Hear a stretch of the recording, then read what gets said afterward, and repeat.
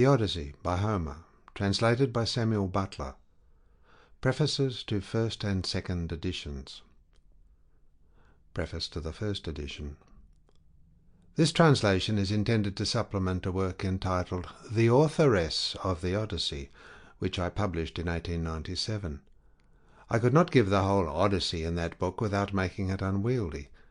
I therefore epitomized my translation, which was already completed, and which I now publish in full. I shall not here argue the two main points dealt with in the work just mentioned. I have nothing either to add to or to withdraw from what I have there written. The points in question are, 1. That the Odyssey was written entirely at and drawn entirely from the place now called Trapani on the west coast of Sicily, alike as regards the Phaeacian and the Ithaca scenes, while the voyages of Ulysses, when once he is within easy reach of Sicily, solve themselves into a periplus of the island, practically from Trapani back to Trapani via the Lipari Islands, the Straits of Messina, and the island of Pantellaria. 2.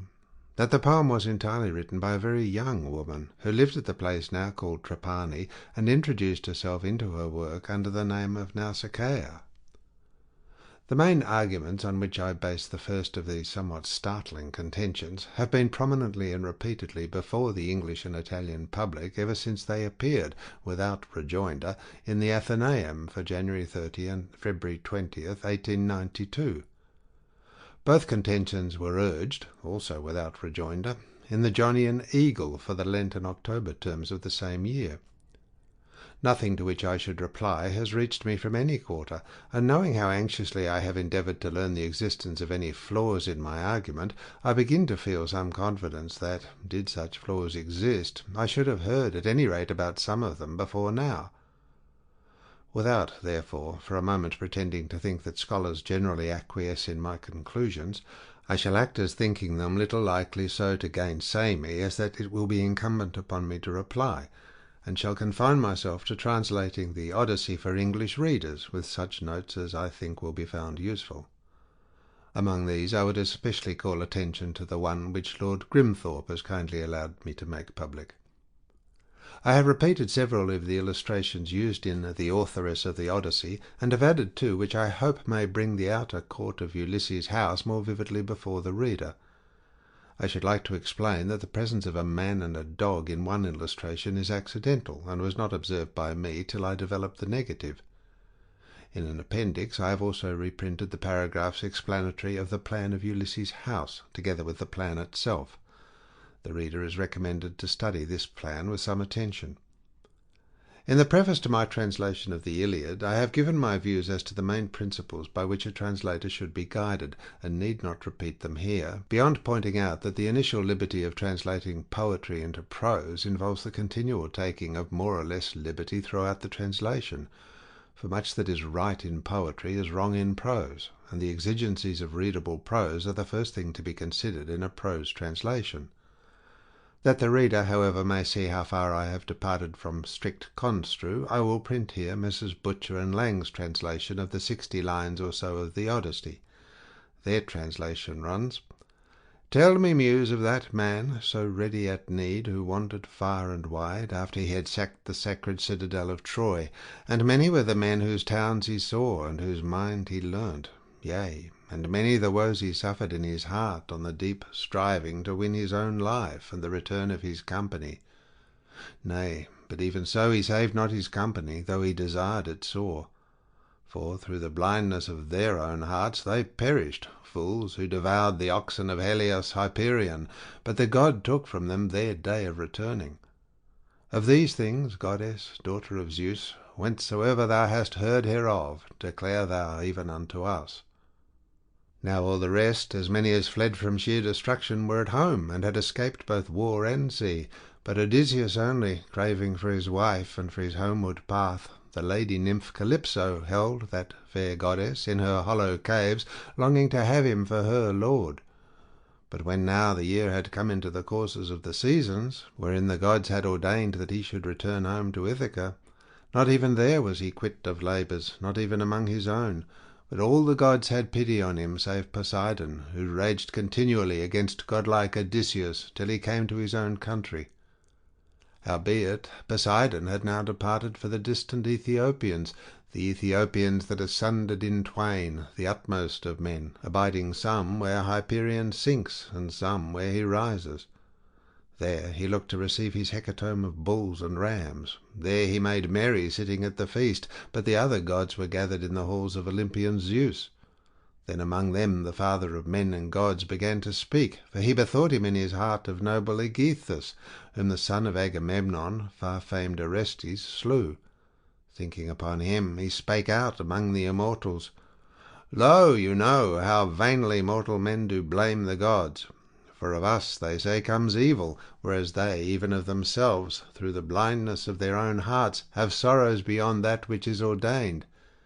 Even as of late Aegisthus, beyond that which was ordained, took to him the wedded wife of the son of Atreus, and killed her lord on his return, and that with sheer doom before his eyes, since we had warned him by the embassy of Hermes, the keen-sighted, the slayer of Argos, that he should neither kill the man nor woo his wife.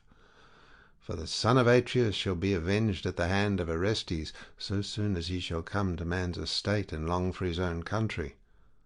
So spake Hermes, yet he prevailed not on the heart of Aegisthus, for all his good will, but now hath he paid one price for all. And the goddess grey-eyed Athene answered him, saying, O father, our father Cronades, throned in the highest, that man assuredly lies in a death that is his due, so perish likewise all who work such deeds. But my heart is rent for wise Odysseus, the hapless one, who, far from his friends this long while, suffereth afflictions in a sea-girt isle, where is the navel of the sea, a woodland isle, and therein a goddess hath her habitation, the daughter of the wizard Atlas, who knows the depths of every sea, and himself upholds the tall pillars which keep earth and sky asunder. His daughter it is that holds the hapless man in sorrow, and ever with soft and guileful tales she is wooing him to forgetfulness of Ithaca. But Odysseus, yearning to see if it were but the smoke leap upward from his own land, hath a desire to die. As for thee, thine heart regardeth it not at all, Olympian. What, did not Odysseus by the ships of the Argives make thee free offering of sacrifice in the wide Trojan land? Wherefore wast thou then so wroth with him, O Zeus? The Odyssey, as everyone knows, abounds in passages borrowed from the Iliad. I had wished to print these in a slightly different type, with marginal references to the Iliad, and had marked them to this end in my manuscript. I found, however, that the translation would be thus hopelessly scholasticized, and abandoned my intention. I would nevertheless urge on those who have the management of our university presses that they would render a great service to students if they would publish a Greek text of the Odyssey, with the Iliadic passages printed in a different type, and with marginal references. I have given the British Museum a copy of the Odyssey with the Iliadic passages underlined and referred to in manuscript. I have also given an Iliad marked with all the Odyssean passages and their references. But copies of both the Iliad and Odyssey so marked ought to be within easy reach of all students. Anyone who at the present day discusses the questions that have arisen round the Iliad since Wolfe's time, without keeping it well before his reader's mind that the Odyssey was demonstrably written from one single neighbourhood, and hence, even though nothing else pointed to this conclusion, presumably by one person only, that it was written certainly before 750 and in all probability before 1000 BC, that the writer of this very early poem was demonstrably familiar with the Iliad as we now have it, borrowing as freely from those books whose genuineness has been most impugned as from those which are admitted to be by Homer. Anyone who fails to keep these points before his readers is hardly dealing equitably by them. Anyone, on the other hand, who will mark his Iliad and his Odyssey from the copies in the British Museum above referred to, and who will draw the only inference that common sense can draw from the presence of so many identical passages in both poems, will, I believe, find no difficulty in assigning their proper value to a large number of books here and on the continent that at present enjoy considerable reputations. Furthermore, and this perhaps is an advantage better worth securing, he will find that many puzzles of the Odyssey cease to puzzle him on the discovery that they arise from oversaturation with the Iliad. Other difficulties will also disappear as soon as the development of the poem in the writer's mind is understood. I have dealt with this at some length in pages 251 to 261 of The Authoress of the Odyssey. Briefly, the Odyssey consists of two distinct poems. One, the Return of Ulysses, which alone the muse is asked to sing in the opening lines of the poem. This poem includes the Phaeacian episode and the account of Ulysses' adventures as told by himself in books 9 to 12. It consists of lines 1 to 79, roughly, of Book 1, of line 28 of Book 5, and thence, without intermission, to the middle of line 187 of Book 13, at which point the original scheme is abandoned. 2. The story of Penelope and the suitors, with the episode of Telemachus's voyage to Pylos. This poem begins with line 80, roughly, of Book 1, is continued to the end of Book 4, and not resumed till Ulysses wakes in the middle of line 187, Book 13, from whence it continues to the end of Book 24. In The Authoress of the Odyssey, I wrote, the introduction of lines Book 11, lines 115 to 137, and of Book 9, line 535, with the writing of New Council of the Gods at the beginning of Book 5 to take the place of the one that was removed in Book 1, lines 1 to 79, were the only things that were done to give even a semblance of unity to the old scheme and the new, and to conceal the fact that the muse, after being asked to sing of one subject, spends 2/3 of her time in singing a very different one, with a climax for which no one has asked her. For roughly the Return occupies 8 books, and Penelope and the Suitors 16. I believe this to be substantially correct. Lastly, to deal with a very unimportant point, I observe that the Leipzig Tubner edition of 894 makes books 2 and 3 end with a comma. Stops are things of such far more recent date than the Odyssey that there does not seem much use in adhering to the text in so small a matter. Still, from a spirit of mere conservatism, I have preferred to do so. Why Greek at the beginning of Books 2 and 8 and Greek at the beginning of Book 7 should have initial capitals in an edition far too careful to admit a supposition of inadvertence, when Greek at the beginning of Books 6 and 13 and Greek at the beginning of Book 17 have no initial capitals, I cannot determine. No other books of the Odyssey have initial capitals except the 3 mentioned, unless the first word of the book is a proper name. S. Butler, July 25, 1900. Preface to the second edition. Butler's translation of the Odyssey appeared originally in 1900, and the Authoress of the Odyssey in 1897. In the preface to the new edition of The Authoress, which is published simultaneously with this new edition of the translation, I have given some account of the genesis of the 2 books. The size of the original page has been reduced so as to make both books uniform with Butler's other works, and, fortunately, it has been possible, by using a smaller type, to get the same number of words into each page, so that the references remain good, and, with the exception of a few minor alterations and rearrangements now to be enumerated, so far as they affect the translation, the new editions are faithful reprints of the original editions, with misprints and obvious errors corrected, no attempt having been made to edit them or to bring them up to date. A. The index has been revised. B. Owing to the reduction in the size of the page, it has been necessary to shorten some of the headlines, and here advantage has been taken of various corrections of and additions to the headlines and shoulder notes made by Butler in his own copies of the 2 books. C. For the most part, each of the illustrations now occupies a page, whereas in the original editions they generally appeared 2 on the page. It has been necessary to reduce the plan of the House of Ulysses. On page 153 of The Authoress, Butler says, "No great poet would compare his hero to a paunchful of blood and fat cooking before the fire." Book 22, lines 24 to 28.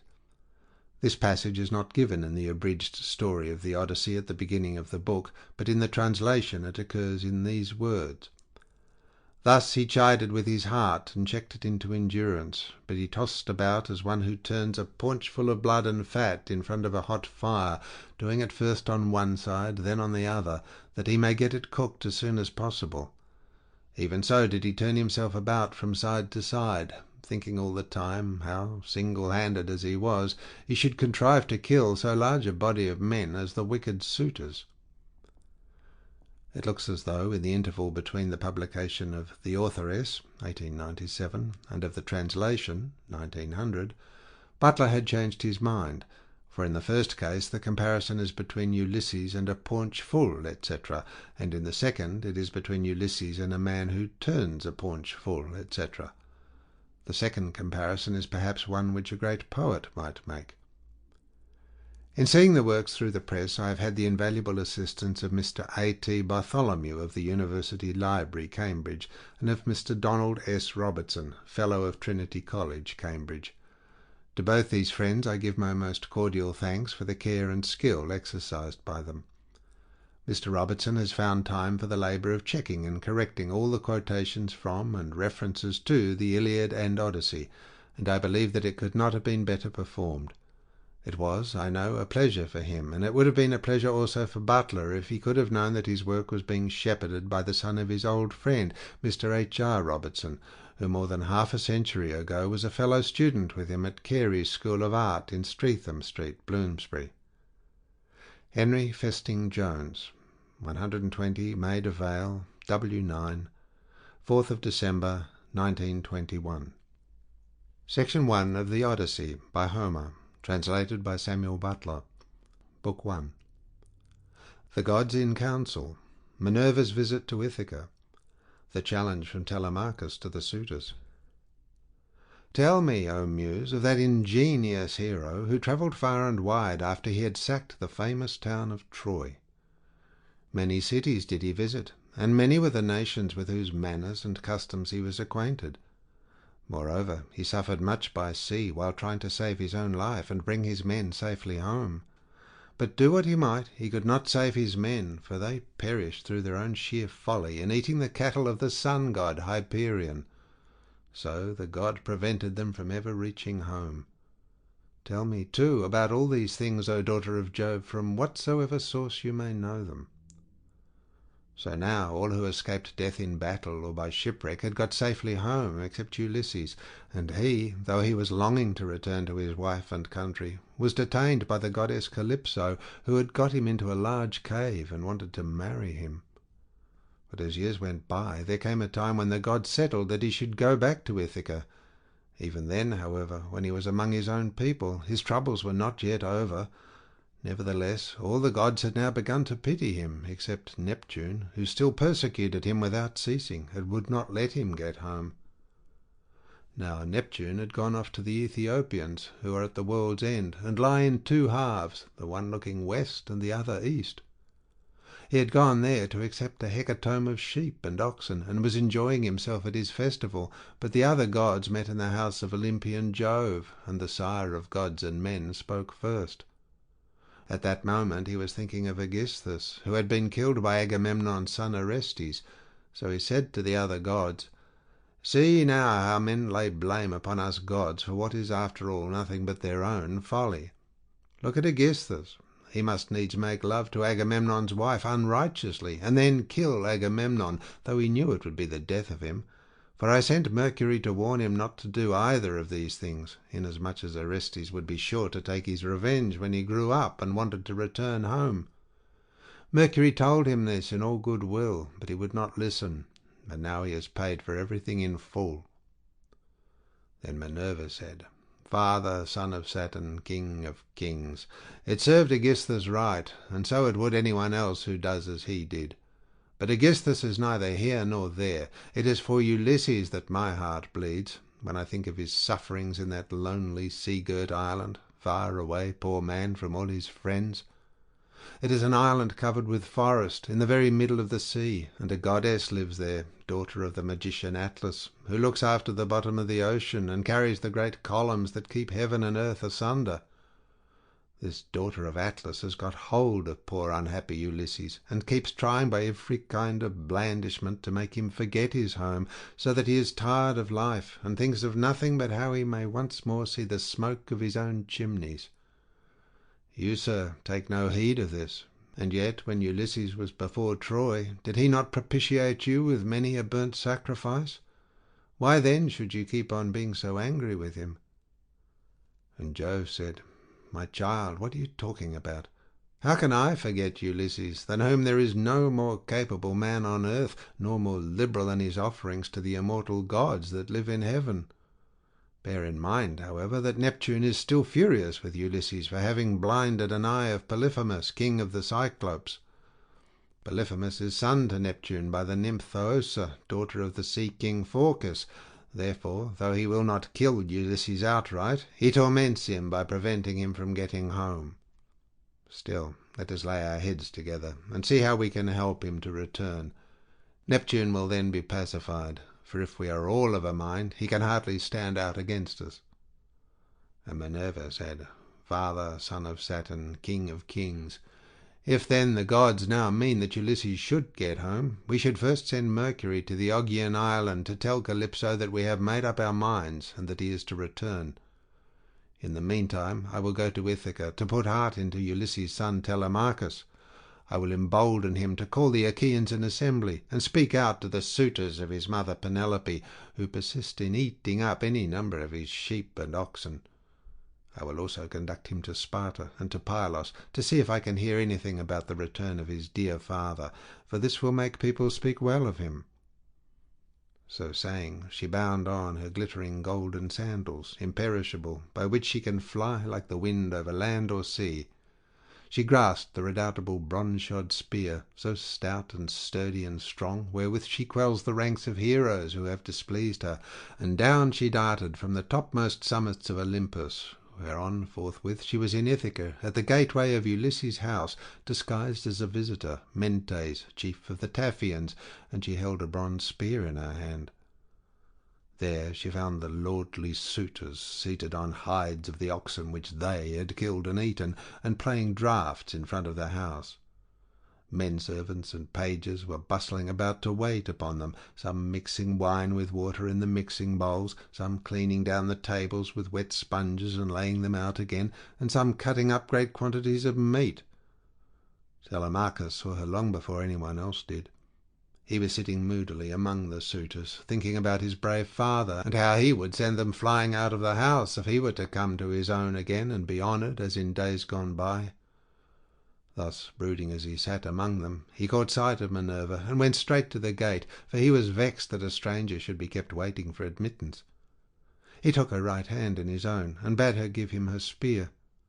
"Welcome," said he, "to our house, and when you have partaken of food, you shall tell us what you have come for." He led the way as he spoke, and Minerva followed him. When they were within, he took her spear and set it in the spear-stand against a strong bearing-post, along with the many other spears of his unhappy father, and he conducted her to a richly decorated seat, under which he threw a cloth of damask.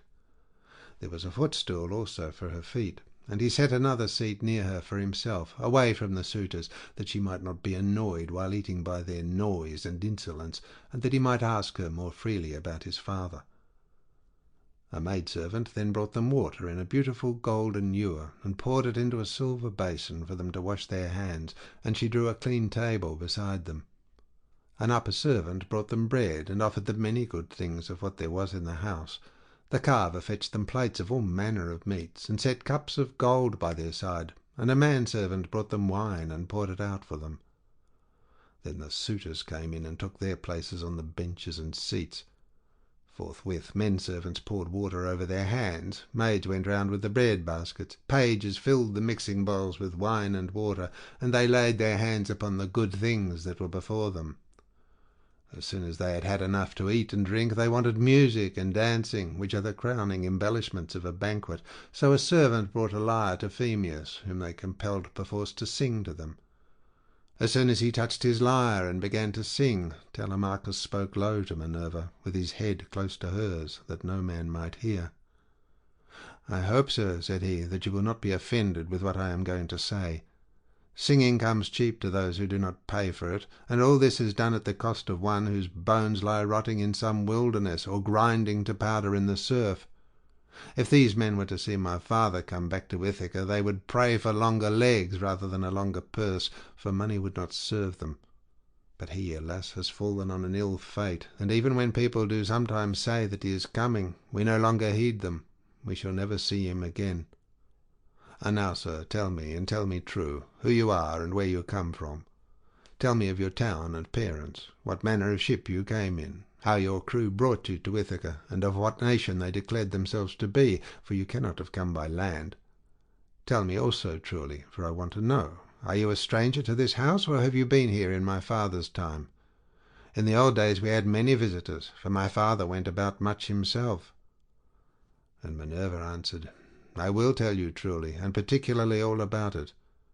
I am Mentes, son of Anchialus, and I am king of the Taphians.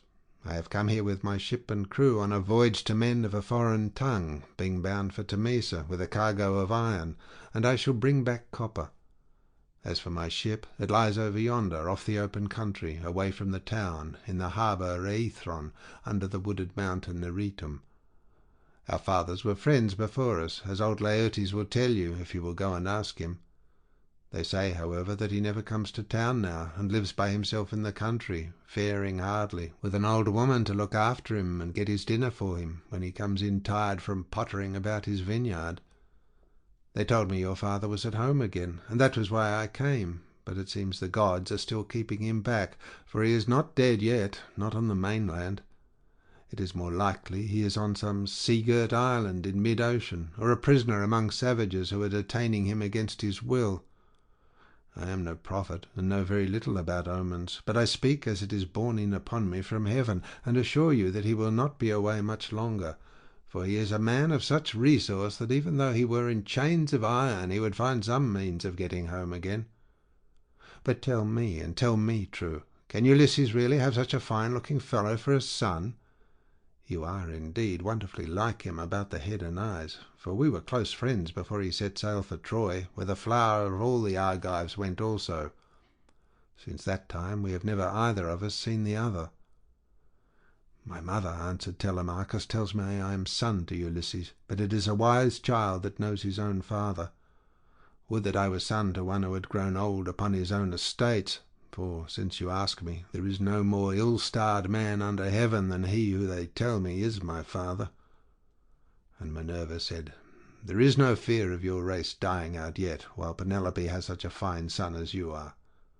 But tell me, and tell me true, what is the meaning of all this feasting, and who are these people? What is it all about? Have you some banquet, or is there a wedding in the family? For no one seems to be bringing any provisions of his own. And the guests, how atrociously they are behaving! What riot they make over the whole house! It is enough to disgust any respectable person who comes near them.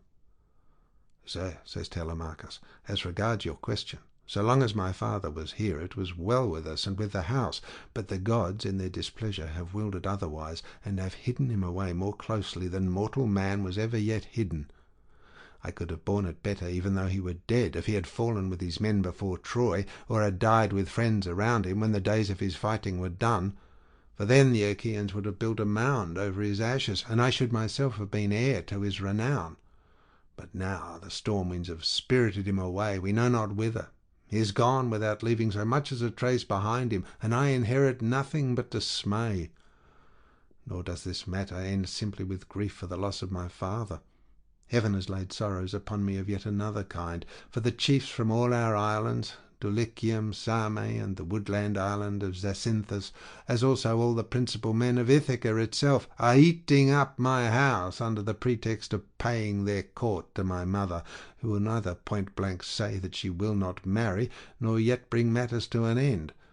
So they are making havoc of my estate, and before long will do so also with myself. Is that so? Exclaimed Minerva. Then you do indeed want Ulysses home again. Give him his helmet, shield, and a couple of lances, and if he is the man he was when I first knew him in our house, drinking and making merry, he would soon lay his hand about these rascally suitors, were he to stand once more upon his own threshold. He was then coming from Ephyra, where he had been to beg poison for his arrows from Ilus, son of Murmerus. Ilus feared the ever-living gods, and would not give him any, but my father let him have some, for he was very fond of him. If Ulysses is the man he then was, these suitors will have a short shrift and a sorry wedding. But there, it rests with heaven to determine whether he is to return and take his revenge in his own house or no. I would, however, urge you to set about trying to get rid of these suitors at once. Take my advice. Call the Achaean heroes in assembly tomorrow morning, lay your case before them, and call heaven to bear you witness. Bid the suitors take themselves off, each to his own place, and if your mother's mind is set on marrying again, let her go back to her father, who will find her a husband and provide her with all the marriage gifts that so dear a daughter may expect. As for yourself, let me prevail upon you to take the best ship you can get, with a crew of 20 men, and go in quest of your father, who has so long been missing. Someone may tell you something, and people often hear things in this way, some heaven-sent message may direct you. First go to Pylos and ask Nestor, thence go on to Sparta and visit Menelaus, for he got home last of all the Achaeans. If you hear that your father is alive and on his way home, you can put up with the waste these suitors will make for yet another 12 months. If, on the other hand, you hear of his death, come home at once, celebrate his funeral rites with all due pomp, build a barrow to his memory, and make your mother marry again. Then, having done all this, think it well over in your mind how, by fair means or foul, you may kill these suitors in your own house. You are too old to plead infancy any longer. Have you not heard how people are singing Orestes' praises for having killed his father's murderer, Aegisthus? You are a fine, smart-looking fellow. Show your mettle, then, and make yourself a name in story. Now, however, I must go back to my ship and to my crew, who will be impatient if I keep them waiting longer. Think the matter over for yourself, and remember what I have said to you." "Sir," answered Telemachus, "it has been very kind of you to talk to me in this way, as though I were your own son, and I will do all you tell me. I know you want to be getting on with your voyage, but stay a little longer till you have taken a bath and refreshed yourself. I will then give you a present, and you shall go on your way rejoicing. I will give you one of great beauty and value, a keepsake such as only dear friends give to one another." Minerva answered, "Do not try to keep me, for I would be on my way at once. As for any present you may be disposed to make me, keep it till I come again, and I will take it home with me. You shall give me a very good one, and I will give you one of no less value in return." With these words she flew away like a bird into the air, but she had given Telemachus courage, and had made him think more than ever about his father. He felt the change, wondered at it, and knew that the stranger had been a god, so he went straight to where the suitors were sitting. Phemius was still singing, and his hearers sat wrapped in silence as he told the sad tale of the return from Troy and the ills Minerva had laid upon the Achaeans. Penelope, daughter of Icarius, heard his song from her room upstairs, and came down by the great staircase, not alone, but attended by 2 of her handmaids. When she reached the suitors, she stood by one of the bearing posts that supported the roof of the cloisters, with a staid maiden on either side of her. She held a veil, moreover, before her face, and was weeping bitterly. "Phemius," she cried, "you know many another feat of the gods and heroes, such as poets love to celebrate. Sing the suitors some one of these, and let them drink their wine in silence. But cease this sad tale, for it breaks my sorrowful heart, and reminds me of my lost husband, whom I mourn ever without ceasing, and whose name was great all over Hellas and middle Argos." "Mother," answered Telemachus, "let the bard sing what he has a mind to. Bards do not make the ills they sing of. It is Jove, not they, who makes them, and who sends weal or woe upon mankind according to his own good pleasure. This fellow means no harm by singing the ill-fated return of the Danaans, for people always applaud the latest songs most warmly. Make up your mind to it, and bear it. Ulysses is not the only man who never came back from Troy, but many another went down as well as he. Go, then, within the house, and bury yourself with your daily duties, your loom, your distaff, and the ordering of your servants. For speech is man's matter, and mine above all others, for it is I who am master here." She went wondering back into the house, and laid her son's saying in her heart. Then, going upstairs with her handmaids into her room, she mourned her dear husband till Minerva shed sweet sleep over her eyes. But the suitors were clamorous throughout the covered cloisters, and prayed each one that he might be her bedfellow. Then Telemachus spoke. "Shameless," he cried, "and insolent suitors, let us feast at our pleasure now, and let there be no brawling, for it is a rare thing to hear a man with such a divine voice as Phemius has. But in the morning meet me in full assembly, that I may give you formal notice to depart, and feast at one another's houses, turn and turn about at your own cost. If, on the other hand, you choose to persist in sponging upon one man, heaven help me, but Jove shall reckon with you in full, and when you fall in my father's house there shall be no man to avenge you." The suitors bit their lips as they heard him, and marvelled at the boldness of his speech. Then Antinous, son of Eupeithes, said, "The gods seem to have given you lessons in bluster and tall talking. May Jove never grant you to be chief in Ithaca, as your father was before you." Telemachus answered, "Antinous, do not chide with me, but God willing I will be chief too if I can. Is this the worst fate you can think of for me? It is no bad thing to be a chief, for it brings both riches and honour. Still, now that Ulysses is dead, there are many great men in Ithaca, both old and young, and some other may take the lead among them. Nevertheless, I will be chief in my own house, and will rule those whom Ulysses has won for me." Then Eurymachus, son of Polybus, answered, "It rests with heaven to decide who shall be chief among us, but you shall be master in your own house and after your own possessions. No one, while there is a man in Ithaca, shall do you violence nor rob you. And now, my good fellows, I want to know about this stranger. What country does he come from? Of what family is he, and where is his estate? Has he brought you news about the return of your father, or was he on business of his own? He seemed a well-to-do man, but he hurried off so suddenly that he was gone in a moment before we could get to know him." "My father is dead and gone," answered Telemachus, "and even if some rumour reaches me, I put no more faith in it now. My mother does indeed sometimes send for a soothsayer and question him, but I give his prophesyings no heed. As for the stranger, he was Mentes, son of Anchialus, chief of the Taphians, an old friend of my father's." But in his heart he knew that it had been the goddess. The suitors then returned to their singing and dancing until the evening, but when night fell upon their pleasuring, they went home to bed, each in his own abode. Telemachus's room was high up in a tower that looked on to the outer court. Hither then he hied, brooding and full of thought. A good old woman, Euryclea, daughter of Ops, the son of Pisenor, went before him with a couple of blazing torches. Laertes had bought her with his own money when she was quite young. He gave the worth of 20 oxen for her, and showed as much respect to her in his household as he did to his own wedded wife, but he did not take her to his bed, for he feared his wife's resentment.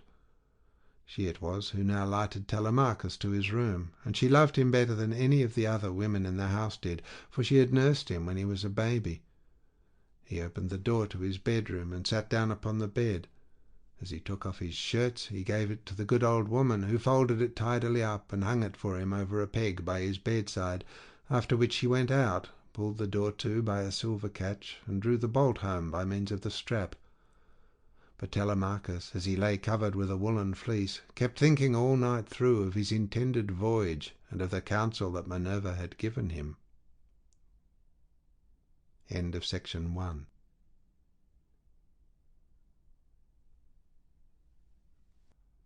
Section 2 of The Odyssey by Homer, translated by Samuel Butler. Book 2. Assembly of the people of Ithaca. Speeches of Telemachus and of the suitors.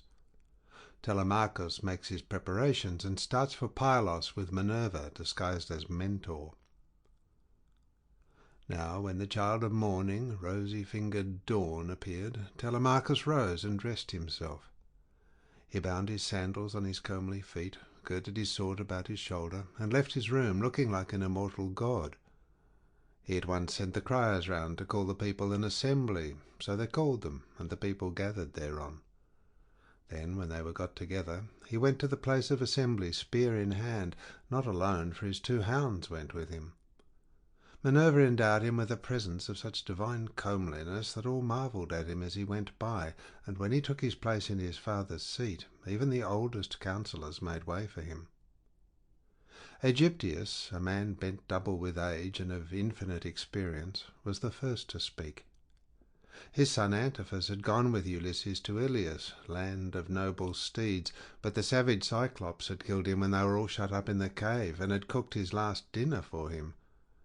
He had 3 sons left, of whom 2 still worked on their father's land, while the third, Eurynomus, was one of the suitors. Nevertheless, their father could not get over the loss of Antiphus, and was still weeping for him when he began his speech. "Men of Ithaca," he said, "hear my words. From the day Ulysses left us, there has been no meeting of our counsellors until now. Who then can it be, whether old or young, that finds it so necessary to convene us? Has he got wind of some host approaching, and does he wish to warn us? Or would he speak upon some other matter of public moment? I am sure he is an excellent person, and I hope Jove will grant him his heart's desire." Telemachus took this speech as of good omen, and rose at once, for he was bursting with what he had to say. He stood in the middle of the assembly, and the good herald Pisanor brought him his staff. Then, turning to Aegyptius, "Sir," said he, "it is I, as you will shortly learn, who has convened you, for it is I who am the most aggrieved. I have not got wind of any host approaching about which I would warn you, nor is there any matter of public moment on which I would speak. My grievance is purely personal, and turns on 2 great misfortunes which have fallen upon my house. The first of these is the loss of my excellent father, who was chief among all of you here present, and was like a father to every one of you. The second is much more serious, and ere long will be the utter ruin of my estate. The sons of all the chief men among you are pestering my mother to marry them against her will. They are afraid to go to her father Icarius, asking him to choose the one he likes best, and to provide marriage gifts for his daughter, but day by day they keep hanging about my father's house, sacrificing our oxen, sheep, and fat goats for their banquets, and never giving so much as a thought to the quantity of wine they drink. No estate can stand such recklessness. We have now no Ulysses to ward off harm from our doors, and I cannot hold my own against them. I shall never all my days be as good a man as he was. Still, I would indeed defend myself if I had power to do so, for I cannot stand such treatment any longer. My house has been disgraced and ruined. Have respect, therefore, to your own consciences and to public opinion. Fear, too, the wrath of heaven, lest the gods should be displeased and turn upon you. I pray you by Jove and Themis, who is the beginning and the end of counsels, do not hold back, my friends, and leave me single-handed, unless it be that my brave father Ulysses did some wrong to the Achaeans, which you would now avenge on me by aiding and abetting these suitors. Moreover, if I am to be eaten out of house and home at all, I had rather you did the eating yourselves, for I could then take action against you to some purpose, and serve you with notices from house to house till I got paid in full, whereas now I have no remedy." With this Telemachus dashed his staff to the ground and burst into tears. Everyone was very sorry for him, but they all sat still, and no one ventured to make him angry answer, save only Antinous, who spoke thus: "Telemachus, insolent braggart that you are, how dare you try to throw the blame upon us suitors? It is your mother's fault, not ours, for she is a very artful woman. This 3 years past, and close on 4, she has been driving us out of our minds by encouraging each one of us, and sending him messages without meaning one word of what she says. And then there was that other trick she played on us. She set up a great tambour frame in her room, and began to work on an enormous piece of fine needlework. 'Sweetheart,' said she, 'Ulysses is indeed dead. Still, do not press me to marry again immediately. Wait, for I would not have skill in needlework perish unrecorded, till I have completed a pole for the hero Laertes, to be in readiness against the time when death shall take him. He is very rich, and the women of the place will talk if he is laid out without a pall.' This was what she said, and we assented, whereon we could see her working on her great web all day long, but at night she would unpick the stitches again by torchlight. She fooled us in this way for 3 years, and we never found her out, but as time wore on, and she was now in her 4th year, one of her maids, who knew what she was doing, told us, and we caught her in the act of undoing her work, so she had to finish it whether she would or no. The suitors, therefore, make you this answer, that both you and the Achaeans may understand. Send your mother away, and bid her marry the man of her own and of her father's choice. For I do not know what will happen if she goes on plaguing us much longer with the airs she gives herself on the score of the accomplishments Minerva has taught her, and because she is so clever. We never yet heard of such a woman. We know all about Tyro, Alcmena, Mycenae, and the famous women of old, but they were nothing to your mother, any one of them. It was not fair of her to treat us in that way, and as long as she continues in the mind with which heaven has now endowed her, so long shall we go on eating up your estate, and I do not see why she should change, for she gets all the honour and glory, and it is you who pay for it, not she. Understand, then, that we will not go back to our lands, neither here nor elsewhere, till she has made her choice and married some one or other of us." Telemachus answered, "Antinous, how can I drive the mother who bore me from my father's house? My father is abroad, and we do not know whether he is alive or dead. It will be hard on me if I have to pay Icarius the large sum which I must give him if I insist on sending his daughter back to him. Not only will he deal rigorously with me, but heaven will also punish me, for my mother, when she leaves the house, will call on the Erinyes to avenge her. Besides, it would not be a creditable thing to do, and I will have nothing to say to it. If you choose to take offence at this, leave the house, and feast elsewhere at one another's houses at your own cost, turn and turn about. If, on the other hand, you elect to persist in sponging upon one man, heaven help me, but Jove shall reckon with you in full, and when you fall in my father's house there shall be no man to avenge you." As he spoke, Jove sent 2 eagles from the top of the mountain, and they flew on with the wind, sailing side by side in their own lordly flight. When they were right over the middle of the assembly, they wheeled and circled about, beating the air with their wings, and glaring death into the eyes of them that were below. Then, fighting fiercely and tearing at one another, they flew off towards the right over the town. The people wondered as they saw them, and asked each other what all this might be, whereon Halitherses, who was the best prophet and reader of omens among them, spoke to them plainly and in all honesty, saying, "Hear me, men of Ithaca, and I speak more particularly to the suitors, for I see mischief brewing for them. Ulysses is not going to be away much longer. Indeed, he is close at hand to deal out death and destruction, not on them alone, but on many another of us who live in Ithaca. Let us then be wise in time, and put a stop to this wickedness before he comes. Let the suitors do so of their own accord. It will be better for them, for I am not prophesying without due knowledge. Everything has happened to Ulysses as I foretold when the Argives set out for Troy, and he with them. I said that after going through much hardship and losing all his men, he should come home again in the 20th year, and that no one would know him. And now all this is coming true." Eurymachus, son of Polybus, then said, "Go home, old man, and prophesy to your own children, or it may be worse for them. I can read these omens myself much better than you can. Birds are always flying about in the sunshine somewhere or other, but they seldom mean anything. Ulysses has died in a far country, and it is a pity you are not dead along with him, instead of prating here about omens and adding fuel to the anger of Telemachus, which is fierce enough as it is. I suppose you think he will give you something for your family, but I tell you, and it shall surely be, when an old man like you, who should know better, talks a young one over till he becomes troublesome, in the first place his young friend will only fare so much the worse. He will take nothing by it, for the suitors will prevent this, and in the next we will lay a heavier fine, sir, upon yourself than you will at all like paying, for it will bear hardly upon you. As for Telemachus, I warn him in the presence of you all to send his mother back to her father, who will find her a husband and provide her with all the marriage gifts so dear a daughter may expect. Till then we shall go on harassing him with our suit, for we fear no man, and care neither for him, with all his fine speeches, nor for any fortune-telling of yours. You may preach as much as you please, but we shall only hate you the more.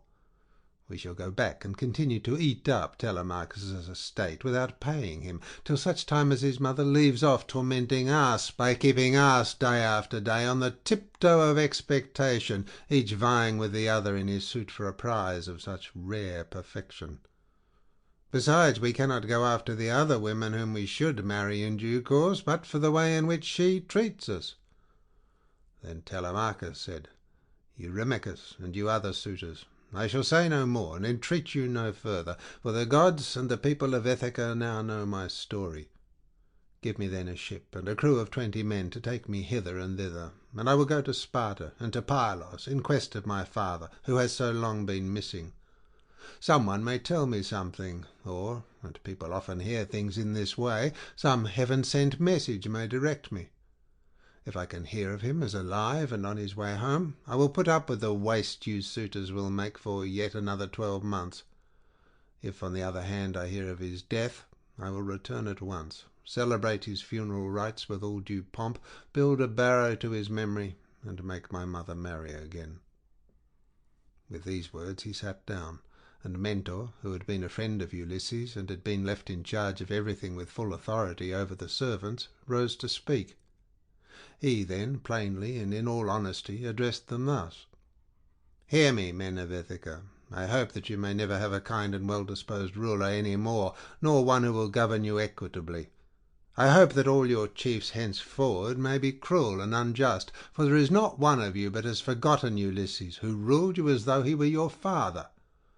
I am not half so angry with the suitors, for if they choose to do violence in the naughtiness of their hearts, and wager their heads that Ulysses will not return, they can take the high hand and eat up his estate. But as for you others, I am shocked at the way in which you all sit without even trying to stop such scandalous goings-on, which you could do if you chose, for you are many and they are few." Leiocritus, son of Evenor, answered him, saying, "Mentor, what folly is all this, that you should set the people to stay us? It is a hard thing for one man to fight with many about his victuals.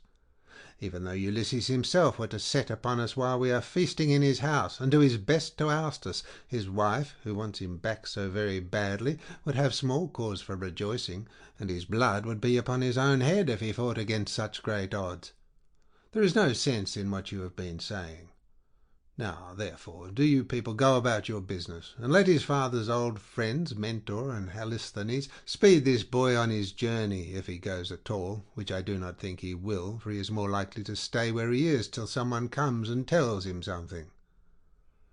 On this he broke up the assembly, and every man went back to his own abode, while the suitors returned to the house of Ulysses.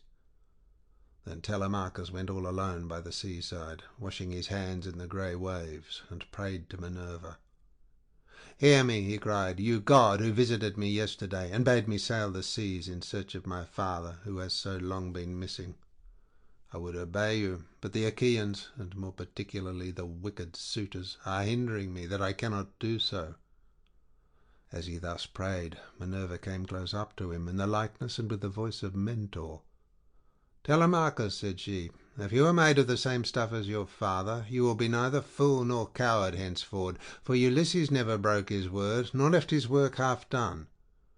If then you take after him, your voyage will not be fruitless, but unless you have the blood of Ulysses and of Penelope in your veins, I see no likelihood of your succeeding.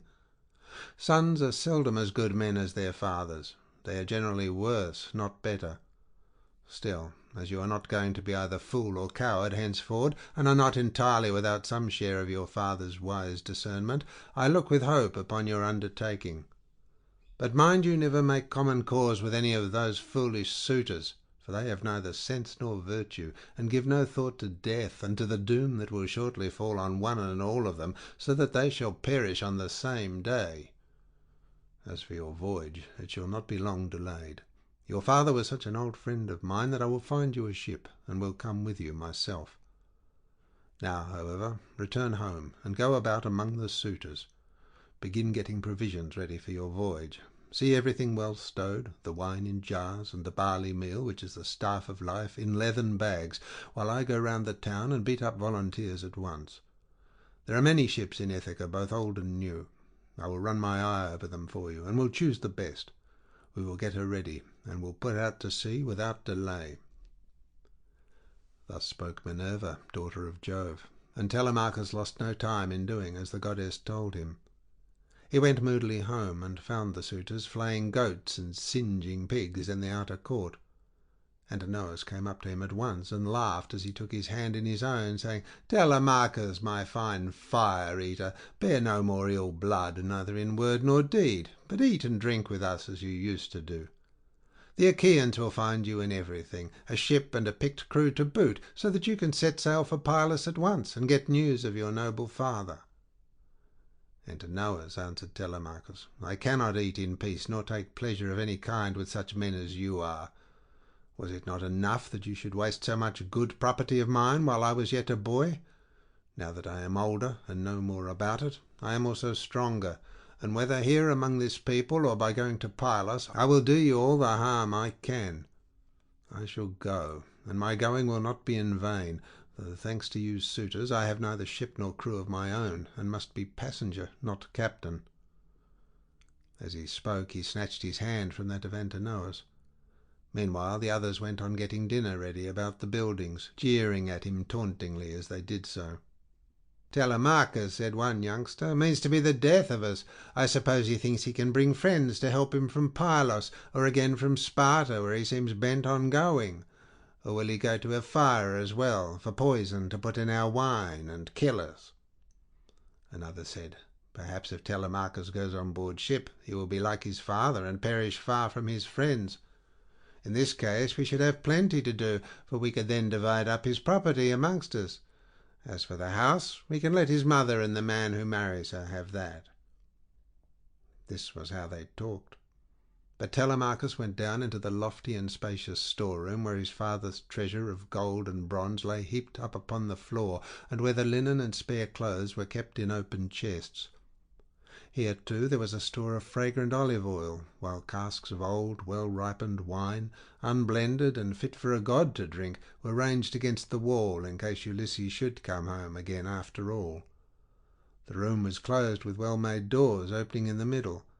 Moreover, the faithful old housekeeper, Euryclea, daughter of Ops, the son of Pisenor, was in charge of everything both night and day.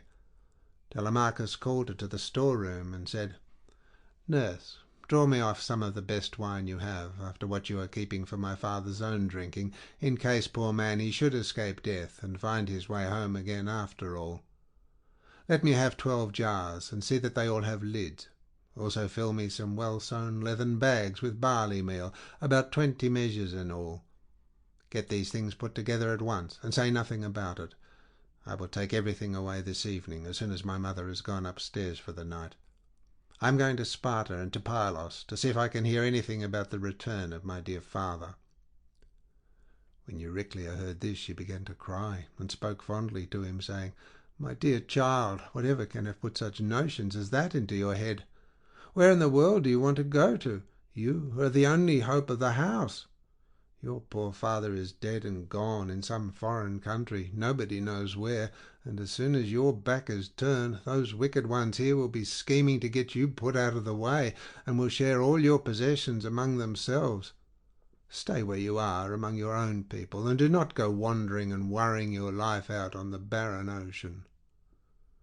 "Fear not, nurse," answered Telemachus. "My scheme is not without heaven's sanction, but swear that you will say nothing about all this to my mother till I have been away some 10 or 12 days, unless she hears of my having gone and asks you, for I do not want her to spoil her beauty by crying." The old woman swore most solemnly that she would not, and when she had completed her oath, she began drawing off the wine into jars and getting the barley meal into the bags, while Telemachus went back to the suitors.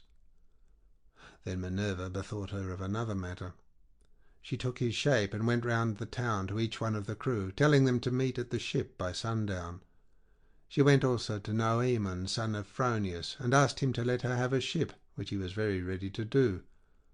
When the sun had set and darkness was all over the land, she got the ship into the water, put all the tackle on board her that ships generally carried, and stationed her at the end of the harbour. Presently the crew came up, and the goddess spoke encouragingly to each of them. Furthermore, she went to the house of Ulysses, and threw the suitors into a deep slumber.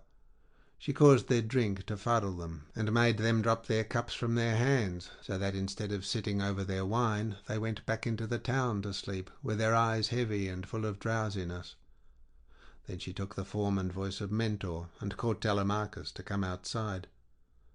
"Telemachus," said she, "the men are on board and at their oars, waiting for you to give your orders. So make haste and let us be off." On this she led the way, while Telemachus followed in her steps. When they got to the ship, they found the crew waiting by the waterside, and Telemachus said, "Now, my men, help me to get the stores on board. They are all put together in the cloister, and my mother does not know anything about it, nor any of the maidservants except one." With these words he led the way, and the others followed after.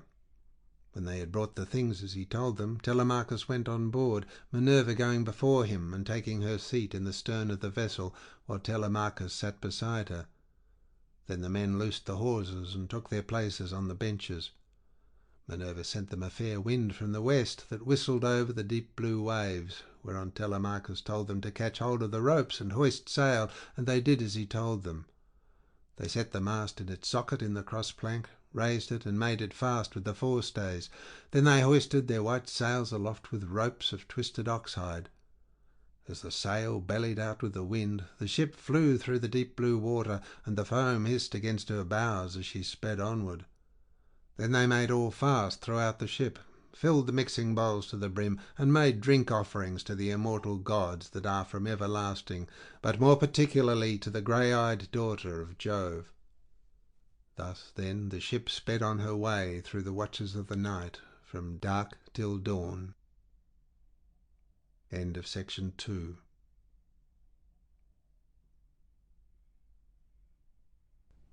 Section 3 of the Odyssey by Homer, translated by Samuel Butler. Book 3. Telemachus visits Nestor at Pylos. But as the sun was rising from the fair sea into the firmament of heaven to shed light on mortals and immortals, they reached Pylos, the city of Neleus. Now the people of Pylos were gathered on the seashore to offer sacrifice of black bulls to Neptune, lord of the earthquake. There were 9 guilds with 500 men in each, and there were 9 bulls to each guild. As they were eating the inward meats and burning the thigh bones on the embers in the name of Neptune, Telemachus and his crew arrived, furled their sails, brought their ship to anchor, and went ashore. Minerva led the way, and Telemachus followed her. Presently she said, "Telemachus, you must not be in the least shy or nervous. You have taken this voyage to try and find out where your father is buried, and how he came by his end. So go straight up to Nestor, that we may see what he has got to tell us. Beg of him to speak the truth, and he will tell no lies, for he is an excellent person." "But how, Mentor," replied Telemachus, "dare I go up to Nestor, and how am I to address him? I have never yet been used to holding long conversations with people, and am ashamed to begin questioning one who is so much older than myself." "Some things, Telemachus," answered Minerva, "will be suggested to you by your own instinct, and heaven will prompt you further. For I am assured that the gods have been with you from the time of your birth until now."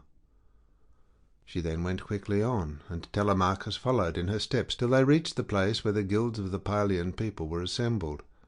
There they found Nestor sitting with his sons, while his company round him were busy getting dinner ready and putting pieces of meat onto the spits while other pieces were cooking. When they saw the strangers, they crowded round them, took them by the hand, and bade them take their places. Nestor's son Pisistratus at once offered his hand to each of them, and seated them on some soft sheepskins that were lying on the sands near his father and his brother Thrasymedes. Then he gave them their portion of the inward meats, and poured wine for them into a golden cup, handing it to Minerva first, and saluting her at the same time. "Offer a prayer, sir," said he, "to King Neptune, for it is his feast that you are joining. When you have duly prayed and made your drink offering, pass the cup to your friend, that he may do so also. I doubt not that he too lifts his hands in prayer, for man cannot live without a god in the world. Still, he is younger than you are, and is much of an age with myself, so I will give you the precedence." As he spoke, he handed her the cup. Minerva thought it very right and proper of him to have given it to herself first. She accordingly began praying heartily to Neptune. "O thou," she cried, "that encirclest the earth, vouchsafe to grant the prayers of thy servants that call upon thee. More especially, we pray thee, send down thy graces on Nestor and on his sons. Thereafter also make the rest of the Pylian people some handsome return for the goodly hecatomb they are offering you. Lastly, grant Telemachus and myself a happy issue in respect of the matter that has brought us in our ship to Pylos." When she had thus made an end of praying, she handed the cup to Telemachus, and he prayed likewise. By and by, when the outer meats were roasted and had been taken off the spits, the carvers gave every man his portion, and they all made an excellent dinner. As soon as they had had enough to eat and drink, Nestor, knight of Gerene, began to speak. "Now," said he, "that our guests have done their dinner, it will be best to ask them who they are. Who then, sir, strangers, are you, and from what port have you sailed? Are you traders, or do you sail the seas as rovers, with your hand against every man, and every man's hand against you?"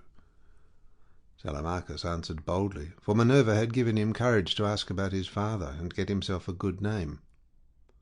"Nestor," said he, "son of Neleus, honour to the Achaean name. You ask whence we come, and I will tell you. We come from Ithaca, under Neritum, and the matter about which I would speak is of private, not public import. I seek news of my unhappy father Ulysses, who is said to have sacked the town of Troy in company with yourself. We know what fate befell each of the other heroes who fought at Troy, but as regards Ulysses, heaven has hidden from us the knowledge even that he is dead at all, for no one can certify us in what place he perished, nor say whether he fell in battle on the mainland or was lost at sea amid the waves of Amphitrite. Therefore I am suppliant at your knees, if haply you may be pleased to tell me of his melancholy end, whether you saw it with your own eyes, or heard it from some other traveller, for he was a man born to trouble. Do not soften things out of any pity for me, but tell me in all plainness exactly what you saw. If my brave father Ulysses ever did you loyal service, either by word or deed, when you Achaeans were harassed among the Trojans, bear it in mind now as my favour, and tell me truly all." "My friend," answered Nestor, "you recall a time of much sorrow to my mind, for the brave Achaeans suffered much, both at sea, while privateering under Achilles, and when fighting before the great city of King Priam. Our best men, all of them, fell there. Ajax, Achilles, Patroclus, peer of gods in council, and my own dear son Antilochus, a man singularly fleet of foot, and in fight valiant.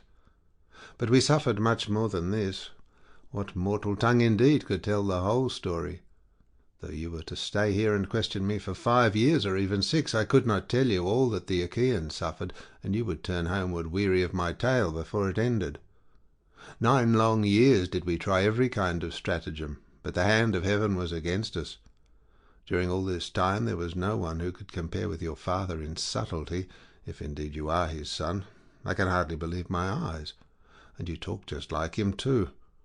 No one would say that people of such different ages could speak so much alike.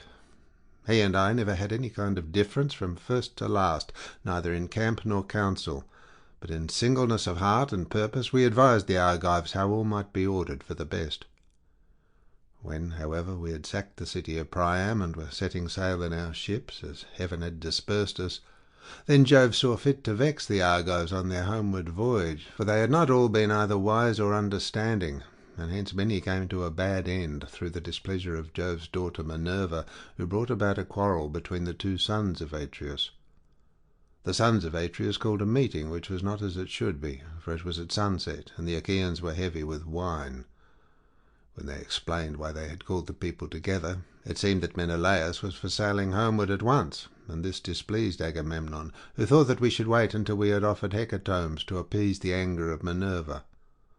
Fool that he was! He might have known that he would not prevail with her, for when the gods have made up their minds they do not change them lightly. So the 2 stood bandying hard words, whereon the Achaeans sprang to their feet with a cry that rent the air, and were of 2 minds as to what they should do.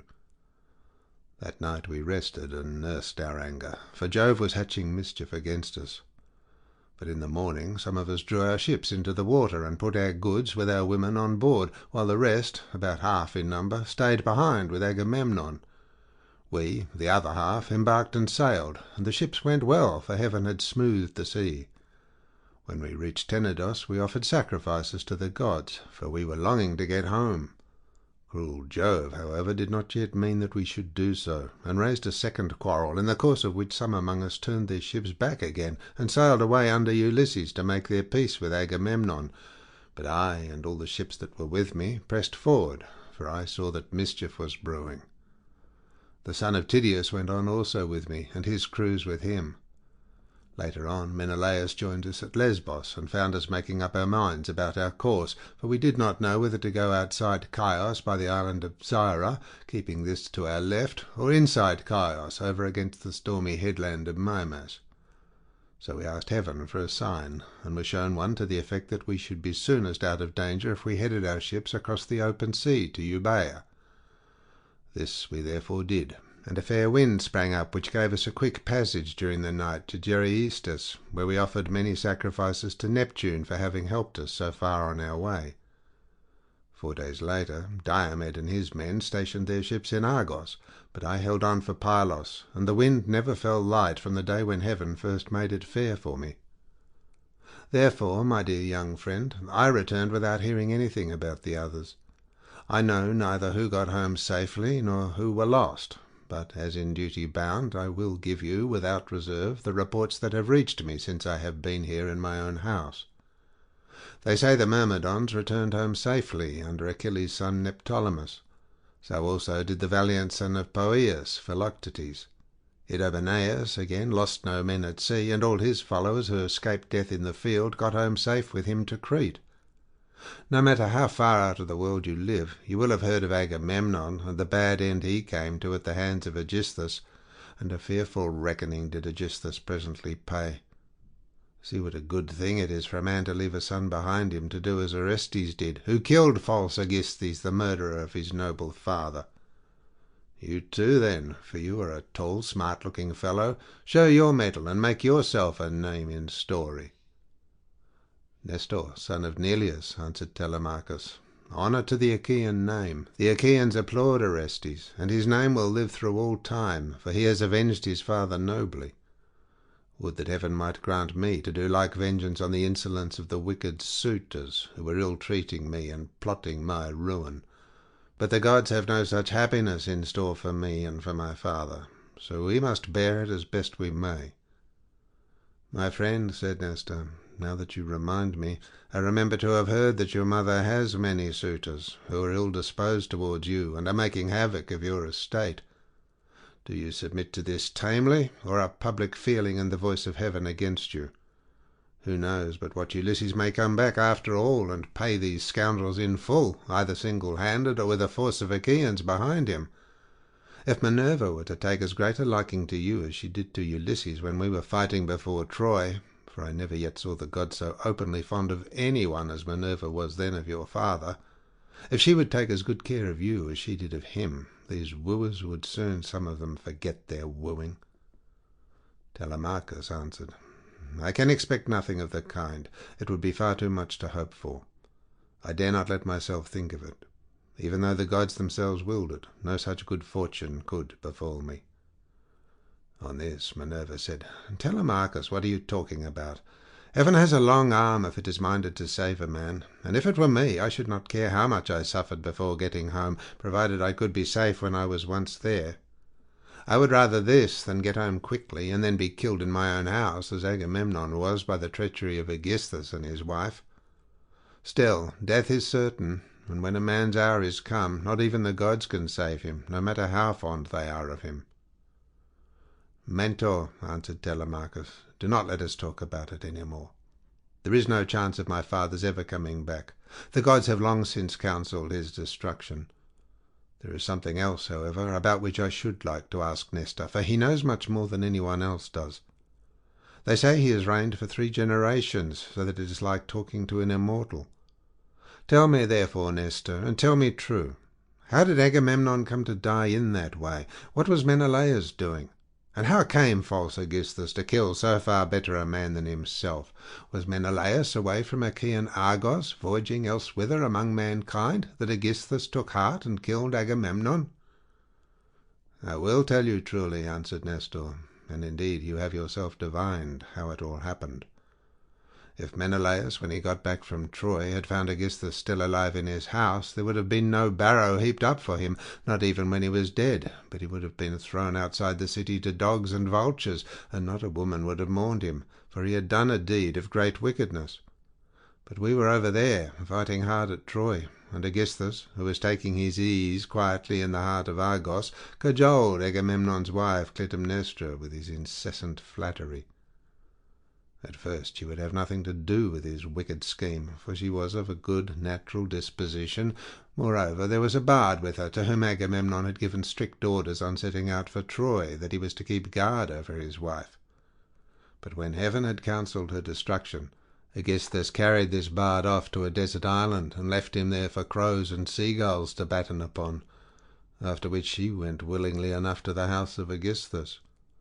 Then he offered many burnt sacrifices to the gods, and decorated many temples with tapestries and gilding, for he had succeeded far beyond his expectations.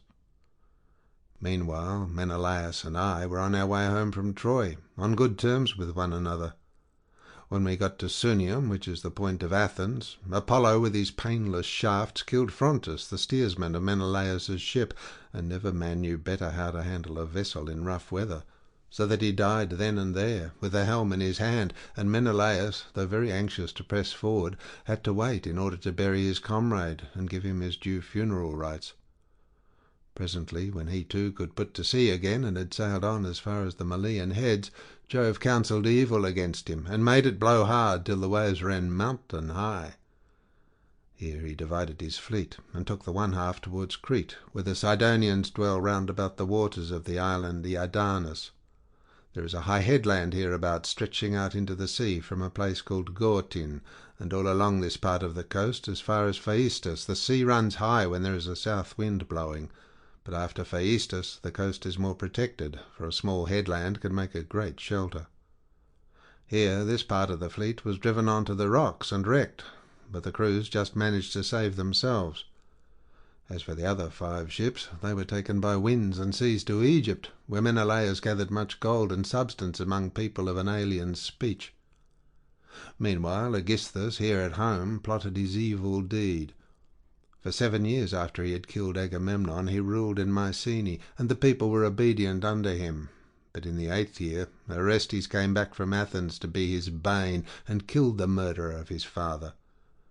Then he celebrated the funeral rites of his mother and of false Aegisthus by a banquet to the people of Argos, and on that very day Menelaus came home, with as much treasure as his ships could carry.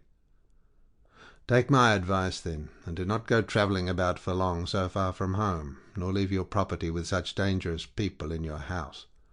They will eat up everything you have among them, and you will have been on a fool's errand. Still, I should advise you by all means to go and visit Menelaus, who has lately come off a voyage among such distant people as no man could ever hope to get back from, when the winds had once carried him so far out of his reckoning. Even birds cannot fly the distance in a 12-month, so vast and terrible are the seas that they must cross. Go to him, therefore, by sea, and take your own men with you. Or, if you would rather travel by land, you can have a chariot, you can have horses, and here are my sons who can escort you to Lacedaemon, where Menelaus lives. Beg of him to speak the truth, and he will tell you no lies, for he is an excellent person." As he spoke, the sun set, and it came on dark. Whereon Minerva said, "Sir, all that you have said is well. Now, however, order the tongues of the victims to be cut, and mix wine, that we may make drink offerings to Neptune and other immortals, and then go to bed, for it is bedtime. People should go away early and not keep late hours at a religious festival." Thus spoke the daughter of Jove, and they obeyed her saying. Men-servants poured water over the hands of the guests, while pages filled the mixing bowls with wine and water, and handed it round after giving every man his drink-offering. Then they threw the tongues of the victims into the fire, and stood up to make their drink-offerings. When they had made their offerings, and had drunk each as much as he was minded, Minerva and Telemachus were for going on board their ship, but Nestor caught them up at once, and stayed them. "Heaven and the immortal gods," he exclaimed, "forbid that you should leave my house to go on board of a ship. Do you think I am so poor and short of clothes, or that I have so few cloaks, and as to be unable to find comfortable beds both for myself and for my guests? Let me tell you, I have store both of rugs and cloaks, and shall not permit the sons of my old friend Ulysses to camp down on the deck of a ship, not while I live, nor yet will my sons after me, but they will keep open house as I have done." Then Minerva answered, Sir, you have spoken well, and it will be much better that Telemachus should do as you have said. He, therefore, shall return with you and sleep at your house. But I must go back to give orders to my crew, and keep them in good heart. I am the only older person among them. The rest are all young men of Telemachus's own age, who have taken this voyage out of friendship. So I must return to the ship and sleep there. Moreover, tomorrow I must go to the Corconians, where I have a large sum of money long owing to me. As for Telemachus, now that he is your guest, send him to Lacedaemon in a chariot, and let one of your sons go with him. Be pleased to also provide him with your best and fleetest horses." When she had thus spoken, she flew away in the form of an eagle, and all marvelled as they beheld it. Nestor was astonished, and took Telemachus by the hand. "My friend," said he, "I see that you are going to be a great hero some day, since the gods wait upon you thus while you are still so young.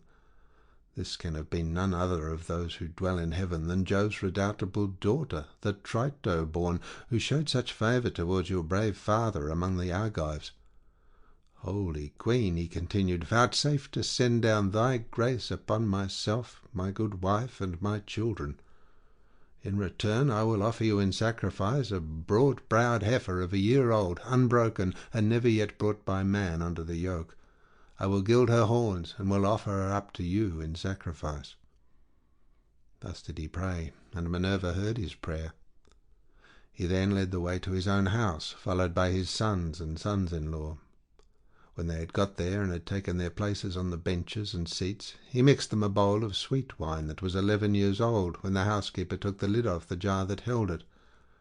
As he mixed the wine, he prayed much, and made drink offerings to Minerva, daughter of Aegis-bearing Jove. Then, when they had made their drink offerings, and had drunk each as much as he was minded, the others went home to bed, each in his own abode. But Nestor put Telemachus to sleep in the room that was over the gateway, along with Pisistratus, who was the only unmarried son now left him. As for himself, he slept in an inner room of the house, with the queen, his wife, by his side. Now, when the child of morning, rosy-fingered dawn, appeared, Nestor left his couch and took his seat on the benches of white and polished marble that stood in front of his house. Here aforetime sat Neleus, peer of gods in council, but he was now dead and had gone to the house of Hades. So Nestor sat in his seat, sceptre in hand, as guardian of the public weal. His sons, as they left their rooms, gathered round him: Echephron, Stratius, Perseus, Aretus, and Thrasymedes. The sixth son was Pisistratus, and when Telemachus joined them, they made him sit with them. Nestor then addressed them.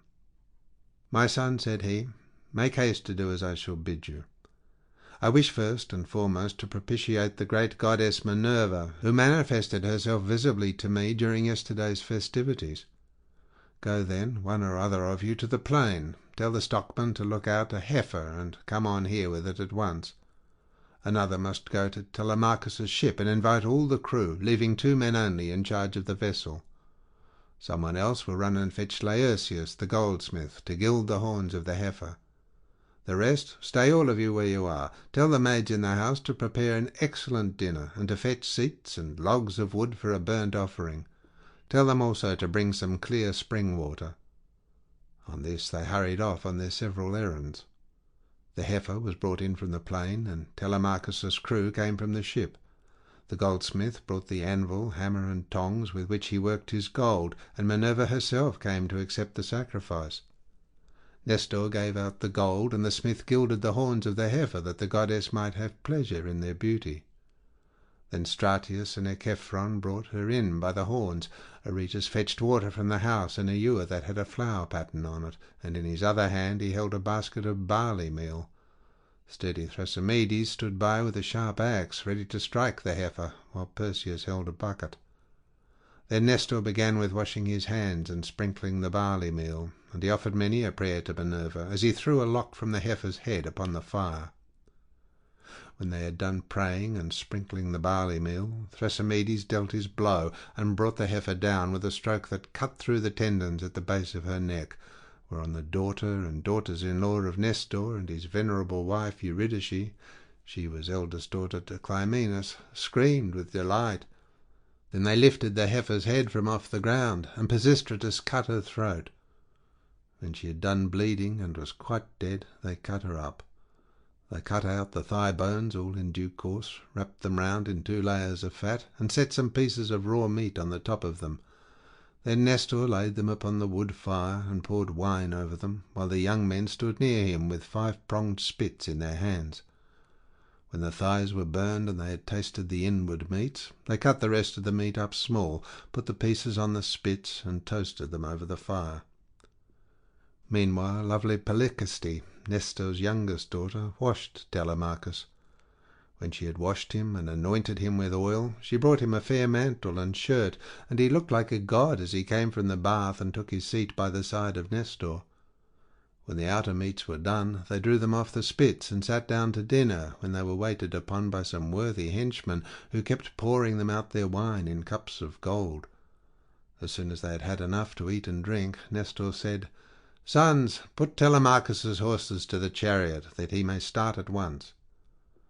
Thus did he speak, and they even did as he had said, and yoked the fleet horses to the chariot. The housekeeper packed them up a provision of bread, wine, and sweetmeats fit for the sons of princes. Then Telemachus got into the chariot, while Pisistratus gathered up the reins and took his seat beside him. He lashed the horses on, and they flew forward, nothing loath, into the open country, leaving the high citadel of perilous behind them. All that day did they travel, swaying the yoke upon their necks, till the sun went down and darkness was over all the land. Then they reached Pherae, where Diocles lived, who was the son of Ortilochus and grandson to Alpheus. Here they passed the night, and Diocles entertained them hospitably. When the child of morning, rosy-fingered Dawn, appeared, they again yoked their horses and drove out through the gateway under the echoing gatehouse. Pisistratus lashed the horses on, and they flew forward, nothing loath. Presently they came to the cornlands of the open country, and in the course of time completed their journey, so well did their steeds take them. End of section 3.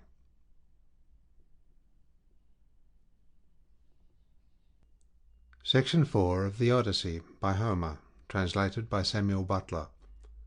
Book 4. The visit to King Menelaus, who tells his story. Meanwhile, the suitors in Ithaca plot against Telemachus. Now when the sun had set and darkness was over the land, they reached the low-lying city of Lacedaemon, where they drove straight to the abode of Menelaus, and found him in his own house, feasting with his many clansmen in honour of the wedding of his son, and also of his daughter, whom he was marrying to the son of that valiant warrior Achilles. He had given his consent and promised her to him while he was still at Troy, and now the gods were bringing the marriage about. So he was sending her with chariots and horses to the city of the Myrmidons, over whom Achilles' son was reigning. For his only son he had found a bride from Sparta, the daughter of Alector. This son, Megapenthes, was born to him of a bondswoman, for heaven vouchsafed Helen no more children after she had borne Hermione, who was fair as golden Venus herself. So the neighbours and kinsmen of Menelaus were feasting and making merry in his house. There was a bard also to sing to them and play his lyre, while 2 tumblers went about performing in the midst of them, when the man struck up with his tune. Telemachus and the son of Nestor stayed their horses at the gate, whereon Eteoneus, servant to Menelaus, came out, and as soon as he saw them, ran hurrying back into the house to tell his master. He went close up to him and said, "Menelaus, there are some strangers come here, 2 men who look like sons of Jove. What are we to do? Shall we take their horses out, or tell them to find friends elsewhere as best they can?" Menelaus was very angry and said, "Eteoneus, son of Boethus, you never used to be a fool, but now you talk like a simpleton. Take their horses out, of course, and show the strangers in, that they may have supper. You and I have stayed often enough at other people's houses before we got back here, where heaven grant that we may rest in peace henceforward." So Eteoneus bustled back and bade the other servants come with him. They took their sweating steeds from under the yoke, made them fast to the mangers, and gave them a feed of oats and barley mixed. Then they leaned the chariot against the end wall of the courtyard, and led the way into the house. Telemachus and Pisistratus were astonished when they saw it, for its splendour was as that of the sun and moon. Then, when they had admired everything to their heart's content, they went into the bathroom and washed themselves. When the servants had washed them and anointed them with oil, they brought them woolen cloaks and shirts, and the two took their seats by the side of Menelaus. A maidservant brought them water in a beautiful golden ewer, and poured it into a silver basin for them to wash their hands, and she drew a clean table beside them. An upper servant brought them bread, and offered them many good things of what there was in the house, while the carver fetched them plates of all manner of meats, and set cups of gold by their side.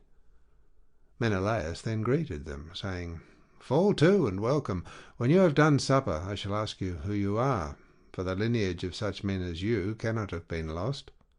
You must be descended from a line of sceptre-bearing kings, for poor people do not have such sons as you are." On this he handed them a piece of fat roast loin, which had been set near him as being a prime part, and they laid their hands on the good things that were before them. As soon as they had had enough to eat and drink, Telemachus said to the son of Nestor, with his head so close that no one might hear, "Look, Pisistratus, man after my own heart, see the gleam of bronze and gold, of amber, ivory, and silver. Everything is so splendid that it is like seeing the palace of Olympian Jove. I am lost in admiration." Menelaus overheard him and said, "No one, my sons, can hold his own with Jove, for his house and everything about him is immortal. But among mortal men, well, there may be another who has as much wealth as I have, or there may not. But at all events, I have travelled much and have undergone much hardship, for it was nearly 8 years before I could get home with my fleet. I went to Cyprus, Phoenicia, and the Egyptians. I went also to the Ethiopians, the Sidonians, and the Embrians, and to Libya, where the lambs have horns as soon as they are born, and the sheep lamb down 3 times a year. Every one of that country, whether master or man, has plenty of cheese, meat, and good milk, for the ewes yield all the year round.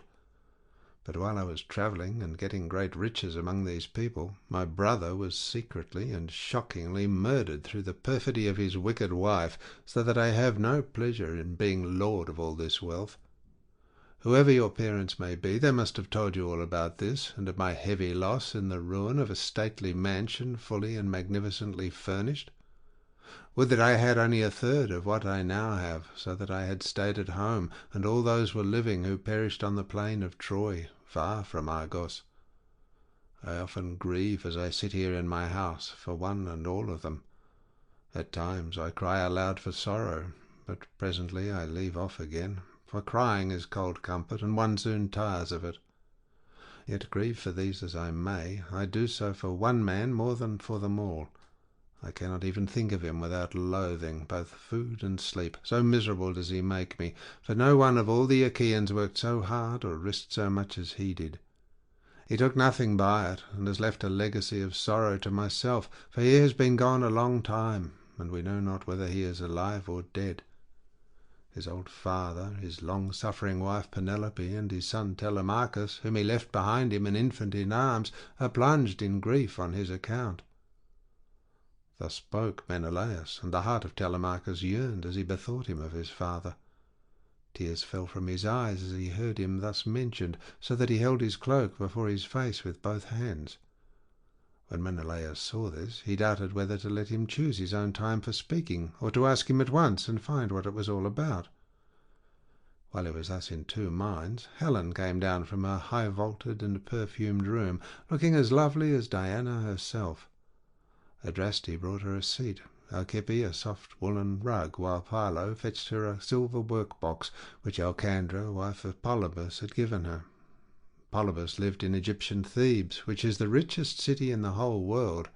He gave Menelaus 2 baths, both of pure silver, 2 tripods, and 10 talents of gold. Besides all this, his wife gave Helen some beautiful presents, to wit, a golden distaff and a silver work-box that ran on wheels, with a gold band round the top of it. Philo now placed this by her side, full of fine spun yarn, and a distaff charged with violet-coloured wool was laid upon the top of it. Then Helen took up her seat, put her feet upon the footstool, and began to question her husband. "Do we know, Menelaus," said she, "the names of these strangers who have come to visit us? Shall I guess right or wrong?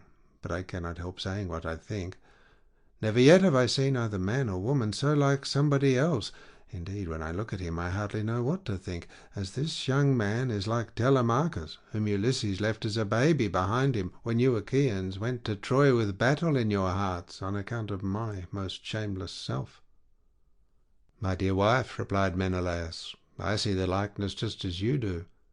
His hands and feet are just like Ulysses, so is his hair, with the shape of his head and the expression of his eyes.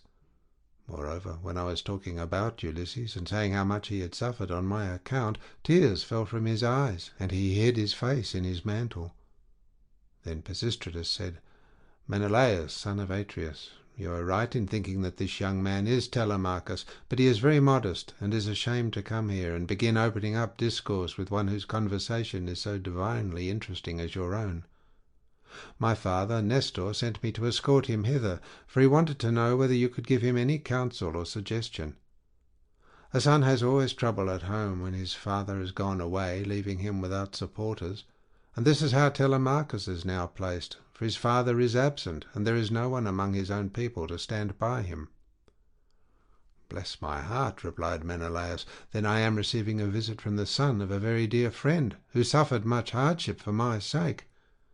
I had always hoped to entertain him with most marked distinction when heaven had granted us a safe return from beyond the seas.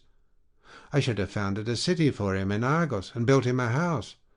I should have made him leave Ithaca with his goods, his son, and all his people, and should have sacked for them some one of the neighbouring cities that are subject to me.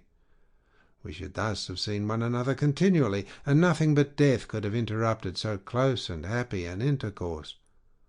I suppose, however, that heaven grudged us such great fortune, for it has prevented the poor fellow from ever getting home at all." Thus did he speak, and his words set them all a-weeping. Helen wept, Telemachus wept, and so did Menelaus, nor could Pisistratus keep his eyes from filling when he remembered his dear brother Antilochus, whom the son of bright dawn had killed. Thereon he said to Menelaus, "Sir, my father Nestor, when we used to talk about you at home, told me you were a person of rare and excellent understanding. If, then, it be possible, do as I would urge you. I am not fond of crying while I am getting my supper. Morning will come in due course, and in the forenoon I care not how much I cry for those that are dead and gone. This is all we can do for the poor things. We can only shave our heads for them and wring the tears from our cheeks. I had a brother who died at Troy. He was by no means the worst man there. You are sure to have known him. His name was Antilochus. I never set eyes upon him myself, but they say he was singularly fleet of foot and in fight valiant." "Your discretion, my friend," answered Menelaus, "is beyond your years. It is plain you take after your father. One can soon see when a man is son to one whom heaven has blessed, both as regards wife and offspring, and it has blessed Nestor from first to last all his days, giving him a green old age in his own house, with sons about him who are both well disposed and valiant. We will put an end therefore to all this weeping, and attend to our supper again. Let water be poured over our hands. Telemachus and I can talk with one another fully in the morning." On this Asphalion, one of the servants, poured water over their hands, and they laid their hands on the good things that were before them. Then Jove's daughter Helen bethought her of another matter. She drugged the wine with an herb that banishes all care, sorrow, and ill humour. Whoever drinks wine thus drugged cannot shed a single tear all the rest of the day, nor even though his father and mother, both of them, drop down dead, or he sees a brother or a son hewn in pieces before his very eyes. This drug, of such sovereign power and virtue, had been given to Helen by Polydamna, wife of Thon, a woman of Egypt, where there grow all sorts of herbs, some good to put into the mixing bowl, and others poisonous. Moreover, everyone in the whole country is a skilled physician, for they are of the race of Paeon. When Helen had put this drug in the bowl, and had told the servants to carry the wine round, she said, "Menelaus, son of Atreus, and you, my good friends, sons of honourable men, which is as Jove wills, for he is the giver both of good and evil, and can do what he chooses, feast here as you will, and listen while I tell you a tale in season. I cannot indeed name every single one of the exploits of Ulysses, but I can say what he did when he was before Troy, and you Achaeans were in all sorts of difficulties. He covered himself with wounds and bruises, dressed himself all in rags, and entered the enemy's city looking like a menial or a beggar, and quite different from what he did when he was among his own people. In this disguise he entered the city of Troy, and no one said anything to him. I alone recognized him, and began to question him, but he was too cunning for me. When, however, I had washed and anointed him, and had given him clothes, and after I had sworn a solemn oath not to betray him to the Trojans till he had got safely back to his own camp and to the ships, he told me all that the Achaeans meant to do. He killed many Trojans, and got much information before he reached the Argive camp, for all which things the Trojan women made lamentation. But for my own part I was glad, for my heart was beginning to yearn after my home, and I was unhappy about the wrong that Venus had done me in taking me over there, away from my country, my girl, and my lawful wedded husband, who is indeed by no means deficient either in person or understanding. Then Menelaus said, "All you have been saying, my dear wife, is true. I have travelled much, and have had much to do with heroes, but I have never seen such another man as Ulysses. What endurance, too, and what courage he displayed within the wooden horse, wherein all the bravest of the Argives were lying in wait to bring death and destruction upon the Trojans. At that moment you came up to us. Some god who wished well to the Trojans must have set you on to it, and you had Deiphobus with you. 3 times did you go all round our hiding-place and pat it. You called our chiefs each by his own name, and mimicked all our wives. Diomed, Ulysses, and I from our seats inside heard what a noise you made. Diomed and I could not make up our minds whether to spring out then and there, or to answer you from inside, but Ulysses held us all in check, so we sat quite still, all except Anticlus, who was beginning to answer you, when Ulysses clapped his 2 brawny hands over his mouth and kept him there. It was this that saved us all, for he muzzled Anticlus till Minerva took you away again." "How sad," exclaimed Telemachus, "that all this was of no avail to save him, nor yet his own iron courage. But now, sir, be pleased to send us all to bed, that we may lie down and enjoy the blessed boon of sleep." On this Helen told the maidservants to set beds in the room that was in the gatehouse, and to make them with good rugs, and spread coverlets on the top of them with woolen cloaks for the guests to wear. So the maids went out carrying a torch, and made the beds, to which a manservant presently conducted the strangers. Thus then did Telemachus and Pisistratus sleep there in the forecourt, while the son of Atreus lay in an inner room with lovely Helen by his side. When the child of morning, rosy-fingered dawn, appeared, Menelaus rose and dressed himself. He bound his sandals onto his comely feet, girded his sword about his shoulders, and left his room looking like an immortal god. Then, taking a seat near Telemachus, he said, "And what, Telemachus, has led you to take this long sea voyage to Lacedaemon? Are you on public or private business? Tell me all about it." "I have come, sir," replied Telemachus, "to see if you can tell me anything about my father. I am being eaten out of house and home. My fair estate is being wasted, and my house is full of miscreants who keep killing great numbers of my sheep and oxen, on the pretence of paying their addresses to my mother. Therefore I am suppliant at your knees, if haply you may tell me about my father's melancholy end, whether you saw it with your own eyes, or heard it from some other traveller, for he was a man born to trouble. Do not soften things out of any pity for myself, but tell me in all plainness exactly what you saw. If my brave father Ulysses ever did you loyal service, either by word or deed, when you Achaeans were harassed by the Trojans, bear it in mind now, as is my favour, and tell me truly all." Menelaus, on hearing this, was very much shocked. "So," he exclaimed, "these cowards would usurp a brave man's bed? A hind might as well lay her new-born young in the lair of a lion, and then go off to feed in the forest or on some grassy dell. The lion, when he comes back to his lair, will make short work with the pair of them, and so will Ulysses with these suitors. By Father Jove, Minerva, and Apollo, if Ulysses is still the man that he was when he wrestled with Philomeleides in Lesbos, and threw him so heavily that all the Achaeans cheered him, if he is still such, and were to come near these suitors, they would have a short shrift and a sorry wedding. As regards your questions, however, I will not prevaricate nor deceive you, but will tell you without concealment all that the old man of the sea told me. I was trying to come on here, but the gods detained me in Egypt, for my hecatombs had not given them full satisfaction, and the gods are very strict about having their dues. Now, off Egypt, about as far as a ship can sail in a day, with a good stiff breeze behind her, there is an island called Pharos. It has a good harbour from which vessels can get out into open sea when they have taken in water, and here the gods becalmed me 20 days without so much as a breath of fair wind to help me forward. We should have run clean out of provisions, and my men would have starved, if a goddess had not taken pity upon me, and saved me in the person of Idothea, daughter of Proteus, the old man of the sea, for she had taken a great fancy to me. She came to me one day when I was by myself, as I often was, for the men used to go with their barbed hooks all over the island in the hope of catching a fish or two to save them from the pangs of hunger. "Stranger," said she, "it seems to me that you like starving in this way. At any rate, it does not greatly trouble you, for you stick here day after day without even trying to get away, though your men are dying by inches." "Let me tell you," said I, "whichever of the goddesses you may happen to be, that I am not staying here of my own accord, but must have offended the gods that live in heaven.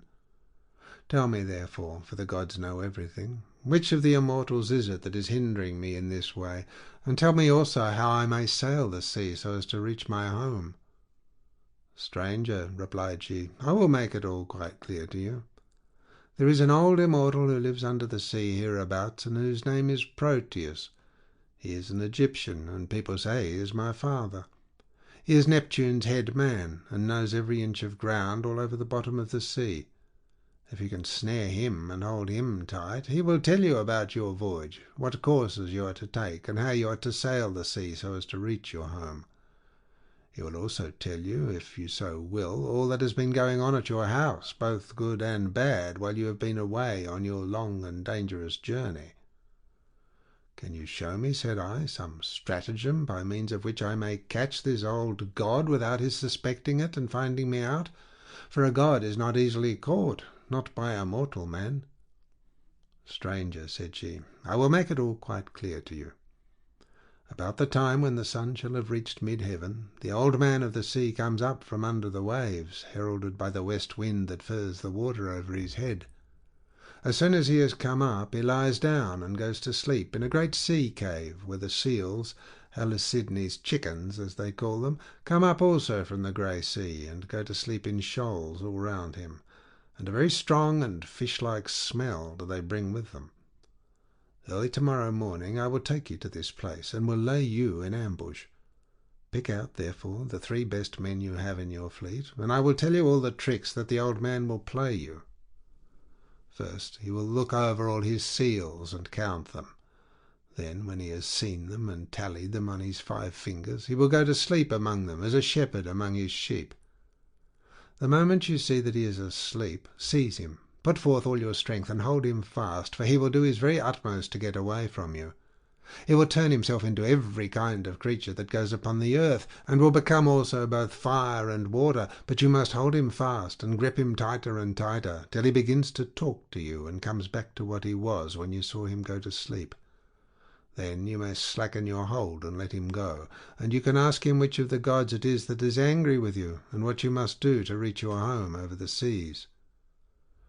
Having so said, she dived under the waves, whereon I turned back to the place where my ships were ranged upon the shore, and my heart was clouded with care as I went along. When I reached my ship, we got supper ready, for night was falling, and camped down upon the beach. When the child of morning, rosy-fingered dawn, appeared, I took the 3 men on whose prowess of all kinds I could most rely, and went along by the seaside, praying heartily to heaven. Meanwhile the goddess fetched me up 4 sealskins from the bottom of the sea, all of them just skinned, for she meant playing a trick upon her father. Then she dug 4 pits for us to lie in, and sat down to wait till we should come up. When we were close to her, she made us lie down in the pits one after the other, and threw a sealskin over each of us. Our ambuscade would have been intolerable, for the stench of the fishy seals was most distressing. Who would go to bed with a sea monster if he could help it? But here, too, the goddess helped us, and thought of something that gave us great relief, for she put some ambrosia under each man's nostrils, which was so fragrant that it killed the smell of the seals. We waited the whole morning, and made the best of it, watching the seals come up in hundreds to bask upon the seashore, till at noon the old man of the sea came up too, and when he had found his fat seals he went over them and counted them. We were among the first he counted, and he never suspected any guile, but laid himself down to sleep as soon as he had done counting. Then we rushed upon him with a shout and seized him, on which he began at once his old tricks, and changed himself first into a lion with a great mane. Then all of a sudden he became a dragon, a leopard, a wild boar. The next moment he was running water, and then directly he was a tree. But we stuck to him and never lost hold, till at last the cunning old creature became distressed, and said, "Which of the gods was it, son of Atreus, that hatched this plot with you for snaring me and seizing me against my will? What do you want?" "You know that yourself, old man," I answered. "You will gain nothing by trying to put me off. It is because I have been kept so long in this island, and see no sign of my being able to get away. I am losing all heart. Tell me then, for you gods know everything, which of the immortals is it that is hindering me, and tell me also how I may sail the sea so as to reach my home." "Then," said he, "if you would finish your voyage and get home quickly, you must offer sacrifices to Jove and to the rest of the gods before embarking, for it is decreed that you shall not get back to your friends and to your own house till you have returned to the heaven-fed stream of Egypt, and offered holy hecatombs to the immortal gods that reign in heaven. When you have done this, they will let you finish your voyage." I was broken-hearted when I heard that I must go back all that long and terrible voyage to Egypt. Nevertheless, I answered, "I will do all, old man, that you have laid upon me. But now tell me, and tell me true, whether all the Achaeans whom Nestor and I left behind us when we set sail from Troy have got home safely, or whether any one of them came to a bad end, either on board his own ship or among his friends when the days of his fighting were done." "Son of Atreus," he answered, "why ask me? You had better not know what I can tell you, for your eyes will surely fill when you have heard my story. Many of those about whom you ask are dead and gone, but many still remain, and only 2 of the chief men among the Achaeans perished during their return home. As for what happened on the field of battle, you were there yourself. A 3rd Achaean leader is still at sea, alive, but hindered from returning. Ajax was wrecked, for Neptune drove him onto the great rocks of Gyrae. Nevertheless, he let him get safe out of the water, and in spite of all Minerva's hatred, he would have escaped death if he had not ruined himself by boasting. He said the gods could not drown him, even though they had tried to do so, and when Neptune heard this large talk, he seized his trident in his 2 brawny hands and split the rock of Gyrae in 2 pieces. The base remained where it was, but the part on which Ajax was sitting fell headlong into the sea, and carried Ajax with it. So he drank salt water, and was drowned. Your brother and his ships escaped, for Juno protected him, but when he was just about to reach the high promontory of Malea, he was caught by a heavy gale, which carried him out to sea again, sorely against his will, and drove him to the foreland where Thyestes used to dwell, and where Aegisthus was then living. By and by, however, it seemed as though he was to return safely after all, for the gods backed the wind into its old quarter, and they reached home, whereon Agamemnon kissed his native soil, and shed tears of joy at finding himself in his own country. Now there was a watchman whom Aegisthus always kept on the watch, and to whom he had promised 2 talents of gold. This man had been looking out for a whole year to make sure that Agamemnon did not give him the slip and prepare war. When, therefore, this man saw Agamemnon go by, he went and told Aegisthus, who at once began to lay a plot for him. He picked 20 of his bravest warriors and placed them in ambuscade on one side of the cloister, while on the opposite side he prepared a banquet. Then he sent his chariots and horsemen to Agamemnon and invited him to the feast, but he meant foul play. He got him there, all unsuspicious of the doom that was awaiting him, and killed him when the banquet was over, as though he were butchering an ox in the shambles. Not one of Agamemnon's followers was left alive, nor yet one of Aegisthus's, but they were all killed there in the cloisters." Thus spoke Proteus, and I was broken-hearted as I heard him. I sat down upon the sands and wept, I felt as though I could no longer bear to live, nor look upon the light of the sun. Presently, when I had had my fill of weeping and writhing upon the ground, the old man of the sea said, "Son of Atreus, do not waste any more time in crying so bitterly. It can do no manner of good. Find your way home as fast as ever you can, for Aegisthus may still be alive, and even though Orestes has been beforehand with you in killing him, you may yet come in for his funeral." On this I took comfort in spite of all my sorrow, and said, "I know then about these two. Tell me therefore about the third man of whom you spoke. Is he still alive, but at sea and unable to get home? Or is he dead? Tell me, no matter how much it may grieve me." "The third man," he answered, "is Ulysses, who dwells in Ithaca. I can see him in an island, sorrowing bitterly in the house of the nymph Calypso, who is keeping him prisoner, and he cannot reach his home, for he has no ships nor sailors to take him over the sea. As for your end, Menelaus, you shall not die in Argos, but the gods will take you to the Elysian plain, which is at the ends of the world. There fair-headed Rhadamanthus reigns, and men lead an easier life than anywhere else in the world, for in Elysium there falls not rain, nor hail, nor snow, but Oceanus breathes ever with a west wind that sings softly from the sea, and gives fresh life to all men. This will happen to you because you have married Helen and are Jove's son-in-law." As he spoke, he dived under the waves, whereon I turned back to the ships with my companions, and my heart was clouded with care as I went along. When we reached the ships, we got supper ready, for night was falling, and camped down upon the beach. When the child of morning, rosy-fingered dawn, appeared, we drew our ships into the water, and put our masts and sails within them. Then we went on board ourselves, took our seats on the benches, and smote the grey sea with our oars. I again stationed my ships in the heaven-fed stream of Egypt, and offered hecatombs that were full and sufficient. When I had thus appeased heaven's anger, I raised a barrow to the memory of Agamemnon, that his name might live for ever, after which I had a quick passage home, for the god sent me a fair wind. And now for yourself, stay here some 10 or 12 days longer, and I will then speed you on your way. I will make you a noble present of a chariot and 3 horses. I will also give you a beautiful chalice, that so long as you live you may think of me whenever you make a drink offering to the immortal gods." "Son of Atreus," replied Telemachus, "do not press me to stay longer. I should be contented to remain with you for another 12 months. I find your conversation so delightful that I should never once wish myself at home with my parents. But my crew, whom I have left at Perilous, are already impatient, and you are detaining me from them. As for any present you may be disposed to make me, I had rather that it should be a piece of plate. I will take no horses back with me to Ithaca, but will leave them to adorn your own stables, for you have much flat ground in your kingdom where lotus thrives, as also meadows sweet, and wheat and barley, and oats with their white and spreading ears. Whereas in Ithaca we have neither open fields nor race-courses, and the country is more fit for goats than horses, and I like it the better for that. None of our islands have much level ground suitable for horses, and Ithaca least of all." Menelaus smiled and took Telemachus's hand within his own. "What you say," said he, "shows that you come of good family.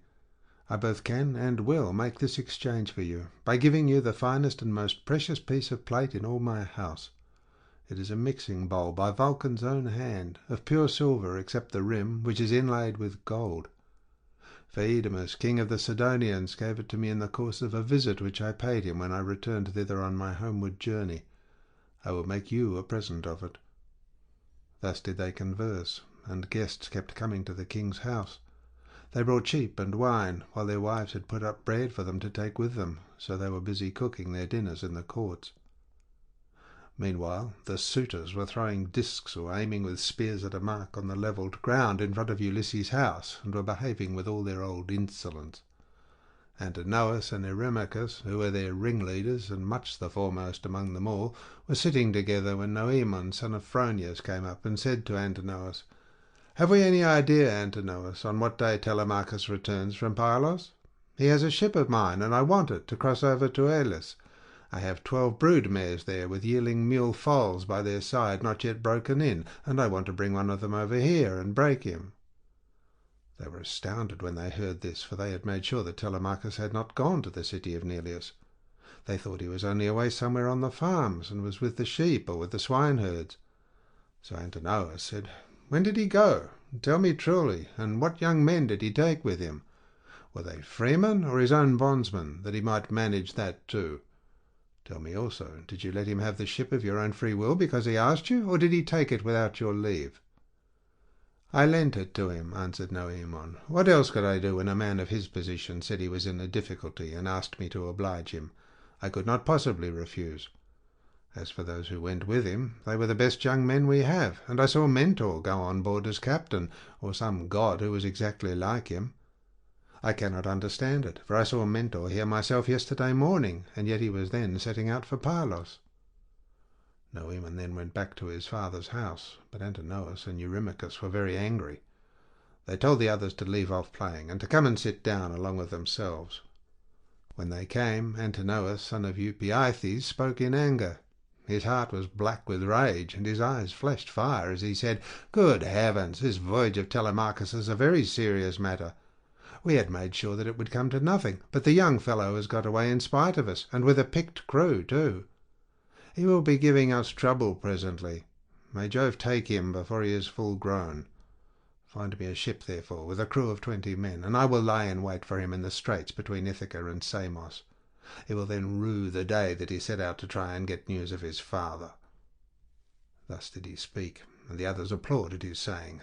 Then they all of them went inside the buildings. It was not long ere Penelope came to know what the suitors were plotting, for a manservant, Medon, overheard them from outside the outer court as they were laying their schemes within, and went to tell his mistress. As he crossed the threshold of her room, Penelope said, "Medon, what have the suitors sent you here for? Is it to tell the maids to leave their master's business and cook dinner for them? I wish they may neither woo nor dine henceforward, neither here nor anywhere else, but let this be the very last time for the waste you all make of my son's estate. Did not your fathers tell you when you were children how good Ulysses had been to them, never doing anything high-handed, nor speaking harshly to anybody? Kings may say things sometimes, and they may take a fancy to one man and dislike another, but Ulysses never did an unjust thing by anybody, which shows what bad hearts you have, and that there is no such thing as gratitude left in this world." Then Medon said, "I wish, madam, that this were all, but they are plotting something much more dreadful now. May heaven frustrate their design. They are going to try and murder Telemachus as he is coming home from Pylos and Lacedaemon, where he has been to get news of his father." Then Penelope's heart sank within her, and for a long time she was speechless. Her eyes filled with tears, and she could find no utterance. At last, however, she said, "Why did my son leave me? What business had he to go sailing off in ships that make long voyages over the ocean like sea-horses? Does he want to die without leaving anyone behind him to keep up his name?" "I do not know," answered Medon, "whether some god set him on to it, or whether he went on his own impulse to see if he could find out if his father was dead or alive and on his way home." Then he went downstairs again, leaving Penelope in an agony of grief. There were plenty of seats in the house, but she had no heart for sitting on any one of them. She could only fling herself on the floor of her own room and cry, whereon all the maids in the house, both old and young, gathered round her and began to cry too, till at last, in a transport of sorrow, she exclaimed, "My dears, heaven has been pleased to try me with more affliction than any other woman of my age and country. First I lost my brave and lion-hearted husband, who had every good quality under heaven, and whose name was great all over Hellas and middle Argos, and now my darling son is at the mercy of the winds and waves, without my having heard one word about his leaving home. You hussies, there was not one of you would so much as think of giving me a call out of my bed, though all of you very well knew when he was starting. If I had known he meant taking this voyage, he would have had to give it up, no matter how much he was bent upon it, or leave me a corpse behind him, one or other. Now, however, go some of you and call old Dolius, who was given me by my father on my marriage, and who is my gardener. Bid him go at once and tell everything to Laertes, who may be able to hit on some plan for enlisting public sympathy on our side, as against those who are trying to exterminate his own race, and that of Ulysses." Then the dear old nurse Euryclea said, You may kill me, madam, or let me live on in your house, whichever you please, but I will tell you the real truth. I knew all about it, and gave him everything he wanted in the way of bread and wine, but he made me take my solemn oath that I would not tell you anything for some 10 or 12 days, unless you asked or happened to hear of his having gone, for he did not want you to spoil your beauty by crying. And now, madam, wash your face, change your dress, and go upstairs with your maids to offer prayers to Minerva, daughter of aegis-bearing Jove, for she can save him, even though he be in the jaws of death. Do not trouble Laertes, he has trouble enough already. Besides, I cannot think that the gods hate the race of the son of Odysseus so much, but there will be a son left to come up after him, and inherit both the house and the fair fields that lie far all round it." With these words she made her mistress leave off crying, and dried the tears from her eyes. Penelope washed her face, changed her dress, and went upstairs with her maids. Then she put some bruised barley into a basket, and began praying to Minerva. "Hear me," she cried, "daughter of aegis-bearing Jove, unweariable. If ever Ulysses, while he was here, burned you fat thigh-bones of sheep or heifer, bear it in mind now as my favour, and save my darling son from the villainy of the suitors." She cried aloud as she spoke, and the goddess heard her prayer. Meanwhile the suitors were clamorous throughout the covered cloister, and one of them said, "The queen is preparing for her marriage with one or other of us. Little does she dream that her son has now been doomed to die." This was what they said, but they did not know what was going to happen. Then Antenor said, "Comrades, let there be no loud talking, lest some of it get carried inside. Let us be up and do that in silence about which we are all of a mind." He then chose 20 men, and they went down to their ship and to the seaside. They drew the vessel into the water, and got her mast and sails inside her. They bound the oars to the thole-pins with twisted thongs of leather, all in due course, and spread the white sails aloft, while their fine servants brought them their armour. Then they made the ship fast a little way out, came on shore again, got their suppers, and waited till night should fall. But Penelope lay in her own room upstairs, unable to eat or drink, and wondering whether her brave son would escape, or be overpowered by the wicked suitors. Like a lioness caught in the toils, with huntsmen hemming her in on every side, she thought and thought till she sank into a slumber, and lay on her bed bereft of thought and motion. Then Minerva bethought her of another matter, and made a vision in the likeness of Penelope's sister Euphtheme, daughter of Icarius, who had married Eumelus and lived in Pheræ. She told the vision to go to the house of Ulysses, and to make Penelope leave off crying.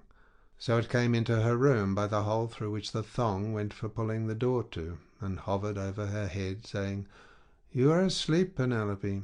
The gods who live at ease will not suffer you to weep and be so sad. Your son has done them no wrong, so he will yet come back to you." Penelope, who was sleeping sweetly at the gates of dreamland, answered, "Sister, why have you come here? You do not come very often, but I suppose that is because you live such a long way off. Am I then to leave off crying and refrain from all the sad thoughts that torture me?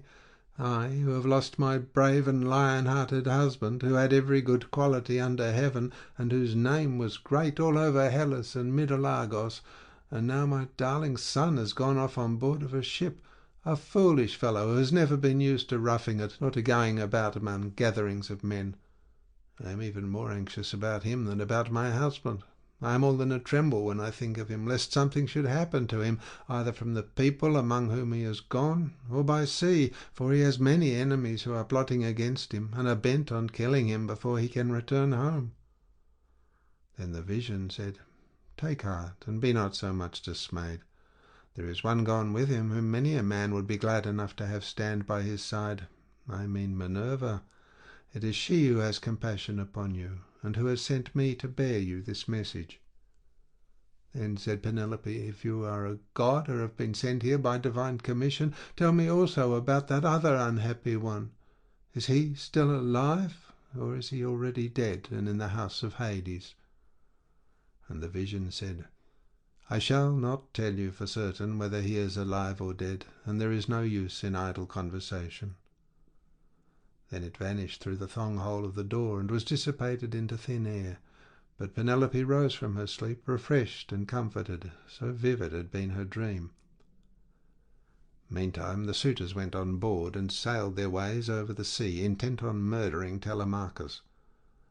Now there is a rocky islet called Asteris, of no great size, in mid-channel between Ithaca and Samos, and there is a harbour on either side of it where a ship can lie. Here, then, the Achaeans placed themselves in ambush. End of section 4.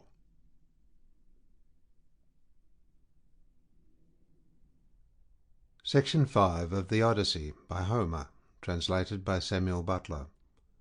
Book 5. Calypso. Ulysses reaches Scheria on a raft. And now, as dawn rose from her couch beside Tithonus, harbinger of light alike to mortals and immortals, the gods met in council, and with them Jove, the lord of thunder, who is their king. Thereon Minerva began to tell them of the many sufferings of Ulysses, for she pitied him away there in the house of the nymph Calypso. "Father Jove," said she, "and all you other gods that live in everlasting bliss, I hope there may never be such a thing as a kind and well-disposed ruler any more, nor one who will govern equitably. I hope they will be all henceforth cruel and unjust, for there is not one of his subjects but has forgotten Ulysses, who ruled them as though he were their father. There he is, lying in great pain in an island where dwells the nymph Calypso, who will not let him go, and he cannot get back to his own country, for he can find neither ships nor sailors to take him over the sea. Furthermore, wicked people are now trying to murder his only son Telemachus, who is coming home from Pylos and Lacedaemon, where he has been to see if he can get news of his father." "What, my dear, are you talking about?" replied her father. "Did you not send him there yourself because you thought it would help Ulysses to get home and punish the suitors? Besides, you are perfectly able to protect Telemachus and to see him safely home again, while the suitors have to come scurrying back without having killed him." When he had thus spoken, he said to his son Mercury, "Mercury, you are our messenger. Go therefore and tell Calypso we have decreed that poor Ulysses is to return home. He is to be convoyed neither by gods nor men, but after a perilous voyage of 20 days upon a raft he is to reach fertile Scheria, the land of the Phaeacians, who are near of kin to the gods, and will honour him as though he were one of ourselves. They will send him a ship to his own country, and will give him more bronze and gold and raiment than he would have brought back from Troy if he had had all his prize money and had got home without disaster. This is how we have settled that he shall return to his country and his friends." Thus he spoke, and Mercury, guide and guardian, slayer of Argus, did as he was told. Forthwith he bound on his glittering golden sandals, with which he could fly like the wind over land and sea. He took the wand with which he seals men's eyes in sleep, or wakes them just as he pleases, and flew, holding it in his hand, over Pieria. Then he swooped down through the firmament till he reached the level of the sea, whose waves he skimmed like a cormorant that flies fishing every hole and corner of the ocean, and drenching its thick plumage in the spray. He flew and flew over many a weary wave, but when at last he got to the island which was his journey's end, he left the sea and went on by land till he came to the cave where the nymph Calypso lived. He found her at home. There was a large fire burning on the hearth, and one could smell from far the fragrant reek of burning cedar and sandalwood. As for herself, she was busy at her loom, shooting her golden shuttle through the warp, and singing beautifully. Round her cave there was a thick wood of alder, poplar, and sweet-smelling cypress trees, wherein all kinds of great birds had built their nests, owls, hawks, and chattering sea-crows that occupy their business in the waters. A vine loaded with grapes was trained, and grew luxuriantly about the mouth of the cave. There were also 4 running rills of water in channels cut pretty close together, and turned hither and thither so as to irrigate the beds of violets and luscious herbage over which they flowed. Even a god could not help being charmed with such a lovely spot, so Mercury stood still and looked at it. But when he had admired it sufficiently, he went inside the cave. Calypso knew him at once, for the gods all know each other, no matter how far they live from one another, but Ulysses was not within. He was on the seashore, as usual, looking out upon the barren ocean with tears in his eyes, groaning and breaking his heart for sorrow. Calypso gave Mercury a seat, and said, "Why have you come to see me, Mercury, honoured and ever welcome? For you do not visit me often. Say what you want. I will do it for you at once if I can, and if it can be done at all. But come inside and let me set refreshments before you." As she spoke, she drew a table loaded with ambrosia beside him, and mixed him some red nectar. So Mercury ate and drank till he had had enough, and then said, "We are speaking, god and goddess, to one another, and you ask me why I have come here, and I will tell you truly as you would have me do. Jove sent me. It was no doing of mine. Who could possibly want to come all this way over the sea, where there are no cities full of people to offer me sacrifices or choice hecatombs? Nevertheless, I had to come, for none of us other gods can cross Jove, nor transgress his orders. He said that you have here the most ill-starred of all those who fought 9 years before the city of King Priam, and sailed home in the 10th year, after having sacked it. On their way home they sinned against Minerva, who raised both wind and waves against them, so that all his brave companions perished, and he alone was carried hither by wind and tide. Jove says that you are to let this man go at once, for it is decreed that he shall not perish here, far from his own people, but shall return to his house and country, and see his friends again." Calypso trembled with rage when she heard this. "You gods," she exclaimed, "ought to be ashamed of yourselves. You are always jealous, and hate seeing a goddess take a fancy to a mortal man, and live with him in open matrimony. So when rosy-fingered Dawn made love to Orion, you precious gods were all of you furious, till Diana went and killed him on Ortygia. So again, when Ceres fell in love with Iasion, and yielded to him in a thrice-ploughed fallow field, Jove came to hear of it before so very long, and killed Iasion with his thunderbolts. And now you are angry with me too, because I have a man here. I found the poor creature sitting all alone astride of a keel, for Jove had struck his ship with lightning and sunk it in mid-ocean, so that all his crew were drowned, while he himself was driven by wind and waves onto my island. I got fond of him and cherished him, and had set my heart on making him immortal, so that he should never grow old all his days. Still, I cannot cross Jove, nor bring his counsels to nothing. Therefore, if he insists upon it, let the man go beyond the seas again. But I cannot send him anywhere myself, for I have neither ships nor men who can take him. Nevertheless, I will readily give him such advice in all good faith as will be likely to bring him safely to his own country." "Then send him away," said Mercury, "or Jove will be angry with you and punish you." On this he took his leave, and Calypso went out to look for Ulysses, for she had heard Jove's message. She found him sitting upon the beach, with his eyes ever filled with tears, and dying of sheer homesickness, for he had got tired of Calypso, and though he was forced to sleep with her in the cave by night, it was she, not he, that would have it so. As for the daytime, he spent it on the rocks and on the seashore, weeping, crying aloud for his despair, and always looking out upon the sea. Calypso then went close up to him and said, "My poor fellow, you shall not stay here grieving and fretting your life out any longer. I am going to send you away of my own free will. So go, cut some beams of wood, and make yourself a large raft with an upper deck, that it may carry you safely over the sea.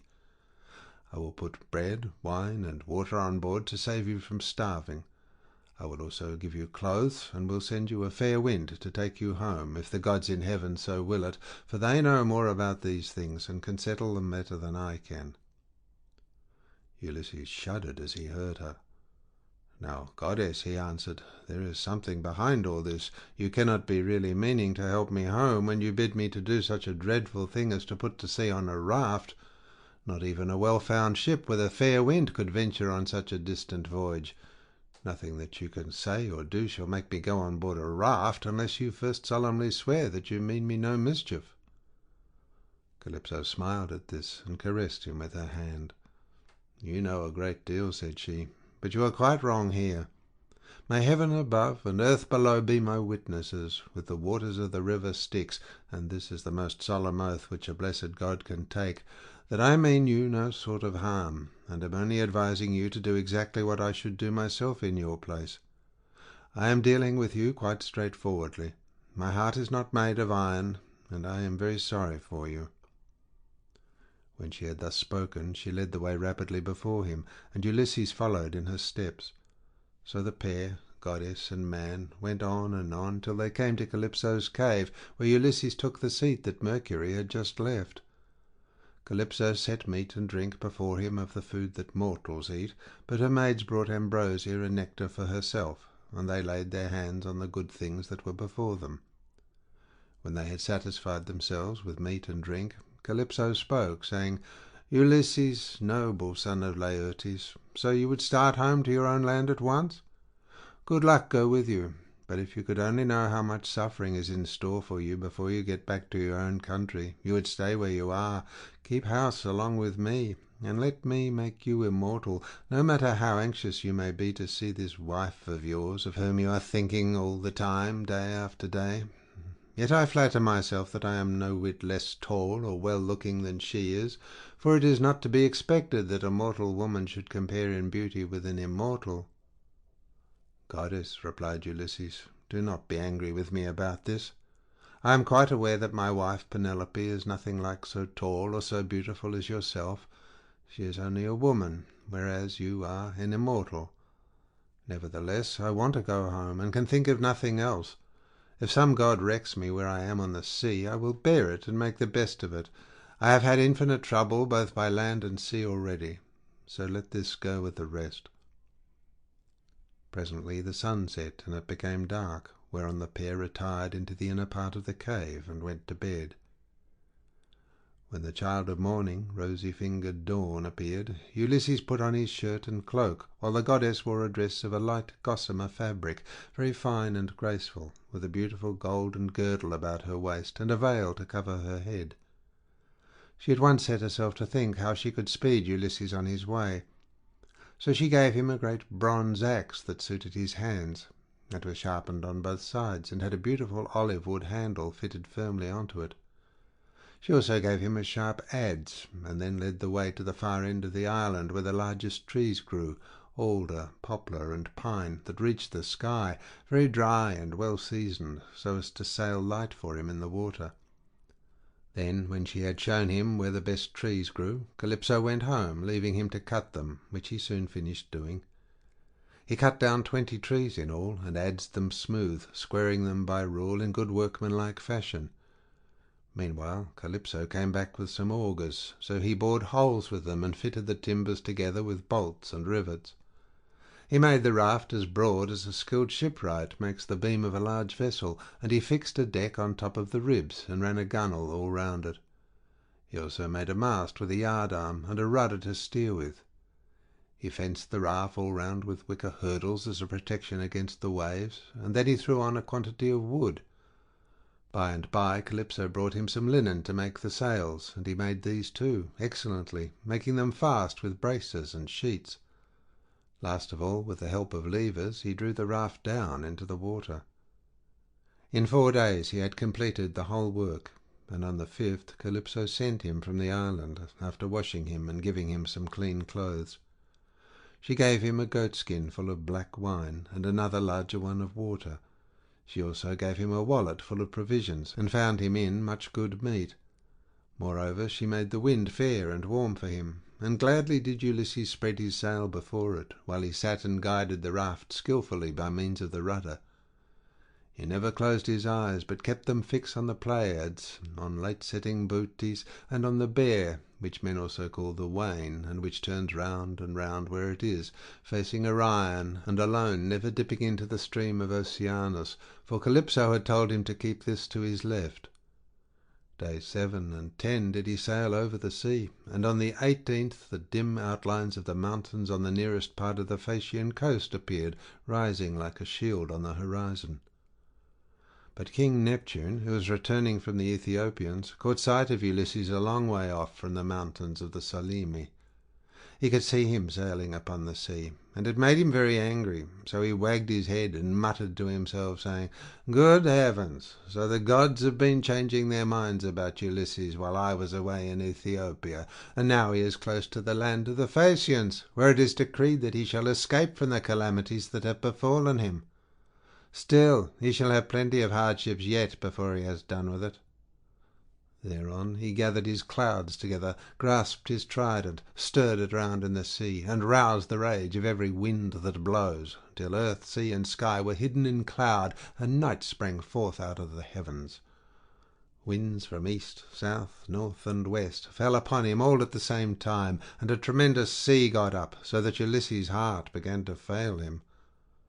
"Alas," he said to himself in his dismay, "whatever will become of me? I am afraid Calypso was right when she said I should have trouble by sea before I got back home. It is all coming true.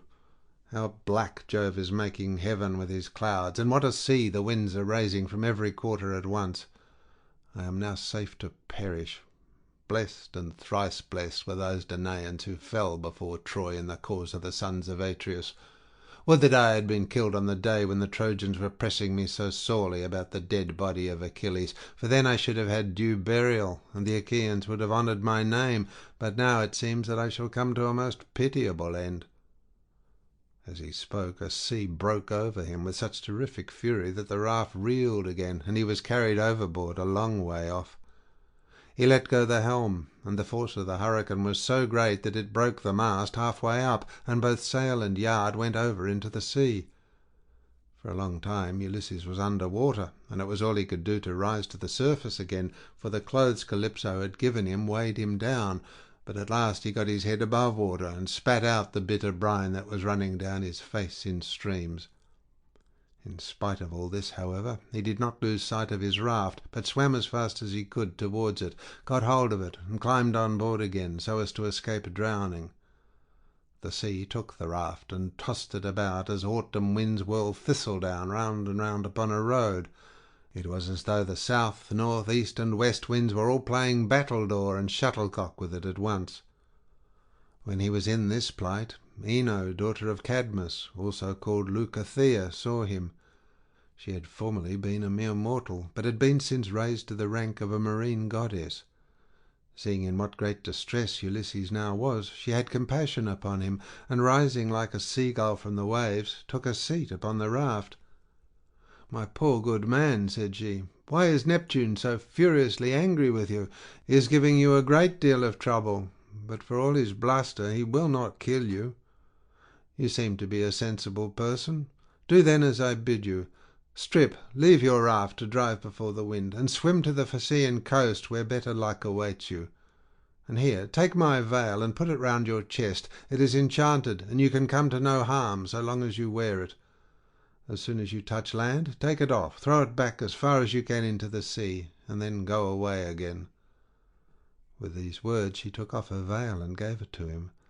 Then she dived down again like a seagull, and vanished beneath the dark blue waters. But Ulysses did not know what to think. "Alas," he said to himself in his dismay, "this is only some one or other of the gods who is luring me to ruin by advising me to quit my raft. At any rate, I will not do so at present, for the land where she said I should be quit of all trouble seemed to be still a good way off.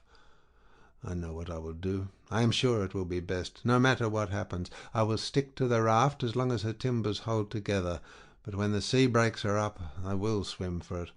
I do not see how I can do any better than this." While he was thus in two minds, Neptune sent a terrible great wave that seemed to rear itself above his head till it broke right over the raft, which then went to pieces as though it were a heap of dry chaff tossed about by a whirlwind. Ulysses got astride of one plank and rode upon it as if he were on horseback. He then took off the clothes Calypso had given him, bound Ino's veil under his arms, and plunged into the sea, meaning to swim on shore. King Neptune watched him as he did so, and wagged his head, muttering to himself and saying, "There now, swim up and down as you best can till you fall in with well-to-do people. I do not think you will be able to say that I have let you off too lightly." On this he lashed his horses and drove to Aegea, where his palace is. But Minerva resolved to help Ulysses, so she bound the ways of all the winds except one, and made them lie quite still. But she roused a good stiff breeze from the north that should lay the waters till Ulysses reached the land of the Phaeacians, where he would be safe. Thereon he floated about for 2 nights and 2 days in the water, with a heavy swell on the sea, and death staring him in the face. But when the third day broke, the wind fell, and there was a dead calm, without so much as a breath of air stirring. As he rode on the swell, he looked eagerly ahead, and he could see land quite near. Then, as children rejoice when their dear father begins to get better after having for a long time borne sore affliction sent him by some angry spirit, but the gods deliver him from evil, so was Ulysses thankful when he saw again land and trees, and swam on with all his strength that he might once more set foot upon dry ground. When, however, he got within earshot, he began to hear the surf thundering up against the rocks, for the swell still broke against them with a terrific roar. Everything was enveloped in spray. There were no harbours where a ship might ride, nor shelter of any kind, but only headlands, low-lying rocks, and mountain tops. Ulysses' heart now began to fail him, and he said despairingly to himself, "Alas, Jove has let me see land after swimming so far that I had given up all hope, but I can find no landing place, for the coast is rocky and surf-beaten, the rocks are smooth and rise sheer from the sea, with deep water close under them, so that I cannot climb out for want of foothold. I am afraid some great wave will lift me off my legs and dash me against the rocks as I leave the water, which would give me a sorry landing. If, on the other hand, I swim further in search of some shelving beach or harbour, a hurricane may carry me out to sea again, sorely against my will, or heaven may send some great monster of the deep to attack me, for Amphitrite breeds many such, and I know that Neptune is very angry with me." While he was thus in two minds, a wave caught him and took him with such force against the rocks that he would have been smashed and torn to pieces if Minerva had not shown him what to do. He caught hold of the rock with both hands and clung to it, groaning with pain, till the wave retired, so he was saved that time. But presently the wave came on again and carried him back with it far into the sea, tearing his hands as the suckers of a polypus are torn when someone plucks it from its bed and the stones come up along with it.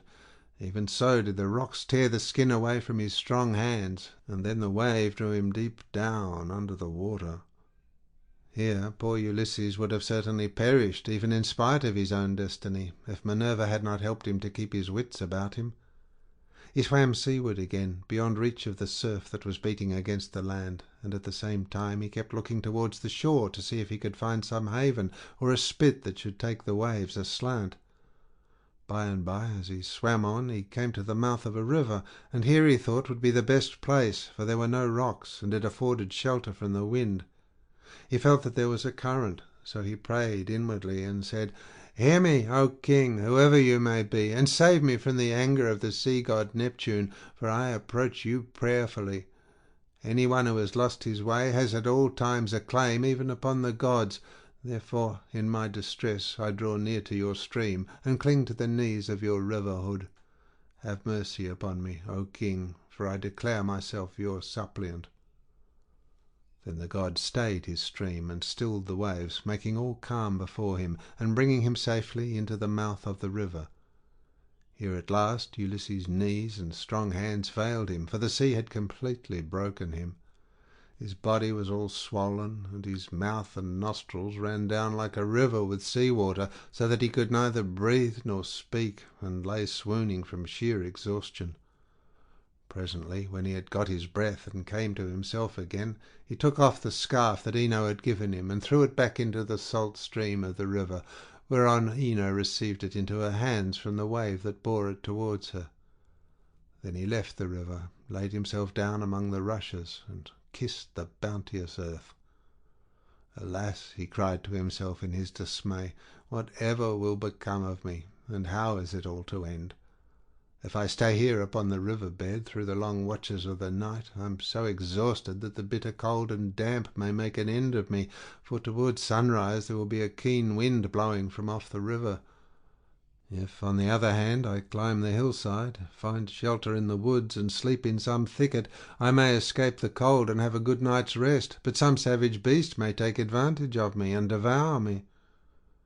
In the end he deemed it best to take to the woods, and he found one upon some high ground not far from the water. There he crept beneath two shoots of olive that grew from a single stock, the one an ungrafted sucker, while the other had been grafted. No wind, however squally, could break through the cover they afforded, nor could the sun's rays pierce them, nor the rain get through them, so closely did they grow into one another. Ulysses crept under these, and began to make himself a bed to lie on, for there was a great litter of dead leaves lying about, enough to make a covering for 2 or 3 men, even in hard winter weather. He was glad enough to see this, so he laid himself down and heaped the leaves all round him. Then, as one who lives alone in the country, far from any neighbour, hides a brand as fire-seed in the ashes to save himself from having to get a light elsewhere, even so did Ulysses cover himself up with leaves, and Minerva shed a sweet sleep upon his eyes, closed his eyelids, and made him lose all memories of his sorrows. End of section 5.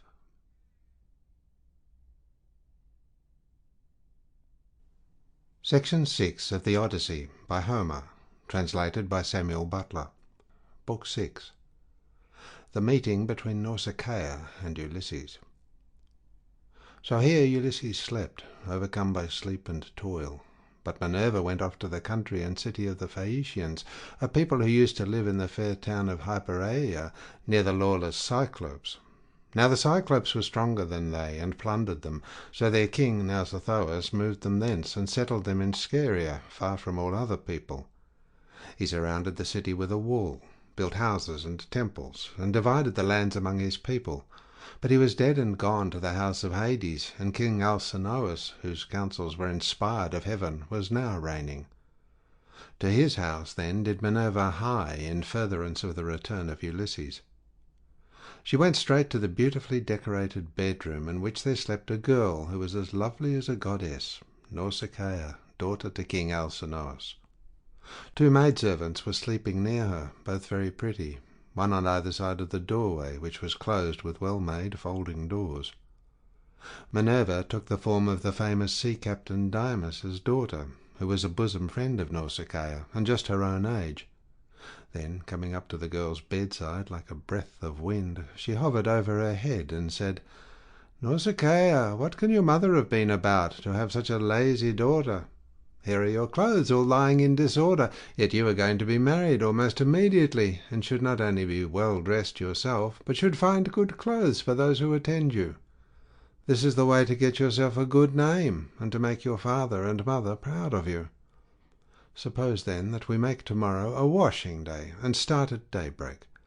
I will come and help you, so that you may have everything ready as soon as possible, for all the best young men among your own people are courting you, and you are not going to remain a maid much longer. Ask your father, therefore, to have a wagon and mules ready for us at daybreak, to take the rugs, ropes, and girdles, and you can ride too, which will be much pleasanter for you than walking, for the washing cisterns are some way from the town." When she had said this, Minerva went away to Olympus, which they say is the everlasting home of the gods. Here no wind beats roughly, and neither rain nor snow can fall, but it abides in everlasting sunshine, and in a great peacefulness of light, wherein the blessed gods are illumined for ever and ever. This was the place to which the goddess went when she had given instructions to the girl.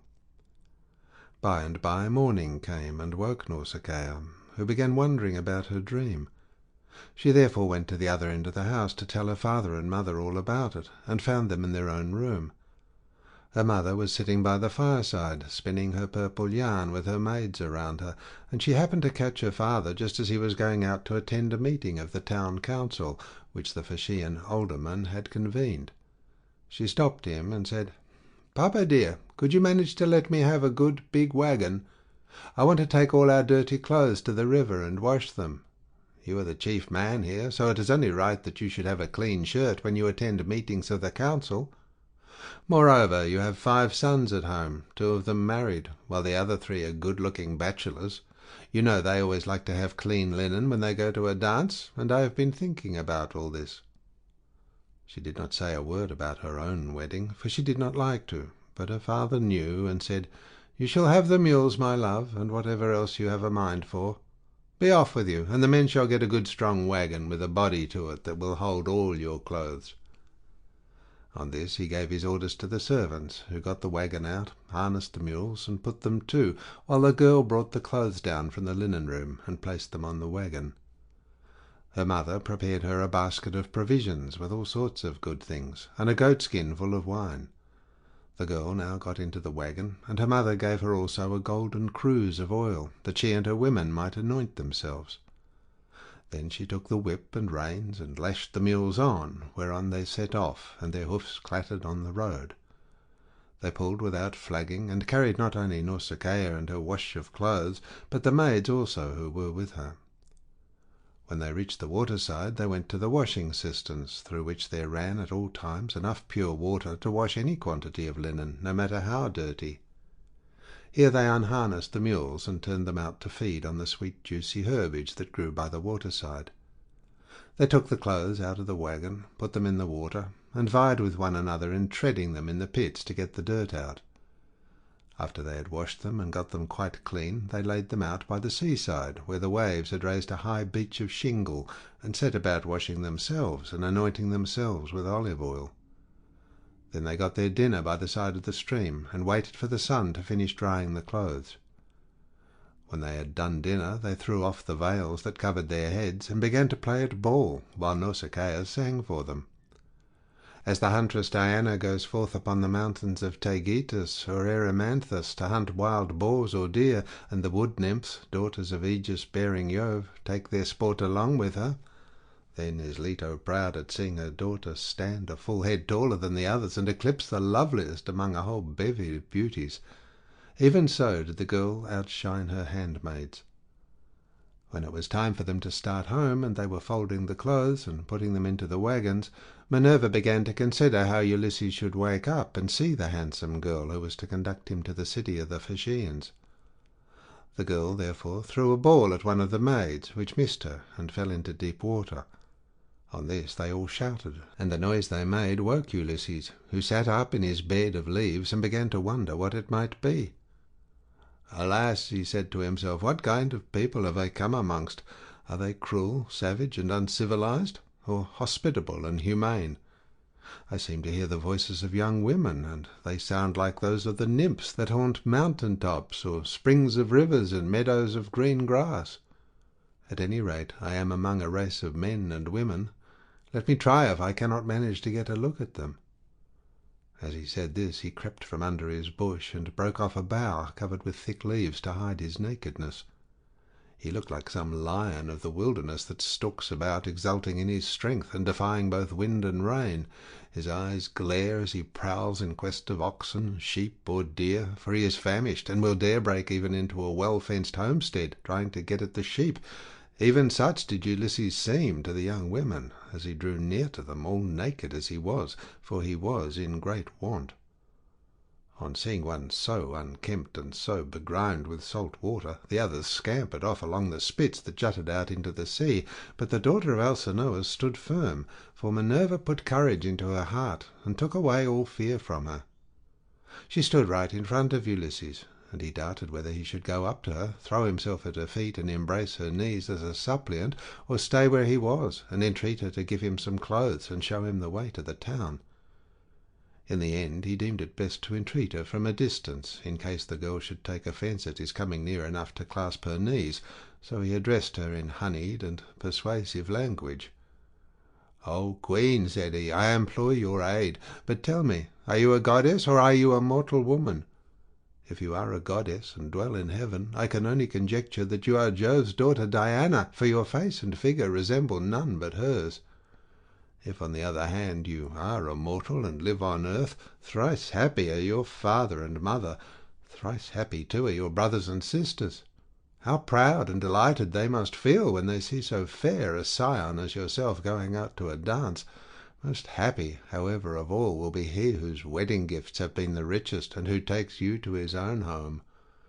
I never yet saw anyone so beautiful, neither man nor woman, and am lost in admiration as I behold you. I can only compare you to a young palm tree which I saw when I was at Delos, growing near the altar of Apollo, for I was there too, with much people after me, when I was on that journey which has been the source of all my troubles. Never yet did a young plant shoot out of the ground as that was, and I admired and wondered at it exactly as I now admire and wonder at yourself. I dare not clasp your knees, but I am in great distress. Yesterday made the 20th day that I have been tossing about upon the sea. The winds and waves have taken me all the way from the Augean island, and now fate has flung me upon this coast, that I may endure still further suffering, for I do not think that I have yet come to the end of it, but rather that heaven has still much evil in store for me.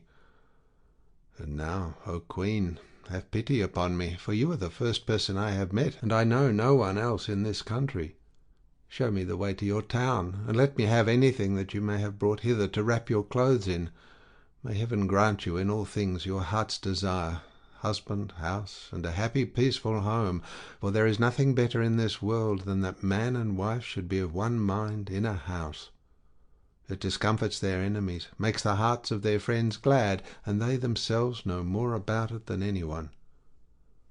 To this Nausicaa answered, Stranger, you appeared to be a sensible, well-disposed person. There is no accounting for luck. Jove gives prosperity to rich and poor just as he chooses, so you must take what he has seen fit to send you, and make the best of it. Now, however, that you have come to this, our country, you shall not want for clothes, nor for anything else that a foreigner in distress may reasonably look for. I will show you the way to the town, and will tell you the name of our people. We are called Phaeacians, and I am daughter to Alcinous, in whom the whole power of the state is vested. Then she called her maids, and said, Stay where you are, you girls. Can you not see a man without running away from him? Do you take him for a robber or a murderer? Neither he nor anyone else can come here to do us Phaeacians any harm, for we are dear to the gods, and live apart on a land's end that juts into the surrounding sea, and have nothing to do with any other people. This is only some poor man who has lost his way, and we must be kind to him, for strangers and foreigners in distress are under Jove's protection, and will take what they can get and be thankful. So, girls, give the poor fellow something to eat and drink, and wash him in the stream at some place that is sheltered from the wind." On this the maids left off running away, and began calling one another back. They made Ulysses sit down in the shelter as Nausicaa had told them, and brought him a shirt and cloak. They also brought him a little golden cruse of oil, and told him to go and wash in the stream. But Ulysses said, "Young women, please to stand a little on one side, that I may wash the brine from my shoulders, and anoint myself with oil, for it is long enough since my skin has had a drop of oil upon it. I cannot wash as long as you all keep standing there. I am ashamed to strip before a number of good-looking young women." Then they stood on one side and went to tell the girl, while Ulysses washed himself in the stream, and scrubbed the brine from his back and from his broad shoulders. When he had thoroughly washed himself, and had got the brine out of his hair, he anointed himself with oil, and put on the clothes which the girl had given him. Minerva then made him look taller and stronger than before.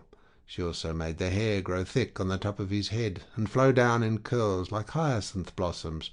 She glorified him about the head and shoulders as a skilful workman who has studied art of all kinds under Vulcan and Minerva enriches a piece of silver plate by gilding it, and his work is full of beauty.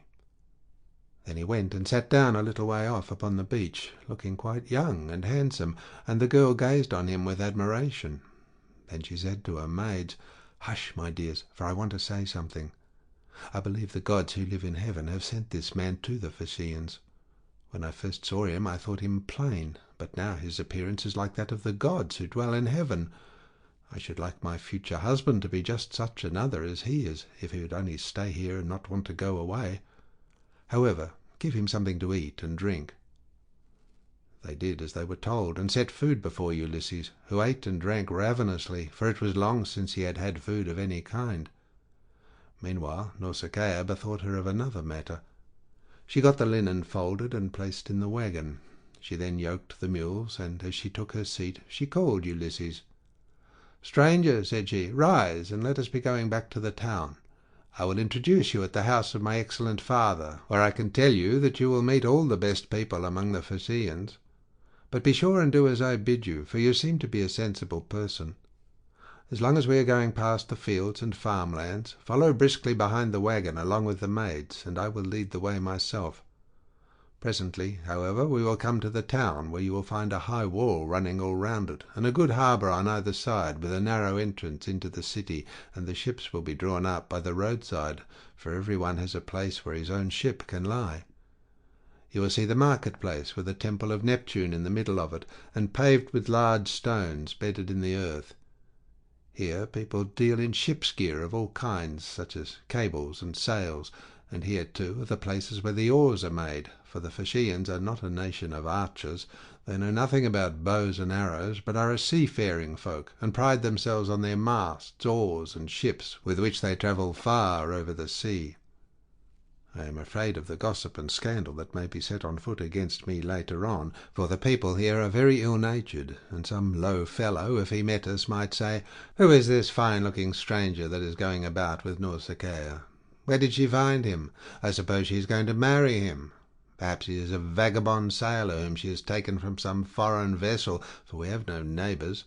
Or some god has at last come down from heaven in answer to her prayers, and she is going to live with him all the rest of her life.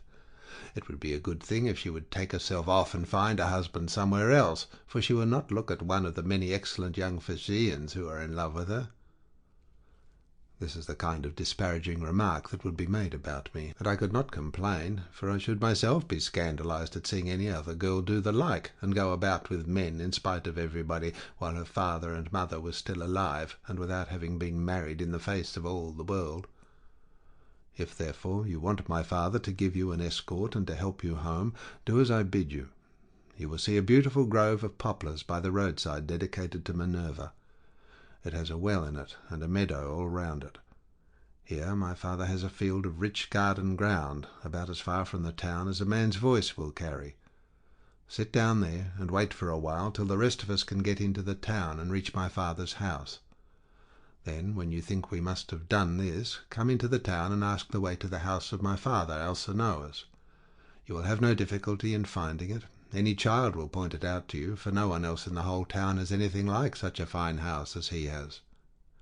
When you have got past the gates and through the outer court, go right across the inner court till you come to my mother. You will find her sitting by the fire and spinning her purple wool by firelight. It is a fine sight to see her as she leans back against one of the bearing posts, with her maids all ranged behind her. Close to her seat stands that of my father, on which he sits and topes like an immortal god. Never mind him, but go up to my mother, and lay your hands upon her knees if you would get home quickly. If you can gain her over, you may hope to see your own country again, no matter how distant it may be." So saying, she lashed the mules with her whip, and they left the river. The mules drew well, and their hoofs went up and down upon the road. She was careful not to go too fast for Ulysses and the maids who were following on foot along with the wagon, so she plied her whip with judgment. As the sun was going down, they came to the sacred grove of Minerva, and there Ulysses sat down and prayed to the mighty daughter of Jove. "Hear me," he cried, "daughter of aegis-bearing Jove, unweariable. Hear me now, for you gave no heed to my prayers when Neptune was wrecking me. Now, therefore, have pity upon me, and grant that I may find friends, and be hospitably received by the Phaeacians." Thus did he pray, and Minerva heard his prayer, but she would not show herself to him openly, for she was afraid of her uncle Neptune, who was still furious in his endeavours to prevent Ulysses from getting home. End of section 6.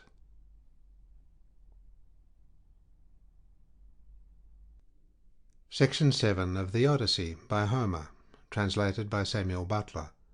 Book 7. Reception of Ulysses at the palace of King Alcinous. Thus then did Ulysses wait and pray, but the girl drove on to the town. When she reached her father's house, she drew up at the gateway, and her brothers, comely as the gods, gathered round her, took the mules out of the wagon, and carried the clothes into the house, while she went to her own room, where an old servant, Eurymedusa of Apaeira, lit the fire for her. This old woman had been brought by sea from Apaeira, and had been chosen as a prize for Alcinous, because he was king over the Phaeacians, and the people obeyed him as though he were a god. She had been a nurse to Nausicaa, and had now lit the fire for her, and brought her supper for her into her own room. Presently Ulysses got up to go towards the town, and Minerva shed a thick mist all round him to hide him in case any one of the proud Phaeacians who met him should be rude to him or ask him who he was. Then, as he was just entering the town, she came towards him in the likeness of a little girl carrying a pitcher. She stood right in front of him, and Ulysses said, "My dear, will you be so kind as to show me the house of King Alcinous? I am an unfortunate foreigner in distress, and do not know one in your town and country." Then Minerva said, "Yes, father stranger, I will show you the house you want, for Alcinous lives quite close to my own father. I will go before you and show the way, but say not a word as you go, and do not look at any man, nor ask him questions, for the people here cannot abide strangers, and do not like men who come from some other place. They are a seafaring folk, and sail the seas by the grace of Neptune in ships that glide along like thought, or as a bird in the air." On this she led the way, and Ulysses followed in her steps.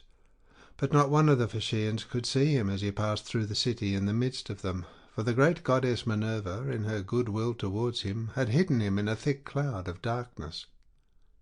He admired their harbours, ships, places of assembly, and the lofty walls of the city, which, with the palisade on top of them, were very striking. And when they reached the king's house, Minerva said, "This is the house, father stranger, which you would have me show you. You will find a number of great people sitting at table, but do not be afraid. Go straight in, for the bolder a man is, the more likely he is to carry his point, even though he is a stranger. First, find the queen. Her name is Arete, and she comes of the same family as her husband Alcinous. They both descend originally from Neptune, who was father to Nausithous by Peribaea, a woman of great beauty. Peribaea was the youngest daughter of Eurymedon, who at one time reigned over the giants, but he ruined his ill-fated people and lost his own life to boot. Neptune, however, lay with his daughter, and she had a son by him, the great Nausithous, who reigned over the Phaeacians. Nausithous had 2 sons, Rhexenor and Alcinous. Apollo killed the first of them while he was still a bridegroom and without male issue, but he left a daughter, Arete, whom Alcinous married, and honours as no other woman is honoured of all those that keep house along with their husbands. Thus she both was, and still is, respected beyond measure by her children, by Alcinous himself, and by the whole people, who look upon her as a goddess, and greet her whenever she goes about the city, for she is a thoroughly good woman both in head and heart, and when any women are friends of hers, she will help their husbands also to settle their disputes. If you can gain her goodwill, you may have every hope of seeing your friends again, and getting safely back to your home and country." Then Minerva left Scheria and went away over the sea. She went to Marathon and to the spacious streets of Athens, where she entered the abode of Erechtheus. But Ulysses went on to the house of Alcinous, and he pondered much as he paused a while before reaching the threshold of bronze, for the splendour of the palace was like that of the sun or moon. The walls on either side were of bronze from end to end, and the cornice was of blue enamel. The doors were gold, and hung on pillars of silver that rose from a floor of bronze, while the lintel was silver, and the hook of the door was of gold. On either side there stood gold and silver mastiffs, which Vulcan, with his consummate skill, had fashioned expressly to keep watch over the palace of King Alcinous. So they were immortal, and could never grow old. Seats were ranged all along the wall, here and there from one end to the other, with coverings of fine woven work which the women of the house had made. Here the chief persons of the Phaeacians used to sit and eat and drink, for there was abundance at all seasons, and there were golden figures of young men with lighted torches in their hands, raised on pedestals, to give light by night to those who were at table. There are 50 maidservants in the house, some of whom are always grinding rich yellow grain at the mill, while others work at the loom, or sit and spin, and their shuttles go backwards and forwards like the fluttering of aspen leaves, while the linen is so closely woven that it will turn oil. As the Phaeacians are the best sailors in the world, so their women excel all others in weaving, for Minerva has taught them all manner of useful arts, and they are very intelligent. Outside the gate of the outer court there is a large garden of about 4 acres, with a wall all round it. It is full of beautiful trees, pears, pomegranates, and the most delicious apples. There are luscious figs also, and olives in full growth. The fruits never rot nor fail all the year round, neither winter nor summer, for the air is so soft that a new crop ripens before the old has dropped. Pears grow on pear, apple on apple, and fig on fig, and so also with the grapes, for there is an excellent vineyard. On the level ground of a part of this the grapes are being made into raisins. In another part they are being gathered. Some are being trodden in the wine tubs. Others further on have shed their blossom and are beginning to show fruit. Others again are just changing colour. In the furthest part of the ground there are beautifully arranged beds of flowers that are in bloom all the year round. 2 streams go through it, the one turned in ducts throughout the whole garden, while the other is carried under the ground of the outer court to the house itself, and the townspeople draw water from it. Such, then, were the splendours with which the gods had endowed the house of King Alcinous. So here Ulysses stood for a while and looked about him, but when he had looked long enough, he crossed the threshold and went within the precincts of the house. There he found all the chief people among the Phaeacians making their drink offerings to Mercury, which they always did the last thing before going away for the night. He went straight through the court, still hidden by the cloak of darkness in which Minerva had enveloped him, till he reached Arete and King Alcinous. Then he laid his hands upon the knees of the queen, and at that moment the miraculous darkness fell away from him, and he became visible. Everyone was speechless with surprise at seeing a man there, but Ulysses began at once with his petition. "Queen Arete," he exclaimed, "daughter of great Rhexenor, in my distress I humbly pray you, as also your husband and these your guests, whom may heaven prosper with long life and happiness, and may they leave their possessions to their children, and all the honours conferred upon them by the state, to help me home to my own country as soon as possible, for I have been long in trouble and away from my friends." Then he sat down on the hearth among the ashes, and they all held their peace, till presently the old hero Echeneus, who was an excellent speaker and an elder among the Phaeacians, plainly and in all honesty addressed them thus. "Alcinous," said he, "it is not creditable to you that a stranger should be seen sitting among the ashes of your hearth. Everyone is waiting to hear what you are about to say. Tell him, then, to rise and take a seat on the stool inlaid with silver, and bid your servants mix some wine and water, that we may make a drink offering to Jove, the Lord of Thunder, who takes all well-disposed suppliants under his protection. And let the housekeeper give him some supper of whatever there may be in the house." When Alcinous heard this, he took Ulysses by the hand, raised him from the hearth, and bade him take the seat of Laodamas, who had been sitting beside him and was his favourite son. A maidservant then brought him water in a beautiful golden ewer, and poured it into a silver basin for him to wash his hands, and she drew a clean table beside him. An upper servant brought him bread, and offered him many good things of what there was in the house, and Ulysses ate and drank. Then Alcinous said to one of the servants, "Pontanus, mix a cup of wine and hand it round, that we may make drink offerings to Jove, the Lord of Thunder, who is the protector of all well-disposed suppliants." Pontanus then mixed wine and water and handed it round, after giving every man his drink offering. When they had made their offerings and had drunk each as much as he was minded, Alcinous said, "Aldermen and town councillors of the Phaeacians, hear my words. You have had your supper, so now go home to bed. Tomorrow morning I shall invite a still larger number of aldermen, and will give a sacrificial banquet in honour of our guest. We can then discuss the question of his escort, and consider how we may at once send him back rejoicing to his own country, without trouble or inconvenience to himself, no matter how distant it may be. We must see that he comes to no harm while on his homeward journey, but when he is once at home he will have to take the luck he was born with, for better or worse, like other people. It is possible, however, that the stranger is one of the immortals who has come down from heaven to visit us, but in this case the gods are departing from their usual practice, for hitherto they have made themselves perfectly clear to us when we have been offering them hecatombs. They come and sit at our feasts, just like one of ourselves, and if any solitary wayfarer happens to stumble upon some one or other of them, they affect no concealment, for we are as near of kin to the gods as the Cyclops and the savage giants are." Then Ulysses said, Pray, Alcinous, do not take any such notion into your head. I have nothing of the immortal about me, neither in body nor mind, and most resemble those among you who are the most afflicted. Indeed, were I to tell you all that heaven has seen fit to lay upon me, you would say that I was still worse off than they are. Nevertheless, let me sup in spite of sorrow, for an empty stomach is a very importunate thing, and thrusts itself on a man's notice, no matter how dire is his distress. I am in great trouble, yet it insists that I shall eat and drink, bids me lay hold of all memory of my sorrows, and dwell only on the due replenishing of itself. As for yourselves, do as you propose, and at break of day set about helping me to get home. I shall be content to die if I may first once more behold my property, my bondsmen, and all the greatness of my house."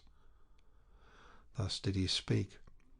Everyone approved his saying, and agreed that he should have his escort, inasmuch as he had spoken reasonably.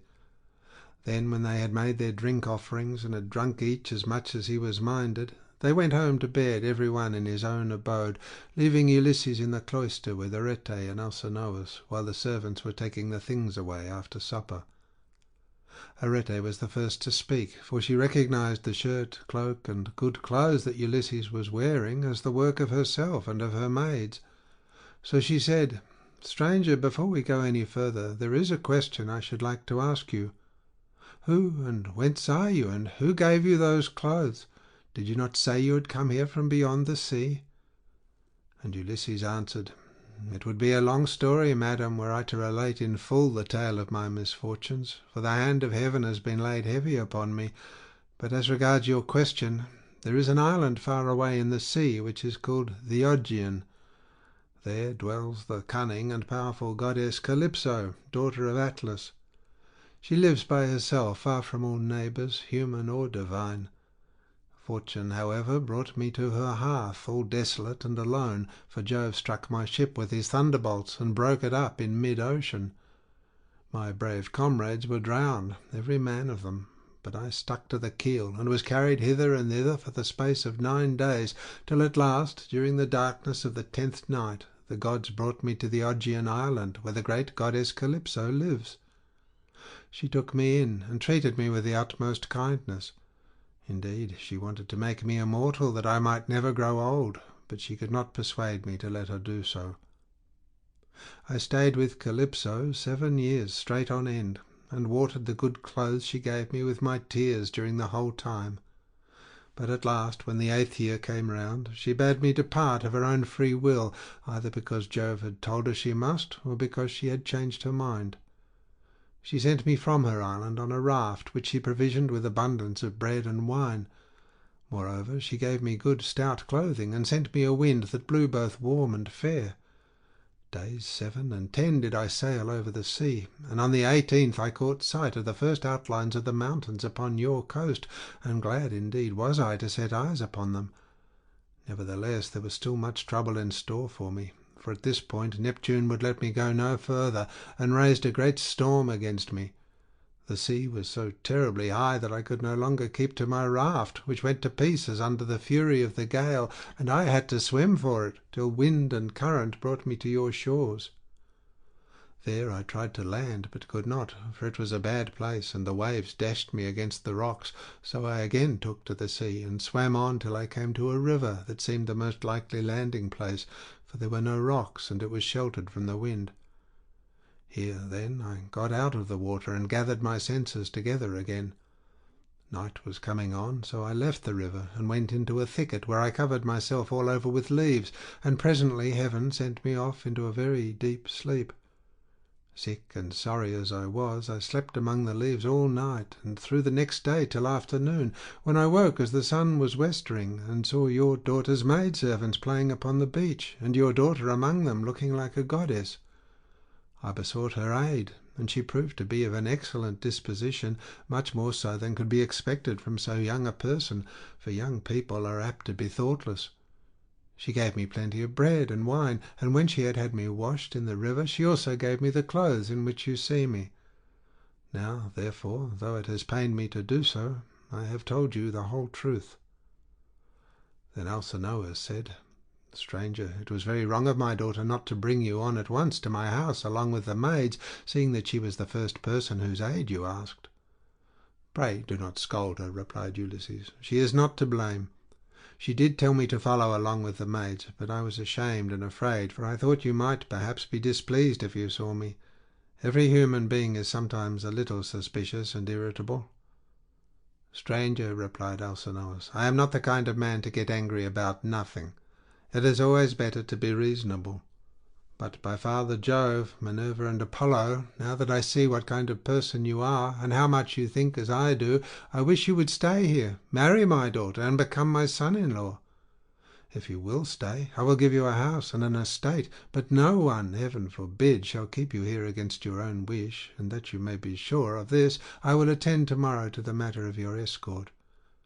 You can sleep during the whole voyage if you like, and the men shall sail you over smooth waters, either to your own home or wherever you please, even though it be a long way further off than Euboea, which those of my people who saw it when they took yellow-haired Rhadamanthus to see Tityus, the son of Gaia, tell me is the furthest of any place. And yet they did the whole voyage in a single day without distressing themselves, and came back again afterwards. You will thus see how much my ships excel all others, and what magnificent oarsmen my sailors are. Then was Ulysses glad, and prayed aloud, saying, Father Jove, grant that Alcinous may do all as he has said, for so he will win an imperishable name among mankind, and at the same time I shall return to my country. Thus did they converse. Then Arete told her maids to set a bed in a room that was in the gatehouse, and make it with good red rugs, and to spread coverlets on the top of them with woolen cloaks for Ulysses to wear. The maids thereon went out with torches in their hands, and when they had made the bed, they came up to Ulysses and said, Rise, sir, stranger, and come with us, for your bed is ready. And glad indeed was he to go to his rest. So Ulysses slept in a bed placed in a room over the echoing gateway, but Alcinous lay in the inner part of the house, with the queen his wife by his side. End of section 7.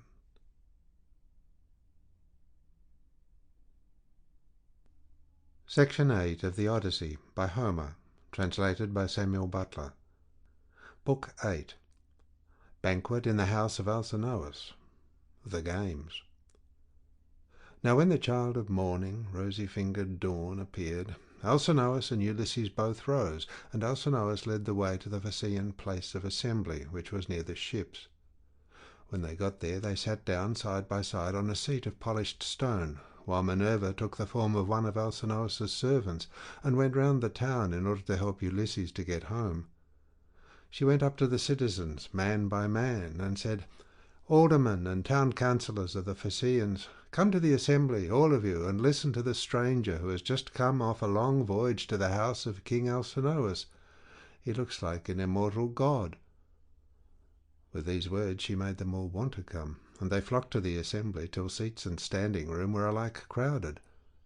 Everyone was struck with the appearance of Ulysses, for Minerva had beautified him about the head and shoulders, making him look taller and stouter than he really was, that he might impress the Phaeacians favourably as being a very remarkable man, and might come off well in the many trials of skill to which they would challenge him. Then, when they were got together, Alcinous spoke. Hear me, said he, aldermen and town councillors of the Phaeacians, that I may speak even as I am minded. This stranger, whoever he may be, has found his way to my house from somewhere or other, either east or west. He wants an escort, and wishes to have the matter settled. Let us then get one ready for him, as we have done for others before him. Indeed, no one who ever yet came to my house has been able to complain of me for not speeding on his way soon enough. Let us draw a ship into the sea, one that has never yet made a voyage, and man her with 52 of our smartest young sailors. Then, when you have made fast your oars, each by his own seat, leave the ship and come to my house to prepare a feast. I will find you in everything. I am giving these instructions to the young men who will form the crew, for as regards you aldermen and town councillors, you will join me in entertaining our guest in the cloisters. I can take no excuses, and we will have Demodocus to sing to us, for there is no bard like him, whatever he may choose to sing about. Alcinous then led the way, and the others followed after, while a servant went to fetch Demodocus. The 52 picked oarsmen went to the seashore as they had been told, and when they got there they drew the ship into the water, got her mast and sails inside her, bound the oars to the thole-pins with twisted thongs of leather, all in due course, and spread the white sails aloft. They moored the vessel a little way out from land, and then came on shore and went to the house of King Alcinous. The outhouses, yards, and all the precincts were filled with crowds of men in great multitudes, both old and young, and Alcinous killed them 12 sheep, 8 full-grown pigs, and 2 oxen. These they skinned and dressed so as to provide a magnificent banquet. A servant presently led in the famous bard Demodocus, whom the Muse had dearly loved, but to whom she had given both good and evil, for though she had endowed him with a divine gift of song, she had robbed him of his eyesight. Pontonous set a seat for him among the guests, leaning it up against a bearing-post. He hung the lyre for him on a peg over his head, and showed him where he was to feel for it with his hands. He also set a fair table with a basket of victuals by his side, and a cup of wine from which he might drink whenever he was so disposed. The company then laid their hands upon the good things that were before them, but as soon as they had had enough to eat and drink, the Muse inspired Demodocus to sing the feats of heroes, and more especially a matter which was then in the mouths of all men, to wit, the quarrel between Ulysses and Achilles, and the fierce words that they heaped on one another as they sat together at a banquet. But Agamemnon was glad when he heard his chieftains quarrelling with one another, for Apollo had foretold him this at Pythos when he crossed the stone floor to consult the oracle. Here was the beginning of the evil that, by the will of Jove, fell upon the Danaans and Trojans. Thus sang the bard, but Ulysses drew his purple mantle over his head and covered his face, for he was ashamed to let the Phaeacians see that he was weeping. When the bard left off singing, he wiped the tears from his eyes, uncovered his face, and taking his cup, made a drink offering to the gods. But when the Phaeacians pressed Demodocus to sing further, for they delighted in his lays, then Ulysses again drew his mantle over his head and wept bitterly. No one noticed his distress except Alcinous, who was sitting near him, and heard the heavy sighs that he was heaving. So he at once said, "Aldermen and town councillors of the Phaeacians, we have had enough now, both of the feast and of the minstrelsy that is its due accompaniment. Let us proceed, therefore, to the athletic sports, so that our guest on his return home may be able to tell his friends how much we surpass all other nations as boxers, wrestlers, jumpers, and runners." With these words he led the way, and the others followed after. A servant hung Demodocus's lyre on its peg for him, led him out of the cloister, and set him on the same way as that along which all the chief men of the Phaeacians were going to see the sports. A crowd of several thousands of people followed them, and there were many excellent competitors for all the prizes. Acroneus, Asialus, Alatrius, Nautius, Primnius, Anchialus, Eretmaeus, Pontius, Proreus, Thoon, Anabesineus, and Amphialus, son of Polyneus, son of Tecton. There was also Euryalus, son of Neobalus, who was like Mars himself, and was the best-looking man among the Phaeacians except Laodamas. 3 sons of Alcinous, Laodamas, Halias, and Clotonius, competed also. The foot races came first. The course was set out for them from the starting post, and they raised a dust upon the plain as they all flew forward at the same moment. Clotonius came in first by a long way. He left everyone else behind him by the length of the furrow that a couple of mules can plough in a fallow field. They then turned to the painful art of wrestling, and here Euryalus proved to be the best man.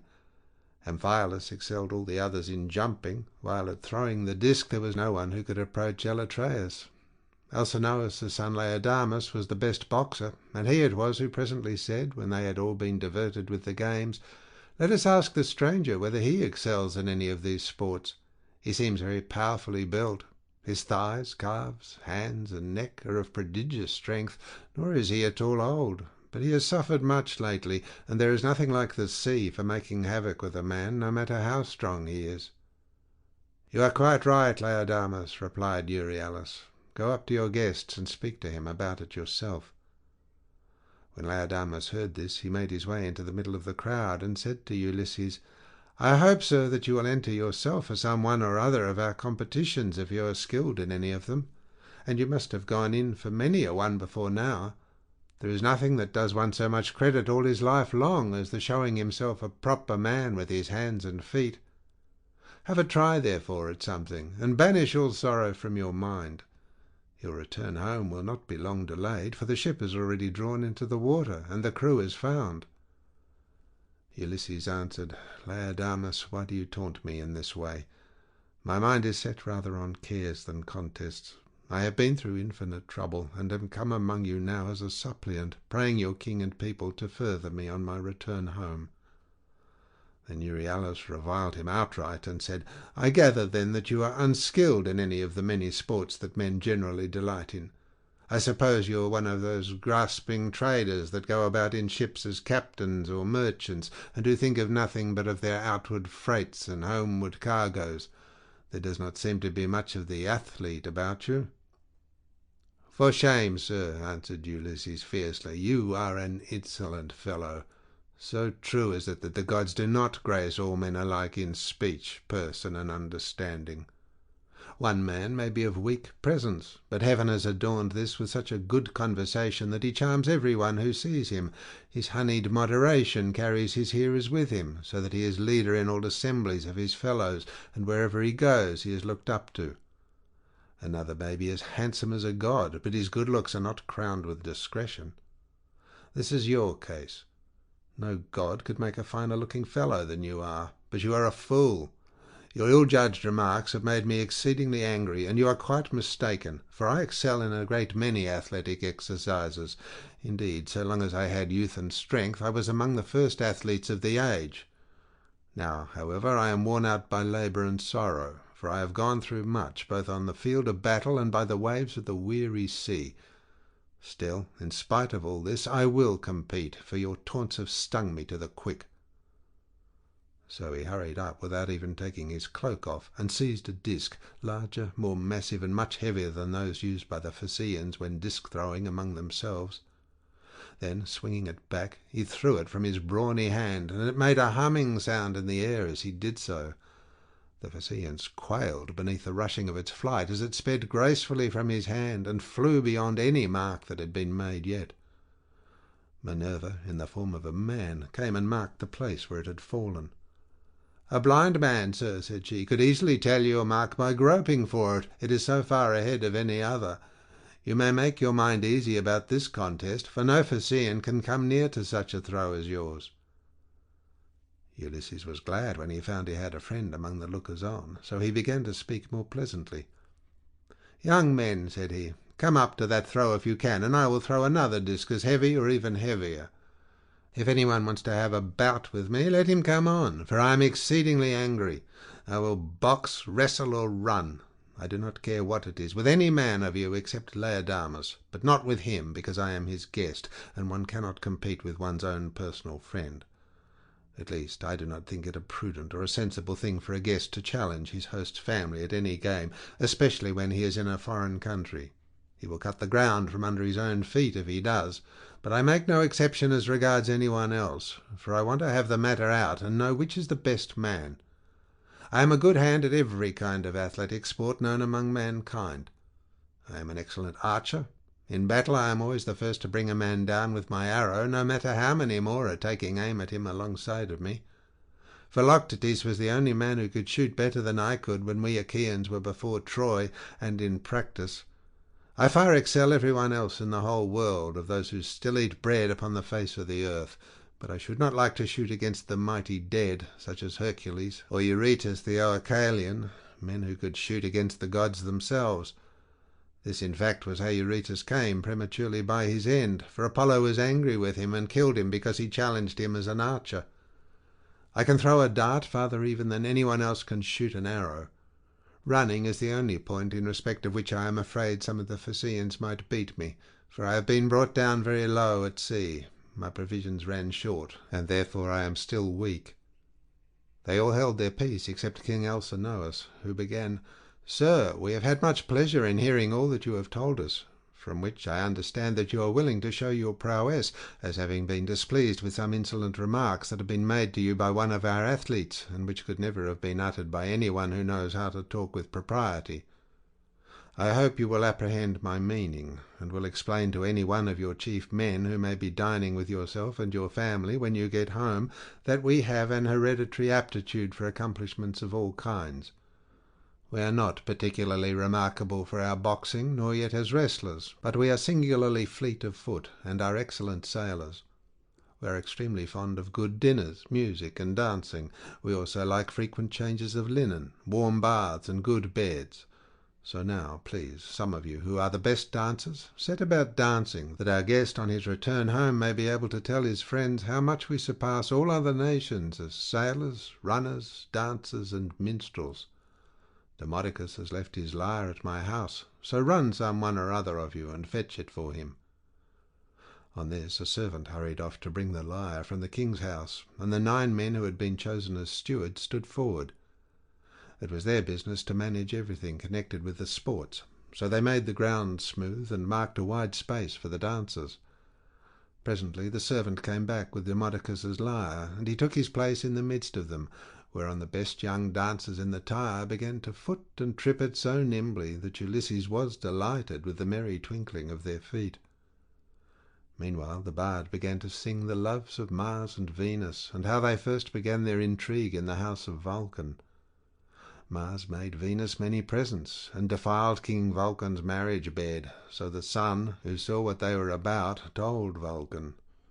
Vulcan was very angry when he heard such dreadful news, so he went to his smithy brooding mischief, got his great anvil into its place, and began to forge some chains which none could either unloose or break, so that they might stay there in that place. When he had finished his snare, he went into his bedroom and festooned the bedposts all over with chains like cobwebs. He also let many hang down from the great beam of the ceiling. Not even a god could see them, so fine and subtle were they. As soon as he had spread the chains all over the bed, he made as though he were setting out for the fair state of Lemnos, which of all places in the world was the one he was most fond of. But Mars kept no blind lookout, and as soon as he saw him start, hurried off to his house, burning with love for Venus. Now Venus was just come in from a visit to her father Jove, and was about sitting down when Mars came into the house and said, as he took her hand in his own, "Let us go to the couch of Vulcan. He is not at home, but is gone off to Lemnos among the Cynthians, whose speech is barbarous." She was nothing loath, so they went to the couch to take their rest, whereon they were caught in the toils which cunning Vulcan had spread for them, and could neither get up nor stir hand or foot, but found too late that they were in a trap. Then Vulcan came up to them, for he had turned back before reaching Lemnos, when his scout the Sun told him what was going on. He was in a furious passion, and stood in the vestibule making a dreadful noise as he shouted to all the gods. "Father Jove," he cried, "and all you other blessed gods who live for ever, come here and see the ridiculous and disgraceful sight that I will show you. Jove's daughter Venus is always dishonouring me because I am lame. She is in love with Mars, who is handsome and clean built, whereas I am a cripple. But my parents are to blame for that, not I. They ought never to have begotten me. Come and see the pair together asleep on my bed. It makes me furious to look at them. They are very fond of one another, but I do not think they will lie there longer than they can help, nor do I think that they will sleep much. There, however, they shall stay till her father has repaid me the sum I gave him for his baggage of a daughter, who is fair but not honest." On this the gods gathered to the house of Vulcan. Earth encircling Neptune came, and Mercury, the bringer of luck, and King Apollo, but the goddesses stayed at home, all of them, for shame. Then the giver of all good things stood in the doorway, and the blessed gods roared with inextinguishable laughter as they saw how cunning Vulcan had been, whereon one would turn to his neighbour, saying, "Ill deeds do not prosper, and the weak confound the strong. See how limping Vulcan, lame as he is, has caught Mars, who is the fleetest god in heaven, and now Mars will be cast in heavy damages." Thus did they converse, but King Apollo said to Mercury, Messenger Mercury, giver of good things, you would not care how strong the chains were, would you, if you could sleep with Venus?" "King Apollo," answered Mercury, "I only wish I might get the chance, though there were 3 times as many chains, and you might look on, all of you, gods and goddesses, but I would sleep with her if I could." The immortal gods burst out laughing as they heard him, but Neptune took it all seriously, and kept on imploring Vulcan to set Mars free again. "Let him go," he cried, "and I will undertake, as you require, that he shall pay you all the damages that are held reasonable against the immortal gods." "Do not," replied Vulcan, "ask me to do this. A bad man's bond is bad security. What remedy could I enforce against you if Mars should go away and leave his debts behind him, along with his chains?" "Vulcan," said Neptune, "if Mars goes away without paying his damages, I will pay you myself." So Vulcan answered, "In this case I cannot and must not refuse you." Thereon he loosed the bonds that bound them, and as soon as they were free they scampered off, Mars to Thrace, and laughter-loving Venus to Cyprus and to Paphos, where is her grove and her altar fragrant with burnt offerings. Here the Graces bathed her, and anointed her with oil of ambrosia, such as the immortal gods make use of, and they clothed her in raiment of the most enchanting beauty. Thus sang the bard, and both Ulysses and the seafaring Phaeacians were charmed as they heard him. Then Alcinous told Laodamas and Halius to dance alone, for there was no one to compete with them. So they took a red ball which Polybus had made for them, and one of them bent himself backwards and threw it upwards towards the clouds, while the other jumped off the ground and caught it with ease before it came down again. When they had done throwing the ball straight up into the air, they began to dance, and at the same time kept on throwing it backwards and forwards to one another, while all the young men in the ring applauded and made a great stamping with their feet. Then Ulysses said, "King Alcinous, you said your people were the nimblest dancers in the world, and indeed they have proved themselves to be so. I was astonished as I saw them." The king was delighted at this, and exclaimed to the Phaeacians, "Aldermen and town councillors, our guest seems to be a person of singular judgment. Let us give him such proof of our hospitality as he may reasonably expect. There are 12 chief men among you, and counting myself there are 13. Contribute each of you a clean cloak, a shirt, and a talent of fine gold. Let us give him all this in a lump down at once, so that when he gets his supper he may do so with a light heart. As for Euryalus, he will have to make a formal apology, and a present too, for he has been rude." Thus did he speak. The others, all of them, applauded his saying, and sent their servants to fetch the presents. Then Euryalus said, "King Alcinous, I will give the stranger all the satisfaction you require. He shall have my sword, which is of bronze, all but the hilt, which is of silver. I will also give him the scabbard of newly sawn ivory into which it fits. It will be worth a great deal to him." As he spoke, he placed the sword in the hands of Ulysses, and said, "Good luck to you, father stranger. If anything has been said amiss, may the winds blow it away with them, and may heaven grant you a safe return, for I understand you have been long away from home, and have gone through much hardship." To which Ulysses answered, "Good luck to you too, my friend, and may the gods grant you every happiness. I hope you will not miss the sword you have given me, along with your apology." With these words he girded the sword about his shoulders, and towards sundown the presents began to make their appearance, as the servants of the donors kept bringing them to the house of King Alcinous. Here his sons received them, and placed them under their mother's charge. Then Alcinous led the way to the house, and bade his guests take their seats. "Wife," said he, turning to Queen Arete, "go fetch the best chest we have, and put a clean cloak and shirt in it. Also set a copper on the fire, and heat some water. Our guest will take a warm bath. See also to the careful packing of the presents that the noble Phaeacians have made him. He will thus better enjoy both his supper and the singing that will follow.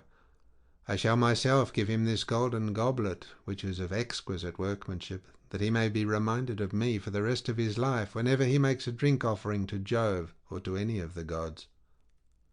Then Arete told his maids to set a large tripod upon the fire as fast as they could, whereon they set a tripod full of bath water onto a clear fire. They threw on sticks to make it blaze, and the water became hot as the flames played about the belly of the tripod. Meanwhile, Arete brought a magnificent chest from her own room, and inside it she packed all the beautiful presents of gold and raiment which the Phaeacians had brought. Lastly, she added a cloak and a good shirt from Alcinous, and said to Ulysses, "See to the lid yourself, and have the whole bound round at once, for fear anyone should rob you by the way when you are asleep in your ship." When Ulysses heard this, he put the lid on the chest and made it fast with a bond that Circe had taught him. He had done so before an upper servant told him to come to the bath and wash himself. He was very glad of a warm bath, for he had had no one to wait upon him ever since he had left the house of Calypso, who, as long as he remained with her, had taken as good care of him as though he had been a god.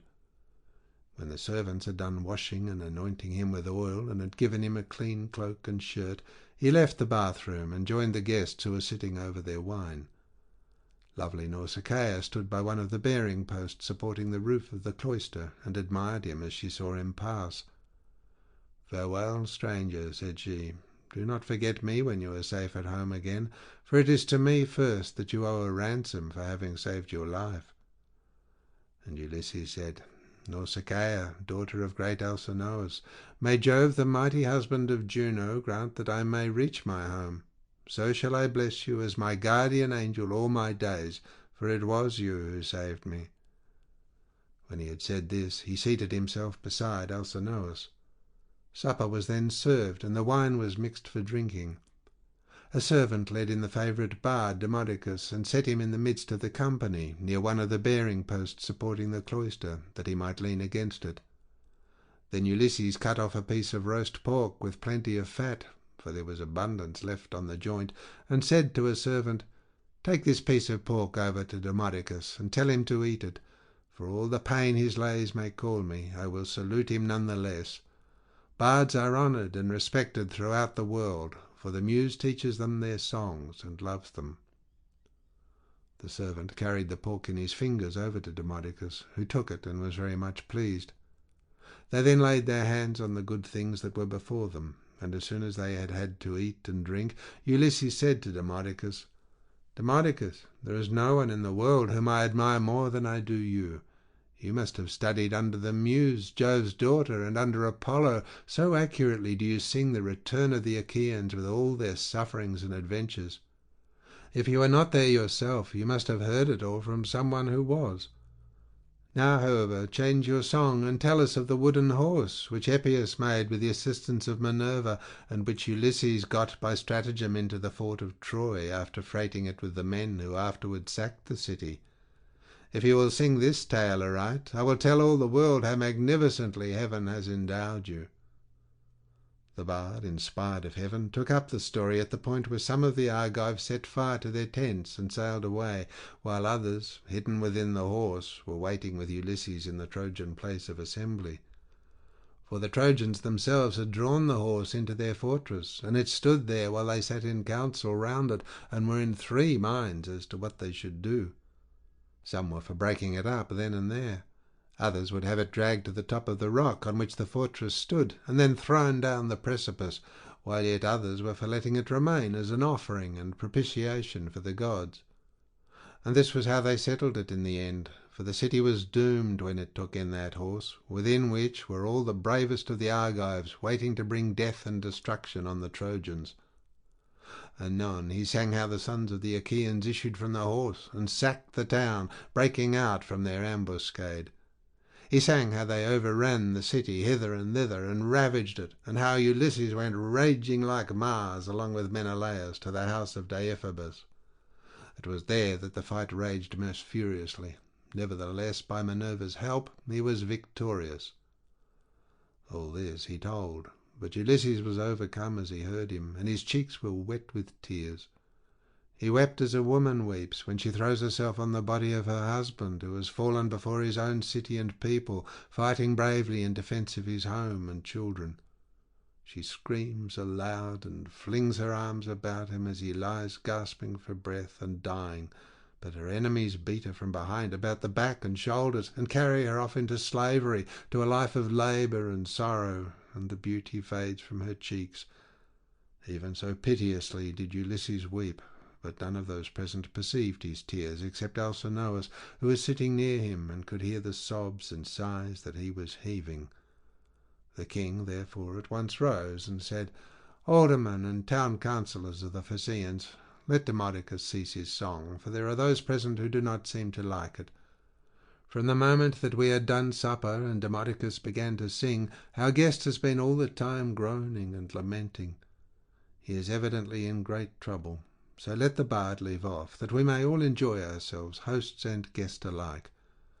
This will be much more as it should be, for all these festivities, with the escort and the presents that we are making with so much goodwill, are wholly in his honour, and anyone with even a moderate amount of right feeling knows that he ought to treat a guest and a suppliant as though he were his own brother. Therefore, sir, do you, on your part, affect no more concealment nor reserve in the matter about which I shall ask you. It will be more polite in you to give me a plain answer. Tell me the name by which your father and mother over yonder used to call you, and by which you were known among your neighbours and fellow citizens. There is no one, neither rich nor poor, who is absolutely without any name whatever, for people's fathers and mothers give them names as soon as they are born. Tell me also your country, nation, and city, that our ships may shape their purpose accordingly and take you there. For the Phaeacians have no pilots, their vessels have no rudders as those of other nations have, but the ships themselves understand what it is that we are thinking about and want. They know all the cities and countries in the whole world, and can traverse the sea just as well even when it is covered with mist and cloud, so that there is no danger of being wrecked or coming to any harm. Still, I do remember hearing my father say that Neptune was angry with us for being too easy-going in the matter of giving people escorts. He said that one of these days he should wreck a ship of ours, as it was returning from having escorted someone, and bury our city under a high mountain. This is what my father used to say, but whether the god will carry out his threat or no is a matter which he will decide for himself. And now tell me, and tell me true. Where have you been wandering, and in what countries have you travelled? Tell us of the people themselves and of their cities, who were hostile, savage, and uncivilized, and who, on the other hand, hospitable and humane. Tell us also why you are made so unhappy on hearing about the return of the Argive Danaans from Troy. The gods arranged all this and sent them their misfortunes in order that future generations might have something to sing about.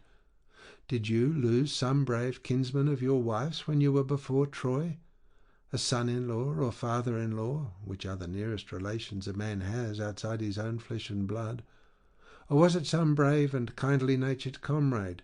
For a good friend is as dear to a man as his own brother. End of section 8.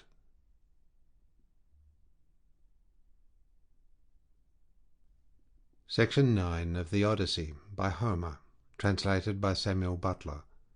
Book 9. Ulysses declares himself and begins his story. The Cicons, Lotophagi, and Cyclops. And Ulysses answered, King Alcinous, it is a good thing to hear a bard with such a divine voice as this man has. There is nothing better or more delightful than when a whole people make merry together, with the guests sitting orderly to listen, while the table is loaded with bread and meals, and the cupbearer draws wine and fills his cup for every man. This is indeed as fair a sight as a man can see. Now, however, since you are inclined to ask the story of my sorrows, and rekindle my own sad memories in respect of them, I do not know how to begin, nor yet how to continue and conclude my tale, for the hand of heaven has been laid heavily upon me. Firstly, then, I will tell you my name, that you too may know it, and one day, if I outlive this time of sorrow, may become my guests, though I live so far away from all of you. I am Ulysses, son of Laertes, renowned amongst mankind for all manner of subtlety, so that my fame ascends to heaven. I live in Ithaca, where there is a high mountain called Neritum, covered with forests, and not far from it there is a group of islands very near to one another, Dulichium, Same, and the wooded island of Zacynthus. It lies squat on the horizon, all highest up in the sea towards the sunset, while the others lie away from it towards dawn. It is a rugged island, but it breeds brave men, and my eyes know none that they better love to look upon. The goddess Calypso kept me with her in her cave, and wanted me to marry her, as did also the cunning Aeaean goddess Circe, but they could neither of them persuade me, for there is nothing dearer to a man than his own country and his parents, and however splendid a home he may have in a foreign country, if it be far from father or mother, he does not care about it. Now, however, I will tell you of the many hazardous adventures which, by Jove's will, I met with on my return from Troy. When I had set sail thence, the wind took me first to Ismarus, which is the city of the Cicons. There I sacked the town, and put the people to the sword. We took their wives, and also much booty, which we divided equitably amongst us, so that none might have reason to complain. I then said that we had better make off at once, but my men very foolishly would not obey me, so they stayed there, drinking much wine, and killing great numbers of sheep and oxen on the seashore. Meanwhile the Cicons cried out for help to other Cicons who lived inland. These were more in number and stronger, and they were more skilled in the art of war, for they could fight either from chariots or on foot as the occasion served. In the morning, therefore, they came as thick as leaves and blooms in summer, and the hand of heaven was against us, so that we were hard pressed. They set the battle in array near the ships, and the hosts aimed their bronze-shod spears at one another. So long as the day waxed and it was still morning, we held our own against them, though they were much more in number than we. But as the sun went down, towards the time when men loose their oxen, the Cicons got the better of us, and we lost 6 men from every ship we had, so we got away with those that were left. Thence we sailed onward, with sorrow in our hearts, but glad to have escaped death, though we had lost our comrades, nor did we leave till we had thrice invoked each one of the poor fellows who had perished by the hands of the Cicons. Then Jove raised the north wind against us, till it blew a hurricane, so that land and sky were hidden in thick clouds, and night sprang forth out of the heavens. We let the ships run before the gale, but the force of the wind tore our sails to tatters, so we took them down for fear of shipwreck, and rowed our hardest towards the land. There we lay 2 days and 2 nights, suffering much alike from toil and distress of mind, but on the morning of the 3rd day we again raised our masts, set sail, and took our places, letting the wind and steersman direct our ship.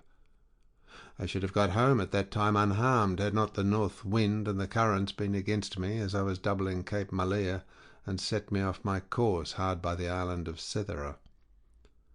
I was driven thence by foul winds for a space of 9 days upon the sea, but on the 10th day we reached the land of the lotus-eaters, who live on a food that comes from a kind of flower.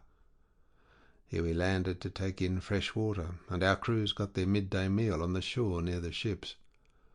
When they had eaten and drunk, I sent 2 of my company to see what manner of men the people of the place might be, and they had a 3rd man under them. They started at once, and went about among the lotus-eaters, who did them no hurt, but gave them to eat of the lotus, which was so delicious that those who ate of it left off caring about home, and did not even want to go back and say what had happened to them, but were for staying and munching lotus with the lotus-eaters, without thinking further of their return. Nevertheless, though they wept bitterly, I forced them back to the ships, and made them fast under the benches. Then I told the rest to go on board at once, lest any of them should taste of the lotus and leave off wanting to get home. So they took their places, and smote the grey sea with their oars. We sailed hence, always in much distress, till we came to the land of the lawless and inhuman Cyclops. Now the Cyclops neither plant nor plough, but trust in Providence, and live on such wheat, barley, and grapes as grow wild without any kind of tillage, and their wild grapes yield them wine as the sun and the rain may grow them. They have no laws, no assemblies of the people, but live in caves on the tops of high mountains. Each is lord and master of his family, and they take no account of their neighbours. Now, off their harbours there lies a wooded and fertile island, not quite close to the land of the Cyclopes, but still not far. It is overrun with wild goats that breed there in great numbers, and are never disturbed by foot of man, for sportsmen, who as a rule will suffer so much hardship in forest or among mountain precipices, do not go there, nor yet again is it ever ploughed or fed down, but it lies a wilderness untilled and unsown from year to year, and has no living thing upon it, but only goats. For the Cyclops have no ships, nor yet shipwrights who could make ships for them. They cannot, therefore, go from city to city, or sail over the sea to one another's country, as people who have ships can do. If they had had these, they would have colonized the island, for it is a very good one, and would yield everything in due season. There are meadows that in some places come right down to the seashore, well watered and full of luscious grass. Grapes would do there excellently. There is level land for ploughing, and it would always yield heavily at harvest time, for the soil is deep. There is a good harbour where no cables are wanted, nor yet anchors, nor need a ship be moored, but all one has to do is to beach one's vessel and stay there till the wind becomes fair for putting out to sea again. At the head of the harbour there is a spring of clear water coming out of a cave, and there are poplars growing all round it. Here we entered, but so dark was the night that some god must have brought us in, for there was nothing whatever to be seen. A thick mist hung all round our ships. The moon was hidden behind a mass of clouds, so that no one could have seen the island if he had looked for it, nor were there any breakers to tell us we were close to shore before we found ourselves upon the land itself. When, however, we had beached the ships, we took down the sails, went ashore, and camped upon the beach till daybreak.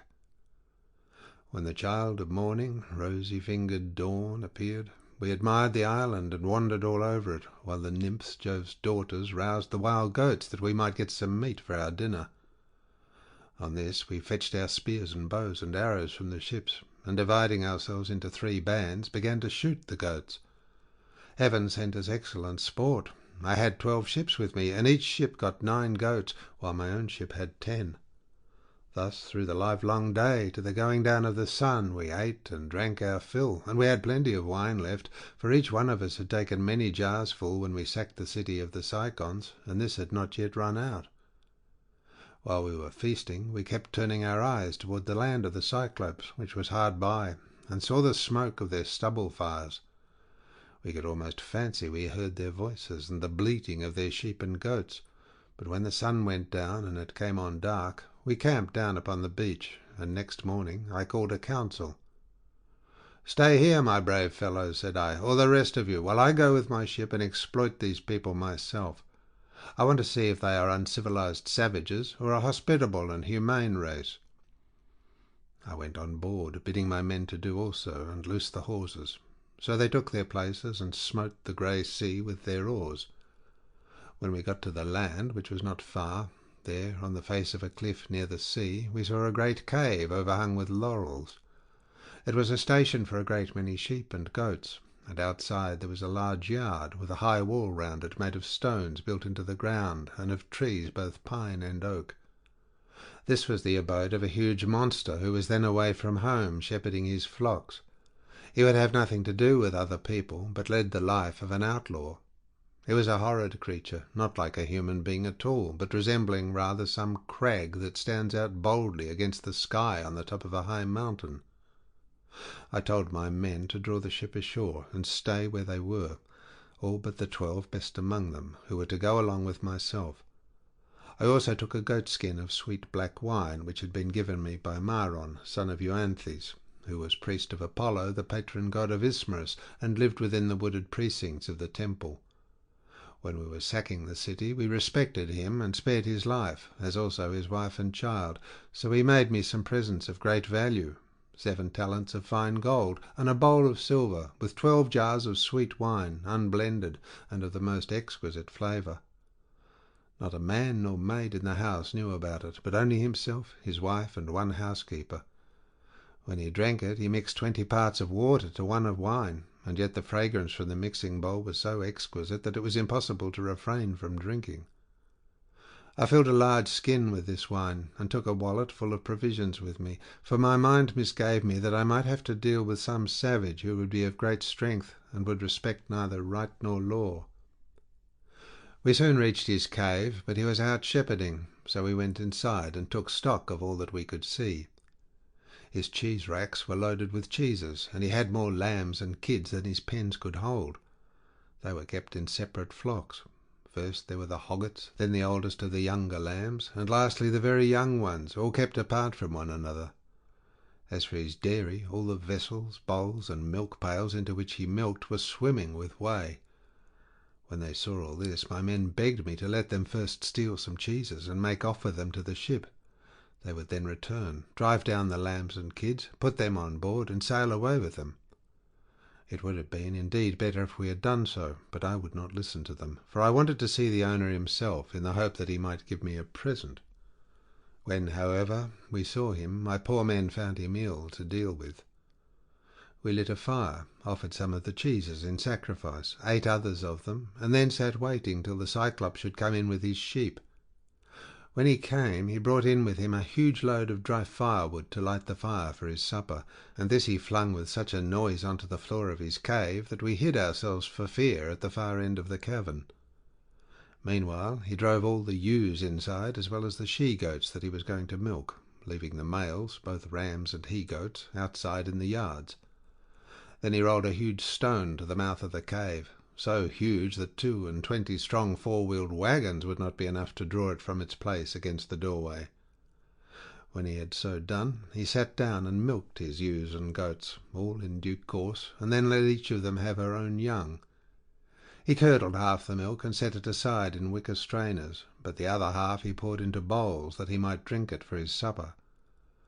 When he had got through with all his work, he lit the fire, and then caught sight of us, whereon he said, "Strangers, who are you? Where do you sail from? Are you traders, or do you sail the sea as rovers, with your hands against every man, and every man's hand against you?"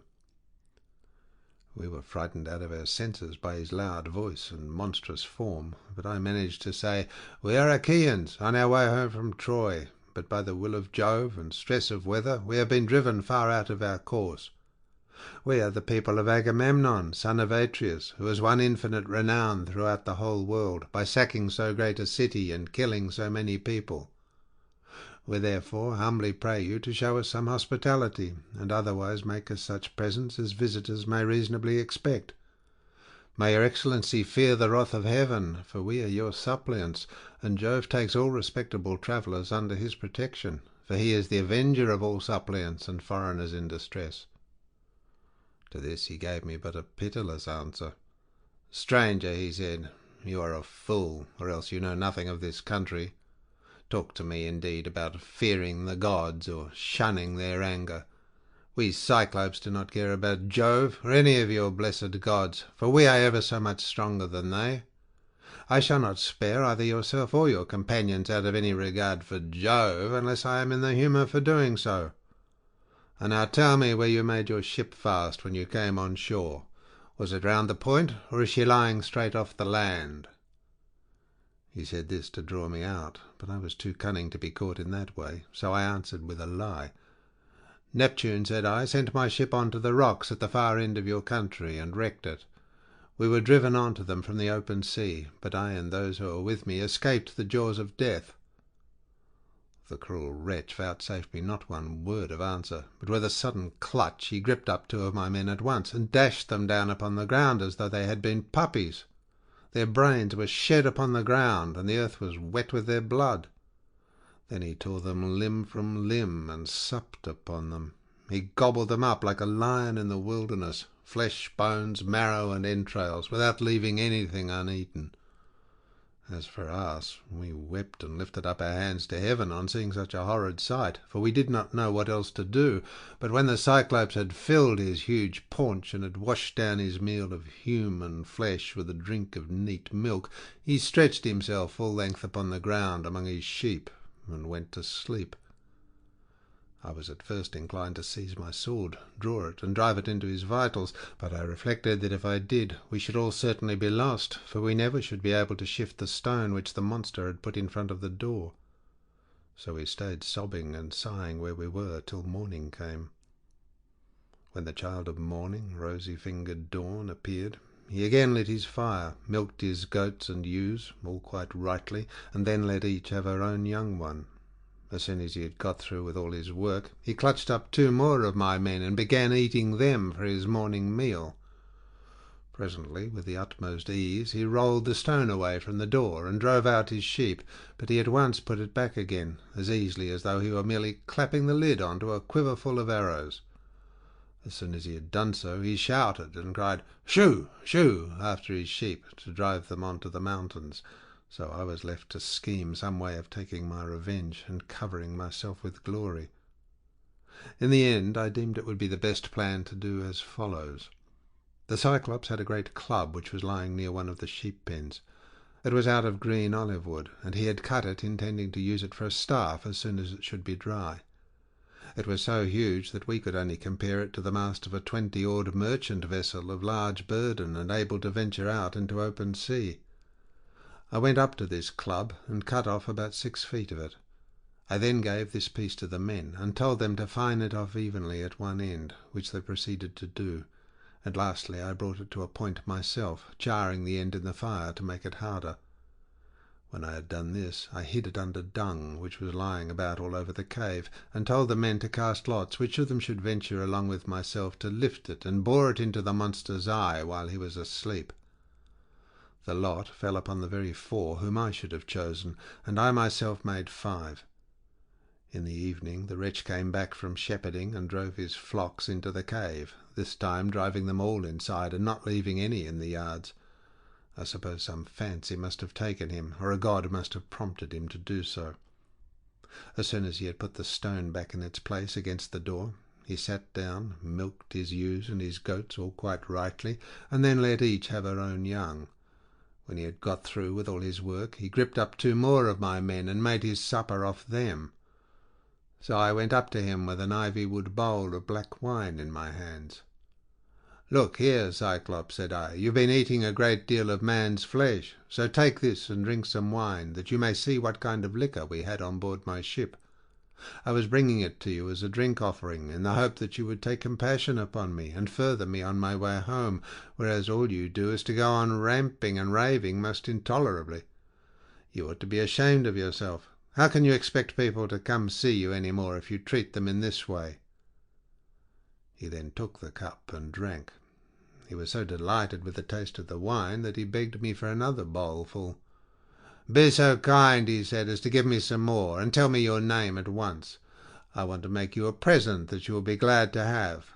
We have wine even in this country, for our soil grows grapes, and the sun ripens them, but this drinks like nectar and ambrosia all in one." I then gave him some more. 3 times did I fill the bowl for him, and 3 times did he drain it without thought or heed. Then, when I saw that the wine had got into his head, I said to him, as plausibly as I could, "Cyclops, you ask my name, and I will tell it to you.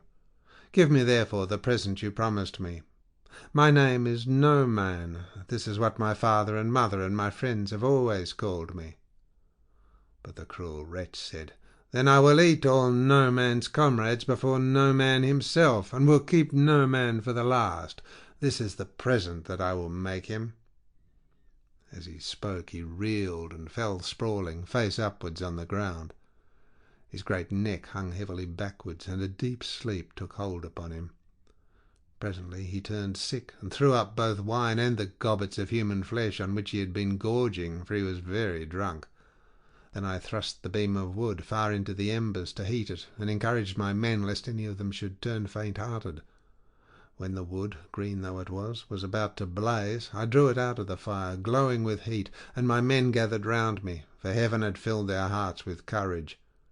We drove the sharp end of the beam into the monster's eye, and bearing upon it with all my weight, I kept turning it round and round, as though I were boring a hole in a ship's plank with an auger, which 2 men with a wheel and strap can keep on turning as long as they choose.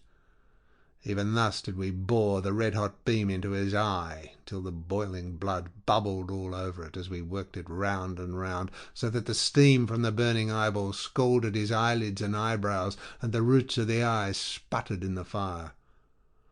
As a blacksmith plunges an axe or hatchet into cold water to temper it, for it is this that gives strength to the iron, and it makes a great hiss as he does so, even thus did the Cyclops' eye hiss round the beam of olive wood, and his hideous yells made the cave ring again. We ran away in a fright, but he plucked the beam, all besmirched with gore, from his eye, and hurled it from him with a frenzy of rage and pain, shouting as he did so to the other Cyclopes who lived on the bleak headlands near him. So they gathered from all quarters round his cave when they heard him crying, and asked what was the matter with him. "What ails you, Polyphemus?" said they, "that you make such a noise, breaking the stillness of the night and preventing us from being able to sleep? Surely no man is carrying off your sheep? Surely no man is trying to kill you, either by fraud or by force?" But Polyphemus shouted to them from inside the cave, "No man is killing me by fraud. No man is killing me by force." "Then," said they, "if no man is attacking you, you must be ill. When Jove makes people ill, there is no help for it, and you had better pray to your father Neptune." Then they went away, and I laughed inwardly at the success of my clever stratagem. But the Cyclops, groaning and in an agony of pain, felt about with his hands till he found the stone and took it from the door. Then he sat in the doorway and stretched his hands in front of it to catch anyone going out with the sheep, for he thought I might be foolish enough to attempt this. As for myself, I kept on puzzling to think how I could best save my own life and those of my companions. I schemed and schemed, as one who knows that his life depends upon it, for the danger was very great. In the end I deemed that this plan would be the best. The male sheep were well grown and carried a heavy black fleece, so I bound them noiselessly in threes together with some of the withies on which the wicked monster used to sleep. There was to be a man under the middle sheep, and 2 on either side were to cover him, so that there were 3 sheep to each man. As for myself, there was a ram finer than any of the others, so I caught hold of him by the back, ensconced myself in the thick wool under his belly, and hung on patiently to his fleece, face upwards, keeping a firm hold on it all the time. Thus then did we wait in great fear of mind till morning came. But when the child of morning, rosy-fingered dawn, appeared, the male sheep hurried out to feed, while the ewes remained bleating about the pens, waiting to be milked, for their udders were full to bursting. But their master, in spite of all his pain, felt the backs of all the sheep as they stood upright, without being sharp enough to find out that the men were underneath their bellies. As the ram was going out, last of all, heavy with its fleece and with the weight of my crafty self, Polyphemus laid hold of it and said, "My good ram, what is it that makes you the last to leave my cave this morning? You are not wont to let the ewes go before you, but lead the mob with a run, whether to flowery mead or bubbling fountain, and are the first to come home again at night. But now you lag last of all. Is it because you know your master has lost his eye, and are sorry because that wicked No Man and his horrid crew has got him down in his drink and blinded him? But I will have his life yet. If you could understand and talk, you would tell me where the wretch is hiding, and I would dash his brains upon the ground till they flew all over the cave. I should thus have some satisfaction for the harm this good No Man has done me." As he spoke, he drove the ram outside, but when we were a little way out from the cave and yards, I first got from under the ram's belly, and then freed my comrades. As for the sheep, which were very fat, by constantly heading them in the right direction, we managed to drive them down to the ship. The crew rejoiced greatly at seeing those of us who had escaped death, but wept for the others whom the Cyclops had killed. However, I made signs to them by nodding and frowning that they were to hush their crying, and told them to get all the sheep on board at once and put out to sea. So they went aboard, took their places, and smote the great sea with their oars. Then, when I had got as far out as my voice would reach, I began to jeer at the Cyclops. "Cyclops," said I, "you should have taken better measure of your man before eating up his comrades in your cave. You wretch, eat up your visitors in your own house! You might have known that your sin would find you out, and now Jove and the other gods have punished you." He got more and more furious as he heard me, so he tore the top from off a high mountain and flung it just in front of my ship, so that it was within a little of hitting the end of the rudder. The sea quaked as the rock fell into it, and the wash of the wave it raised carried us back towards the mainland and forced us towards the shore. But I snatched up a long pole and kept the ship off, making signs to my men by nodding my head that they must row for their lives, whereon they laid out with a will. When we had got twice as far as we were before, I was for jeering at the Cyclops again, but the men begged and prayed of me to hold my tongue. "Do not," they exclaimed, "be mad enough to provoke this savage creature further. He has thrown one rock at us already, which drove us back again to the mainland, and we made sure it had been the death of us. If he had then heard any further sound of voices, he would have pounded our heads and our ship's timbers into a jelly with the rugged rocks he would have heaved at us, for he can throw them a long way. But I would not listen to them, and shouted out to him in my rage, "Cyclops, if anyone asks you who it was that put your eye out and spoiled your beauty, say it was the valiant warrior Ulysses, son of Laertes, who lives in Ithaca." On this he groaned and cried out, "Alas, alas, then the old prophecy about me is coming true. There was a prophet here at one time, a man both brave and of great stature, Telemus, son of Eurymus, who was an excellent seer, and did all the prophesying for the Cyclops until he grew old. He told me that all this would happen to me some day, and said I should lose my sight by the hand of Ulysses. I have been all along expecting someone of imposing presence and superhuman strength, whereas he turns out to be a little insignificant weakling who has managed to blind my eye by taking advantage of me in my drink. Come here then, Ulysses, that I may make you presents to show my hospitality, and urge Neptune to help you forward on your journey, for Neptune and I are father and son. He, if he so will, shall heal me, which no one else, neither god nor man, can do." Then I said, "I wish I could be as sure of killing you outright and sending you down to the house of Hades as I am that it will take more than Neptune to cure that eye of yours." On this he lifted up his hands to the firmament of heaven and prayed, saying, "Hear me, great Neptune.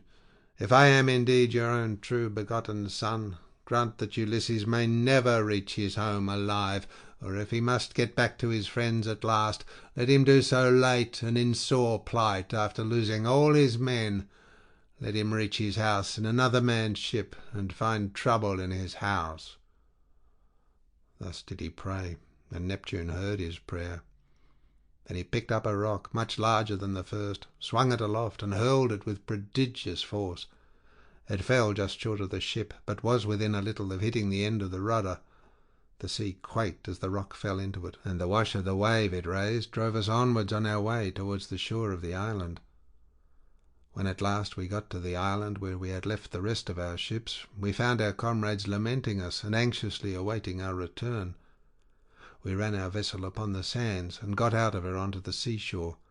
We also landed the Cyclops sheep and divided them equitably amongst us, so that none might have reason to complain. As for the ram, my companions agreed that I should have it as an extra share, so I sacrificed it on the seashore and burned its thigh bones to Jove, who is the lord of all.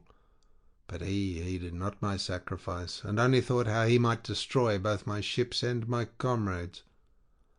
Thus through the livelong day to the going down of the sun we feasted our fill on meat and drink, but when the sun went down and it came on dark, we camped upon the beach. When the child of morning, rosy-fingered dawn, appeared, I bade my men on board and loosed the hawsers. Then they took their places and smote the grey sea with their oars. So we sailed on with sorrow in our hearts, but glad to have escaped death, though we had lost our comrades. End of section 9.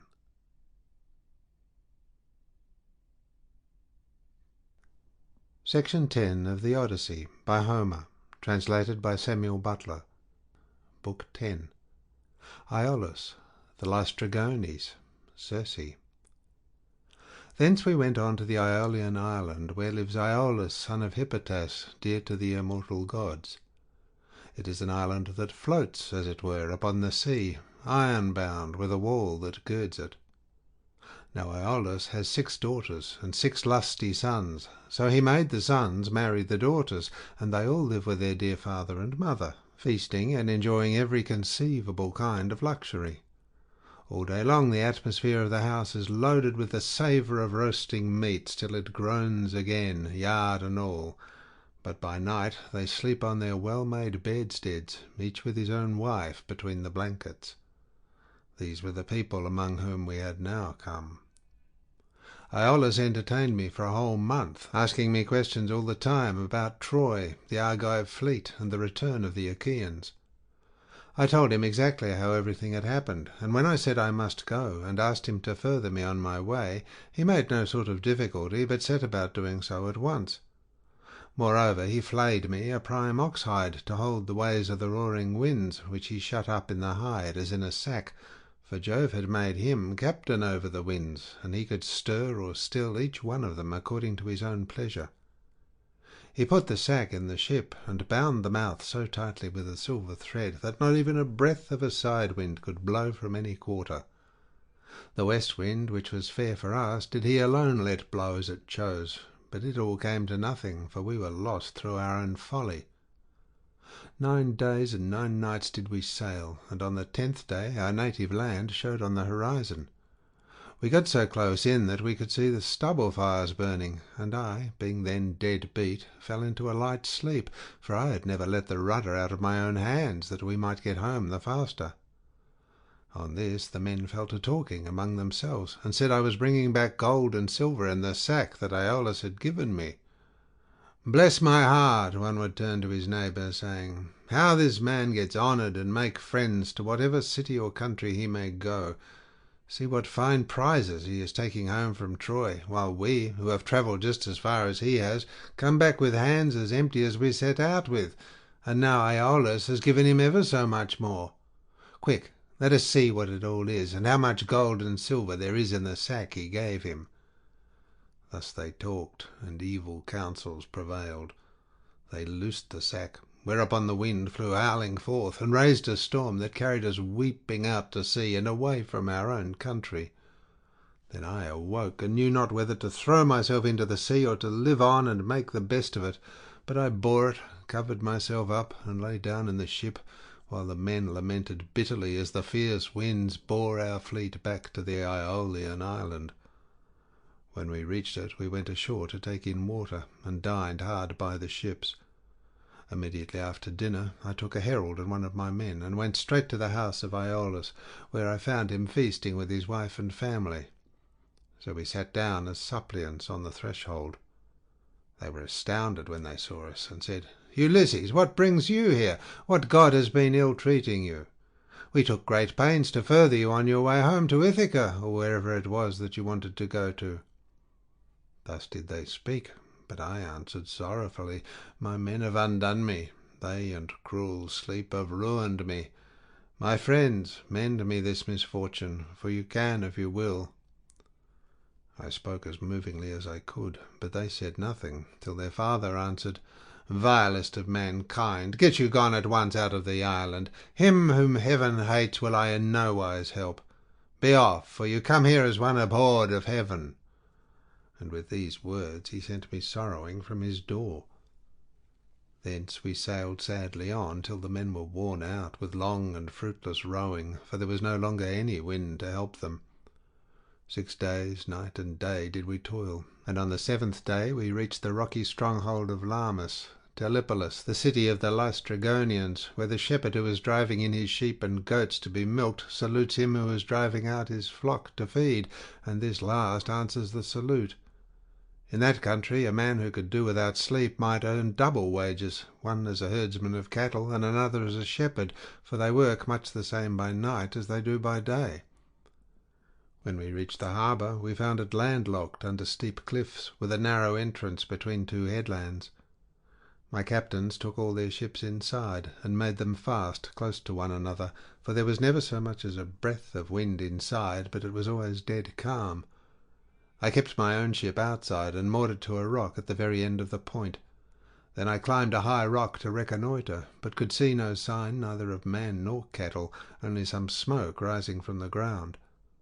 So I sent 2 of my company with an attendant to find out what sort of people the inhabitants were. The men, when they got on shore, followed a level road by which the people draw their firewood from the mountain into the town, till presently they met a young woman who had come outside to fetch water, and who was the daughter to a Laestrygonian named Antiphates. She was going to the fountain Artacia, from which the people bring in their water, and when my men had come close up to her, they asked her who the king of that country might be, and over what kind of people he ruled. So she directed them to her father's house, but when they got there they found his wife to be a giantess as huge as a mountain, and they were horrified at the sight of her. She at once called her husband Antiphates from the place of assembly, and forthwith he set about killing my men. He snatched up one of them and began to make his dinner off him then and there, whereon the other two ran back to the ships as fast as ever they could. But Antiphates raised a hue and cry after them, and thousands of sturdy Laestrygonians sprang up from every quarter, ogres, not men. They threw vast rocks at us from the cliffs as though they had been mere stones, and I heard the horrid sound of the ships crunching up against one another, and the death cries of my men as the Laestrygonians speared them like fishes and took them home to eat them.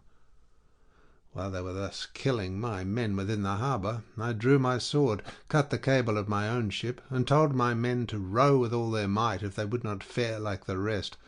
So they laid out for their lives, and we were thankful enough when we got into the open water, out of reach of the rocks they hurled at us. As for the others, there was not one of them left. Thence we sailed sadly on, glad to have escaped death, though we had lost our comrades, and came to the Aeaean island, where Circe lives, a great and cunning goddess, who is own sister to the magician Aeetes, for they are both children of the sun by Perse, who is daughter to Oceanus. We brought our ships into a safe harbour without a word, for some god guided us thither, and having landed we lay there for 2 days and 2 nights, worn out in body and mind. When the morning of the 3rd day came, I took my spear and my sword and went away from the ship to reconnoitre and see if I could discover signs of human handiwork or hear the sound of voices. Climbing to the top of a high lookout, I espied the smoke of Circe's house rising upwards amid a dense forest of trees, and when I saw this I doubted whether, having seen the smoke, I would not go on at once and find out more, but in the end I deemed it best to go back to the ship, give the men their dinners, and send some of them instead of going myself. When I had nearly got back to the ship, some god took pity upon my solitude, and sent a fine antlered stag right into the middle of my path. He was coming down his pasture in the forest to drink of the river, for the heat of the sun drove him, and as he passed I struck him in the middle of the back. The bronze point of the spear went clean through him, and he lay groaning in the dust until the life went out of him. Then I set my foot upon him, drew my spear from the wound, and laid it down. I also gathered rough grass and rushes, and twisted them into a fathom or so of good stout rope, with which I bound the 4 feet of the noble creature together. Having so done, I hung him round my neck, and walked back to the ship, leaning upon my spear, for the stag was much too big for me to be able to carry him on my shoulder, steadying him with one hand. As I threw him down in front of the ship, I called the men and spoke cheeringly, man by man, to each of them. "Look here, my friend," said I, "we're not going to die so much before our time after all, and at any rate we will not starve so long as we have got something to eat and drink on board." On this they uncovered their heads upon the seashore, and admired the stag, for he was indeed a splendid fellow. Then, when they had feasted their eyes upon him sufficiently, they washed their hands and began to cook him for dinner. Thus through the livelong day to the going down of the sun we stayed there, eating and drinking our fill. But when the sun went down and it came on dark, we camped upon the seashore. When the child of morning, rosy-fingered dawn, appeared, I called a council and said, "My friends, we are in very great difficulties. Listen, therefore, to me. We have no idea where the sun either sets or rises, so that we do not even know east from west. I see no way out of it. Nevertheless, we must try and find one. We are certainly on an island, for I went as high as I could this morning and saw the sea reaching all round it to the horizon. It lies low, but towards the middle I saw smoke rising from out of a thick forest of trees." Their hearts sank as they heard me, for they remembered how they had been treated by the Laestrygonian Antiphates and by the savage ogre Polyphemus. They wept bitterly in their dismay, but there was nothing to be got by crying, so I divided them into 2 companies and set a captain over each. I gave one company to Eurylochus, while I took command of the other myself. Then we cast lots in a helmet, and the lot fell upon Eurylochus. So he set out with his 22 men, and they wept, as also did we who were left behind. When they reached Circe's house, they found it built of cut stones, on a site that could be seen from far, in the middle of the forest. There were wild mountain wolves and lions prowling all round it, poor bewitched creatures whom she had tamed by her enchantments and drugged into subjection. They did not attack my men, but wagged their great tails, fawned upon them, and rubbed their noses lovingly against them. as hounds crowd round their master when they see him coming from dinner, for they know he will bring something. Even so did these wolves and lions with their great claws fawn upon my men, but the men were terribly frightened at seeing such strange creatures. Presently they reached the gates of the goddess's house, and as they stood there they could hear Circe within, singing most beautifully as she worked at her loom, making a web so fine, so soft, and of such dazzling colours as no one but a goddess could weave. On this Polites, whom I valued and trusted more than any other of my men, said, "There is someone inside working at a loom and singing most beautifully. The whole place resounds with it. Let us call her and see whether she is a woman or goddess." They called her, and she came down, unfastened the door, and bade them enter. They, thinking no evil, followed her, all except Eurylochus, who suspected mischief and stayed outside. When she had got them into her house, she set them upon benches and seats, and mixed them a mess of cheese, honey, meal, and Pramnian wine. But she drugged it with wicked poisons to make them forget their homes, and when they had drunk, she turned them into pigs by a stroke of her wand, and shut them up in her pigsties. They were like pigs, head, hair, and all, and they grunted just as pigs do, but their senses were the same as before, and they remembered everything. Thus then they were shut up squealing, and Circe threw them some acorns and beech mast such as pigs eat, but Eurylochus hurried back to tell me about the sad fate of our comrades. He was so overcome with dismay that though he tried to speak he could find no words to do so. His eyes filled with tears, and he could only sob and sigh, till at last we forced his story out of him, and he told us what had happened to the others. "We went," said he, "as you told us, through the forest, and in the middle of it there was a fine house built with cut stones, in a place that could be seen from afar. There we found a woman, or else she was a goddess, working at her loom and singing sweetly. So the men shouted to her and called her, whereon she at once came down, opened the door, and invited us in. The others did not suspect any mischief, so they followed her into the house, but I stayed where I was, for I thought there might be some treachery. From that moment I saw them no more, for not one of them ever came out, though I sat a long time watching for them. Then I took my sword of bronze and slung it over my shoulders. I also took my bow, and told Eurylochus to come back with me and show me the way. But he laid hold of me with both his hands, and spoke piteously, saying, "Sir, do not force me to go with you, but let me stay here, for I know you will not bring one of them back with you, nor even return alive yourself. Let us rather see if we cannot escape, at any rate with the few that are left us, for we may still save our lives."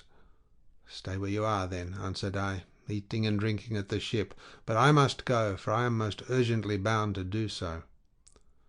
With this I left the ship and went up inland. When I got through the charmed grove and was near the great house of the enchantress Circe, I met Mercury with his golden wand, disguised as a young man in the heyday of his youth and beauty, with the down just coming upon his face. He came up to me and took my hand within his own, saying, "My poor unhappy man, whither are you going over this mountain top, alone and without knowing the way? Your men are shut up in Circe's pigsties like so many wild boars in their lairs.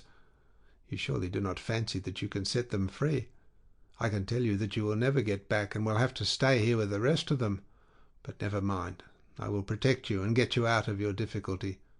Take this herb, which is one of great virtue, and keep it about you when you go to Circe's house.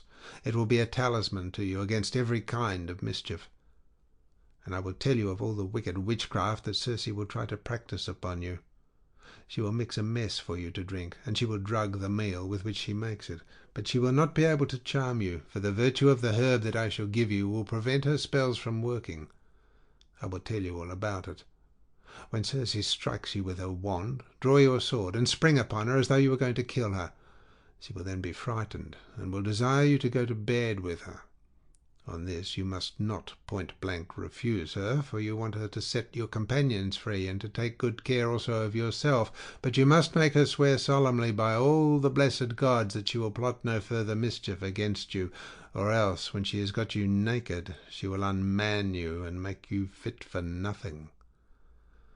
As he spoke, he pulled the herb out of the ground and showed me what it was like. The root was black, while the flower was as white as milk. The gods call it moly, and mortal men cannot uproot it, but the gods can do whatever they like. Then Mercury went back to high Olympus, passing over the wooded island, but I fared onward to the house of Circe, and my heart was clouded with care as I walked along. When I got to the gates, I stood there and called the goddess, and as soon as she heard me she came down, opened the door, and asked me to come in. So I followed her, much troubled in my mind. She set me on a richly decorated seat inlaid with silver. There was a footstool also under my feet, and she mixed a mess in a golden goblet for me to drink, but she drugged it, for she meant me mischief.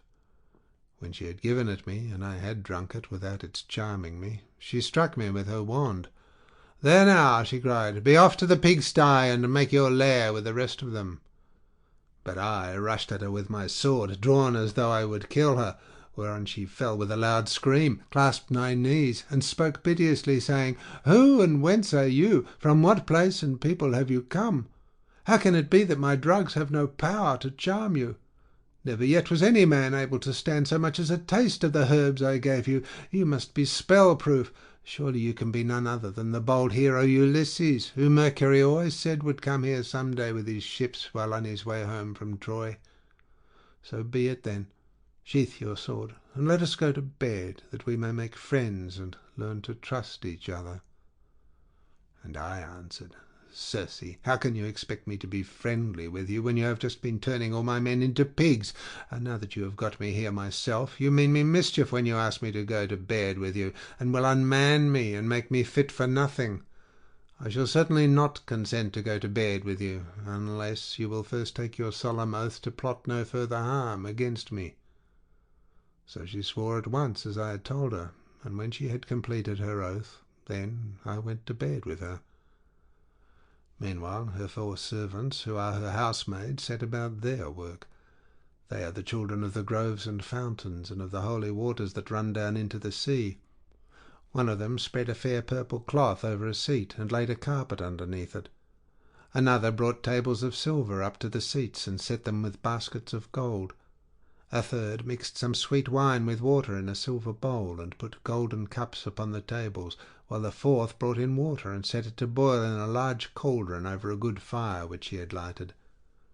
When the water in the cauldron was boiling, she poured cold into it until it was just as I liked it, and then she set me in a bath and began washing me from the cauldron about the head and shoulders, to take the tire and stiffness out of my limbs. As soon as she had done washing me and anointing me with oil, she arrayed me in a good cloak and shirt, and led me to a richly decorated seat inlaid with silver. There was a footstool also under my feet. A maidservant then brought me water in a beautiful golden ewer, and poured it into a silver basin for me to wash my hands, and she drew a clean table beside me. An upper servant brought me bread, and offered me many things of what there was in the house, and then Circe bade me eat, but I would not, and sat without heeding what was before me, still moody and suspicious. When Circe saw me sitting there without eating, and in great grief, she came up to me and said, "Ulysses, why do you sit like that, as though you were dumb, gnawing at your own heart, and refusing both meat and drink? Is it that you are still suspicious? You ought not to be, for I have already sworn solemnly that I will not hurt you." And I said, "Circe, no man with any sense of what is right can think of either eating or drinking in your house until you have set his friends free and let him see them. If you want me to eat and drink, you must free my men and bring them to me, that I may see them with my own eyes." When I had said this, she went straight through the court with her wand in her hand, and opened the pigsty doors. My men came out like so many prime hogs, and stood looking at her, but she went about among them, and anointed each with a second drug, whereon the bristles that the bad drug had given them fell off, and they became men again, younger than they were before, and much taller and better looking. They knew me at once, seized me each of them by the hand, and wept till the whole house was filled with the joy of their hullabalooing, and Circe herself was so sorry for them that she came up to me and said, "Ulysses, noble son of Laertes, go back at once to the sea where you have left your ship, and first draw it onto the land. Then hide all your ship's gear and property in some cave, and come back here with your men." I agreed to this, so I went back to the seashore, and found the men at the ship weeping and wailing most piteously. When they saw me, the silly blubbering fellows began frisking round me as calves break out and gambol round their mothers when they see them coming home to be milked after they have been feeding all day, and the homestead resounds with their lowing. They seemed as glad to see me as though they had got back to their own rugged Ithaca, where they had been born and bred. "Sir," said the affectionate creatures, "we are as glad to see you back as though we had got safe home to Ithaca. But tell us all about the fate of our comrades." I spoke comfortingly to them and said, "We must draw our ships onto the land and hide the ship's gear with all our property in some cave. Then come with me, all of you, as fast as you can to Circe's house, where you will find your comrades eating and drinking in the midst of great abundance." On this the men would have come with me at once, but Eurylochus tried to hold them back, and said, "Alas, poor wretches that we are, what will become of us? Rush not on your ruin by going to the house of Circe, who will turn us all into pigs or wolves or lions, and we shall have to keep guard over our house. Remember how the Cyclops treated us when our comrades went inside his cave, and Ulysses with them. It was all through his sheer folly that those men lost their lives." When I heard him, I was in two minds whether or not to draw the keen blade that hung by my sturdy thigh and cut his head off, in spite of his being a near relation of my own. But the men interceded for him and said, "Sir, if it may so be, let this fellow stay here and mind the ship, but take the rest of us with you to Circe's house." On this we all went inland, and Eurylochus was not left behind after all, but came on too, for he was frightened by the severe reprimand that I had given him. Meanwhile Circe had been seeing that the men who had been left behind were washed and anointed with olive oil. She had also given them woolen cloaks and shirts, and when we came we found them all comfortably at dinner in her house. As soon as the men saw each other face to face and knew one another, they wept for joy and cried aloud till the whole palace rang again. Thereon Circe came up to me and said, "Ulysses, noble son of Laertes, tell your men to leave off crying. I know how much you have all of you suffered at sea, and how ill you have fared among cruel savages on the mainland, but that is over now. So stay here and eat and drink till you are once more as strong and hearty as you were when you left Ithaca, for at present you are weakened both in body and mind. You keep all the time thinking of the hardships you have suffered during your travels, so that you have no more cheerfulness left in you." Thus did she speak, and we assented. We stayed with Circe for a whole 12-month, feasting upon an untold quantity both of meat and wine. But when the year had passed in the waning of moons, and the long days had come round, my men called me apart and said, "Sir, it is time you began to think about going home, if so be you are to be spared to see your house and native country at all." Thus did they speak, and I assented. Thereon, through the livelong day to the going down of the sun, we feasted our fill on meat and wine. But when the sun went down and it came on dark, the men laid themselves down to sleep in the covered cloisters. I, however, after I had got into bed with Circe, besought her by her knees, and the goddess listened to what I had got to say. "Circe," said I, "please to keep the promise you made me about furthering me on my homeward voyage. I want to get back, and so do my men. They are always pestering me with their complaints as soon as ever your back is turned." And the goddess answered, "Ulysses, noble son of Laertes, you shall none of you stay here any longer if you do not want to. But there is another journey which you have got to take before you can sail homewards. You must go to the house of Hades and of dread Proserpine to consult the ghost of the blind Theban prophet Tiresias, whose reason is still unshaken. To him alone has Proserpine left his understanding even in death, but the other ghosts flit about aimlessly." I was dismayed when I heard this.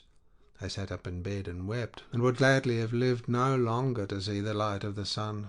But presently, when I was tired of weeping and tossing myself about, I said, "And who shall guide me upon this voyage? For the house of Hades is a port that no ship can reach." "You will want no guide," she answered. "Raise your mast, set your white sails, sit quite still, and the north wind will blow you there of itself. When your ship has traversed the waters of Oceanus, you will reach the fertile shore of Proserpine's country, with its groves of tall poplars and willows that shed their fruit untimely. Here beach your ship upon the shore of Oceanus, and go straight on to the dark abode of Hades. You will find it near the place where the rivers Pyriphlegethon and Cocytus, which is a branch of the river Styx, flow into Acheron, and you will see a rock near it, just where the two roaring rivers run into one another. When you have reached this spot, as I now tell you, dig a trench a cubit or so in length, breadth, and depth, and pour into it a drink offering to all the dead, first honey mixed with milk, then wine, and in the third place water, sprinkling white barley meal over the whole. Moreover, you must offer many prayers to the poor feeble ghosts, and promise them that when you get back to Ithaca you will sacrifice a barren heifer to them, the best you have, and will load the pyre with good things. More particularly, you must promise that Tiresias shall have a black sheep all to himself, the finest in all your flocks.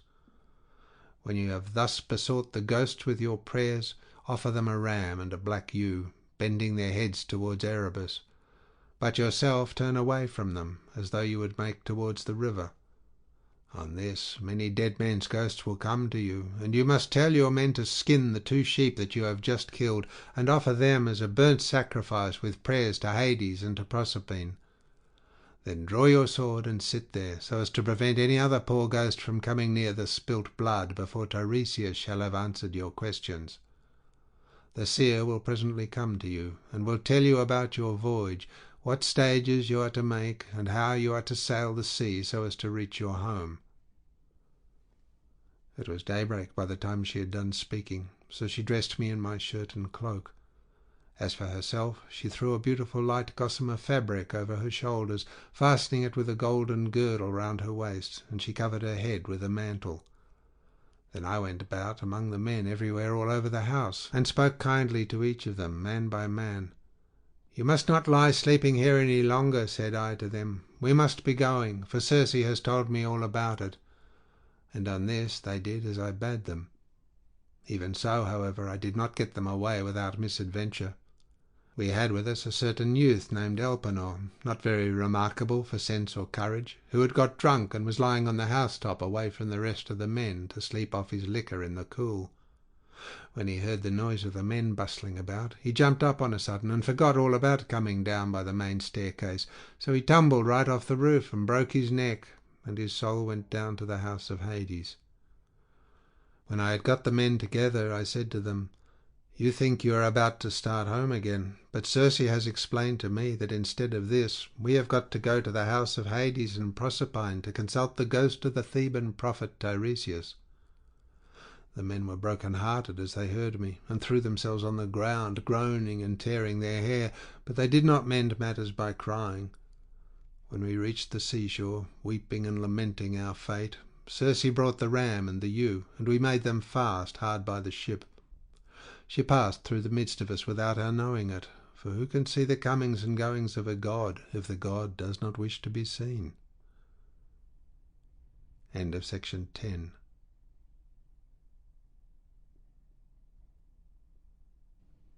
Section 11 of the Odyssey by Homer, translated by Samuel Butler. Book 11. The Visit to the Dead. Then, when we had got down to the seashore, we drew our ship into the water and got her mast and sails into her. We also put the sheep on board and took our places, weeping and in great distress of mind. Circe, that great and cunning goddess, sent us a fair wind that blew dead aft and stayed steadily with us, keeping our sails all the time well filled. So we did whatever wanted doing to the ship's gear, and let her go as the wind and helmsman headed her. All day long her sails were full as she held her course over the sea, but when the sun went down and darkness was over all the earth, we got into the deep waters of the river Oceanus, where lie the land and the city of the Cimmerians, who live enshrouded in mist and darkness, which the rays of the sun never pierces, neither at his rising nor as he goes down again out of the heavens, but the poor wretches live in one long melancholy night. When we got there, we beached the ship, took the sheep out of her, and went along by the waters of Oceanus till we came to the place of which Circe had told us. Here Perimedes and Eurylochus held the victims, while I drew my sword and dug a trench a cubit each way. I made a drink offering to all the dead, first with honey and milk, then with wine, and thirdly with water, and I sprinkled white barley meal over the whole, praying earnestly to the poor feckless ghosts, and promising them that when I got back to Ithaca I would sacrifice a barren heifer for them, the best I had, and would load the pyre with good things. I also particularly promised that Tiresias should have a black sheep to himself, the best of all my flocks. When I had prayed sufficiently to the dead, I cut the throats of the 2 sheep and let the blood run into the trench, whereon the ghosts came trooping up from Erebus, brides, young bachelors, old men worn out with toil, maids who had been crossed in love, and brave men who had been killed in battle, with their armour still smirched with blood. They came from every quarter, and flitted round the trench with a strange kind of screaming sound that made me turn pale with fear. When I saw them coming, I told the men to be quick and flay the carcasses of the 2 dead sheep, and make burnt offerings of them, and at the same time to repeat prayers to Hades and to Proserpine. But I sat where I was with my sword drawn, and would not let the poor feckless ghosts come near the blood till Tiresias should have answered my questions. The first ghost that came was that of my comrade Elpenor, for he had not yet been laid beneath the earth. We had left his body unwaked and unburied in Circe's house, for we had had too much else to do. I was very sorry for him, and cried when I saw him. "Elpenor," said I, "how did you come down here into this gloom and darkness? You have got here on foot quicker than I have with my ship." "Sir," he answered with a groan, "it was all bad luck, and my own unspeakable drunkenness. I was lying asleep on the top of Circe's house, and never thought of coming down again by the great staircase, but fell right off the roof and broke my neck, so my soul came down to the house of Hades. And now I beseech you by all those whom you have left behind you, though they are not here, by your wife, by the father who brought you up when you were a child, and by Telemachus, who is the one hope of your house, do what I shall now ask you. I know that when you leave this limbo you will again hold your ship for the Aeaean island. Do not go thence, leaving me unwaked and unburied behind you, or I may bring heaven's anger upon you, but burn me with whatever armour I have. Build a barrow for me on the seashore, that may tell people in days to come what a poor unlucky fellow I was, and plant over my grave the oar I used to row with when I was yet alive, and with my messmates." And I said, "My poor fellow, I will do all that you have asked of me." Thus then did we sit and hold sad talk with one another, I on the one side of the trench with my sword held over the blood, and the ghost of my comrade saying all this to me from the other side. Then came the ghost of my dead mother, Anticleia, daughter of Autolycus. I had left her alive when I set out for Troy, and was moved to tears when I saw her. But even so, for all my sorrow, I would not let her come near the blood till I had asked my questions of Tiresias. Then came also the ghost of Theban Tiresias, with his golden sceptre in his hand. He knew me, and said, "Ulysses, noble son of Laertes, why, poor man, have you left the light of day, and come down to visit the dead in this sad place? Stand back from the trench, and withdraw your sword, that I may drink of the blood, and answer your questions truly." So I drew back and sheathed my sword, whereon, when he had drank of the blood, he began with his prophecy. "You want to know," said he, "about your return home, but heaven will make this hard for you. I do not think that you will escape the eye of Neptune, who still nurses his bitter grudge against you for having blinded his son. Still, after much suffering, you may get home if you can restrain yourself and your companions when your ship reaches the Thrinacian island, where you will find the sheep and cattle belonging to the Sun, who sees and gives ear to everything. If you leave these flocks unharmed, and think of nothing but of getting home, you may yet, after much hardship, reach Ithaca. But if you harm them, then I forewarn you of the destruction both of your ship and of your men. Even though you may yourself escape, you will return in bad plight after losing all your men in another man's ship, and you will find trouble in your house, which will be overrun by a high-handed people who are devouring your substance under the pretext of paying court and making presents to your wife.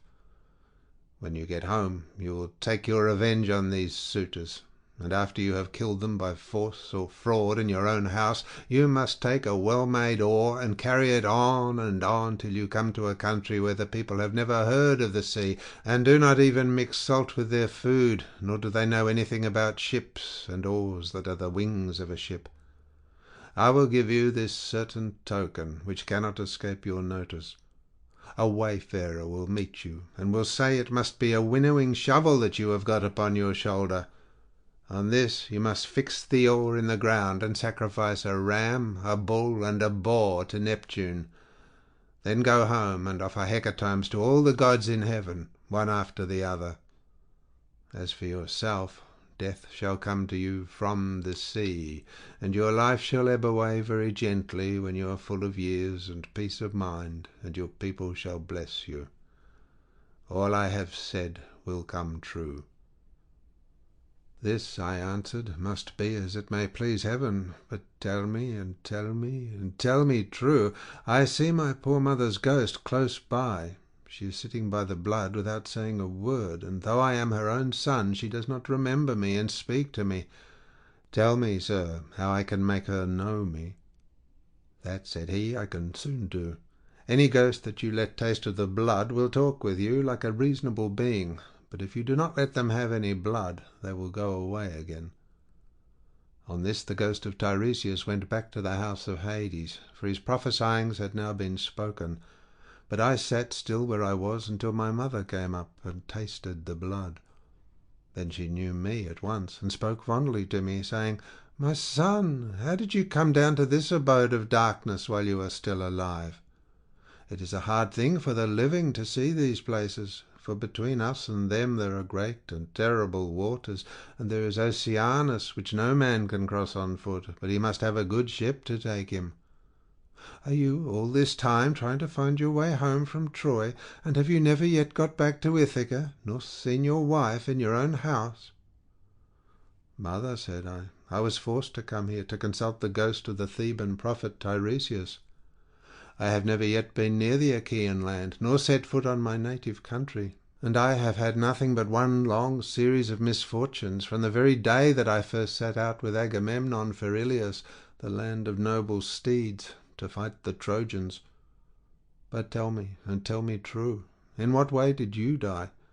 Did you have a long illness, or did heaven vouchsafe you a gentle, easy passage to eternity? Tell me also about my father and the son whom I left behind me. Is my property still in their hands, or has someone else got hold of it, who thinks that I shall not return to claim it? Tell me again what my wife intends doing, and in what mind she is. Does she live with my son and guard my estate securely, or has she made the best match she could and married again?" My mother answered, "Your wife still remains in your house, but she is in great distress of mind, and spends her whole time in tears both night and day. No one as yet has got possession of your fine property, and Telemachus still holds your lands undisturbed. He has to entertain largely, as of course he must, considering his position as a magistrate, and how every one invites him. Your father remains at his old place in the country, and never goes near the town. He has no comfortable bed nor bedding. In the winter he sleeps on the floor in front of the fire with the men, and goes about all in rags, but in summer, when the warm weather comes on again, he lies out in the vineyard on a bed of vine leaves thrown anyhow upon the ground. He grieves continually about your never having come home, and suffers more and more as he grows older. As for my own end, it was in this wise. Heaven did not take me swiftly and painlessly in my own house, nor was I attacked by any illness such as those that generally wear people out and kill them, but my longing to know what you were doing, and the force of my affection for you, this it was that was the death of me. Then I tried to find some way of embracing my poor mother's ghost. Thrice I sprang towards her and tried to clasp her in my arms, but each time she flitted from my embrace as it were a dream or phantom, and being touched to the quick, I said to her, "Mother, why do you not stay still when I would embrace you? If we could throw our arms around one another, we might find sad comfort in the sharing of our sorrows, even in the house of Hades. Does Proserpine want to lay a still further load of grief upon me by mocking me with a phantom only?" "My son," she answered, most ill-fated of all mankind, it is not Proserpine that is beguiling you, but all people are like this when they are dead. The sinews no longer hold the flesh and bones together. These perish in the fierceness of consuming fire as soon as life has left the body, and the soul flits away as though it were a dream. Now, however, go back to the light of day as soon as you can, and note all these things, that you may tell them to your wife hereafter." Thus did we converse, and anon Proserpine sent up the ghosts of the wives and daughters of all the most famous men. They gathered in crowds about the blood, and I considered how I might question them severally. In the end I deemed that it would be best to draw the keen blade that hung by my sturdy thigh, and keep them from all drinking the blood at once. So they came up one after the other, and each one, as I questioned her, told me her race and lineage. The first I saw was Tyro.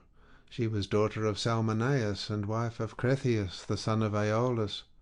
She fell in love with the river Enipeus, who is much the most beautiful river in the whole world.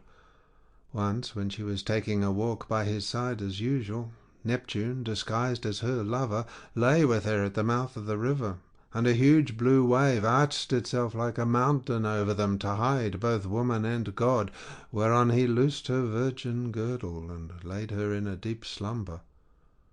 When the god had accomplished the deed of love, he took her hand in his own and said, "Tyro, rejoice in all good will. The embraces of the gods are not fruitless, and you will have fine twins about this time 12 months. Take great care of them. I am Neptune. So now go home, but hold your tongue, and do not tell anyone." Then he dived under the sea, and she in due course bore Peleus and Neleus, who both of them served Jove with all their might. Peleus was a great breeder of sheep and lived in Iolcus, but the other lived in Pylos. The rest of her children were by Cretheus, namely Aeson, Pheres, and Amethaon, who was a mighty warrior and charioteer. Next to her I saw Antiope, daughter of Aesopus, who could boast of having slept in the arms of even Jove himself, and who bore him 2 sons, Amphion and Zethus. These founded Thebes with its 7 gates, and built a wall all round it, for strong though they were, they could not hold Thebes till they had walled it. Then I saw Alcmena, the wife of Amphitryon, who also bore to Jove indomitable Hercules, and Megara, who was daughter to great King Creon, and married the redoubtable son of Amphitryon. I also saw fair Epicaste, mother of King Oedipus, whose awful lot it was to marry her own son without suspecting it. He married her after having killed his father, but the gods proclaimed the whole story to the world, whereon he remained king of Thebes, in great grief for the spite the gods had borne him. But Epicaste went to the house of the mighty jailer Hades, having hanged herself for grief, and the avenging spirits haunted him as for an outraged mother, who is ruling bitterly thereafter. Then I saw Chloris, whom Neleus married for her beauty, having given priceless presents for her. She was youngest daughter of Amphion, son of Iasus and king of Minyan Orchomenus, and was queen in Pylos. She bore Nestor, Chromius, and Periclymenus, and she also bore that marvellously lovely woman Pero, who was wooed by all the country round. But Neleus would only give her to him who should raid the cattle of Iphicles from the grazing grounds of Phylace, and this was a hard task. The only man who would undertake to raid them was a certain excellent seer, but the will of heaven was against him, for the rangers of the cattle caught him and put him in prison. Nevertheless, when a full year had passed, and the same season came round again, Iphicles set him at liberty, after he had expounded all the oracles of heaven. Thus then was the will of Jove accomplished. And I saw Leda, the wife of Tyndarus, who bore him 2 famous sons, Castor, breaker of horses, and Pollux, the mighty boxer. Both these heroes are lying under the earth, though they are still alive, for by a special dispensation of Jove they die and come to life again, each one of them every other day throughout all time, and they have the rank of gods. After her I saw Iphimedeia, wife of Aloeus, who boasted the embrace of Neptune. She bore 2 sons, Otus and Ephialtes, but both were short-lived. They were the finest children that were ever born in this world, and the best looking, Orion only excepted, for at 9 years old they were 9 fathoms high and measured 9 cubits round the chest. They threatened to make war with the gods in Olympus, and tried to set Mount Ossa on the top of Mount Olympus, and Mount Pelion on the top of Ossa, that they might scale heaven itself, and they would have done it too if they had been grown up. But Apollo, son of Leto, killed both of them before they had got so much as a sign of hair upon their cheeks or chin. Then I saw Phaedra and Procrus and fair Ariadne, daughter of the magician Minos, whom Theseus was carrying on from Crete to Athens, but he did not enjoy her, for before he could do so, Diana killed her in the island of Dia on account of what Bacchus had said against her. I also saw Maera and Clymene and hateful Eriphyle, who sold her own husband for gold. But it would take me all night if I were to name every single one of the wives and daughters of heroes whom I saw, and it is time for me to go to bed, either on board ship with my crew or here. As for my escort, heaven and yourselves will see to it." Here he ended, and the guests sat all of them enthralled and speechless throughout the covered cloister. Then Arete said to them, "What do you think of this man, O Phaeacians? Is he not tall and good-looking, and is he not clever? True, he is my own guest, but all of you share in the distinction. Do not be in a hurry to send him away, nor niggardly in the presents you make to one who is in such great need, for heaven has blessed all of you with great abundance." Then spoke the aged hero Echeneus, who was one of the oldest men among them. "My friend," said he, "what our august queen has just said to us is both reasonable and to the purpose. Therefore be persuaded by it. But the decision, whether in word or deed, rests ultimately with King Alcinous." "The thing shall be done," exclaimed Alcinous, "as surely as I still live and reign over the Phaeacians. Our guest is indeed very anxious to get home. Still, we must persuade him to remain with us until tomorrow, by which time I shall be able to get together the whole sum that I mean to give him. As regards his escort, it will be a matter for you all, and mine above all others as the chief person among you." And Ulysses answered, "King Alcinous, if you were to bid me stay here for a whole 12 months, and then speed me on my way, loaded with your noble gifts, I should obey you gladly, and it would redound greatly to my advantage, for I should return fuller-handed to my own people, and should thus be more respected and beloved by all who see me when I get back to Ithaca." "Ulysses," replied Alcinous, "not one of us who sees you has any idea that you are a charlatan or a swindler. I know there are many people going about who tell such plausible stories that it is very hard to see through them, but there is a style about your language which assures me of your good disposition. Moreover, you have told the story of your own misfortunes and those of the Argives as though you were a practised bard. But tell me, and tell me true, whether you saw any of the mighty heroes who went to Troy at the same time with yourself and perished there. The evenings are still at their longest, and it is not yet bedtime. Go on, therefore, with your divine story, for I could stay here listening till tomorrow morning, so long as you will continue to tell us of your adventures." "Alcinous," answered Ulysses, "there is a time for making speeches and a time for going to bed. Nevertheless, since you so desire, I will not refrain from telling you the still sadder tale of those of my comrades who did not fall fighting with the Trojans, but perished on their return through the treachery of a wicked woman. When Proserpine had dismissed the female ghosts in all directions, the ghost of Agamemnon, son of Atreus, came sadly up to me, surrounded by those who had perished with him in the house of Aegisthus. As soon as he had tasted the blood, he knew me, and weeping bitterly, stretched out his arms towards me to embrace me. But he had no strength nor substance any more, and I too wept and pitied him as I beheld him. 'How did you come by your death?' said I, King Agamemnon. 'Did Neptune raise his winds and waves against you when you were at sea, or did your enemies make an end of you on the mainland when you were cattle lifting or sheep stealing, or while they were fighting in defence of their wives and city?' 'Ulysses,' he answered, 'noble son of Laertes, I was not lost at sea in any storm of Neptune's raising, nor did my foes dispatch me upon the mainland, but Aegisthus and my wicked wife were the death of me between them. He asked me to his house, feasted me, and then butchered me most miserably, as though I were a fat beast in a slaughter-house, while all round me my comrades were slain like sheep or pigs for the wedding breakfast, or picnic, or gorgeous banquet of some great nobleman. You must have seen numbers of men killed, either in a general engagement or in single combat, but you never saw anything so truly pitiable as the way in which we fell in that cloister, with the mixing bowl and the loaded tables lying all about, and the ground reeking with our blood. I heard Priam's daughter Cassandra scream as Clytemnestra killed her close beside me. I lay dying upon the earth with the sword in my body, and raised my hands to kill the slut of a murderess, but she slipped away from me. She would not even close my lips nor my eyes while I was dying, for there is nothing in this world so cruel and so shameless as a woman when she has fallen into such guilt as hers was. Fancy murdering her own husband! I thought I was going to be welcomed home by my children and my servants, but her abominable crime has brought disgrace on herself and all women who shall come after, even on the good ones.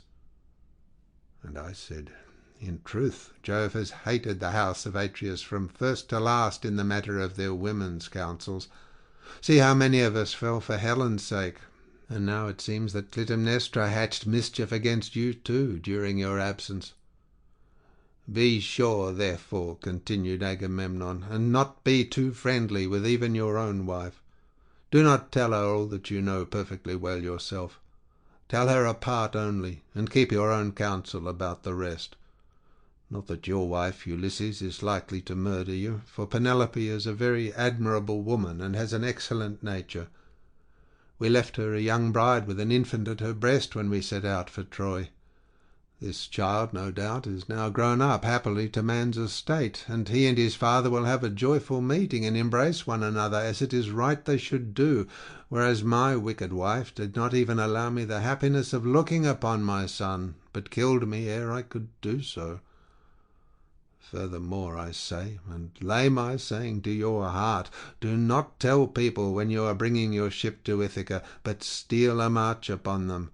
For after all this there is no trusting women. But now tell me, and tell me true, can you give me any news of my son Orestes? Is he in Orchomenus or at Pylos, or is he at Sparta with Menelaus? For I presume that he is still living. And I said, Agamemnon, why do you ask me? I do not know whether your son is alive or dead, and it is not right to talk when one does not know. As we two sat weeping and talking thus sadly with one another, the ghost of Achilles came up to us with Patroclus, Antilochus, and Ajax, who was the finest and goodliest man of all the Danaans after the son of Peleus. The fleet descendant of Asius knew me and spoke piteously, saying, Ulysses, noble son of Laertes, what deed of daring will you undertake next, that you venture down to the house of Hades among us silly dead, who are but the ghosts of them that can labour no more? And I said, Achilles, son of Peleus, foremost champion of the Achaeans, I came to consult Tiresias and see if he could advise me about my return home to Ithaca, for I have never yet been able to get near the Achaean land, nor to set foot in my own country, but have been in trouble all the time. As for you, Achilles, no one was ever yet so fortunate as you have been, nor ever will be, for you were adored by all us Argives as long as you were alive, and now that you are here, you are a great prince among the dead. Do not, therefore, take it so much to heart, even if you are dead. Say not a word, he answered in death's favour. I would rather be a paid servant in a poor man's house, and be above ground, than king of kings among the dead. But give me news about my son. Is he gone to the wars, and will he be a great soldier, or is this not so? Tell me also if you have heard anything about my father, Peleus. Does he still rule among the Myrmidons, or do they show him no respect throughout Hellas and Phthia, now that he is old and his limbs fail him? Could I but stand by his side in the light of day, with the same strength that I had when I killed the bravest of our foes upon the plain of Troy, could I but be as I was then, and go even for a short time to my father's house, any one who tried to do him violence or supersede him would soon rue it. I have heard nothing, I answered, of Peleus, but I can tell you all about your son Neoptolemus, for I took him in my own ship from Scyros with the Achaeans. In our councils of war before Troy he was always first to speak, and his judgment was unerring. Nestor and I were the only two who could surpass him, and when it came to fighting on the plain of Troy, he would never remain with the body of his men, but would dash on far in front, foremost of them all in valour. Many a man did he kill in battle. I cannot name every single one of those whom he slew while fighting on the side of the Argives, but will only say how he killed that valiant hero Eurypylus, son of Telephus, who was the handsomest man I ever saw except Memnon. Many others also of the Ceteians fell around him by reason of a woman's bribes. Moreover, when all the bravest of the Argives went inside the horse that Epeius had made, and it was left to me to settle when we should either open the door of our ambuscade or close it, though all the other leaders and chief men among the Danaans were drying their eyes and quaking in every limb, I never once saw him turn pale nor wipe a tear from his cheek. He was all the time urging me to break out from the horse, grasping the handle with his sword and his bronze-shod spear, and breathing fury against the foe. Yet when we had sacked the city of Priam, he got his handsome share of the prize money, and went on board, such is the fortune of war, without a wound upon him, neither from a thrown spear nor in close combat, for the rage of Mars is a matter of great chance. When I had told him this, the ghost of Achilles strode off across a meadow full of asphodel, exulting over what I had said concerning the prowess of his son. The ghosts of other dead men stood near me, and told me each his own melancholy tale, but that of Ajax, son of Telamon, alone held aloof, still angry with me for having won the cause in our dispute about the armour of Achilles. Thetis had offered it as a prize, but the Trojan prisoners and Minerva were the judges. Would that I had never gained the day in such a contest, for it cost the life of Ajax, who was foremost of all the Danaans after the son of Peleus, alike in stature and prowess. When I saw him, I tried to pacify him, and said, Ajax, will you not forget and forgive, even in death, but must the judgment about that hateful armour still rankle with you? It cost us Argives dear enough to lose such a tower of strength as you were to us. We mourned you as much as we mourned Achilles, son of Peleus himself, nor can the blame be laid on anything but on the spite which Jove bore against the Danaans, for it was this that made him counsel your destruction. Come hither, therefore, bring your proud spirit into subjection, and hear what I can tell you. He would not answer, but turned away to Erebus and to the other ghosts. Nevertheless, I should have made him talk to me in spite of his being so angry, or I should have gone on talking to him, only that there were still others among the dead whom I desired to see.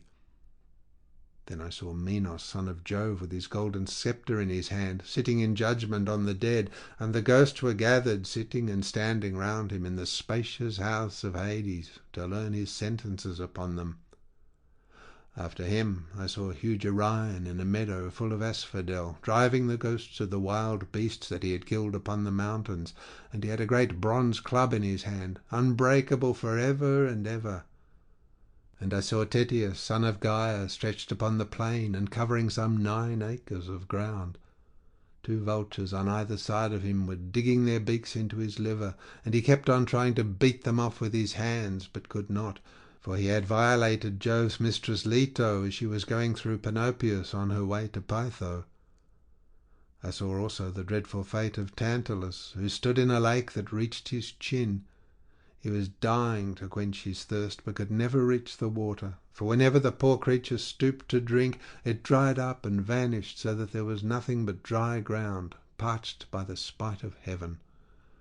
There were tall trees, moreover, that shed their fruit over his head, pears, pomegranates, apples, sweet figs, and juicy olives, but whenever the poor creature stretched out his hand to take some, the wind tossed the branches back again to the clouds.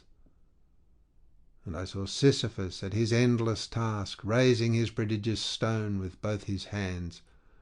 With hands and feet he tried to roll it up to the top of the hill, but always, just before he could roll it over onto the other side, its weight would be too much for him, and the pitiless stone would come thundering down again onto the plain. Then he would begin trying to push it uphill again, and the sweat ran off him, and the steam rose after him. After him I saw mighty Hercules, but it was his phantom only, for he is feasting ever with the immortal gods, and has lovely Hebe to wife, who is daughter of Jove and Juno. The ghosts were screaming round him like scared birds, flying all whithers. He looked black as night, with his bare bow in his hands and his arrow on the string, glaring round as though ever on the point of taking aim. About his breast there was a wondrous golden belt, adorned in the most marvellous fashion with bears, wild boars, and lions with gleaming eyes. There was also war, battle, and death. The man who made that belt, do what he might, would never be able to make another like it. Hercules knew me at once when he saw me, and spoke piteously, saying, "My poor Ulysses, noble son of Laertes, are you too leading the same sorry kind of life that I did when I was above ground? I was son of Jove, but I went through an infinity of suffering, for I became bondsman to one who was far beneath me, a low fellow who set me all manner of labours. He once sent me here to fetch the hell-hound, for he did not think he could find anything harder for me than this. But I got the hound out of Hades and brought him to him, for Mercury and Minerva helped me." On this Hercules went down again into the house of Hades, but I stayed where I was in case some other of the mighty dead should come to me. And I should have seen still other of them that are gone before, whom I would fain have seen, Theseus and Pirithous, glorious children of the gods, but so many thousands of ghosts came round me and uttered such appalling cries that I was panic-stricken lest Proserpine should send me up from the house of Hades the head of that awful monster Gorgon.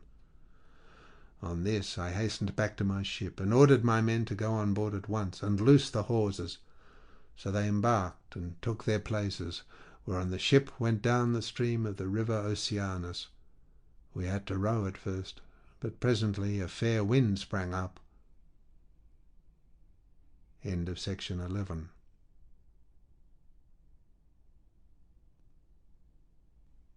Section 12 of the Odyssey by Homer, translated by Samuel Butler.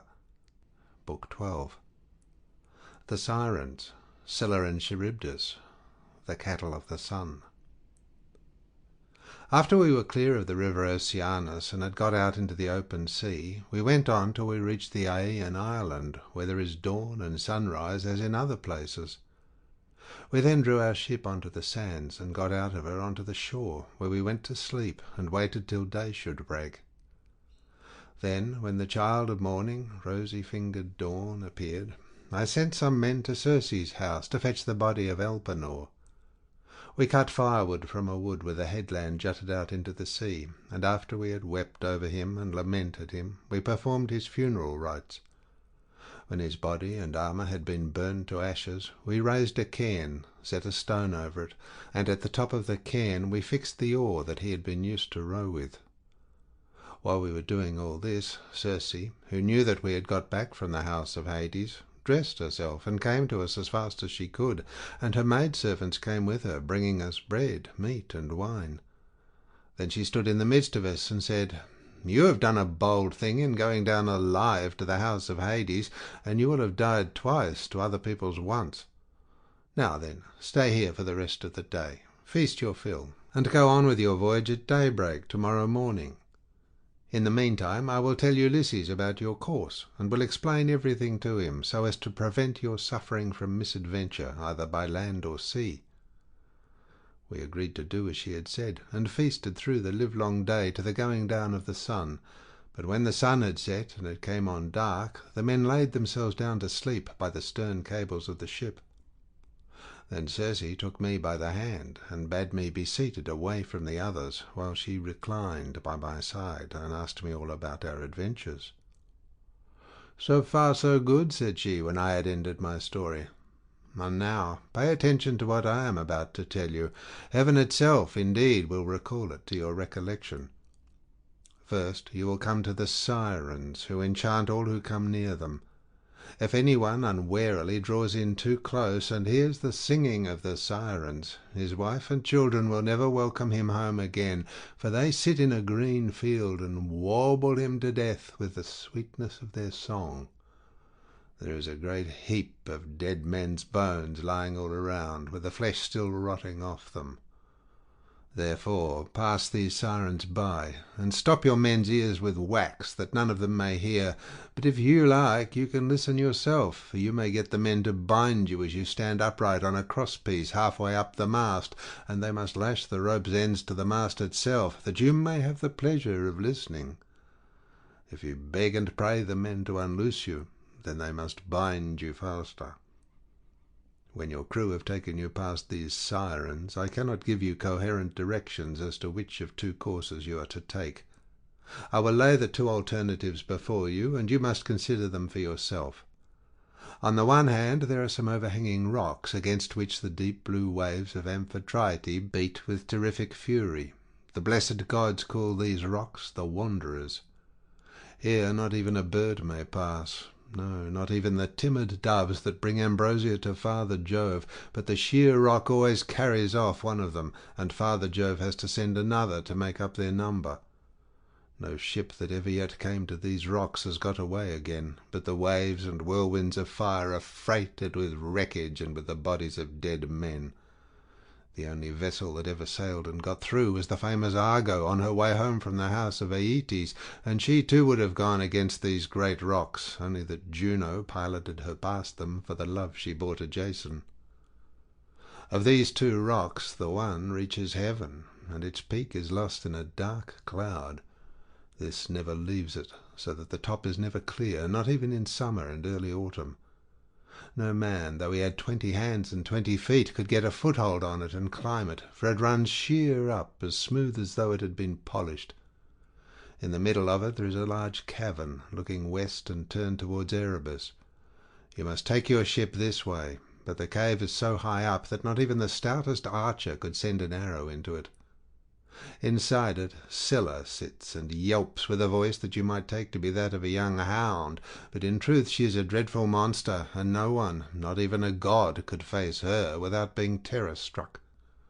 She has 12 misshapen feet and 6 necks of the most prodigious length, and at the end of each neck she has a frightful head with 3 rows of teeth in each, all set very close together, so that they would crunch anyone to death in a moment, and she sits deep within her shady cell, thrusting out her heads and peering all round the rock, fishing for dolphins or dogfish or any larger monster that she can catch of the thousands with which Amphitrite teems.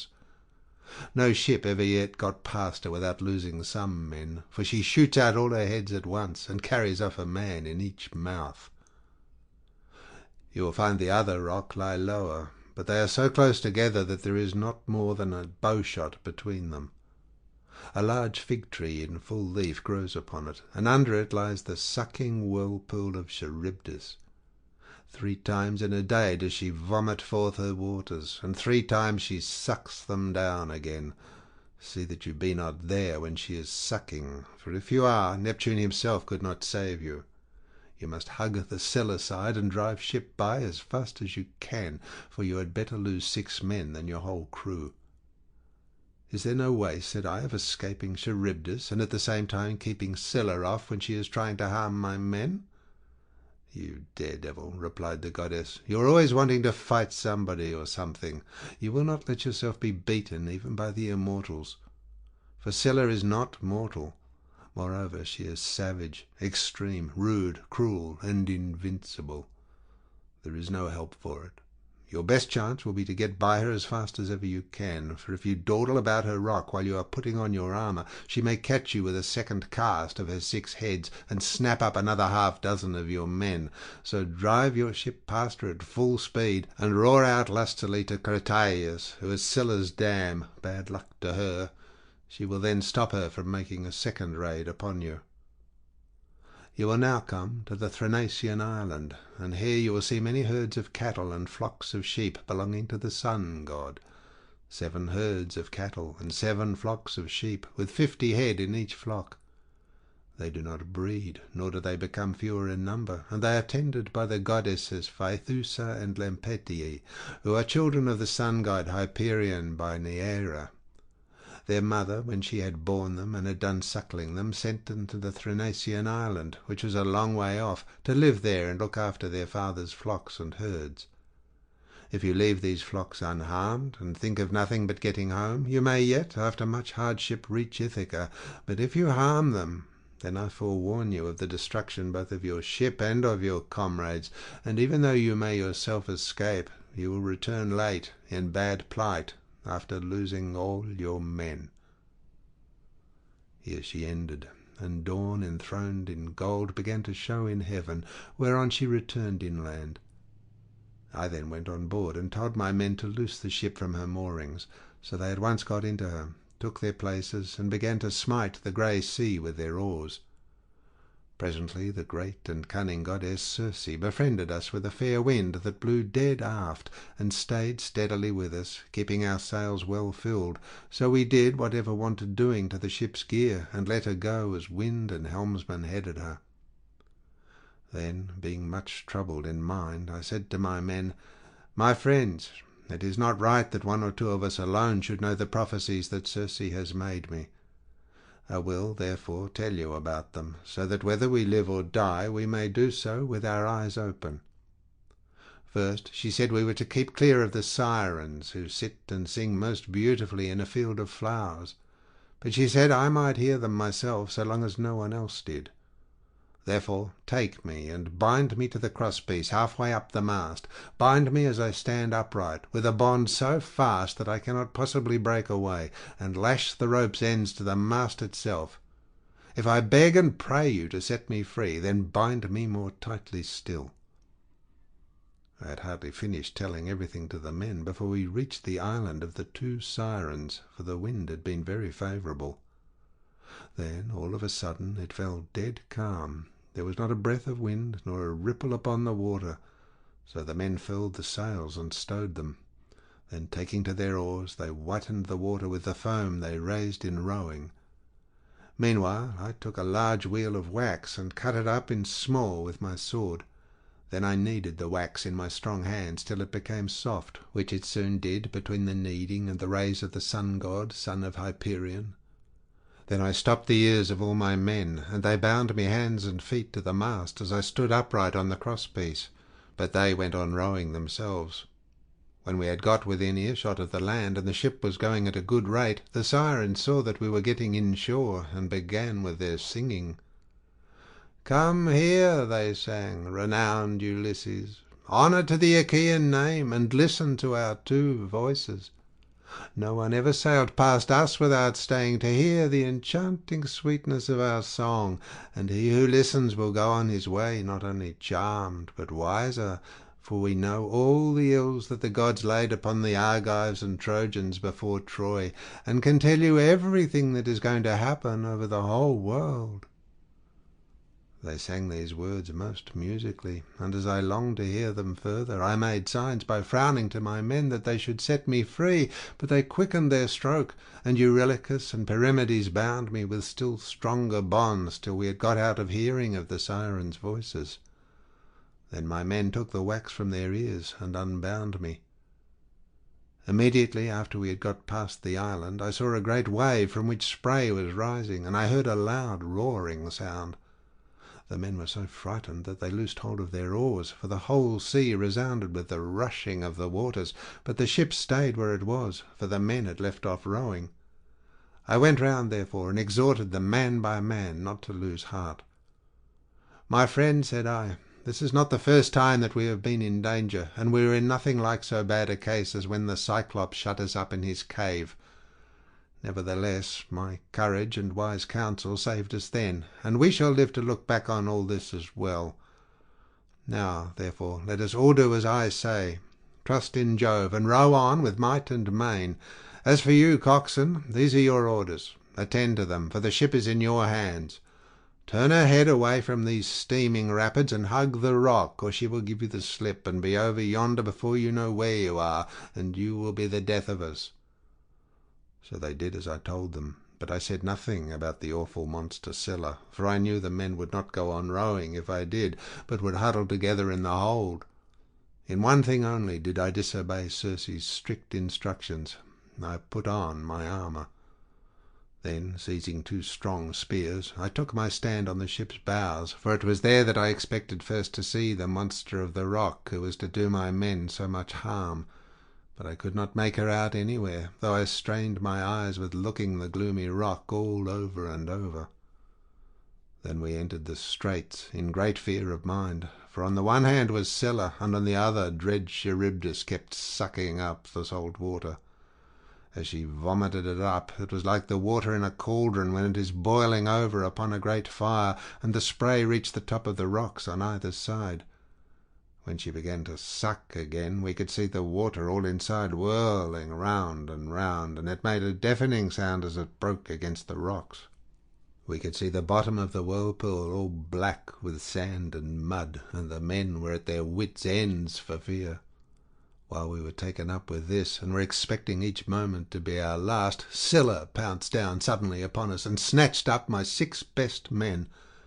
I was looking at once after both ship and men, and in a moment I saw their hands and feet ever so high above me, struggling in the air as Scylla was carrying them off, and I heard them cry out my name in one last despairing cry.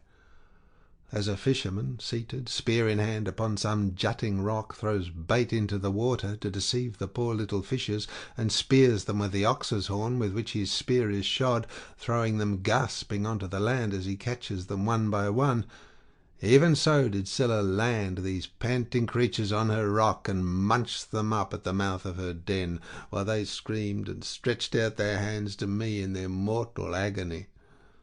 This was the most sickening sight that I saw throughout all my voyages. When we had passed the wandering rocks with Scylla and terrible Charybdis, we reached the noble island of the sun god, where were the goodly cattle and sheep belonging to the sun Hyperion. While still at sea in my ship, I could hear the cattle lowing as they came home to the yards, and the sheep bleating. Then I remembered what the blind Theban prophet Tiresias had told me, and how carefully Aeaean Circe had warned me to shun the island of the blessed sun god. So being much troubled, I said to the men, "My men, I know you are hard-pressed, but listen while I tell you the prophecy that Tiresias made me, and how carefully Aeaean Circe warned me to shun the island of the blessed sun god, for it was here, she said, that our worst danger would lie. Head the ship, therefore, away from the island." The men were in despair at this, and Eurylochus at once gave me an insolent answer. "Ulysses," said he, "you are cruel. You are very strong yourself, and never get worn out. You seem to be made of iron, and now, though your men are exhausted with toil and want of sleep, you will not let them land and cook themselves a good supper upon this island, but bid them put out to sea and go faring fruitlessly on through the watches of the flying night. It is by night that the winds blow hardest and do so much damage. How can we escape should one of those sudden squalls spring up from the south-west or west, which so often wreck a vessel when our lords the gods are unpropitious? Now, therefore, let us obey the behests of night, and prepare our supper here, hard by the ship. Tomorrow morning we will go on board again, and put out to sea." Thus spoke Eurylochus, and the men approved his words. I saw that heaven meant us a mischief, and said, "You force me to yield, for you are many against one. But at any rate each one of you must take his solemn oath that if he meet with a herd of cattle or a large flock of sheep, he will not be so mad as to kill a single head of either, but will be satisfied with the food that Circe has given us." They all swore as I bade them, and when they had completed their oath, we made the ship fast in a harbour that was near a stream of fresh water, and the men went ashore and cooked their suppers. As soon as they had had enough to eat and drink, they began talking about their poor comrades whom Scylla had snatched up and eaten. This set them weeping, and they went on crying till they fell off into a sound sleep. In the 3rd watch of the night, when the stars had shifted their places, Jove raised a great gale of wind that flew a hurricane, so that land and sea were covered with thick clouds, and night sprang forth out of the heavens. When the child of morning, rosy-fingered Dawn, appeared, we brought the ship to land and drew her into a cave wherein the sea nymphs hold their courts and dances, and I called the men together in council. "My friend," said I, "we have meat and drink in the ship. Let us mind, therefore, and not touch the cattle, or we shall suffer for it. For these cattle and sheep belong to the mighty Sun, who sees and gives ear to everything." And again they promised that they would obey. For a whole month the wind blew steadily from the south, and there was no other wind but only south and east. As long as corn and wine held out, the men did not touch the cattle when they were hungry. When, however, they had eaten all there was in the ship, they were forced to go further afield with hook and line, catching birds and taking whatever they could lay their hands on, for they were starving. One day, therefore, I went up inland that I might pray heaven to show me some means of getting away. When I had gone far enough to be clear of all my men, and had found a place that was well sheltered from the wind, I washed my hands and prayed to all the gods in Olympus, till by and by they sent me off into a sweet sleep. Meanwhile Eurylochus had been giving evil counsel to the men. "Listen to me," said he, "my poor comrades. All deaths are bad enough, but there is none so bad as famine. Why should not we drive in the best of these cows and offer them in sacrifice to the immortal gods? If we ever get back to Ithaca, we can build a fine temple to the sun god and enrich it with every kind of ornament. If, however, he is determined to sink our ship out of revenge for these horned cattle, and the other gods are of the same mind, I, for one, would rather drink salt water once for all and have done with it, than starve to death by inches in such a desert island as this." Thus spoke Eurylochus, and the men approved his words. Now the cattle, so fair and goodly, were feeding not far from the ship. The men, therefore, drove in the best of them, and they all stood round them, saying their prayers, and using young oak shoots instead of barley meal, for there was no barley left. When they had done praying, they killed the cows and dressed their carcasses. They cut out the thigh bones, wrapped them round in 2 layers of fat, and set some pieces of raw meat on top of them. They had no wine with which to make drink offerings over the sacrifice while it was cooking, so they kept pouring on a little water from time to time while the inward meats were being grilled. Then, when the thigh bones were burned and they had tasted the inward meat, they cut the rest up small and put the pieces upon the spits. By this time my deep sleep had left me, and I turned back to the ship and to the seashore. As I drew near, I began to smell hot roast meat, so I groaned out a prayer to the immortal gods.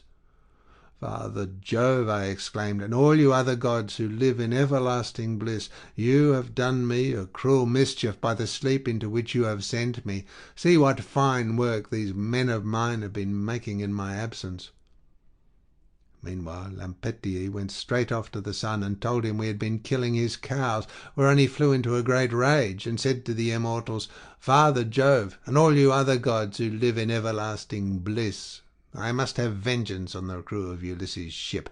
They have had the insolence to kill my cows, which were the one thing I loved to look upon, whether I was going up heaven or down again.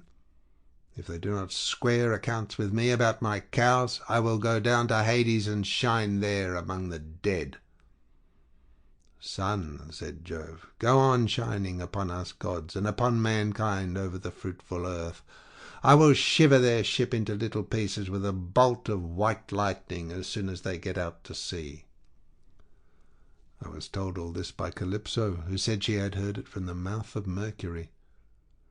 As soon as I got down to my ship and to the seashore, I rebuked each one of the men separately, but we could see no way out of it, for the cows were dead already. And indeed the gods began at once to show signs and wonders among us, for the hides of the cattle crawled about, and the joints upon the spits began to low like cows, and the meat, whether cooked or raw, kept on making a noise just as cows do. For 6 days my men kept driving in the best cows and feasting upon them, but when Jove, the son of Saturn, had added a 7th day, the fury of the gale abated. We therefore went on board, raised our mast, spread sail, and put out to sea. As soon as we were well away from the island, and could see nothing but sky and sea, the son of Saturn raised a black cloud over our ship, and the sea grew dark beneath it. We did not get on much further, for in another moment we were caught by a terrific squall from the west that snapped the forestays of the mast, so that it fell aft, while all the ship's gear tumbled about at the bottom of the vessel. The mast fell upon the head of the helmsman in the ship's stern, so that the bones of his head were crushed to pieces, and he fell overboard as though he were diving, with no more life left in him. Then Jove let fly with his thunderbolts, and the ship went round, and was filled with fire and brimstone as the lightning struck it. The men all fell into the sea. They were carried about in the water round the ship, looking like so many seagulls, but the god presently deprived them of all chance of getting home again. I stuck to the ship till the sea knocked her sides from her keel, which drifted about by itself, and struck the mast out of her in the direction of the keel, but there was a backstay of stout ox thongs still hanging about it, and with this I lashed the mast and keel together, and getting astride of them, was carried wherever the winds chose to take me. The gale from the west had now spent its force, and the wind got into the south again, which frightened me lest I should be taken back to the terrible whirlpool of Charybdis. This indeed was what actually happened, for I was borne along by the waves all night, and by sunrise had reached the rock of Scylla and the whirlpool. She was then sucking down the salt sea water, but I was carried aloft towards the fig tree, which I caught hold of and clung on to like a bat. I could not plant my feet anywhere so as to stand securely, for the roots were a long way off, and the boughs that overshadowed the whole pool were too high, too vast, and too far apart for me to reach them. So I hung patiently on, waiting till the pool should discharge my mast and raft again, and a very long while it seemed. A juryman is not more glad to get home to supper after having been long detained in court by troublesome cases than I was to see my raft beginning to work its way out of the whirlpool again. At last I let go with my hands and feet, and fell heavily into the sea, hard by my raft, onto which I then got, and began to row with my hands. As for Scylla, the father of gods and men would not let her get further sight of me, otherwise I should have certainly been lost. Hence I was carried along for 9 days, till on the 10th night the gods stranded me on the Augean island, where dwells the great and powerful goddess Calypso. She took me in and was kind to me, but I need say no more about this, for I told you and your noble wife all about it yesterday, and I hate saying the same thing over and over again. End of section 12.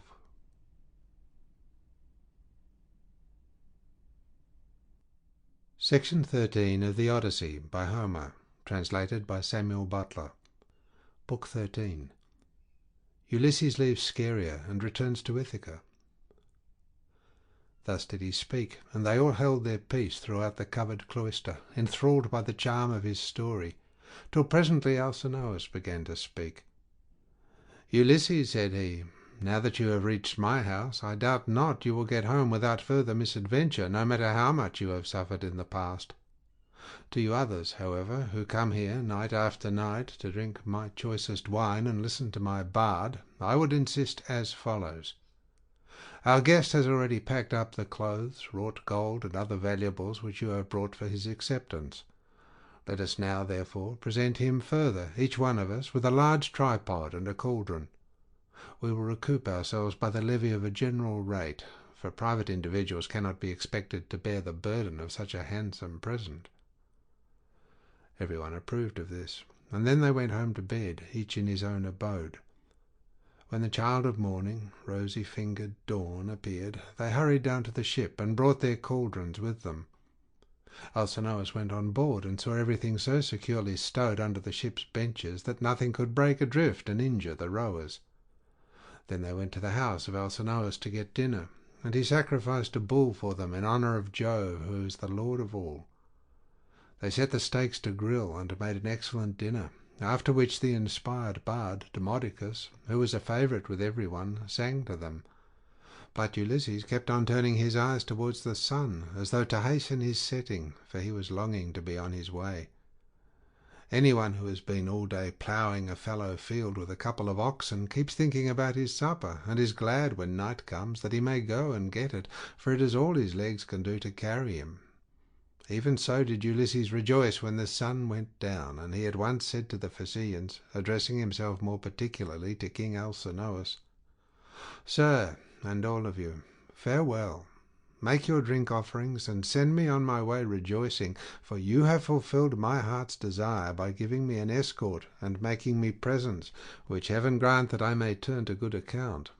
May I find my admirable life living in peace among friends, and may you, whom I leave behind me, give satisfaction to your wives and children. May heaven vouchsafe you every good grace, and may no evil thing come among your people." Thus did he speak. His hearers, all of them, approved his saying, and agreed that he should have his escort, inasmuch as he had spoken reasonably. Alcinous therefore said to his servant, "Pontonous, mix some wine and hand it round to everybody, that we may offer a prayer to Father Jove, and speed our guest upon his way."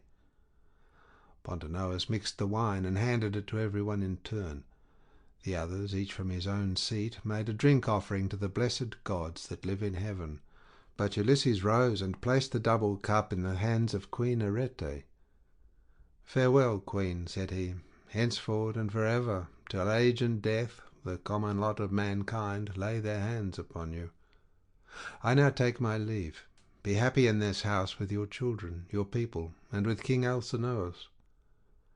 As he spoke, he crossed the threshold, and Alcinous sent a man to conduct him to his ship and to the seashore.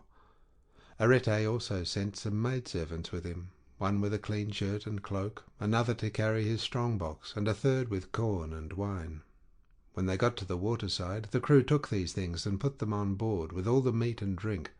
But for Ulysses they spread a rug and a linen sheet on deck, that he might sleep soundly in the stern of the ship. Then he too went on board, and lay down without a word. But the crew took every man his place, and loosed the hawser from the pierced stone to which it had been bound. Thereon, when they began rowing out to sea, Ulysses fell into a deep, sweet, and almost death-like slumber. The ship bounded forward on her way as a four-in-hand chariot flies over the course when the horses feel the whip. Her prow curvetted as it were the neck of a stallion, and a great wave of dark blue water seethed in her wake. She held steadily on her course, and even a falcon, swiftest of all birds, could not have kept pace with her. Thus, then, she cut her way through the water, carrying one who was as cunning as the gods, but who was now sleeping peacefully, forgetful of all that he had suffered, both on the field of battle and by the waves of the weary sea. When the bright star that heralds the approach of dawn began to show, the ship drew near to land.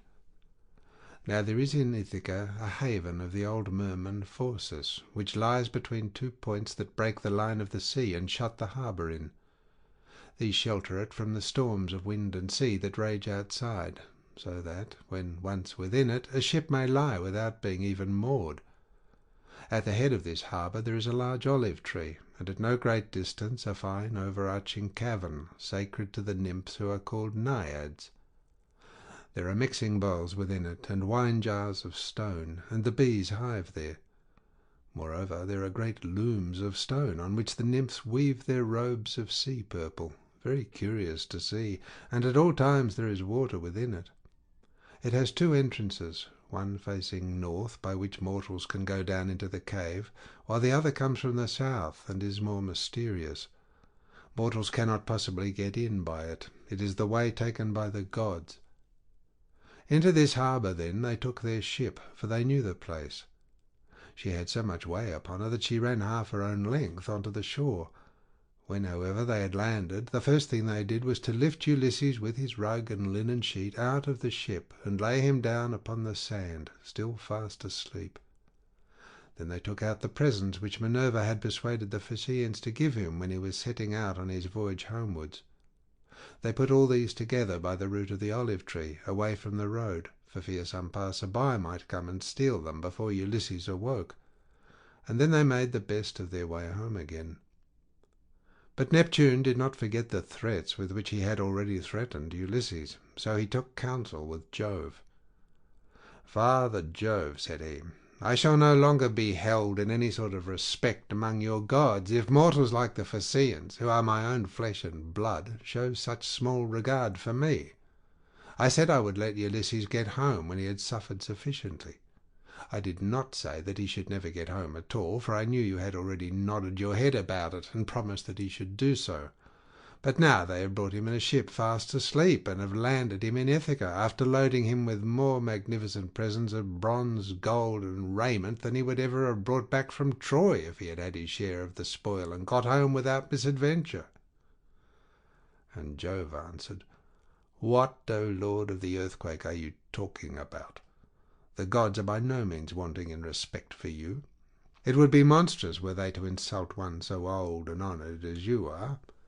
As regards mortals, however, if any of them is indulging in insolence and treating you disrespectfully, it will always rest with yourself to deal with him as you may think proper, so do just as you please. I should have done so at once, replied Neptune, if I were not anxious to avoid anything that might displease you. Now, therefore, I should like to wreck the Phaeacian ship as it is returning home from its escort. This will stop them from escorting people in future. And I should also like to bury their city under a huge mountain. My good friend, answered Jove, I should recommend you, at the very moment when the people from the city are watching the ship on her way, to turn it into a rock near the land and looking like a ship. This will astonish everybody, and you can then bury their city under the mountain. When earth-encircling Neptune heard this, he went to Scheria, where the Phaeacians lived, and stayed there till the ship, which was making rapid way, had got close in. Then he went up to it, turned it into stone, and drove it down with the flat of his hand so as to root it in the ground. After this he went away. The Phaeacians then began talking among themselves, and one would turn towards his neighbour, saying, Bless my heart, who is it that can have rooted the ship in the sea just as she was getting into port? We could see the whole of her only a moment ago. This was how they talked, but they knew nothing about it. And Alcinous said, I remember now the old prophecy of my father. He said that Neptune would be angry with us for taking everyone so safely over the sea, and would one day wreck a Phaeacian ship as it was returning from an escort, and bury our city under a high mountain. This was what my old father used to say, and now it is all coming true. Now, therefore, let us all do as I say. In the first place, we must leave off giving people escorts when they come here, and in the next, let us sacrifice 12 picked bulls to Neptune, that he may have mercy upon us, and not bury our city under a high mountain. When the people heard this, they were afraid, and got ready the bulls. Thus did the chiefs and rulers of the Phaeacians pray to King Neptune, standing round his altar, and at the same time Ulysses woke up once more upon his own soil. He had been so long away that he did not know it again. Moreover, Jove's daughter Minerva had made it a foggy day, so that people might not know of his having come, and that she might tell him everything without either his wife or his fellow citizens and friends recognizing him, until he had taken his revenge upon the wicked suitors. Everything, therefore, seemed quite different to him. The long straight tracks, the harbours, the precipices, and the goodly trees appeared all changed as he started up and looked upon his native land. So he smote his thighs with the flat of his hands, and cried aloud despairingly. Alas, he exclaimed, among what manner of people am I fallen? Are they savage and uncivilized, or hospitable and humane? Where shall I put all this treasure, and which way shall I go? I wish I had stayed over there with the Phaeacians, or I could have gone to some other great chief who would have been good to me and given me an escort. As it is, I do not know where to put my treasure, and I cannot leave it here for fear somebody else should get hold of it. In good truth, the chiefs and rulers of the Phaeacians have not been dealing fairly by me, and have left me in the wrong country.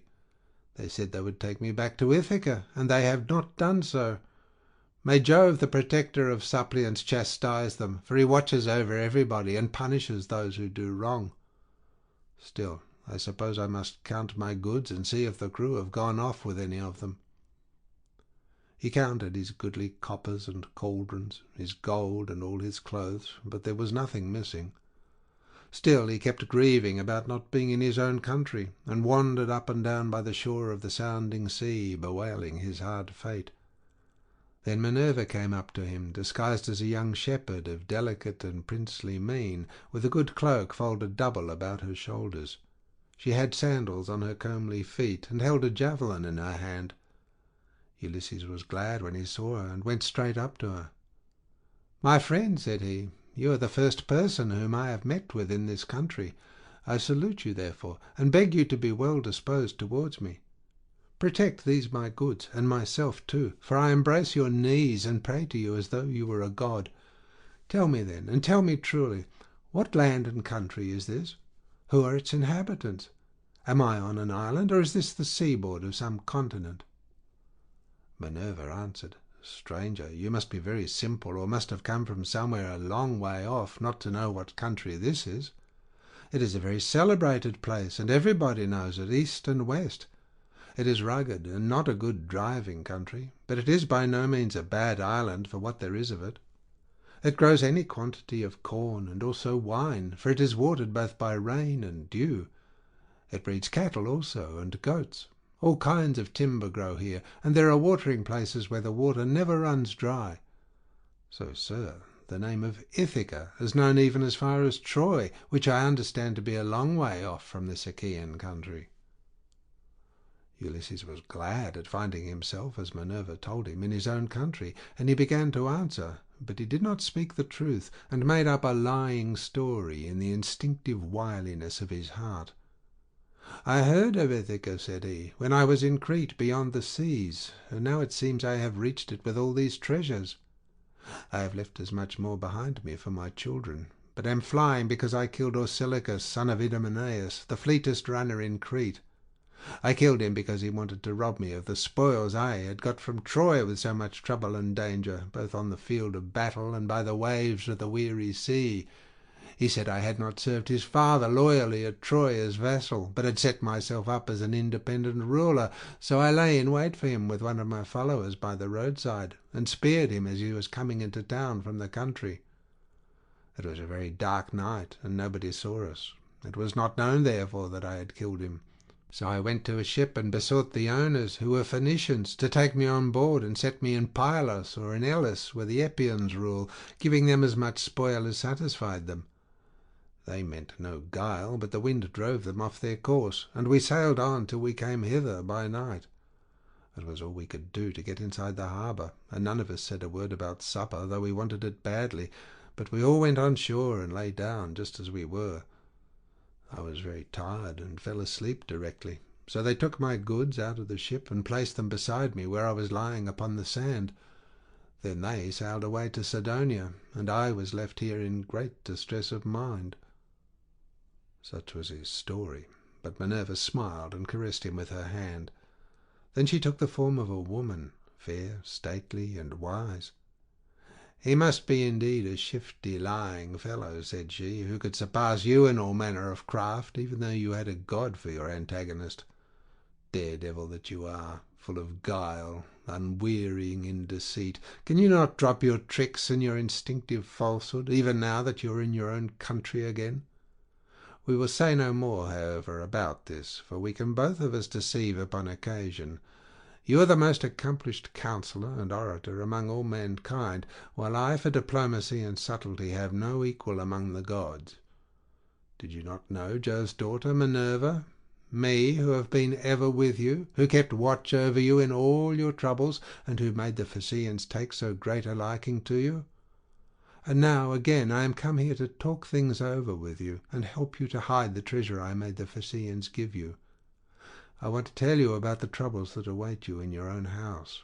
You have got to face them, but tell no one, neither man nor woman, that you have come home again. Bear everything, and put up with every man's insolence, without a word."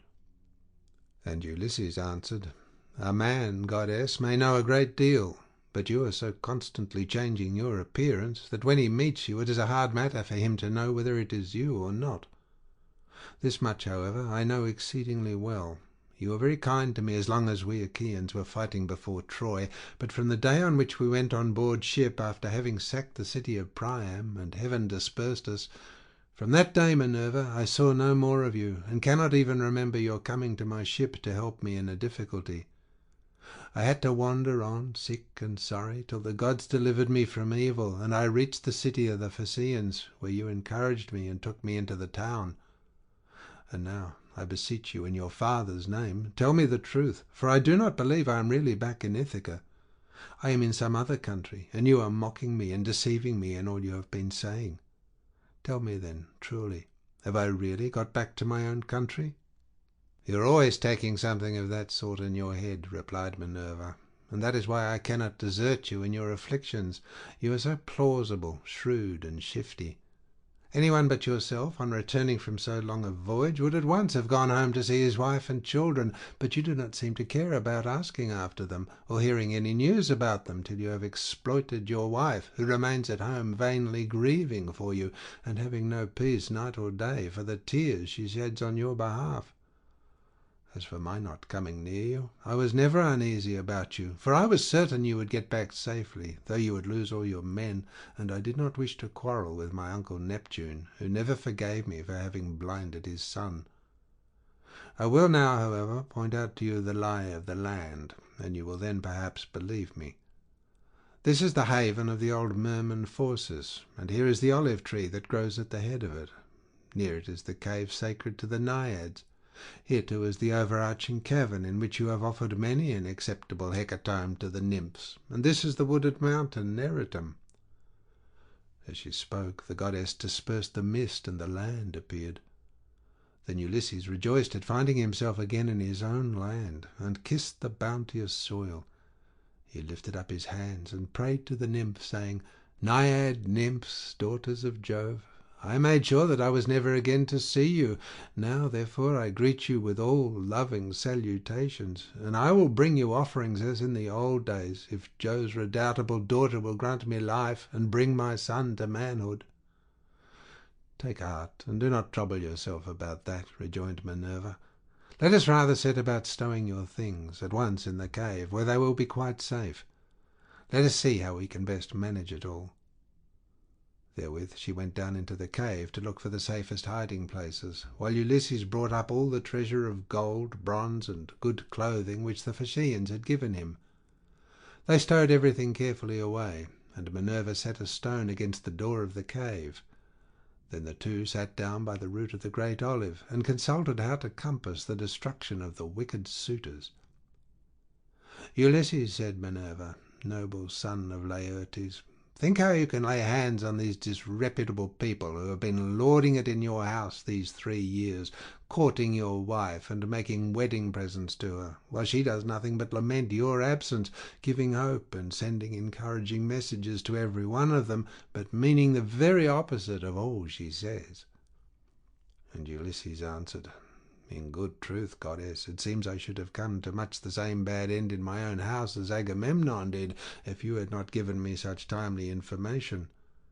Advise me how I shall best avenge myself. Stand by my side, and put your courage into my heart, as on the day when we loosed Troy's fair diadem from her brow. Help me now as you did then, and I will fight 300 men, if you, goddess, will be with me." "Trust me for that," said she. "I will not lose sight of you when once we set about it, and I imagine that some of those who are devouring your substance will then bespatter the pavement with their blood and brains. I will begin by disguising you, so that no human being shall know you. I will cover your body with wrinkles. You shall lose all your yellow hair. I will clothe you in a garment that shall fill all who see it with loathing. I will blear your fine eyes for you, and make you an unseemly object in the sight of the suitors, of your wife, and of the son whom you left behind you. Then go at once to the swineherd who is in charge of your pigs. He has always been well affected toward you, and is devoted to Penelope and your son. You will find him feeding his pigs near the rock that is called Raven, by the fountain Arethusa, where they are fattening on beech mast and spring water after their manner. Stay with him, and find out how things are going, while I proceed to Sparta and see your son, who is with Menelaus at Lacedaemon, where he has gone to try and find out whether you are still alive." "But why," said Ulysses, "did you not tell him, for you knew all about it? Did you want him too to go sailing about amid all kinds of hardship, while others are eating up his estate?" Minerva answered, Never mind about him. I sent him that he might be well spoken of for having gone. He is in no sort of difficulty, but is staying quite comfortably with Menelaus, and is surrounded with abundance of every kind. The suitors are put out to sea, and are lying in wait for him, for they mean to kill him before he can get home. I do not much think they will succeed, but rather that some of those who are now eating up your estate will first find a grave themselves." As she spoke, Minerva touched him with her wand and covered him with wrinkles, took away all his yellow hair, and withered the flesh over his whole body. She bleared his eyes, which were naturally very fine ones. She changed his clothes and threw an old rag of a wrap about him, and a tunic, tattered, filthy, and begrimed with smoke. She also gave him an undressed deer skin as an outer garment, and furnished him with a staff and a wallet all in holes, with a twisted thong for him to sling it over his shoulder.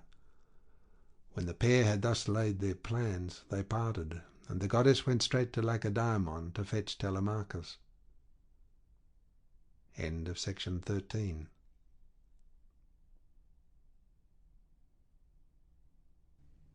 Section 14 of the Odyssey by Homer, translated by Samuel Butler.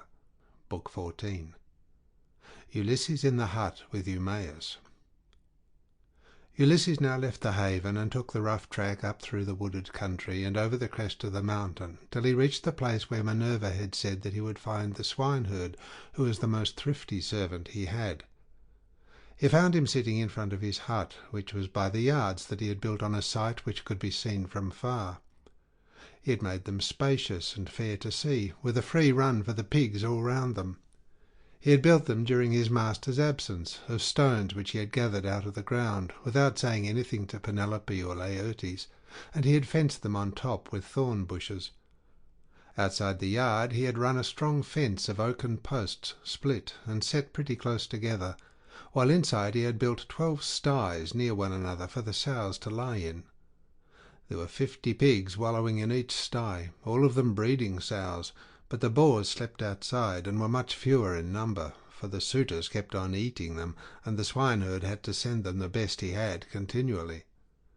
There were 360 boar pigs, and the herdsman's 4 hounds, which were as fierce as wolves, slept always with them. The swineherd was at that moment cutting out a pair of sandals from a good stout ox hide. 3 of his men were out herding the pigs in one place or another, and he had sent the 4th to town with a boar that he had been forced to send the suitors, that they might sacrifice it and have their fill of meat. When the hounds saw Ulysses, they set up a furious barking and flew at him, but Ulysses was cunning enough to sit down and loose his hold of the stick that he had in his hand. Still, he would have been torn by them in his own homestead had not the swineherd dropped his ox-hide, rushed full speed through the gate of the yard, and driven the dogs off by shouting and throwing stones at them.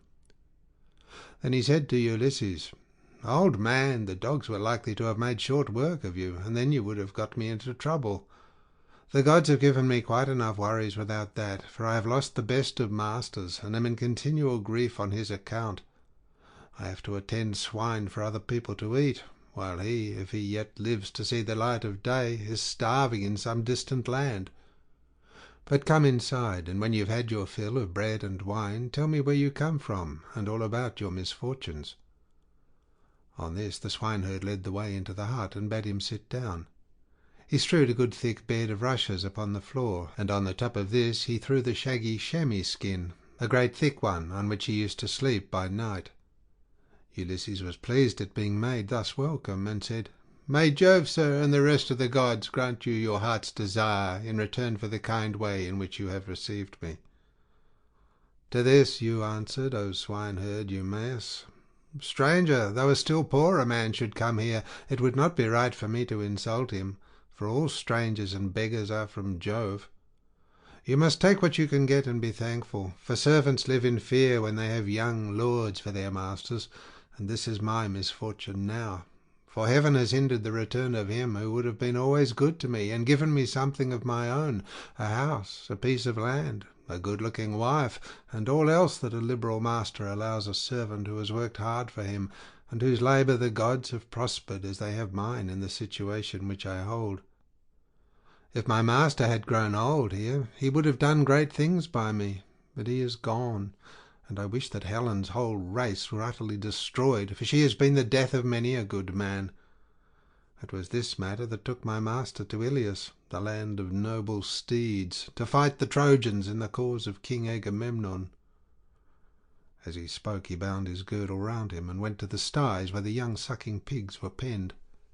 He picked out 2 which he brought back with him and sacrificed. He singed them, cut them up, and spitted them. When the meat was cooked, he brought it all in and set it before Ulysses, hot and still on the spit, whereon Ulysses sprinkled it over with white barley meal. The swineherd then mixed wine in a bowl of ivy wood, and taking a seat opposite Ulysses, told him to begin. "Fall to, stranger," said he, "on a dish of servants' pork. The fat pigs have to go to the suitors, who eat them up without shame or scruple, but the blessed gods love not such shameful doings, and respect those who do what is lawful and right. Even the fierce freebooters who go raiding on other people's land, and Jove gives them their spoil, even they, when they have filled their ships and got home again, live conscience-stricken and look fearfully for judgment. But some god seems to have told these people that Ulysses is dead and gone. They will not, therefore, go back to their own homes and make their offers of marriage in the usual way, but waste his estate by force, without fear or stint. Not a day or night comes out of heaven but they sacrifice not 1 victim, nor 2 only, and they take the run of his wine, for he was exceedingly rich. No other great man, either in Ithaca or on the mainland, is as rich as he was. He had as much as 20 men put together. I will tell you what he had. There are 12 herds of cattle upon the mainland, and as many flocks of sheep. There are also 12 droves of pigs, while his own men and hired strangers feed him 12 widely spreading herds of goats. Here in Ithaca he runs even large flocks of goats on the far end of the island, and they are in the charge of excellent goat herds. Each one of these sends the suitors the best goat in the flock every day. As for myself, I am in charge of the pigs that you see here, and I have to keep picking out the best I have and sending it to them." This was his story, but Ulysses went on eating and drinking ravenously without a word, brooding his revenge. When he had eaten enough and was satisfied, the swineherd took the bowl from which he usually drank, filled it with wine, and gave it to Ulysses, who was pleased, and said as he took it in his hands, "My friend, who was this master of yours that bought you and paid for you, so rich and so powerful as you tell me? You say he perished in the cause of King Agamemnon? Tell me who he was, in case I may have met with such a person. Jove and the other gods know, but I may be able to give you news of him, for I have travelled much." Eumaeus answered, "Old man, no traveller who comes here with news will get Ulysses' wife and son to believe his story. Nevertheless, tramps in want of a lodging keep coming with their mouths full of lies, and not a word of truth. Everyone who finds his way to Ithaca goes to my mistress and tells her falsehoods, whereon she takes them in, makes much of them, and asks them all manner of questions, crying all the time as women will when they have lost their husbands. And you too, old man, for a shirt and a cloak would doubtless make up a very pretty story.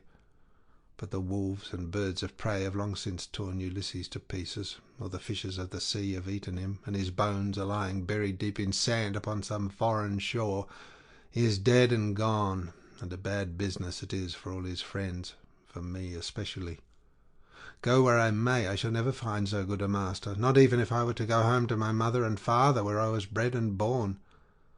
I do not so much care, however, about my parents now, though I should dearly like to see them again in my own country. It is the loss of Ulysses that grieves me most. I cannot speak of him without reverence, though he is here no longer, for he was very fond of me, and took such care of me that wherever he may be I shall always honour his memory." "My friend," replied Ulysses, "you are very positive and very hard of belief about your master's coming home again. Nevertheless, I will not merely say, but will swear that he is coming. Do not give me anything for my news till he has actually come. You may then give me a shirt and cloak of good wear, if you will. I am in great want, but I will not take anything at all till then, for I hate a man, even as I hate hellfire, who lets his poverty tempt him into lying. I swear by King Jove, by the rites of hospitality, and by that hearth of Ulysses to which I have now come, that all will surely happen as I have said it will. Ulysses will return in this selfsame year, With the end of this moon and the beginning of the next, he will be here to do vengeance on all those who are ill-treating his wife and son." To this you answered, O swineherd Eumaeus, "Old man, you will neither get paid for bringing good news, nor will Ulysses ever come home. Drink your wine in peace, and let us talk about something else. Do not keep on reminding me of all this. It always pains me when anyone speaks about my honoured master.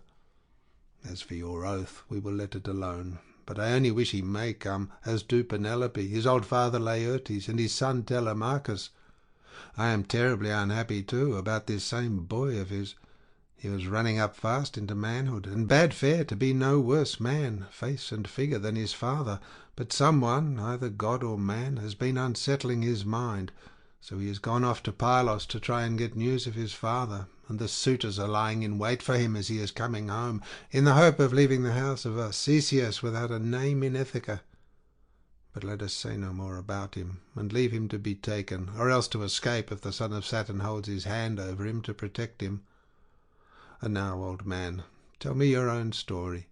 Tell me also, for I want to know, who you are and where you come from.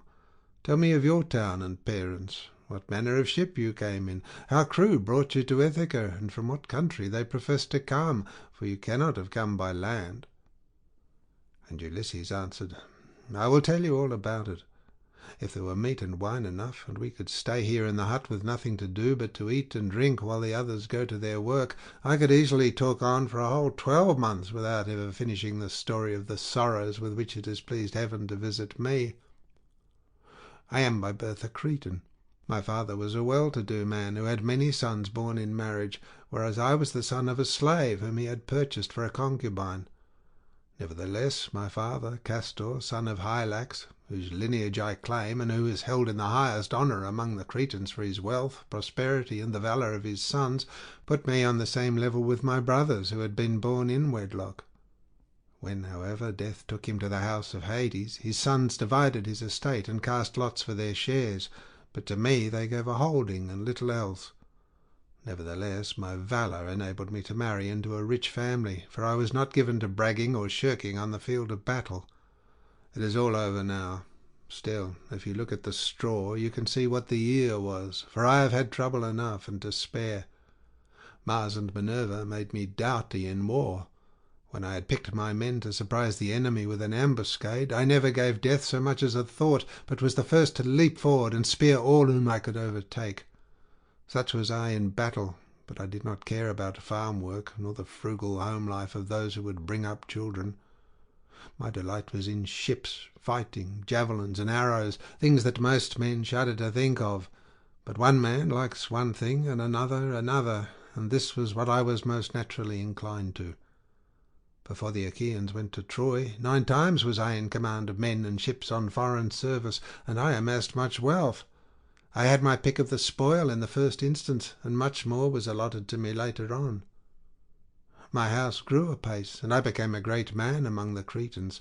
But when Jove counselled that terrible expedition, in which so many perished, the people required me and Idomeneus to lead their ships to Troy, and there was no way out of it, for they insisted on our doing so.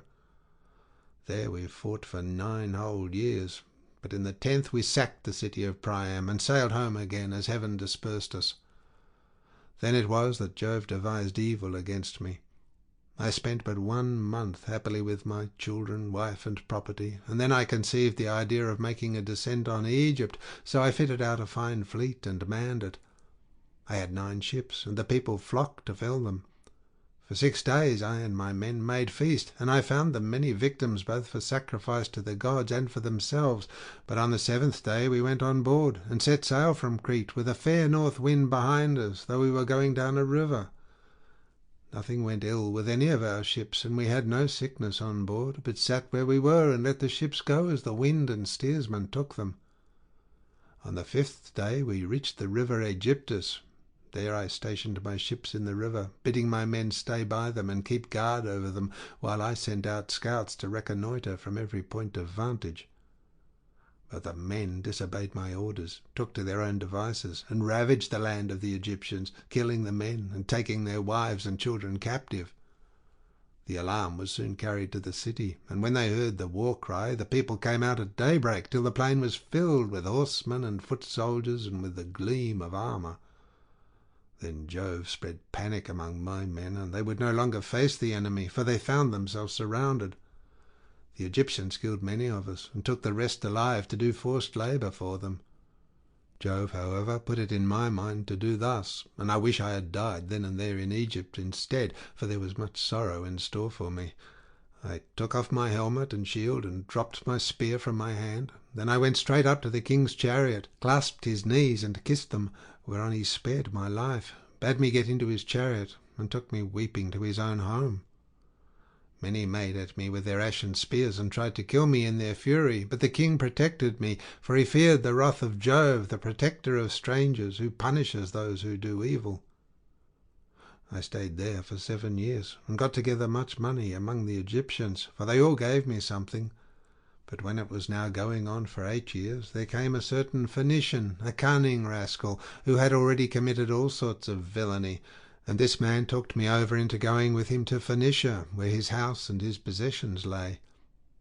I stayed there for a whole 12 months, but at the end of that time, when months and days had gone by till the same season had come round again, he set me on board a ship bound for Libya, on a pretence that I was to take a cargo along with him to that place, but really that he might sell me as a slave and take the money I fetched. I suspected his intention, but went on board with him, for I could not help it. The ship ran before a fresh north wind till we had reached the sea that lies between Crete and Libya. There, however, Jove counselled their destruction, for as soon as we were well out from Crete and could see nothing but sea and sky, he raised a black cloud over our ship, and the sea grew dark beneath it. Then Jove let fly with his thunderbolts, and the ship went round, and was filled with fire and brimstone as the lightning struck it. The men fell all into the sea. They were carried about in the water around the ship, looking like so many seagulls, but the god presently deprived them of all chance of getting home again. I was all dismayed.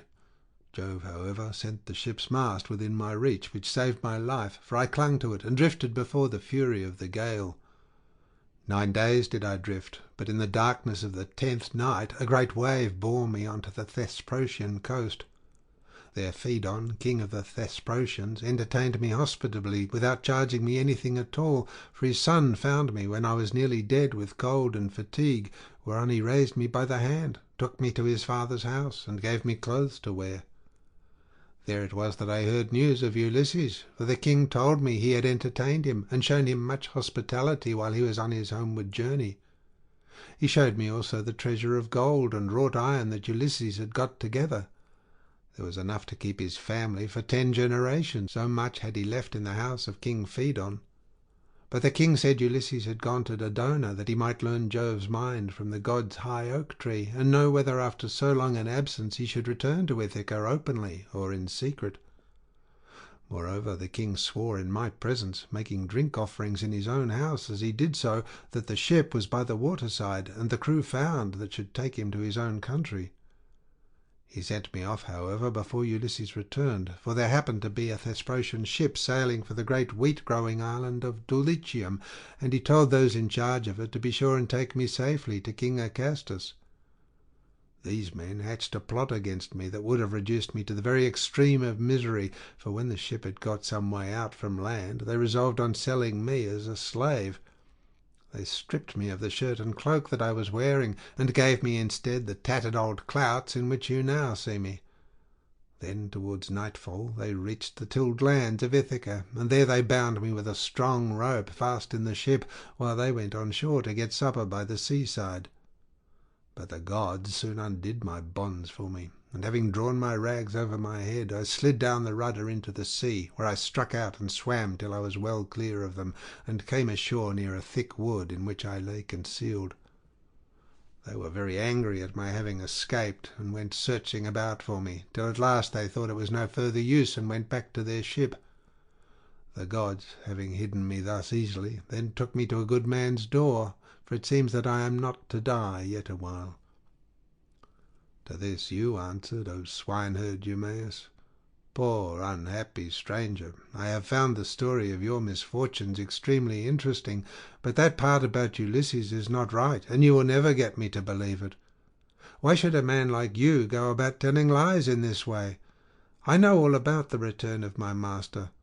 The gods, one and all of them, detest him, or they would have taken him before Troy, or let him die with friends around him when the days of his fighting were done, for then the Achaeans would have built a mound over his ashes, and his son would have been heir to his renown. But now the storm winds have spirited him away, we know not whither. As for me, I live out of the way here with the pigs, and never go to the town, unless when Penelope sends for me on the arrival of some news about Ulysses. Then they all sit round and ask questions, both those who grieve over the king's absence, and those who rejoice at it because they can eat up his property without paying for it.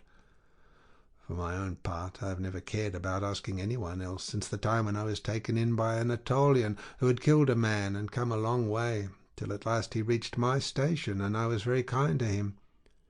He said he had seen Ulysses with Idomeneus among the Cretans, refitting his ships which had been damaged in a gale. He said Ulysses would return in the following summer or autumn with his men, and that he would bring back much wealth. And now you unfortunate old man, since fate has brought you to my door, do not try to flatter me in this way with vain hopes. It is not for any such reason that I shall treat you kindly, but only out of respect for Jove, the god of hospitality, as fearing him and pitying you." Ulysses answered, "I see that you are of an unbelieving mind. I have given you my oath, and yet you will not credit me. Let us then make a bargain, and call all the gods in heaven to witness it. If your master comes home, give me a cloak and shirt of good wear, and send me to Dulichium, where I want to go. But if he does not come, as I say he will, set your men on to me, and tell them to throw me from yonder precipice, as a warning to tramps not to go about the country telling lies." "And a pretty figure I should cut then," replied Eumaeus, "both now and hereafter, if I were to kill you after receiving you into my hut and showing you hospitality. I should have to say my prayers in good earnest if I did. But it is just supper time, and I hope my men will come in directly, that we may cook something savoury for supper." Thus did they converse, and presently the swineherds came up with the pigs, which were then shut up for the night in their sties, and a tremendous squealing they made as they were being driven into them. But Eumaeus called to his men and said, "Bring in the best pig you have, that I may sacrifice him for this stranger, and we will take toll of him ourselves. We have had trouble enough this long time feeding pigs, while others reap the fruit of our labour." On this he began chopping firewood, while the others brought in a fine fat 5-year-old boar pig and set it at the altar. Eumaeus did not forget the gods, for he was a man of good principles, so the first thing he did was to cut bristles from the pig's face and throw them into the fire, praying to all the gods as he did so that Ulysses might return home again. Then he clubbed the pig with a billet of oak which he had kept back when he was chopping the firewood, and stunned it, while the others slaughtered and singed it. Then they cut it up, and Eumaeus began by putting raw pieces from each joint onto some of the fat. These he sprinkled with barley meal and laid upon the embers. They cut the rest of the meat up small, put the pieces upon the spits, and roasted them till they were done. When they had taken them off the spits, they threw them onto the dresser in a heap. The swineherd, who was a most equitable man, then stood up to give everyone his share. He made 7 portions. One of these he set apart for Mercury, the son of Maia, and the nymphs, praying to them as he did so. The others he dealt out to the men, man by man. He gave Ulysses some slices cut lengthwise down the loyal as a mark of especial favour, and Ulysses was much pleased. "I hope, Eumaeus," said he, "that Jove will be as well disposed towards you as I am for the respect you are showing to an outcast like myself." To this you answered, O swineherd Eumaeus, "Eat, my good fellow, and enjoy your supper, such as it is. God grants this and withholds that, just as he thinks right, for he can do whatever he chooses." As he spoke, he cut off the first piece and offered it as a burnt sacrifice to the immortal gods. Then he made them a drink offering, put the cup in the hands of Ulysses, and sat down to his own portion. Mesaulius brought them their bread. The swineherd had brought this man on his own account from among the Taphians during his master's absence, and had paid for him with his own money, without saying anything either to his mistress or Laertes. They then laid their hands upon the good things that were before them, and when they had had enough to eat and drink, Mesaulius took away what was left of the bread, and they all went to bed after having made a hearty supper. Now the night came on stormy and very dark, for there was no moon. It poured without ceasing, and the wind blew strong from the west, which is a wet quarter, so Ulysses thought he would see whether Eumaeus, in the excellent care he took of him, would take off his own cloak and give it to him, or make one of his men give him one. "Listen to me," said he, "Eumaeus and the rest of you. When I have said a prayer I will tell you something. It is the wine that makes me talk in this way. Wine will make even a wise man fall to singing. It will make him chuckle and dance and say many a word that he had better leave unspoken. Still, as I have begun, I will go on. Would that I was still young and strong, as when we got up an ambuscade before Troy. Menelaus and Ulysses were the leaders, but I was in command also, for the other two would have it so. When we had come up to the wall of the city, we crouched down beneath our armour, and lay there under cover of the reeds and thick brushwood that grew about the swamp. It came on to freeze, with a north wind blowing. The snow fell small and fine like hoarfrost, and our shields were coated thick with rime. The others had all got cloaks and shirts, and slept comfortably enough with their shields about their shoulders, but I had carelessly left my cloak behind me, not thinking that I should be too cold, and had gone off in nothing but my shirt and shield. When the night was 2/3 through, and the stars had shifted their places, I nudged Ulysses, who was close to me, with my elbow, and he at once gave me his ear. "Ulysses," said I, "this cold will be the death of me, for I have no cloak. Some god fooled me into setting off with nothing on but my shirt, and I do not know what to do." Ulysses, who was as crafty as he was valiant, hit upon the following plan. "Keep still," said he in a low voice, "or the others will hear you." Then he raised his head on to his elbow. "My friend," said he, "I have had a dream from heaven in my sleep. We are a long way from the ships. I wish someone would go down and tell Agamemnon to send us up more men at once." On this Thoas, son of Andraemon, threw off his cloak and set out running to the ships, whereon I took the cloak and lay in it comfortably enough till morning. Would that I was still young and strong as I was in those days, for then some one of you swineherds would give me a cloak, both out of good will and for the respect due to a brave soldier. But now people look down upon me because my clothes are shabby." And Eumaeus answered, "Old man, you have told us an excellent story, and have said nothing, so far, but what is quite satisfactory. For the present, therefore, you shall want neither clothing nor anything else that a stranger in distress may reasonably expect. But tomorrow morning you have to shake your own old rags about your body again, for we have not many spare cloaks nor shirts up here, but every man has only one. When Ulysses' son comes home again, he will give you both cloak and shirt, and send you wherever you may want to go." With this he got up and made a bed for Ulysses by throwing some goat-skins and sheep-skins on the ground in front of the fire. Here Ulysses lay down, and Eumaeus covered him over with a great heavy cloak that he kept for a change in case of extraordinarily bad weather. Thus did Ulysses sleep, and the young men slept beside him. But the swineherd did not like sleeping away from his pigs, so he got ready to go outside, and Ulysses was glad to see that he looked after his property during his master's absence. First he slung his sword over his brawny shoulders and put on a thick cloak to keep out the wind. He also took the skin of a large and well-fed goat, and a javelin in case of attack from men or dogs. Thus equipped, he went to his rest where the pigs were camping under an overhanging rock that gave them shelter from the north wind. End of section 14.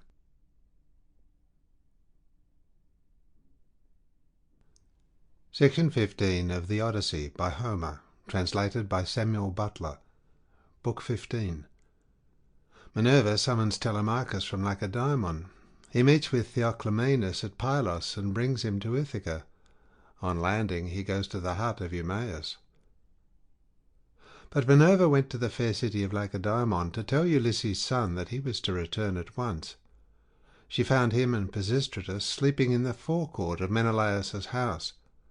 Pisistratus was fast asleep, but Telemachus could get no rest all night for thinking of his unhappy father. So Minerva went close up to him and said, "Telemachus, you should not remain so far away from home any longer, nor leave your property with such dangerous people in your house. They will eat up everything you have among them, and you will have been on a fool's errand. Ask Menelaus to send you home at once, if you wish to find your excellent mother still there when you get back. Her father and brothers are already urging her to marry Eurymachus, who has given her more than any of the others, and has been greatly increasing his wedding presents. I hope nothing valuable may have been taken from the house in spite of you, but you know what women are. They always want to do the best they can for the man who marries them, and never give another thought to the children of their first husband, nor to their father either when he is dead and done with. Go home, therefore, and put everything in charge of the most respectable woman-servant that you have, until it shall please heaven to send you a wife of your own. Let me tell you also of another matter which you had better attend to. The chief men among the suitors are lying in wait for you in the strait between Ithaca and Samos, and they mean to kill you before you can reach home. I do not much think they will succeed. It is more likely that some of those who are now eating up your property will find a grave themselves. Sail night and day, and keep your ship well away from the islands. The god who watches over you and protects you will send you a fair wind. As soon as you get to Ithaca, send your ships and men on to the town, but yourself go straight to the swineherd who has charge of your pigs. He is well disposed towards you. Stay with him, therefore, for the night, and then send him to Penelope to tell her that you have got back safe from Pylos." Then she went back to Olympus. But Telemachus stirred Pisistratus with his heel to rouse him, and said, "Wake up, Pisistratus, and yoke the horses to the chariot, for we must set off home." But Pisistratus said, "No matter what hurry we are in, we cannot drive in the dark. It will be morning soon. Wait till Menelaus has brought his presents and put them in the chariot for us, and let him say good-bye to us in the usual way. So long as he lives, a guest should never forget a host who has shown him kindness." As he spoke, day began to break, and Menelaus, who had already risen, leaving Helen in bed, came towards them. When Telemachus saw him, he put on his shirt as fast as he could, threw a great cloak over his shoulders, and went out to meet him. "Menelaus," said he, "let me go back now to my own country, for I want to get home."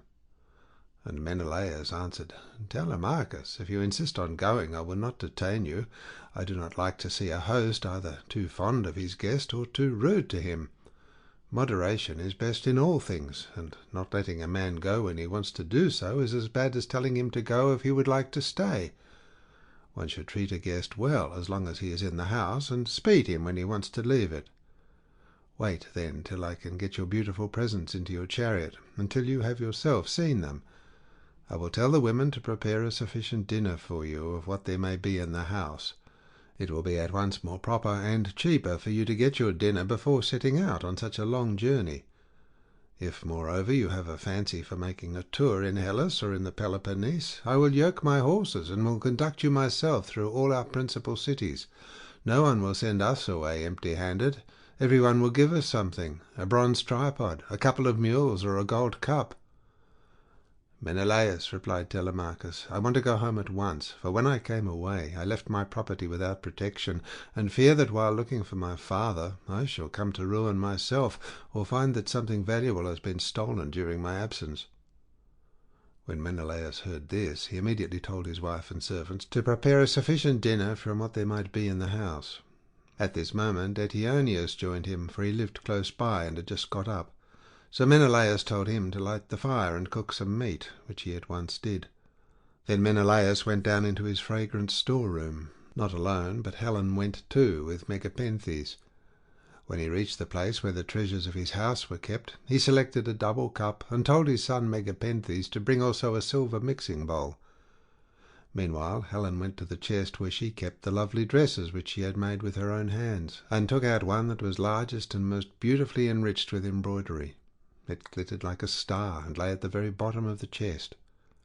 Then they all came back through the house again till they got to Telemachus, and Menelaus said, "Telemachus, may Jove, the mighty husband of Juno, bring you safely home according to your desire. I will now present you with the finest and most precious piece of plate in all my house. It is a mixing bowl of pure silver, except the rim, which is inlaid with gold, and it is the work of Vulcan. Vidamus, king of the Sidonians, made me a present of it in the course of a visit that I paid him while I was on my return home. I should like to give it to you." With these words he placed the double cup in the hands of Telemachus, while Megapenthes brought the beautiful mixing bowl and set it before him. Hard by stood lovely Helen with the robe ready in her hand. "I too, my son," said she, "have something for you as a keepsake from the hand of Helen.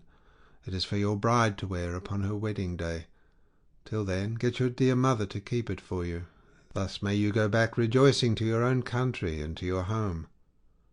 So saying, she gave the robe over to him, and he received it gladly. Then Pisistratus put the presents into their chariot, and admired them all as he did so.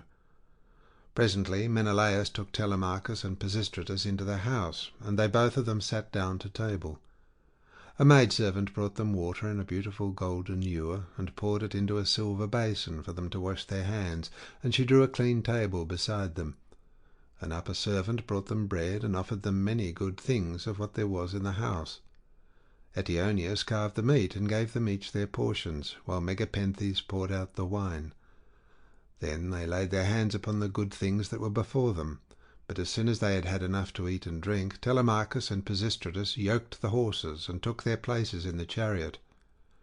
They drove out through the inner gateway, and under the echoing gatehouse of the outer court, and Menelaus came after them with a golden goblet of wine in his right hand, that they might make a drink offering before they set out.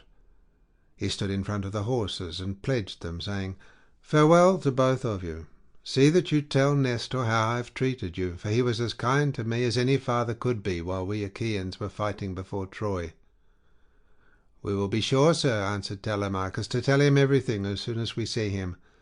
I wish I were as certain of finding Ulysses returned when I get back to Ithaca, that I might tell him of the very great kindness you have shown me, and of the many beautiful presents I am taking with me."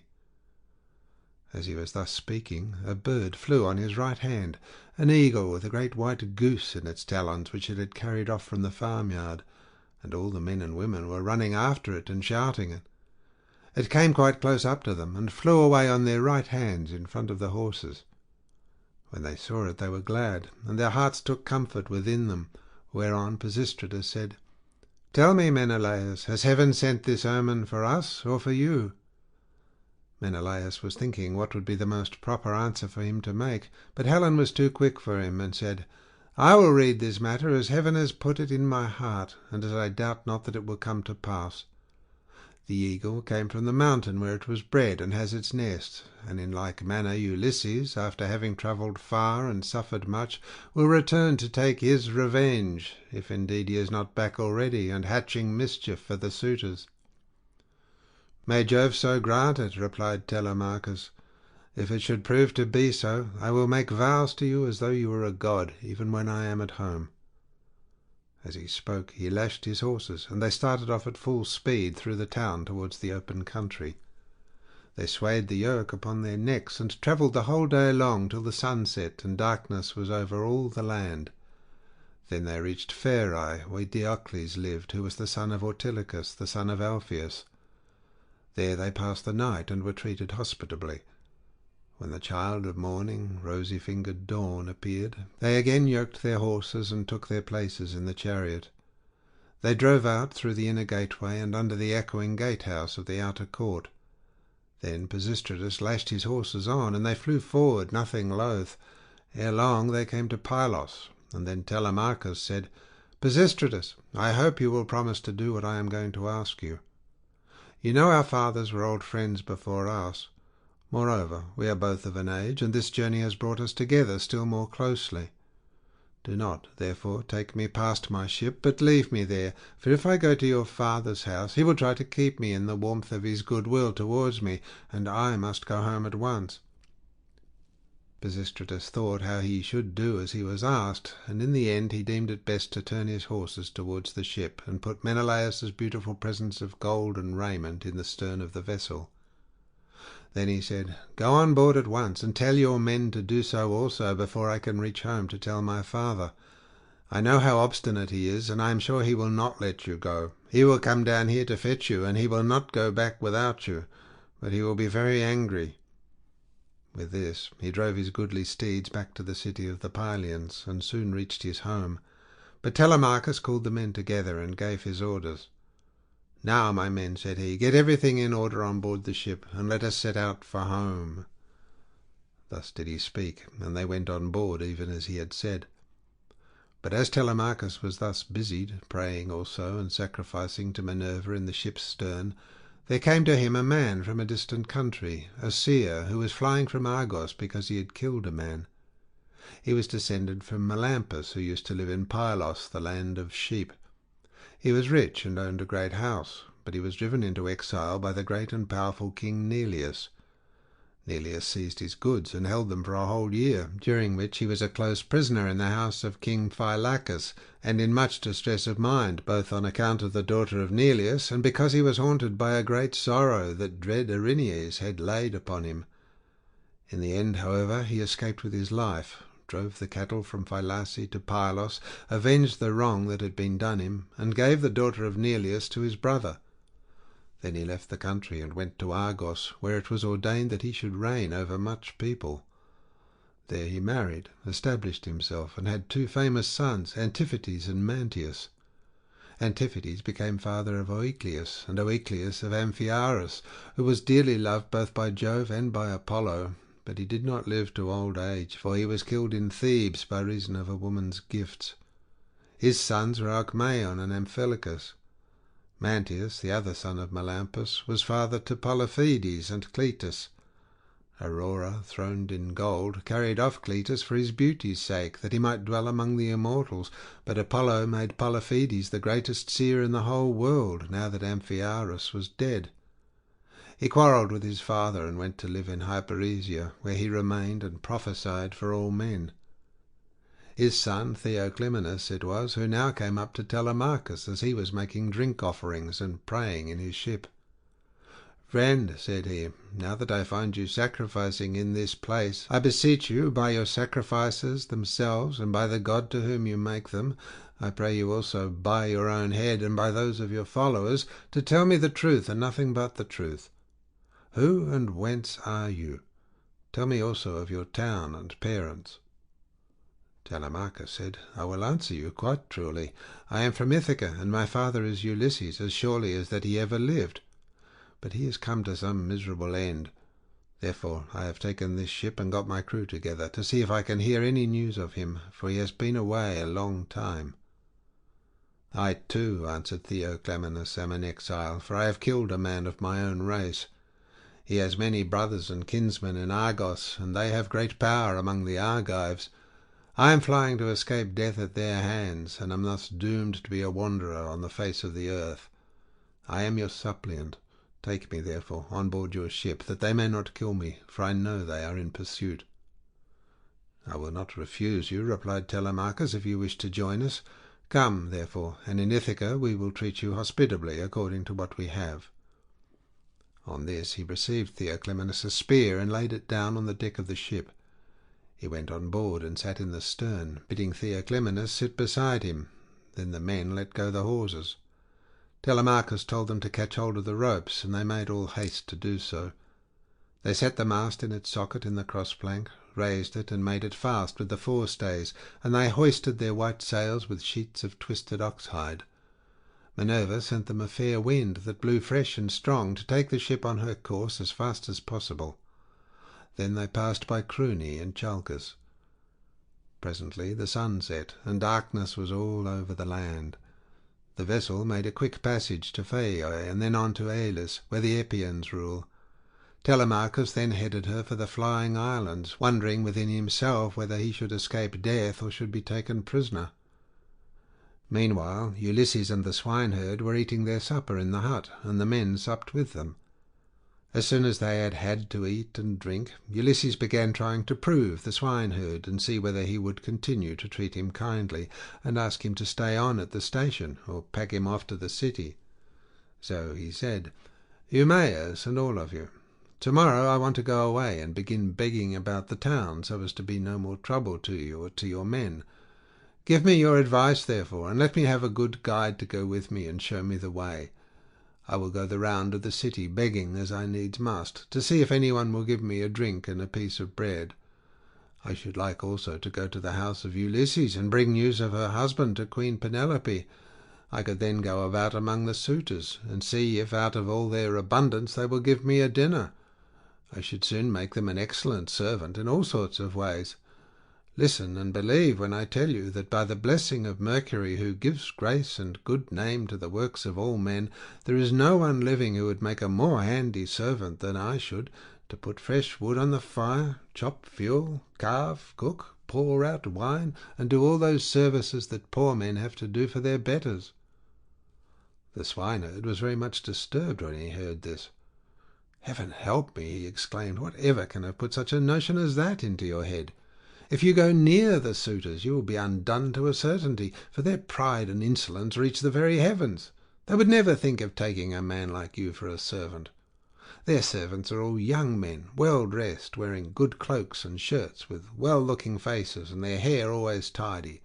The tables are kept quite clean, and are loaded with bread, meat, and wine.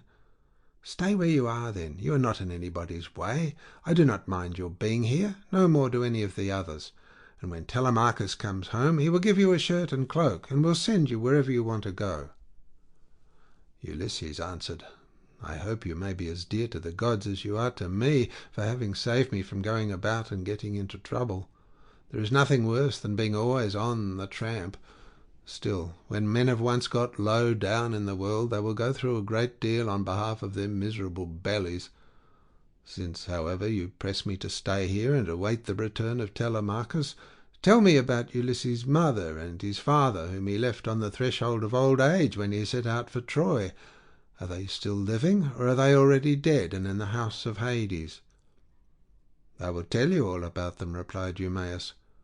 "Laertes is still living, and prays heaven to let him depart peacefully in his own house, for he is terribly distressed about the absence of his son, and also about the death of his wife, which grieved him greatly, and aged him more than anything else did. She came to an unhappy end through sorrow for her son. May no friend or neighbour who has dealt kindly by me come to such an end as she did. As long as she was still living, though she was always grieving, I used to like seeing her and asking her how she did, for she brought me up along with her daughter Ctimene, the youngest of her children. We were boy and girl together, and she made little difference between us. When, however, we both grew up, they sent Ctimene to Same, and received a splendid dowry for her. As for me, my mistress gave me a good shirt and cloak with a pair of sandals for my feet, and sent me off into the country, but she was just as fond of me as ever. This is all over now.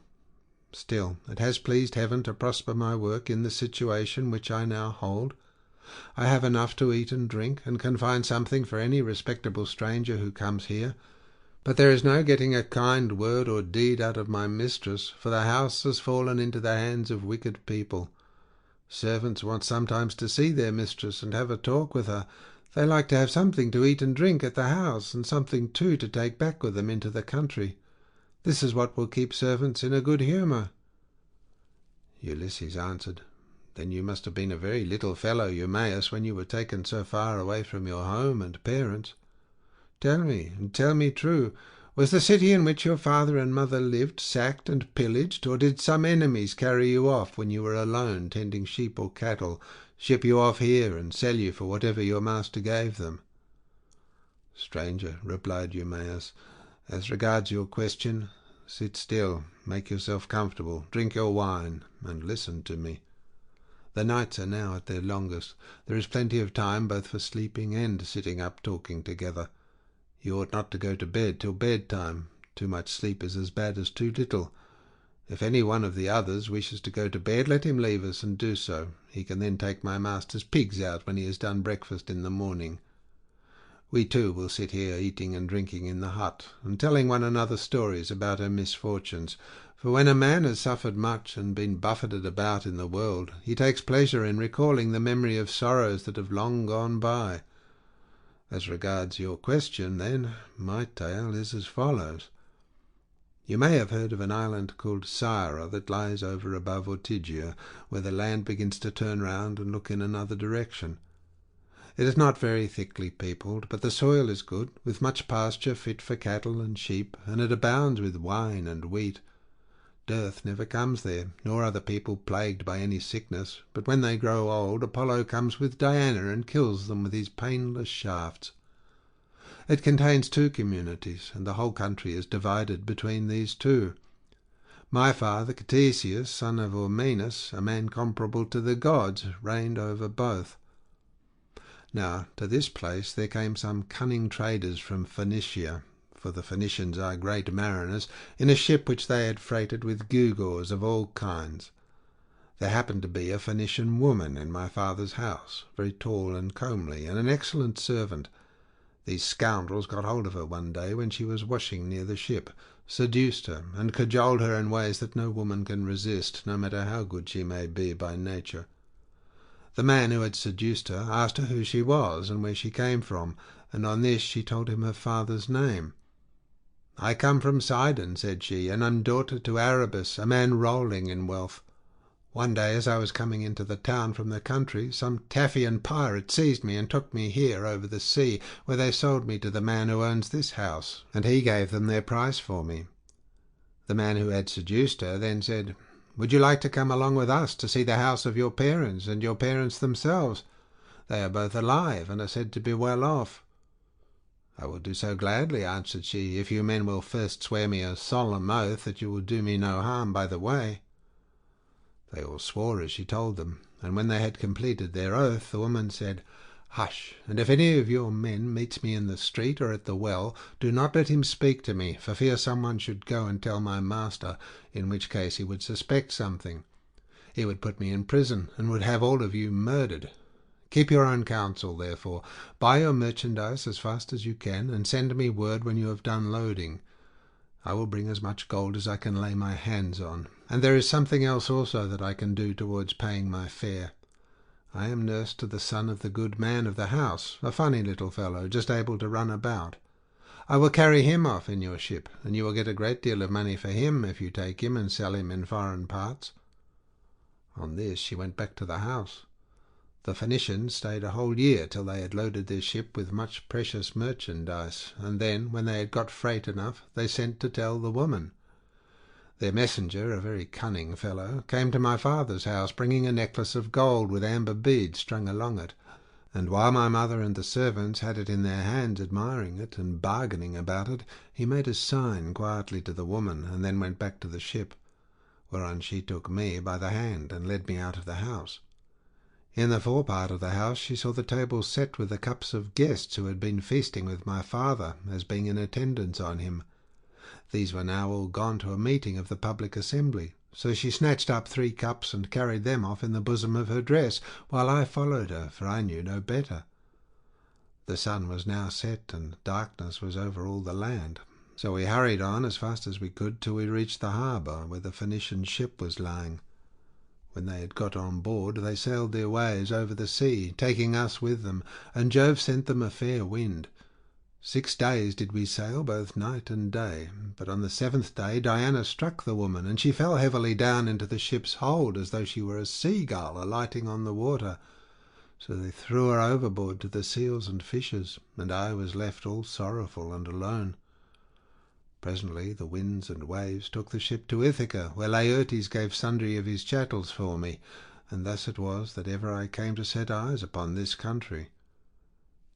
Ulysses answered, "Eumaeus, I have heard the story of your misfortunes with the most lively interest and pity, but Jove has given you good as well as evil, for in spite of everything you have a good master, who sees that you always have enough to eat and drink, and you lead a good life, whereas I am still going about begging my way from city to city." Thus did they converse, and they had only a very little time left for sleep, for it was soon daybreak. In the meantime Telemachus and his crew were nearing land, so they loosed the sails, took down the mast, and rowed the ship into the harbour. They cast out their mooring stones and made fast the hawsers. They then got out upon the seashore, mixed their wine, and got dinner ready. As soon as they had had enough to eat and drink, Telemachus said, Take the ship on to the town, but leave me here, for I want to look after the herdsmen on one of my farms. In the evening, when I have seen all I want, I will come down to the city, and tomorrow morning, in return for your trouble, I will give you all a good dinner with meat and wine." Then Theoclymenus said, "And what, my dear young friend, is to become of me? To whose house among all your chief men am I to repair, or shall I go straight to your own house and to your mother?" "At any other time," replied Telemachus, "I should have bidden you go to my own house, for you would find no want of hospitality. At the present moment, however, you would not be comfortable there, for I shall be away, and my mother will not see you. She does not often show herself even to the suitors, but sits at her loom weaving in an upper chamber, out of their way. But I can tell you a man whose house you can go to. I mean Eurymachus, the son of Polybus, who is held in the highest estimation by everyone in Ithaca. He is much the best man and the most persistent wooer of all those who are paying court to my mother and trying to take Ulysses' place. Jove, however, in heaven alone knows whether or no they will come to a bad end before the marriage takes place." As he was speaking, a bird flew by upon his right hand, a hawk, Apollo's messenger.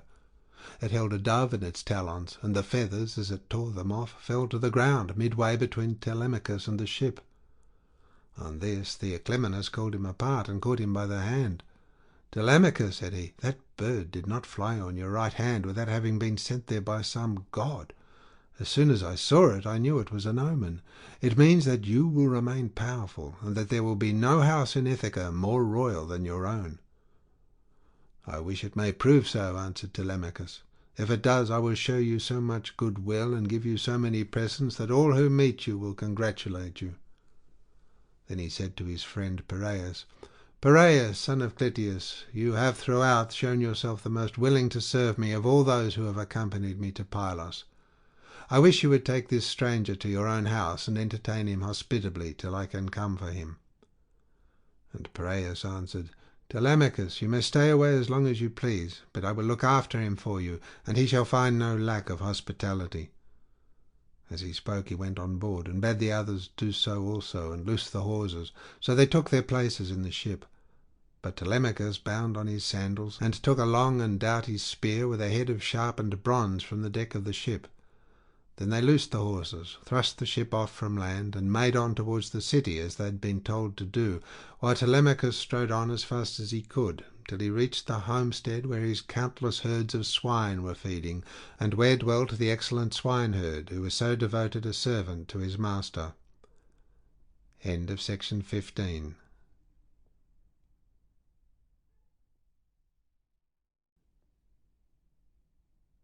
Section 16 of the Odyssey by Homer, translated by Samuel Butler. Book 16. Ulysses reveals himself to Telemachus. Meanwhile, Ulysses and the swineherd had lit a fire in the hut, and were getting breakfast ready at daybreak, for they had sent the men out with the pigs. When Telemachus came up, the dogs did not bark, but fawned upon him. So Ulysses, hearing the sound of feet, and noticing that the dogs did not bark, said to Eumaeus, "Eumaeus, I hear footsteps. I suppose one of your men or some one of your acquaintance is coming here, for the dogs are fawning upon him and not barking." The words were hardly out of his mouth before his son stood at the door. Eumaeus sprang to his feet, and the bowls in which he was mixing wine fell from his hands as he made towards his master. He kissed his head and both his beautiful eyes, and wept for joy. A father could not be more delighted at the return of an only son, the child of his old age, after 10 years' absence in a foreign country, and after having gone through much hardship. He embraced him, kissed him all over as though he had come back from the dead, and spoke fondly to him, saying, "So you are come, Telemachus, light of my eyes that you are. When I heard you had gone to Pylos, I made sure I was never going to see you any more. Come in, my dear child, and sit down, that I may have a good look at you now you are home again. It is not very often you come into the country to see us herdsmen. You stick pretty close to the town generally. I suppose you think it better to keep an eye on what the suitors are doing." "So be it, old friend," answered Telemachus, "but I am come now because I want to see you, and to learn whether my mother is still at her old home, or whether someone else has married her, so that the bed of Ulysses is without bedding and covered with cobwebs." "She is still at the house," replied Eumaeus, grieving and breaking her heart, and doing nothing but weep both night and day continually. As he spoke, he took Telemachus a spear, whereon he crossed the stone threshold and came inside. Ulysses rose from his seat to give him place as he entered, but Telemachus checked him. "Sit down, stranger," said he. "I can easily find another seat, and there is one here who will lay it for me." Ulysses went back to his own place, and Eumaeus strewed some green brushwood on the floor and threw a sheepskin on top of it for Telemachus to sit upon. Then the swineherd brought them platters of cold meat, the remains of what they had eaten the day before, and he filled the bread baskets with bread as fast as he could. He mixed wine also in bowls of ivy wood, and took his seat facing Ulysses. Then they laid their hands on the good things that were before them, and as soon as they had had enough to eat and drink, Telemachus said to Eumaeus, "Old friend, where does this stranger come from? How did his crew bring him to Ithaca, and who were they? For assuredly he did not come here by land."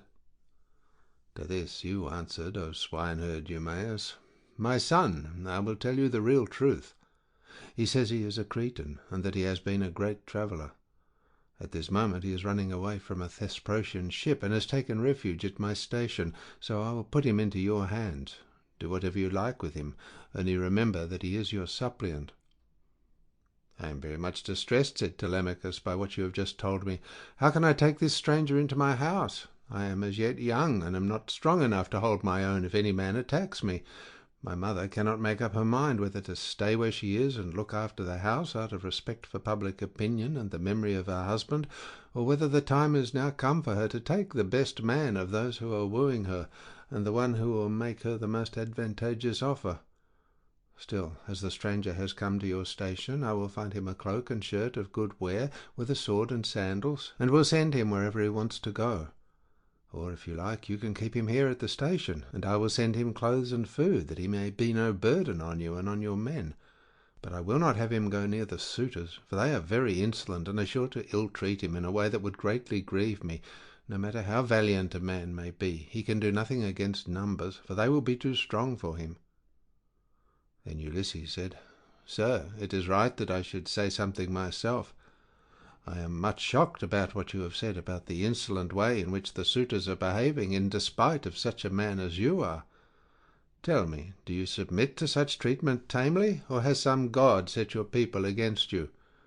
May you not complain of your brothers, for it is to these that a man may look for support, however great his quarrel may be. I wish I were as young as you are, and in my present mind. If I were son to Ulysses, or indeed Ulysses himself, I would rather someone came and cut my head off, but I would go to the house and be the bane of every one of these men. If they were too many for me, I being single-handed, I would rather die fighting in my own house than see such disgraceful sights day after day, strangers grossly maltreated, and men dragging the women servants about the house in an unseemly way, wine drawn recklessly, and bread wasted, all to no purpose, for an end that shall never be accomplished." And Telemachus answered, "I will tell you truly everything. There is no enmity between me and my people, nor can I complain of brothers to whom a man may look for support, however great his quarrel may be. Jove has made us a race of only sons. Laertes was the only son of Odysseus, and Ulysses only son of Laertes. I am myself the only son of Ulysses, who left me behind him when he went away, so that I have never been of any use to him. Hence it comes that my house is in the hands of numberless marauders, for the chiefs from all the neighbouring islands, Dulichium, Same, Zacynthus, as also all the principal men of Ithaca itself, are eating up my house, under the pretext of paying court to my mother, who will neither say point blank that she will not marry, nor yet bring matters to an end. So they are making havoc of my estate, and before long will do so with myself into the bargain. The issue, however, rests with heaven. But do you, old friend Eumaeus, go at once and tell Penelope that I am safe, and have returned from Pylos. Tell it to herself alone, and then come back here without letting anyone else know, for there are many who are plotting mischief against me." "I understand and heed you," replied Eumaeus. "You need instruct me no further, only as I am going that way, say whether I had not better let poor Laertes know that you are returned. He used to superintend the work on his farm in spite of his bitter sorrow about Ulysses, and he would eat and drink at will along with his servants. But they tell me from the day on which you set out for Pylos he has neither eaten nor drunk as he ought to do, nor does he look after his farm, but sits weeping and wasting the flesh from off his bones." "More's the pity," answered Telemachus. "I am sorry for him, but we must leave him to himself just now. If people could have everything their own way, the first thing I should choose would be the return of my father. But go and give your message, then make haste back again, and do not turn out of your way to tell Laertes. Tell my mother to send one of her women secretly with the news at once, and let him hear it from her." Thus did he urge the swineherd. Eumaeus therefore took his sandals, bound them to his feet, and started for the town. Minerva watched him well off the station, and then came up to it in the form of a woman, fair, stately, and wise. She stood against the side of the entry, and revealed herself to Ulysses, but Telemachus could not see her, and knew not that she was there, for the gods do not let themselves be seen by everybody. Ulysses saw her, and so did the dogs, for they did not bark, but went scared and whining off to the other side of the yards. She nodded her head, and motioned to Ulysses with her eyebrows, whereon he left the hut, and stood before her outside the main wall of the yards. Then she said to him, "Ulysses, noble son of Laertes, it is now time for you to tell your son. Do not keep him in the dark any longer, but lay your plans for the destruction of the suitors, and then make for the town. I will not be long in joining you, for I too am eager for the fray." As she spoke, she touched him with her golden wand. First she threw a fair, clean shirt and cloak about his shoulders. Then she made him younger and of more imposing presence. She gave him back his colour, filled out his cheeks, and let his beard become dark again. Then she went away, and Ulysses came back inside the hut. His son was astounded when he saw him, and turned his eyes away for fear he might be looking upon a god. "Stranger," said he, "how suddenly you have changed from what you were a moment or two ago. You are dressed differently, and your colour is not the same. Are you some one or other of the gods that live in heaven? If so, be propitious to me, till I can make you due sacrifice and offerings of wrought gold. Have mercy upon me." And Ulysses said, "I am no god. Why should you take me for one? I am your father, on whose account you grieve and suffer so much at the hands of lawless men." As he spoke, he kissed his son, and a tear fell from his cheek onto the ground, for he had restrained all tears till now. But Telemachus could not yet believe that it was his father, and said, "You are not my father, but some god is flattering me with vain hopes that I may grieve the more hereafter. No mortal man could of himself contrive to do as you have been doing, and make yourself old and young at a moment's notice, unless a god were with him. A second ago you were old and all in rags, and now you are like some god come down from heaven." Ulysses answered, "Telemachus, you ought not to be so immeasurably astonished at my being really here. There is no other Ulysses who will come hereafter. Such as I am, it is I who, after long wandering and much hardship, have got home in the 20th year to my own country. What you wonder at is the work of the redoubtable goddess Minerva, who does with me whatever she will, for she can do what she pleases. At one moment she makes me like a beggar, and the next I am a young man with good clothes on my back. It is an easy matter for the gods who live in heaven to make any man look either rich or poor." As he spoke, he sat down, and Telemachus threw his arms about his father and wept. They were both so much moved that they cried aloud like eagles or vultures with crooked talons that have been robbed of their half-fledged young by peasants. Thus piteously did they weep, and the sun would have gone down upon their mourning if Telemachus had not suddenly said, "In what ship, my dear father, did your crew bring you to Ithaca? Of what nation did they declare themselves to be? For you cannot have come by land." "I will tell you the truth, my son," replied Ulysses. "It was the Phaeacians who brought me here. They are great sailors, and are in the habit of giving escorts to anyone who reaches their coasts. They took me over the sea while I was fast asleep, and landed me in Ithaca, after giving me many presents in bronze, gold, and raiment. These things, by heaven mercy, are lying concealed in a cave, and I am now come here on the suggestion of Minerva, that we may consult about killing our enemies. First, therefore, give me a list of the suitors with their number, that I may learn who and how many they are. I can then turn the matter over in my mind, and see whether we too can fight the whole body of them ourselves, or whether we must find others to help us." To this Telemachus answered, "Father, I have always heard of your renown both in the field and in council, but the task you talk of is a very great one. I am awed at the mere thought of it. 2 men cannot stand against many and brave ones. There are not 10 suitors only, nor twice 10, but 10 many times over. You shall learn their number at once. There are 52 chosen youths from Dulichium, and they have 6 servants. From Same there are 24 young Achaeans from Zacynthus, and 12 from Ithaca itself, all of them well born. They have with them a servant Medon, a bard, and 2 men who can carve at table. If we face such numbers as this, you may have bitter cause to rue your coming and your revenge. See whether you cannot think of someone who would be willing to come and help us." "Listen to me," replied Ulysses, "and think whether Minerva and her father Jove may seem sufficient, or whether I am to try and find someone else as well." "Those whom you have named," answered Telemachus, "are a couple of good allies, for though they dwell high up among the clouds, they have power over both gods and men." "These 2," continued Ulysses, "will not keep long out of the fray when the suitors and we join fight in my house. Now, therefore, return home early tomorrow morning, and go about among the suitors as before. Later on, the swineherd will bring me to the city disguised as a miserable old beggar. If you see them ill-treating me, steel your heart against my sufferings. Even though they drag me feet foremost out of the house, or throw things at me, look on and do nothing beyond gently trying to make them behave more reasonably. But they will not listen to you, for the day of their reckoning is at hand. Furthermore, I say, and lay my saying to your heart, when Minerva shall put it in my mind, I will nod my head to you, and on seeing me do this, you must collect all the armour that is in the house and hide it in the strong storeroom. Make some excuse when the suitors ask you why you are removing it.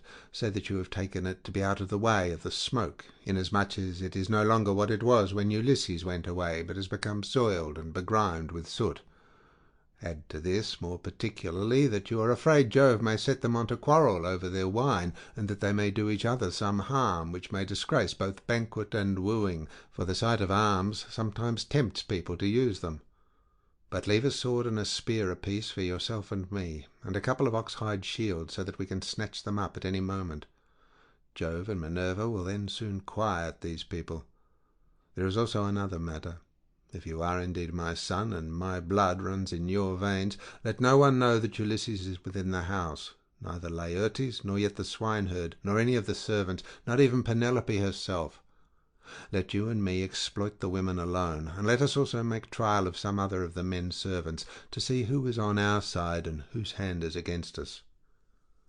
"Father," replied Telemachus, "you will come to know me by and by, and when you do, you will find that I can keep your counsel. I do not think, however, the plan you propose will turn out well for either of us. Think it over. It will take us a long time to go the round of the farms and exploit the men, and all the time the suitors will be wasting your estate with impunity and without compunction. Prove the women by all means, to see who are disloyal and who guiltless, but I am not in favour of going round and trying the men. We can attend to that later on, if you really have some sign from Jove that he will support you." Thus did they converse, and meanwhile the ship which had brought Telemachus and his crew from Pylos had reached the town of Ithaca. When they had come inside the harbour, they drew the ship onto the land. Their servants came and took their armour from them, and they left all the presents at the house of Clytius. Then they sent a servant to tell Penelope that Telemachus had gone into the country, and had sent the ship to the town to prevent her from being alarmed and made unhappy. This servant and Eumaeus happened to meet when they were both on the same errand of going to tell Penelope. When they reached the house, the servant stood up and said to the queen, in the presence of the waiting women, "Your son, madam, is now returned from Pylos." But Eumaeus went close up to Penelope and said privately all that her son had bidden him tell her. When he had given his message, he left the house with its outbuildings and went back to his pigs again. The suitors were surprised and angry at what had happened, so they went outside the great wall that ran around the outer court and held a council near the main entrance. Eurymachus, son of Polybus, was the first to speak. "My friend," said he, "this voyage of Telemachus's is a very serious matter. We had made sure that it would come to nothing. Now, however, let us draw a ship into the water, and get a crew together to send after the others, and to tell them to come back as fast as they can." He had hardly done speaking when Amphinomus turned in his place and saw the ship inside the harbour, with the crew lowering her sails and putting by their oars. So he laughed and said to the others, "We need not send them any message, for they are here. Some god must have told them, or else they saw the ship go by and could not overtake her." On this they rose and went to the waterside. The crew then drew the ship on shore. Their servants took their armour from them, and they went up in a body to the place of assembly, but they would not let anyone, old or young, sit along with them. And Antinous, son of Eupeithes, spoke first. "Good heavens," said he, "see how the gods have saved this man from destruction. We kept a succession of scouts upon the headlands all day long, and when the sun was down we never went on shore to sleep, but waited in the ship all night till morning, in the hope of capturing and killing him. But some god has conveyed him home in spite of us. Let us consider how we can make an end of him. He must not escape us. Our affair is never likely to come off while he is alive, for he is very shrewd, and public feeling is by no means all on our side. We must make haste before he can call the Achaeans in assembly. He will lose no time in doing so, for he will be furious with us, and will tell all the world how we plotted to kill him, but failed to take him. The people will not like this when they come to know of it. We must see that they do us no hurt, nor drive us from our own country into exile. Let us try and lay hold of him, either on his farm away from the town, or on the road hither. Then we can divide up his property amongst us, and let his mother and the man who marries her have the house. If this does not please you, and you wish Telemachus to live on and hold his father's property, then we must not gather here and eat up his goods in this way, but must make our offers to Penelope, each from his own house, and she can marry the man who will give the most for her, and whose lot it is to win her." They all held their peace until Amphinomus rose to speak. He was the son of Nisus, who was son to the king Aretius, and he was foremost among all the suitors from the wheat-growing and well-grassed island of Dulichium. His conversation, moreover, was more agreeable to Penelope than that of any of the other suitors, for he was a man of good natural disposition.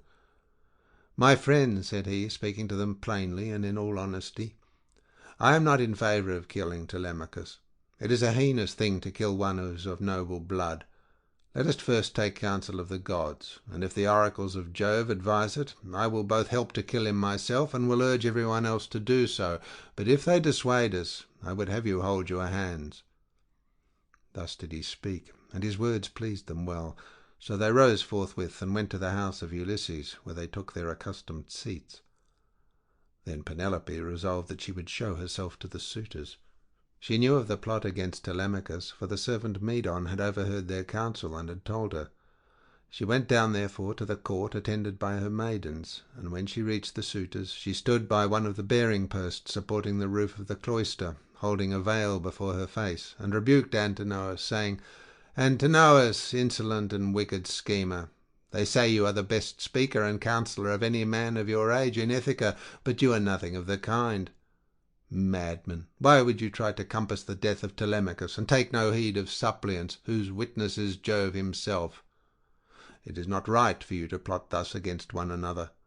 Do you not remember how your father fled to this house in fear of the people, who were enraged against him for having gone with some Taphian pirates and plundered the Thesprotians, who were at peace with us? They wanted to tear him in pieces and eat up everything he had, but Ulysses stayed their hands, although they were infuriated. And now you devour his property without paying for it, and break my heart by wooing his wife and trying to kill his son. Leave off doing so, and stop the others also." To this Eurymachus, son of Polybus, answered, "Take heart, Queen Penelope, daughter of Icarius, and do not trouble yourself about these matters. The man is not yet born, nor never will be, who shall lay hands upon your son Telemachus, while I yet live to look upon the face of the earth. I say, and it shall surely be, that my spear shall be reddened with his blood, for many a time has Ulysses taken me on his knees, held wine up to my lips to drink, and put pieces of meat into my hands. Therefore Telemachus is much the dearest friend I have, and has nothing to fear from the hands of us suitors. Of course, if death comes to him from the gods, he cannot escape it." He said this to quiet her, but in reality he was plotting against Telemachus. Then Penelope went upstairs again and mourned her husband, till Minerva shed sleep over her eyes. In the evening Eumaeus got back to Ulysses and his son, who had just sacrificed a young pig of a year old, and were helping one another to get supper ready. Minerva therefore came up to Ulysses, turned him into an old man with a stroke of her wand, and clad him in his old clothes again, for fear that the swineherd might recognize him and not keep the secret, but go and tell Penelope. Telemachus was the first to speak. "So you've got back, Eumaeus," said he. "What is the news of the town? Have the suitors returned, or are they still waiting over yonder to take me on my way home?" "I did not think of asking about that," replied Eumaeus, "when I was in the town. I thought I would give my message and come back as soon as I could. I met a man sent by those who had gone with you to Perilous, and he was the first to tell the news to your mother, but I can say what I saw with my own eyes. I had just got on to the crest of the hill of Mercury above the town, when I saw a ship coming into harbour with a number of men in her. They had many shields and spears, and I thought it was the suitors, but I cannot be sure." On hearing this, Telemachus smiled to his father, but so that Eumaeus could not see him. Then, when they had finished their work and the meal was ready, they ate it, and every man had his full share, so that they were all satisfied. As soon as they had had enough to eat and drink, they laid down to rest, and enjoyed the boon of sleep. End of section 16.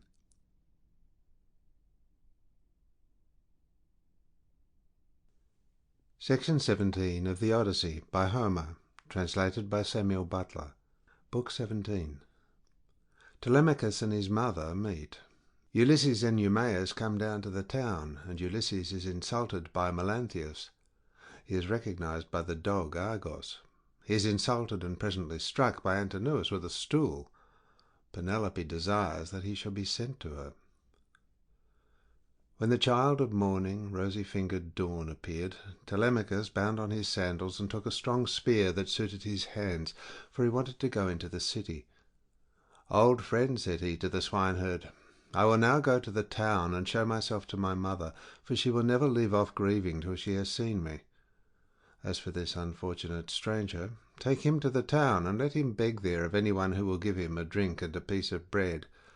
I have trouble enough of my own, and cannot be burdened with other people. If this makes him angry, so much the worse for him, but I like to say what I mean." Then Ulysses said, "Sir, I do not want to stay here. A beggar can always do better in town than country, for anyone who likes can give him something. I am too old to care about remaining here at the beck and call of a master. Therefore let this man do as you have just told him, and take me to the town as soon as I have had a warm by the fire, and the day has got a little heat in it. My clothes are wretchedly thin, and this frosty morning I shall be perished with cold, for you say the city is some way off." On this Telemachus strode through the yards, brooding his revenge upon the suitors.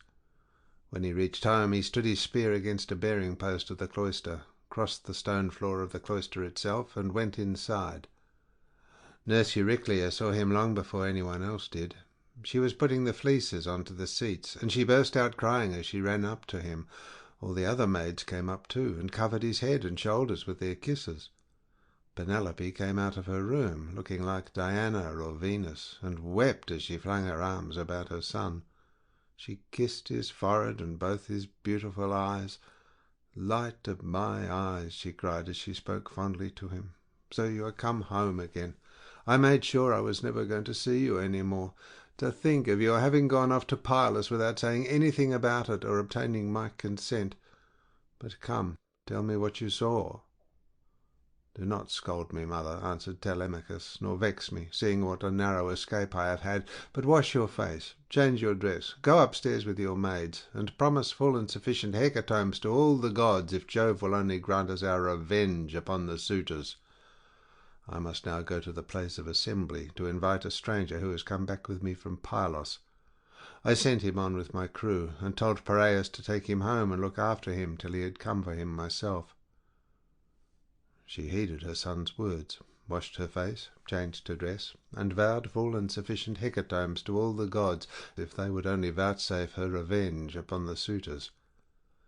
Telemachus went through and out of the cloisters, spear in hand, not alone, for his 2 fleet dogs went with him.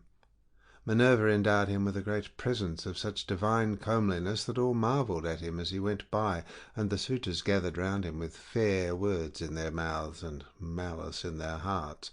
But he avoided them, and went to sit with Mentor, Antiphus, and Halitherses, old friends of his father's house, and they made him tell him all that had happened to him. Then Piraeus came up with Theoclymenus, whom he had escorted through the town to the place of assembly, whereon Telemachus at once joined them. Piraeus was first to speak. "Telemachus," said he, "I wish you would send some of your women to my house to take away the presents Menelaus gave you." "We do not know, Piraeus," answered Telemachus, "what may happen. If the suitors kill me in my own house and divide my property among them, I would rather you had the presents than that any of those people should get hold of them. If, on the other hand, I manage to kill them, I shall be much obliged if you will kindly bring me my presents." With these words he took Theoclymenus to his own house. When they got there, they laid their cloaks on the benches and seats, went into the baths, and washed themselves. When the maids had washed and anointed them, and had given them cloaks and shirts, they took their seats at table. A maidservant then brought them water in a beautiful golden ewer, and poured it into a silver basin for them to wash their hands, and she drew a clean table beside them. An upper servant brought them bread, and offered them many good things of what there was in the house. Opposite them sat Penelope, reclining on a couch by one of the bearing posts of the cloister, and spinning. Then they laid their hands on the good things that were before them, and as soon as they had had enough to eat and drink, Penelope said, "Telemachus, I shall go upstairs and lie down on that sad couch, which I have not ceased to water with my tears from the day Ulysses set out for Troy with the sons of Atreus. You failed, however, to make it clear to me, before the suitors came back to the house, whether or no you had been able to hear anything about the return of your father." "I will tell you then truth," replied her son. "We went to Pylos and saw Nestor, who took me to his house and treated me as hospitably as though I were a son of his own who had just returned after a long absence. So also did his sons, but he said he had not heard a word from any human being about Ulysses, whether he was alive or dead. He sent me, therefore, with a chariot and horses to Menelaus. There I saw Helen, for whose sake so many, both Argives and Trojans, were in heaven's wisdom doomed to suffer. Menelaus asked me what it was that had brought me to Lacedaemon, and I told him the whole truth, whereon he said, 'So then these cowards would usurp a brave man's bed. A hind might as well lay her newborn young in the lair of a lion, and then go off to feed in the forest or in some grassy dell. The lion, when he comes back to his lair, will make short work with the pair of them, and so will Ulysses with these suitors. By Father Jove, Minerva, and Apollo, if Ulysses is still the man that he was when he wrestled with Philomeleides in Lesbos, and threw him so heavily that all the Greeks cheered him, if he is still such, and were to come near such suitors, they would have a short shrift and a sorry wedding. As regards your question, however, I will not prevaricate nor deceive you, but what the old man of the sea told me, so much will I tell you in full. He said he could see Ulysses on an island, sorrowing bitterly in the house of the nymph Calypso, who was keeping him prisoner, and he could not reach his home, for he had no ships nor sailors to take him over the sea. This was what Menelaus told me, and when I had heard his story I came away. The gods then gave me a fair wind, and soon brought me safe home again." With these words he moved the heart of Penelope. Then Theoclymenus said to her, "Madam, wife of Ulysses, Telemachus does not understand these things. Listen therefore to me, for I can divine them surely, and will hide nothing from you. May Jove the King of Heaven be my witness, and the rites of hospitalities, with that hearth of Ulysses to which I now come, that Ulysses himself is even now in Ithaca, and either going about the country, or staying in one place, is inquiring into all these evil deeds, and preparing a day of reckoning for the suitors. I saw an omen when I was on the ship which meant this, and I told Telemachus about it." "May it be even so," answered Penelope. "If your words come true, you shall have such gifts and such good will from me that all who see you shall congratulate you." Thus did they converse. Meanwhile the suitors were throwing discs or aiming with spears at a mark on the levelled ground in front of the house, and behaving with all their old insolence. But when it was now time for dinner, and the flock of sheep and goats had come into the town from all the country round, with their shepherds as usual, then Medon, who was their favourite servant, and who waited upon them at table, said, "Now then, my young masters, you have had enough sport, so come inside that we may get dinner ready. Dinner is not a bad thing at dinner time."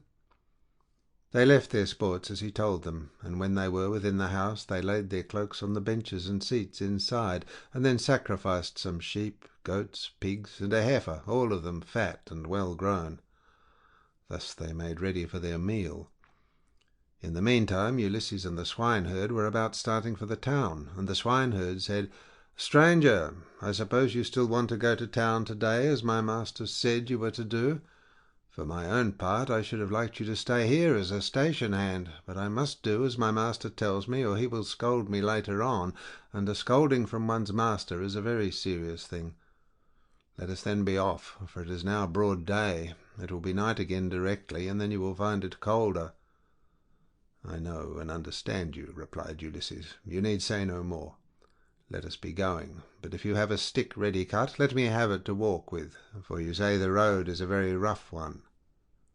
As he spoke, he threw his shabby old tattered wallet over his shoulders by the cord from which it hung, and Eumaeus gave him a stick to his liking. The two then started, leaving the station in charge of the dogs and herdsmen who remained behind. The swineherd led the way, and his master followed after, looking like some broken-down old tramp as he leaned upon his staff, and his clothes were all in rags. When they had got over the rough steep ground and were nearing the city, they reached the fountain from which the citizens drew their water. This had been made by Ithacus, Neritus, and Polyctor. There was a grove of water-loving poplars planted in a circle all round it, and the clear cold water came down to it from a rock high up, while above the fountain there was an altar to the nymphs, at which all wayfarers used to sacrifice. Here Melanthius, son of Dolius, overtook them as he was driving down some goats, the best of his flock, for the suitors' dinner, and there were 2 shepherds with him. When he saw Eumaeus and Ulysses, he reviled them with outrageous and unseemly language, which made Ulysses very angry. "There you go," cried he, "and a precious pair you are. See how heaven brings birds of the same feather to one another. Where, pray, master swineherd, are you taking this poor miserable object? It would make anyone sick to see such a creature at table. A fellow like this never won a prize for anything in his life, but will go about rubbing his shoulders against every man's doorpost, and begging, not for swords and cauldrons like a man, but only for a few scraps not worth begging for. If you would give him to me for a hand on my station, he might do to clean out the folds, or bring a bit of sweet feed to the kids, and he could fatten his thighs as much as he pleased on whey, but he has taken to bad ways, and will not go about any kind of work. He will do nothing but beg victuals all the town over to feed his insatiable belly. I say, therefore, and it shall surely be, if he goes near Ulysses' house, it will get his head broken by the stools they will fling at him till they turn him out." On this, as he passed, he gave Ulysses a kick on the hip out of pure wantonness, but Ulysses stood firm, and did not budge from the path. For a moment he doubted whether or not to fly at Melanthius and kill him with his staff, or fling him to the ground and beat his brains out. He resolved, however, to endure it and keep himself in check, but the swineherd looked straight at Melanthius and rebuked him, lifting up his hands and praying to heaven as he did so. "Fountain nymphs," he cried, "children of Jove, if ever Ulysses burned you thigh bones covered with fat, whether of lambs or kids, grant my prayer that heaven may send him home. He would soon put an end to the swaggering threats with which such men as you go about insulting people, gadding all over the town while your flocks are going to ruin through bad shepherding." Then Melanthius the goatherd answered, "You ill-conditioned cur, what are you talking about? Some day or other I will put you on board ship and take you to a foreign country, where I can sell you and pocket the money you will fetch. I wish I were as sure that Apollo would strike Telemachus dead this very day, or that the suitors would kill him, as I am that Ulysses will never come home again." With this he left them to come on at their leisure, while he went quickly forward and soon reached the house of his master. When he got there he went in and took his seat among the suitors opposite Eurymachus, who liked him better than any of the others. The servants brought him a portion of meat, and an upper woman servant set bread before him that he might eat. Presently Ulysses and the swineherd came up to the house and stood by it amid a sound of music, for Phemius was just beginning to sing to the suitors. Then Ulysses took hold of the swineherd's hand and said, "Eumaeus, this house of Ulysses is a very fine place. No matter how far you go, you will find few like it. One building keeps following on another. The outer court has a wall with battlements all round it. The doors are double folding and of good workmanship. It would be a hard matter to take it by force of arms. I perceive, too, that there are many people banqueting within it, for there is a smell of roast meat, and I hear a sound of music, which the gods have made to go along with feasting." Then Eumaeus said, "You have perceived aright, as indeed you generally do, but let us think what will be our best course. Will you go inside first and join the suitors, leaving me here behind you, or will you wait here and let me go in first? But do not wait long, or someone may see you loitering about outside and throw something at you. Consider this matter, I pray you." And Ulysses answered, "I understand and heed. Go in first and leave me here where I am. I am quite used to being beaten and having things thrown at me. I have been so much buffeted about in war and by sea that I am case hardened, and this too may go with the rest. But a man cannot hide away the cravings of a hungry belly. This is an enemy which gives much trouble to all men. It is because of this that ships are fitted out to sail the seas and to make war upon other people."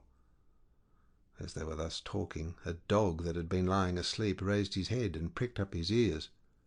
This was Argos, whom Ulysses had bred before setting out for Troy, but he had never had any work out of him. In the old days he used to be taken out by the young men when they went hunting wild goats or deer or hares, but now that his master was gone, he was lying neglected on the heap of mule and cow dung that lay in front of the stable door, till the men should come and draw it away to manure the great close, and he was full of fleas. As soon as he saw Ulysses standing there, he dropped his ears and wagged his tail, but he could not get close up to his master. When Ulysses saw the dog on the other side of the yard, he dashed a tear from his eyes without Eumaeus seeing it, and said, "Eumaeus, what a noble hound that is over yonder on the manure heap! His build is splendid. Is he as fine a fellow as he looks, or is he only one of those dogs that come begging about a table and are kept merely for show?"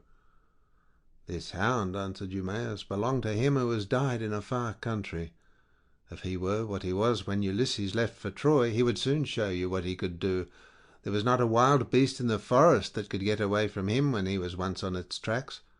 But now he has fallen on evil times, for his master is dead and gone, and the women take no care of him. Servants never do their work when their master's hand is no longer over them, for Jove takes half the goodness out of a man when he makes a slave of him." As he spoke, he went inside the building to the cloister where the suitors were, but Argos died as soon as he had recognized his master. Telemachus saw Eumaeus long before anyone else did, and beckoned him to come and sit beside him. So he looked about and saw a seat lying near where the carver sat serving out their portions to the suitors. He picked it up, brought it to Telemachus's table, and sat down opposite him. Then the servant brought him his portion and gave him bread from the bread basket. Immediately afterwards Ulysses came inside, looking like a poor miserable old beggar, leaning on his staff and with his clothes all in rags. He sat down upon the threshold of ashwood, just inside the doors leading from the outer to the inner court, and against a bearing post of cypress wood which the carpenter had skilfully planed, and had made to join truly with rule and line. Telemachus took a whole loaf from the bread basket, with as much meat as he could hold in his 2 hands, and said to Eumaeus, "Take this to the stranger, and tell him to go the round of the suitors, and beg from them. A beggar must not be shamefaced." So Eumaeus went up to him and said, "Stranger, Telemachus sends you this, and says you are to go the rounds of the suitors, begging, for beggars must not be shamefaced."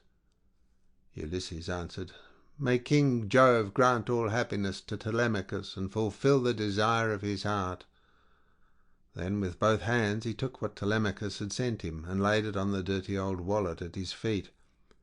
He went on eating it while the bard was singing, and had just finished his dinner as he left off. The suitors applauded the bard, whereon Minerva went up to Ulysses and prompted him to beg pieces of bread from each one of the suitors, that he might see what kind of people they were, and tell the good from the bad. But come what might, she was not going to save a single one of them. Ulysses, therefore, went on his round, going from left to right, and stretched out his hands to beg as though he were a real beggar. Some of them pitied him, and were curious about him, asking one another who he was and where he came from, whereon the goatherd Melanthius said, "Suitors of my noble mistress, I can tell you something about him, for I have seen him before. The swineherd brought him here, but I know nothing about the man himself, nor where he comes from." On this Antinous began to abuse the swineherd. "You precious idiot," he cried, "what have you brought this man to town for? Have we not tramps and beggars enough already to pester us as we sit at meat? Do you think it a small thing that such people gather here to waste your master's property, and must you needs bring this man as well?" And Eumaeus answered, "Antinous, your birth is good, but your words evil. It was no doing of mine that he came here. Who is likely to invite a stranger from a foreign country, unless it be one of those who can do public service as a seer, a healer of hurts, a carpenter, or a bard who can charm us with his singing? Such men are welcome all the world over, but no one is likely to ask a beggar who will only worry him. You are always harder on Ulysses' servants than any of the other suitors are, and above all on me, but I do not care so long as Telemachus and Penelope are alive and here." But Telemachus said, "Hush, do not answer him. Antinous has the bitterest tongue of all the suitors, and he makes the others worse." Then turning to Antinous, he said, "Antinous, you take as much care of my interest as though I were your son. Why should you want to see this stranger turned out of the house? Heaven forbid! Take something and give it him yourself. I do not grudge it. I bid you take it. Never mind my mother, nor any of the other servants in the house. But I know you will not do what I say, for you are more fond of eating things yourself than of giving them to other people." "What do you mean, Telemachus," replied Antinous, "by this swaggering talk? If all the suitors were to give him as much as I will, he would not come here again for another 3 months." As he spoke, he drew the stool on which he rested his dainty feet from under the table, and made as though he would throw it at Ulysses. But the other suitors all gave him something, and filled his wallet with bread and meat. He was about, therefore, to go back to the threshold and eat what the suitors had given him, but he first went up to Antinous and said, "Sir, give me something. You are not, surely, the poorest man here. You seem to be the chief, foremost among them all. Therefore you should be the better giver, and I will tell far and wide of your bounty. I too was a rich man once, and had a fine house of my own. In those days I gave to many a tramp such as I am now, no matter who he might be, nor what he wanted. I had any number of servants, and all the other things which people have who live well and are accounted wealthy, but it pleased Jove to take all away from me. He sent me with a band of roving robbers to Egypt. It was a long voyage, and I was undone by it. I stationed my ships in the river Aegyptus, and bade my men stay by them and keep guard over them, while I sent out scouts to reconnoitre from every point of vantage. But the men disobeyed my orders, took to their own devices, and ravaged the land of the Egyptians, killing the men and taking their wives and children captives. The alarm was soon carried to the city, and when they heard the war cry, the people came out at daybreak till the plain was filled with soldiers, horse and foot, and with the gleam of armour. Then Jove spread panic among my men, and they would no longer face the enemy, for they found themselves surrounded. The Egyptians killed many of us, and took the rest alive to do forced labour for them. As for myself, they gave me to a friend who met them, to take to Cyprus, Demeter by name, son of Iasus, who was a great man in Cyprus. Thence I am come hither in a state of great misery."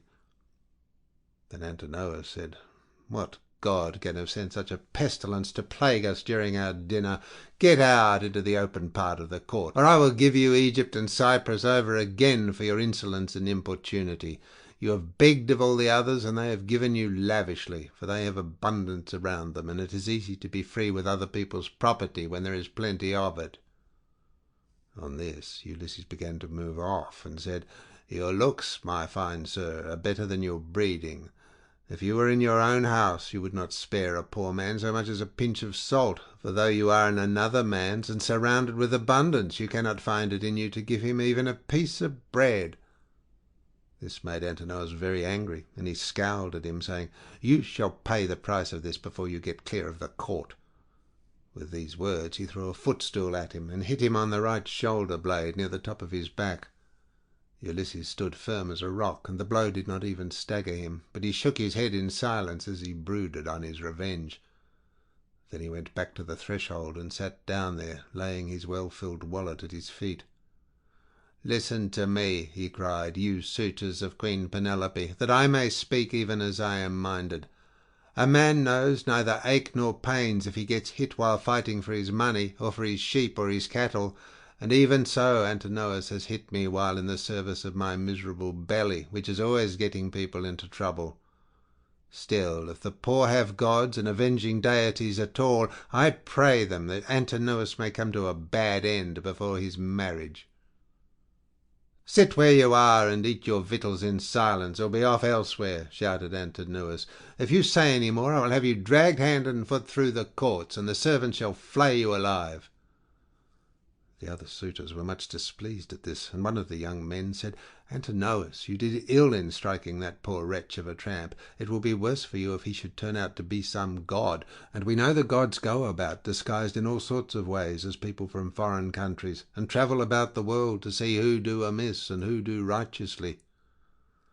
Thus said the suitors, but Antinous paid them no heed. Meanwhile Telemachus was furious about the blow that had been given to his father, and though no tear fell from him, he shook his head in silence and brooded on his revenge. Now when Penelope heard that the beggar had been struck in the banqueting cloister, she said before her maids, "Would that Apollo would so strike you, Antinous." And her waiting woman Eurynome answered, "If our prayers were answered, not one of the suitors would ever again see the sun rise." Then Penelope said, "Nurse, I hate every single one of them, for they mean nothing but mischief, but I hate Antinous like the darkness of death itself. A poor unfortunate tramp has come begging about the house for sheer want. Everyone else has given him something to put in his wallet, but Antinous has hit him on the right shoulder blade with a footstool." Thus did she talk with her maids as she sat in her own room, and in the meantime Ulysses was getting his dinner. Then she called for the swineherd and said, "Eumaeus, go and tell the stranger to come here. I want to see him and ask him some questions. He seems to have travelled much, and he may have seen or heard something of my unhappy husband." To this you answered, O swineherd Eumaeus, "If these Achaeans, madam, would only keep quiet, you would be charmed with the history of his adventures. I had him 3 days and 3 nights with me in my hut, which was the first place he reached after running away from his ship, and he has not yet completed the story of his misfortunes. If he had been the most heaven-taught minstrel in the whole world, on whose lips all hearers hang entranced, I could not have been more charmed as I sat in my hut and listened to him. He says there is an old friendship between his house and that of Ulysses, and that he comes from Crete, where the descendants of Minos live, after having been driven hither and thither by every kind of misfortune. He also declares that he has heard of Ulysses as being alive and near at hand among the Thesprotians, and that he is bringing great wealth home with him." "Call him here then," said Penelope, "that I too may hear his story. As for the suitors, let them take their pleasure indoors or out as they will, for they have nothing to fret about. Their corn and wine remain unwasted in their houses, with none but servants to consume them, while they keep hanging about our house day after day, sacrificing our oxen, sheep, and fat goats for their banquets, and never giving so much as a thought to the quantity of wine they drink. No estate can stand such recklessness, for we have now no Ulysses to protect us. If he were to come again, he and his son would soon have their revenge." As she spoke, Telemachus sneezed so loudly that the whole house resounded with it. Penelope laughed when she heard this, and said to Eumaeus, "Go and call the stranger. Did you not hear how my son sneezed just as I was speaking? This can only mean that all the suitors are going to be killed, and that not one of them shall escape. Furthermore, I say, and lay my saying to your heart, if I am satisfied that the stranger is speaking the truth, I shall give him a shirt and cloak of good wear." When Eumaeus heard this, he went straight to Ulysses and said, "Father stranger, my mistress Penelope, mother of Telemachus, has sent for you. She is in great grief, but she wishes to hear anything you can tell her about her husband, and if she is satisfied that you are speaking the truth, she will give you a shirt and cloak, which are the very things that you are most in want of. As for bread, you can get enough of that to fill your belly by begging about the town and letting those give that will." "I will tell Penelope," answered Ulysses, "nothing but what is strictly true.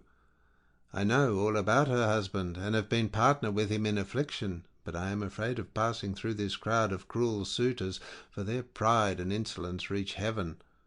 Just now, moreover, as I was going about the house without doing any harm, a man gave me a blow that hurt me very much, but neither Telemachus nor anyone else defended me.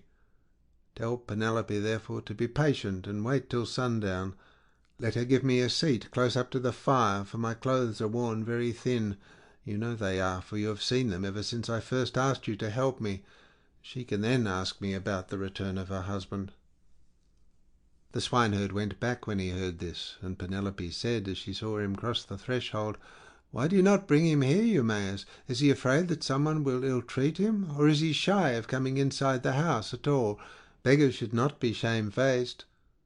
To this you answered, O swineherd Eumaeus, "The stranger is quite reasonable. He is avoiding the suitors, and is only doing what anyone else would do. He asks you to wait till sundown, and it will be much better, madam, that you should have him all to yourself, when you can hear him and talk to him as you will." "The man is no fool," answered Penelope. "It would very likely be as he says, for there are no such abominable people in the whole world as these men are." When she had done speaking, Eumaeus went back to the suitors, for he had explained everything.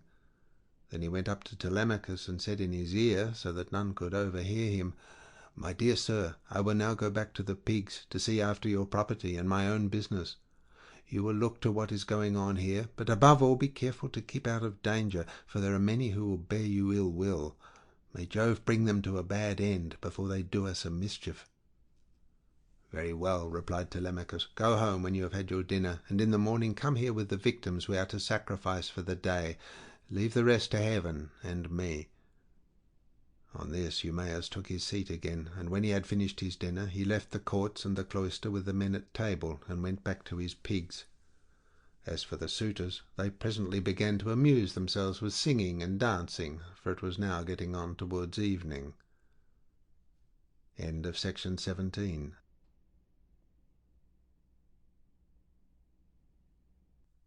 Section 18 of the Odyssey by Homer, translated by Samuel Butler. Book 18. The fight with Eros. Ulysses warns Amphinomus. Penelope gets presents from the suitors. The braziers. Ulysses rebukes Eurymachus.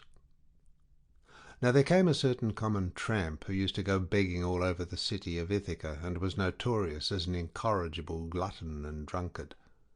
This man had no strength nor stay in him, but he was a great hulking fellow to look at. His real name, the one his mother gave him, was Aeneas, but the young men of the place called him Eros, because he used to run errands for anyone who would send him. As soon as he came, he began to insult Ulysses, and to try and drive him out of his own house. "Be off, old man," he cried, "from the doorway, or you shall be dragged out neck and heels. Do you not see that they are all giving me the wink, and wanting me to turn you out by force, only I do not like to do so?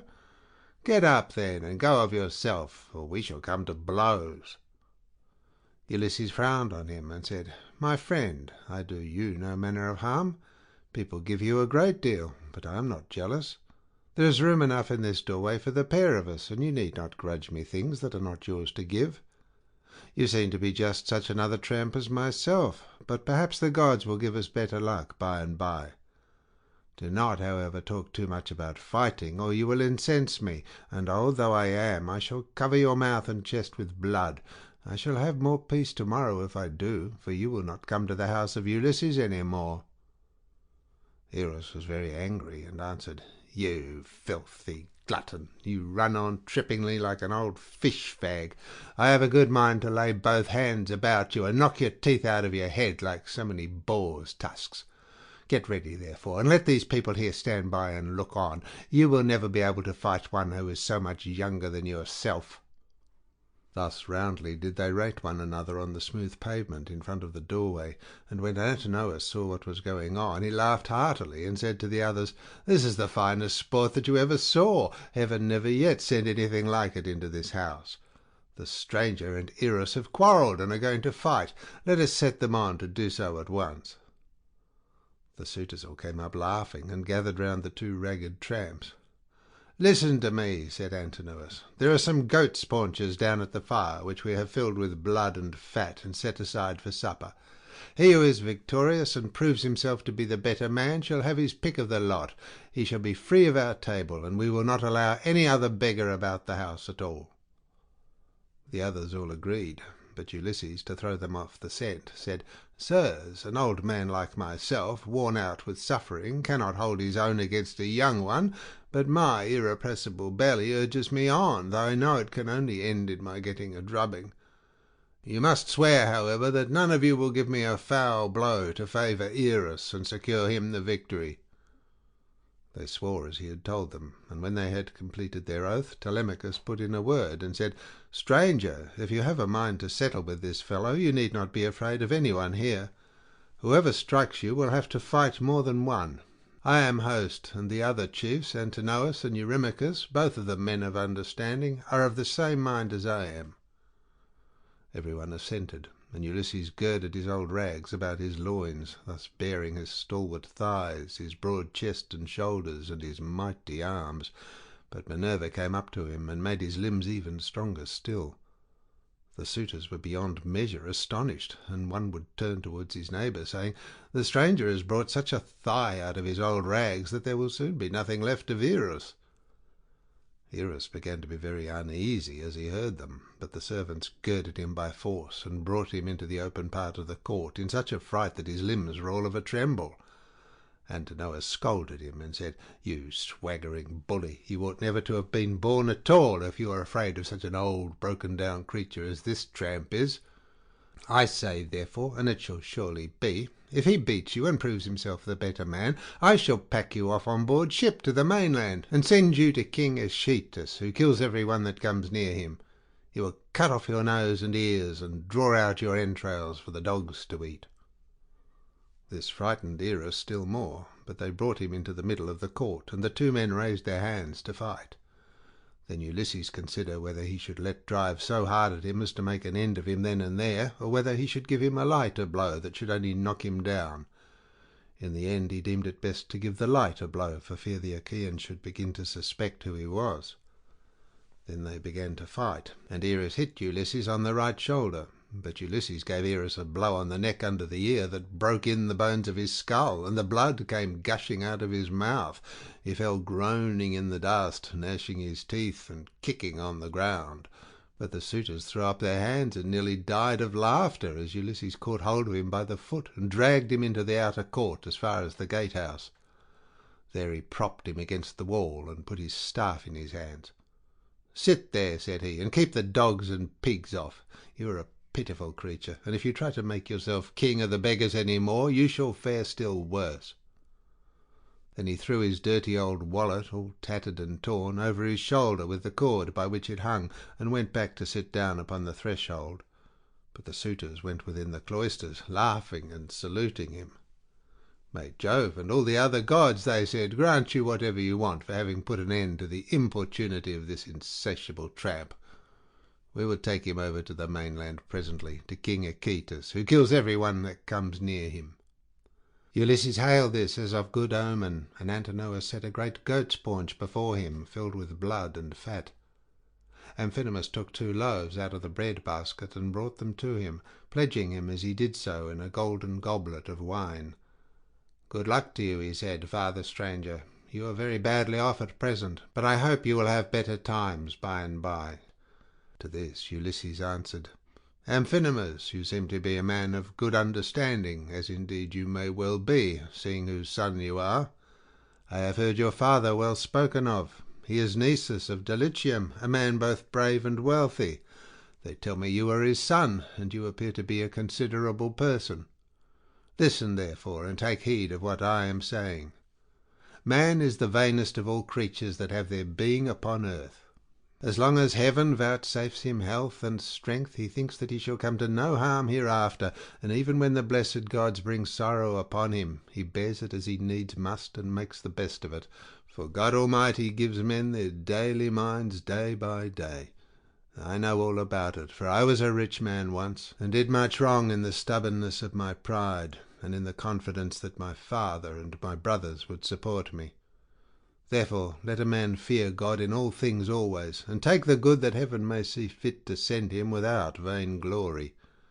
Consider the infamy of what these suitors are doing. See how they are wasting the estate, and doing dishonour to the wife of one who is certain to return some day, and that too not long hence. Nay, he will be here soon. May heaven send you home quietly first, that you may not meet with him in the day of his coming, for once he is here, the suitors and he will not part bloodlessly. With these words he made a drink offering, and when he had drunk he put the gold cup again into the hands of Amphinomus, who walked away serious and bowing his head, for he foreboded evil. But even so he did not escape destruction, for Minerva had doomed him to fall by the hand of Telemachus. So he took his seat again at the place from which he had come. Then Minerva put it into the mind of Penelope to show herself to the suitors, that she might make them still more enamoured of her, and win still further honour from her son and husband. So she feigned a mocking laugh, and said, "Eurynome, I have changed my mind, and have a fancy to show myself to the suitors, although I detest them. I should like also to give my son a hint that he had better not have anything more to do with them. They speak fairly enough, but they mean mischief." "My dear child," answered Eurynome, "all that you have said is true. Go and tell your son about it, but first wash yourself and anoint your face. Do not go about with your cheeks all covered with tears. It is not right that you should grieve so incessantly, for Telemachus, whom you always prayed that you might live to see with a beard, is already grown up." "I know, Eurynome," replied Penelope, "that you mean well, but do not try and persuade me to wash and to anoint myself, for heaven robbed me of all my beauty on the day my husband sailed. Nevertheless, tell Autonoe and Hippodamia that I want them. They must be with me when I am in the cloister. I am not going among the men alone. It would not be proper for me to do so." On this the old woman went out of the room to bid the maids go to their mistress. In the meantime Minerva bethought her of another matter, and sent Penelope off into a sweet slumber. So she lay down on her couch, and her limbs became heavy with sleep. Then the goddess shed grace and beauty over her, that all the Achaeans might admire her. She washed her face with the ambrosial loveliness that Venus wears when she goes dancing with the Graces. She made her taller and of a more commanding figure, while as for her complexion it was whiter than sawn ivory. When Minerva had done all this, she went away, whereon the maids came in from the women's room and woke Penelope with the sound of their talking. "What an exquisitely delicious sleep I have been having," said she, as she passed her hands over her face, "in spite of all my misery.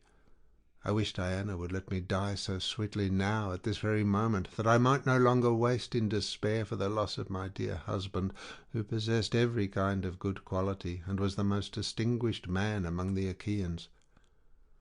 With these words she came down from her upper room, not alone, but attended by two of her maidens, and when she reached the suitors she stood by one of the bearing posts supporting the roof of the cloister, holding a veil before her face, and with a staid maid servant on either side of her. As they beheld her, the suitors were so overpowered, and became so desperately enamoured of her, that each one prayed he might win her for his own bedfellow.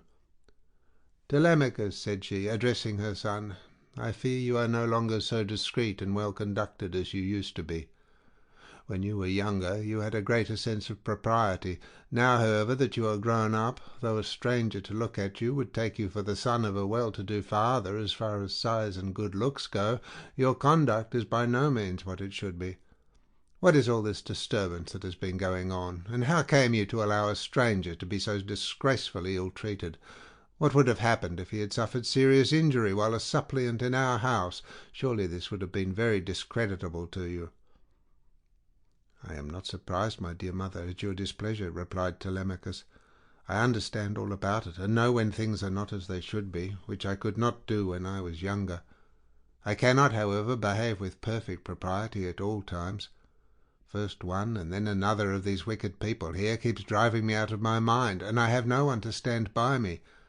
After all, however, this fight between Eros and the stranger did not turn out as the suitors meant it to do, for the stranger got the best of it.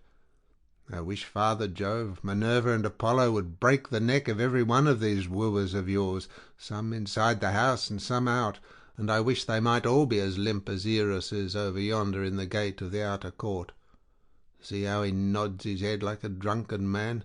He has had such a thrashing that he cannot stand on his feet, nor get back to his home, wherever that may be, for he has no strength left in him." Thus did they converse. Eurymachus then came up and said, "Queen Penelope, daughter of Icarius, if all the Achaeans in Aeacian Argos could see you at this moment, you would have still more suitors in your house by tomorrow morning, for you are the most admirable woman in the whole world, both as regards personal beauty and strength of understanding." To this Penelope replied, "Eurymachus, heaven robbed me of all my beauty, whether of face or figure, when the Argives set sail for Troy, and my dear husband with them. If he were to return and look after my affairs, I should both be more respected and show a better presence to the world. As it is, I am oppressed with care and with the afflictions which heaven has seen fit to heap upon me. My husband foresaw it all, and when he was leaving home he took my right wrist in his hand. 'Wife,' he said, 'we shall not all of us come safe home from Troy, for the Trojans fight well with bow and spear. They are excellent also at fighting from chariots, and nothing decides the issue of a fight sooner than this. I know not, therefore, whether heaven will send me back to you, or whether I may not fall over there at Troy. In the meantime, do you look after things here. Take care of my father and mother, as at present, and even more so during my absence. But when you see our son growing a beard, then marry whom you will, and leave this your present home.' This is what he said, and now it is all coming true. A night will come when I shall have to yield myself to a marriage which I detest, for Jove has taken from me all hope of happiness. This further grief, moreover, cuts me to the very heart.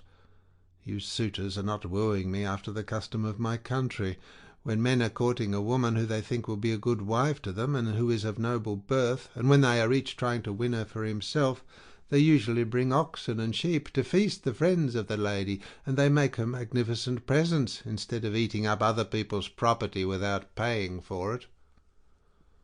This was what she said, and Ulysses was glad when he heard her trying to get presents out of the suitors, and flattering them with fair words, which he knew she did not mean. Then Antinous said, "Queen Penelope, daughter of Icarius, take as many presents as you please from anyone who will give them to you. It is not well to refuse a present, but we will not go about our business nor stir from where we are till you have married the best man among us, whoever he may be." The others applauded what Antinous had said, and each one sent his servant to bring his present. Antinous's man returned with a large and lovely dress, most exquisitely embroidered. It had 12 beautifully made brooch pins of pure gold with which to fasten it. Eurymachus immediately brought her a magnificent chain of gold and amber beads that gleamed like sunlight. Eurydamas's 2 men returned with some earrings fashioned into 3 brilliant pendants which glistened most beautifully, while King Pisander, son of Polyctor, gave her a necklace of the rarest workmanship, and everyone else brought her a beautiful present of some kind. Then the queen went back to her room upstairs, and her maids brought the presents after her. Meanwhile the suitors took to singing and dancing, and stayed till evening came. They danced and sang till it grew dark. Then they brought in 3 braziers to give light, and piled them up with chopped firewood, very old and dry, and they lit torches from them, which the maids held up, turn and turn about. Then Ulysses said, "Maids, servants of Ulysses, who has been so long absent, go to the queen inside the house. Sit with her and amuse her, or spin and pick wool. I will hold the light for all these people. They may stay till morning, but shall not beat me, for I can stand a great deal." The maids looked at one another and laughed, while pretty Melantho began to gibe at him contemptuously. She was daughter to Dolius, but had been brought up by Penelope, who used to give her toys to play with, and looked after her when she was a child. But in spite of all this, she showed no consideration for the sorrows of her mistress, and used to misconduct herself with Eurymachus, with whom she was in love. "Poor wretch," said she, "are you gone clean out of your mind? Go and sleep in some smithy or place of public gossips instead of chattering here. Are you not ashamed of opening your mouth before your betters? So many of them, too. Has the wine been getting into your head, or do you always babble in this way? You seem to have lost your wits because you beat the tramp Eros. Take care that a better man than he does not come and cudgel you about the head till he pack you bleeding out of the house." "Vixen," replied Ulysses, scowling at her, "I will go and tell Telemachus what you have been saying, and he will have you torn limb from limb." With these words he scared the women, and they went off into the body of the house. They trembled all over, for they thought he would do as he said. But Ulysses took his stand near the burning braziers, holding up torches and looking at the people, brooding the while on things that should surely come to pass. But Minerva would not let the suitors for one moment cease their insolence, for she wanted Ulysses to become even more bitter against them. She therefore set Eurymachus, son of Polybus, on to gibe at him, which made the others laugh. "Listen to me," said he, "you suitors of Queen Penelope, that I may speak even as I am minded. It is not for nothing that this man has come to the house of Ulysses. I believe the light has not been coming from the torches, but from his own head, for his hair is all gone, every bit of it." Then turning to Ulysses, he said, "Stranger, will you work as a servant if I send you to the wolds and see that you are well paid? Can you build a stone fence or plant trees? I will have you fed all the year round, and will find you in shoes and clothing. Will you go then? Not you, for you have got into bad ways and do not want to work. You'd rather fill your belly by going round the country begging." "Eurymachus," answered Ulysses, "if you and I were to work one against the other in early summer, when the days are at their longest, give me a good scythe and take another yourself, and let us see which will last the longer, or mow the stronger, from dawn till dusk, when the mowing grass is about. Or if you will plough against me, let us each take a yoke of tawny oxen, well mated and of great strength and endurance. Turn me into a 4-acre field, and see whether you or I can drive the straighter furrow. If again war were to break out this day, give me a shield, a couple of spears, and a helmet fitting well upon my temples. You would find me foremost in the fray, and would cease your gibes about my belly. You are insolent and cruel, and think yourself a great man because you live in a little world, and that a bad one.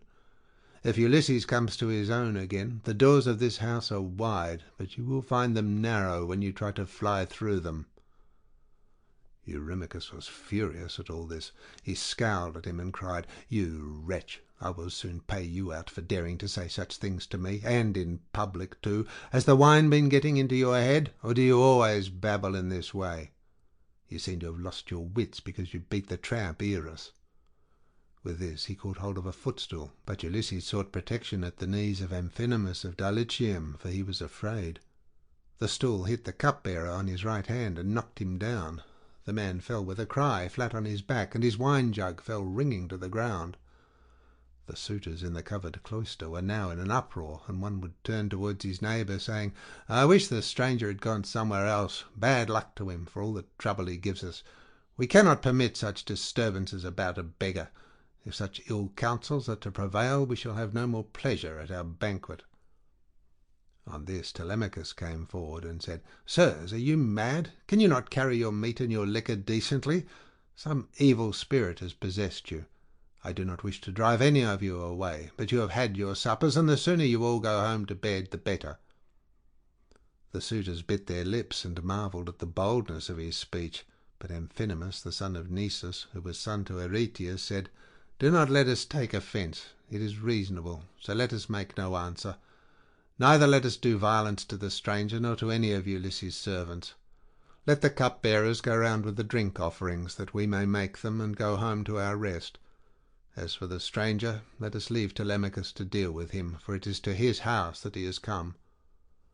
Thus did he speak, and his saying pleased them well. So Mulius of Dulichium, servant to Amphinomus, mixed them a bowl of wine and water, and handed it round to each of them man by man, whereon they made their drink offerings to the blessed gods. Then, when they had made their drink offerings, and had drunk each one as he was minded, they took their several ways, each of them to his own abode. End of section 18.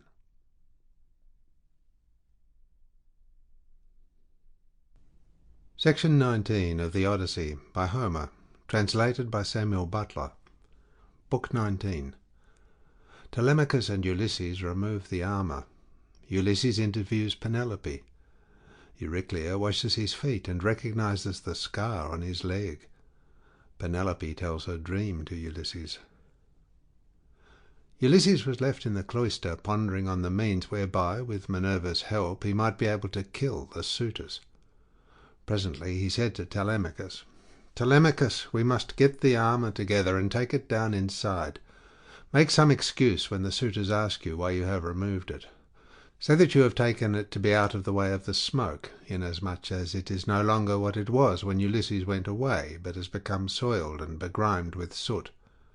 Add to this more particularly that you are afraid Jove may set them on to quarrel over their wine, and that they may do each other some harm, which may disgrace both banquet and wooing, for the sight of arms sometimes tempts people to use them."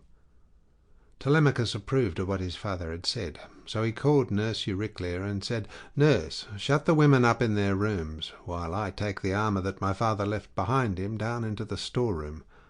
No one looks after it now my father is gone, and it has got all smirched with soot during my own boyhood.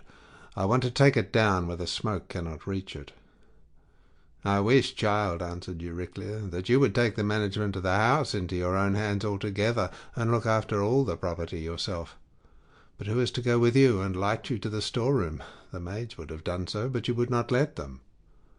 "The stranger," said Telemachus, "shall show me a light.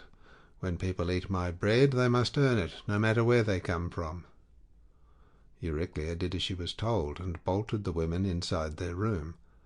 Then Ulysses and his son made all haste to take the helmets, shields, and spears inside, and Minerva went before them with a gold lamp in her hand that shed a soft and brilliant radiance, whereon Telemachus said, "Father, my eyes behold a great marvel. The walls, with the rafters, crossbeams, and the supports on which they rest, are all aglow as with a flaming fire. Surely there is some god here who has come down from heaven." "Hush," answered Ulysses, "hold your peace and ask no questions, for this is the manner of the gods. Get you to your bed, and leave me here to talk with your mother and the maids. Your mother, in her grief, will ask me all sorts of questions." On this Telemachus went by torchlight to the other side of the inner court, to the room in which he always slept. There he lay on his bed till morning, while Ulysses was left in the cloister pondering on the means whereby, with Minerva's help, he might be able to kill the suitors. Then Penelope came down from her room, looking like Venus or Diana, and they set her a seat inlaid with scrolls of silver and ivory near the fire in her accustomed place. It had been made by Icmalius, and had a footstool all in one piece with the seat itself, and it was covered with a thick fleece. On this she now sat, and the maids came from the women's room to join her. They set about removing the tables at which the wicked suitors had been dining, and took away the bread that was left with the cups from which they had drunk. They emptied the embers out of the braziers, and heaped much wood upon them to give both light and heat. But Melantho began to rail at Ulysses a second time, and said, "Stranger, do you mean to plague us by hanging about the house all night, and spying upon the women? Be off, you wretch, outside, and eat your supper there, or you shall be driven out with a firebrand." Ulysses scowled at her, and answered, "My good woman, why should you be so angry with me? Is it because I am not clean, and my clothes are all in rags, and because I am obliged to go begging about after the manner of tramps and beggars generally? I too was a rich man once, and had a fine house of my own. In those days I gave to many a tramp such as I am now, no matter who he might be, nor what he wanted. I had any number of servants, and all the other things which people have who live well and are accounted wealthy. But it pleased Jove to take all away from me. Therefore, woman, beware lest you too come to lose that pride and place in which you now wanton above your fellows. Have a care lest you get out of favour with your mistress, and lest Ulysses should come home, for there is still a chance that he may do so. Moreover, though he be dead, as you think he is, yet by Apollo's will he has left a son behind him, Telemachus, who will note anything done amiss by the maids in the house, for he is now no longer in his boyhood." Penelope heard what he was saying, and scolded the maid. "Impudent baggage," said he, "I see how abominably you are behaving, and you shall smart for it. You knew perfectly well, for I told you myself, that I was going to see the stranger and ask him about my husband, for whose sake I am in such continual sorrow." Then she said to her head waiting woman, Eurynome, "Bring a seat with a fleece upon it, for the stranger to sit upon while he tells his story and listens to what I have to say. I wish to ask him some questions."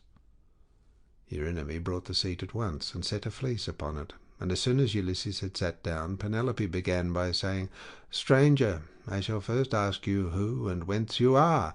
Tell me of your town and parents." "Madam," answered Ulysses, "who on the face of the whole earth can dare to chide with you? Your fame reaches the firmament of heaven itself. You are like some blameless king who upholds righteousness as the monarch over a great and valiant nation. The earth yields its wheat and barley, the trees are loaded with fruit, the ewes bring forth lambs, and the sea abounds with fish by reason of his virtues, and his people do good deeds under him. Nevertheless, as I sit here in your house, ask me some other question, and do not seek to know my race and family, or you will recall memories that will yet more increase my sorrow. I am full of heaviness, but I ought not to sit weeping and wailing in another person's house, nor is it well to be thus grieving continually.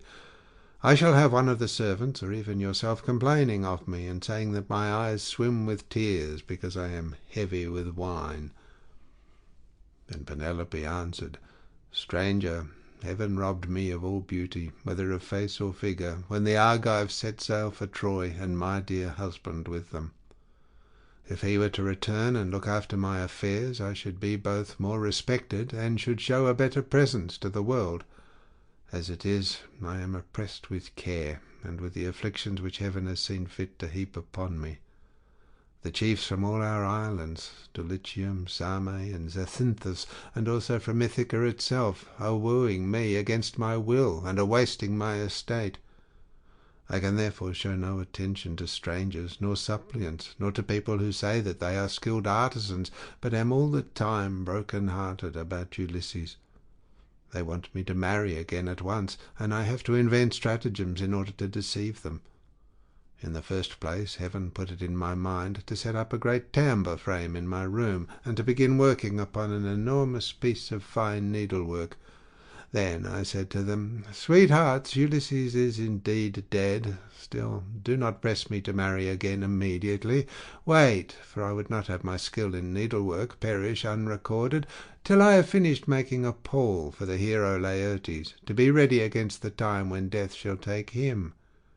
He is very rich, and the women of the place will talk if he is laid out without a pall.' This was what I said, and they assented. Whereon I used to keep working at my great web all day long, but at night I would unpick the stitches again by torchlight. I fooled them in this way for 3 years without their finding it out, but as time wore on, and I was now in my 4th year, in the waning of moons, and many days had been accomplished, those good-for-nothing hussies, my maids, betrayed me to the suitors, who broke in upon me and caught me. They were very angry with me, so I was forced to finish my work, whether I would or no. And now I do not see how I can find any further shift for getting out of this marriage. My parents are putting great pressure upon me, and my son chafes at the ravages the suitors are making upon his estate, for he is now old enough to understand all about it, and is perfectly able to look after his own affairs, for heaven has blessed him with an excellent disposition. Still, notwithstanding all this, tell me who you are, and where you come from, for you must have had father and mother of some sort. You cannot be the son of an oak or of a rock." Then Ulysses answered, "Madam, wife of Ulysses, since you persist in asking me about my family, I will answer, no matter what it costs me. People must expect to be pained when they have been exiles as long as I have, and suffered as much among as many peoples. Nevertheless, as regards your question, I will tell you all you ask. There is a fair and fruitful island in mid-ocean called Crete. It is thickly peopled, and there are 90 cities in it. The people speak many different languages which overlap one another, for there are Achaeans, brave Eteocretans, Dorians of threefold race, and noble Pelasgi. There is a great town there, Knossos, where Minos reigned, who every 9 years had a conference with Jove himself. Minos was father to Deucalion, whose son I am, for Deucalion had 2 sons, Idomeneus and myself. Idomeneus sailed for Troy, and I, who am the younger, am called Aethon. My brother, however, was at once the older and the more valiant of the 2. Hence it was in Crete that I saw Ulysses and showed him hospitality, for the winds took him there as he was on his way to Troy, carrying him out of his course from Cape Malea, and leaving him in Amnesis off the cave of Ilithuia, where the harbours are difficult to enter, and he could hardly find shelter from the winds that were then raging.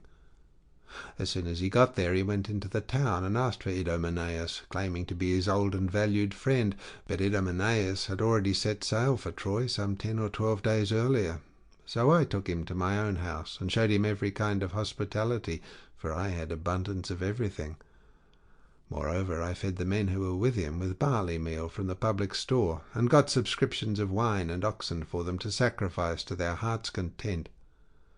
They stayed with me 12 days, for there was a gale blowing from the north so strong that one could hardly keep one's feet on land. I suppose some unfriendly god had raised it for them. But on the 13th day the wind dropped, and they got away. Many a plausible tale did Ulysses further tell her, and Penelope wept as she listened, for her heart was melted.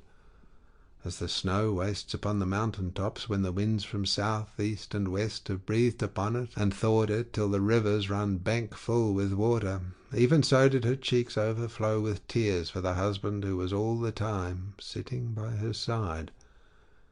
Ulysses felt for her and was sorry for her, but he kept his eyes as hard as horn or iron, without letting them so much as quiver, so cunningly did he restrain his tears. Then, when she had relieved herself by weeping, she turned to him again and said, "Now, stranger, I shall put you to the test, and see whether or no you really did entertain my husband and his men, as you say you did. Tell me, then, how was he dressed? What kind of man was he to look at? And so also with his companions." "Madam," answered Ulysses, "it is such a long time ago that I can hardly say. 20 years are come and gone since he left my home and went elsewhither. I will tell you as well as I can recollect. Ulysses wore a mantle of purple wool, double-lined, and it was fastened by a gold brooch with 2 catches for the pin. On the face of this there was a device that showed a dog holding a spotted fawn between his forepaws and watching it as it lay panting upon the ground.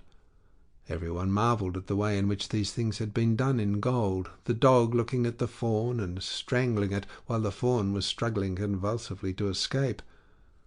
As for the shirt that he wore next his skin, it was so soft that it fitted him like the skin of an onion, and glistened in the sunlight to the admiration of all the women who beheld it.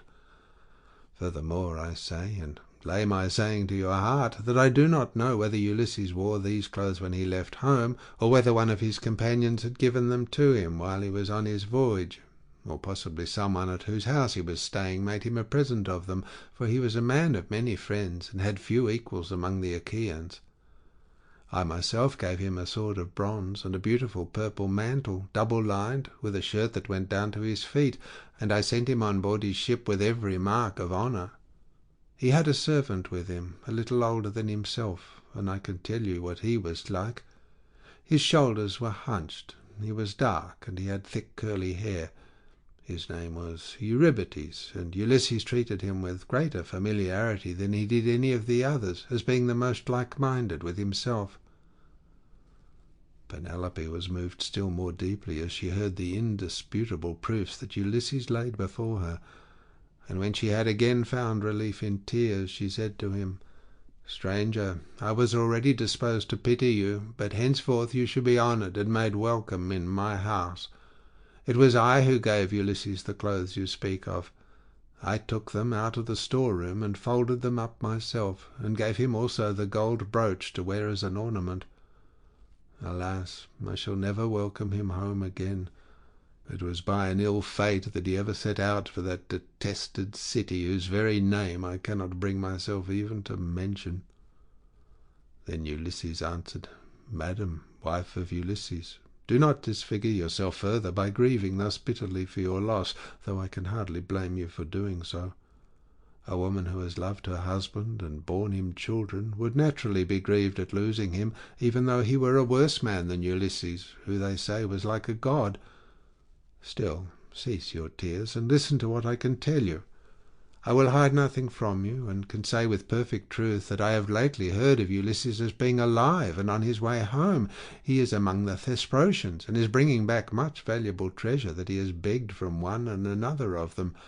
But his ship and all his crew were lost as they were leaving the Thrinacian island, for Jove and the sun god were angry with him because his men had slaughtered the sun god's cattle, and they were all drowned to a man.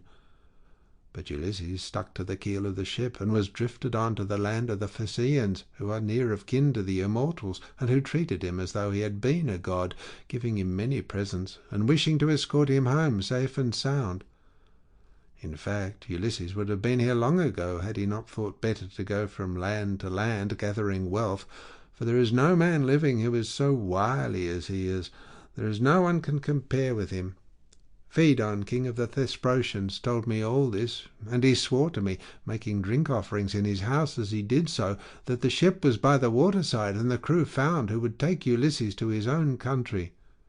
He sent me off first, for there happened to be a Thesprotian ship sailing for the wheat-growing island of Dulichium, but he showed me all the treasure Ulysses had got together, and he had enough lying in the house of King Phaedon to keep his family for 10 generations. But the king said Ulysses had gone to Dodona, that he might learn Jove's mind from the high oak tree, and know whether, after so long an absence, he should return to Ithaca openly or in secret.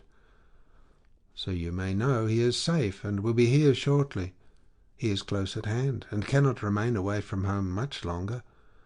Nevertheless, I will confirm my words with an oath, and call Jove, who is the first and mightiest of all gods, to witness, as also the hearth of Ulysses, to which I have now come, that all I have spoken shall surely come to pass. Ulysses will return this self-same year. With the end of this moon and the beginning of the next, he will be here." "May it be even so," answered Penelope. "If your words come true, you shall have such gifts and such goodwill from me that all who see you shall congratulate you. But I know very well how it will be.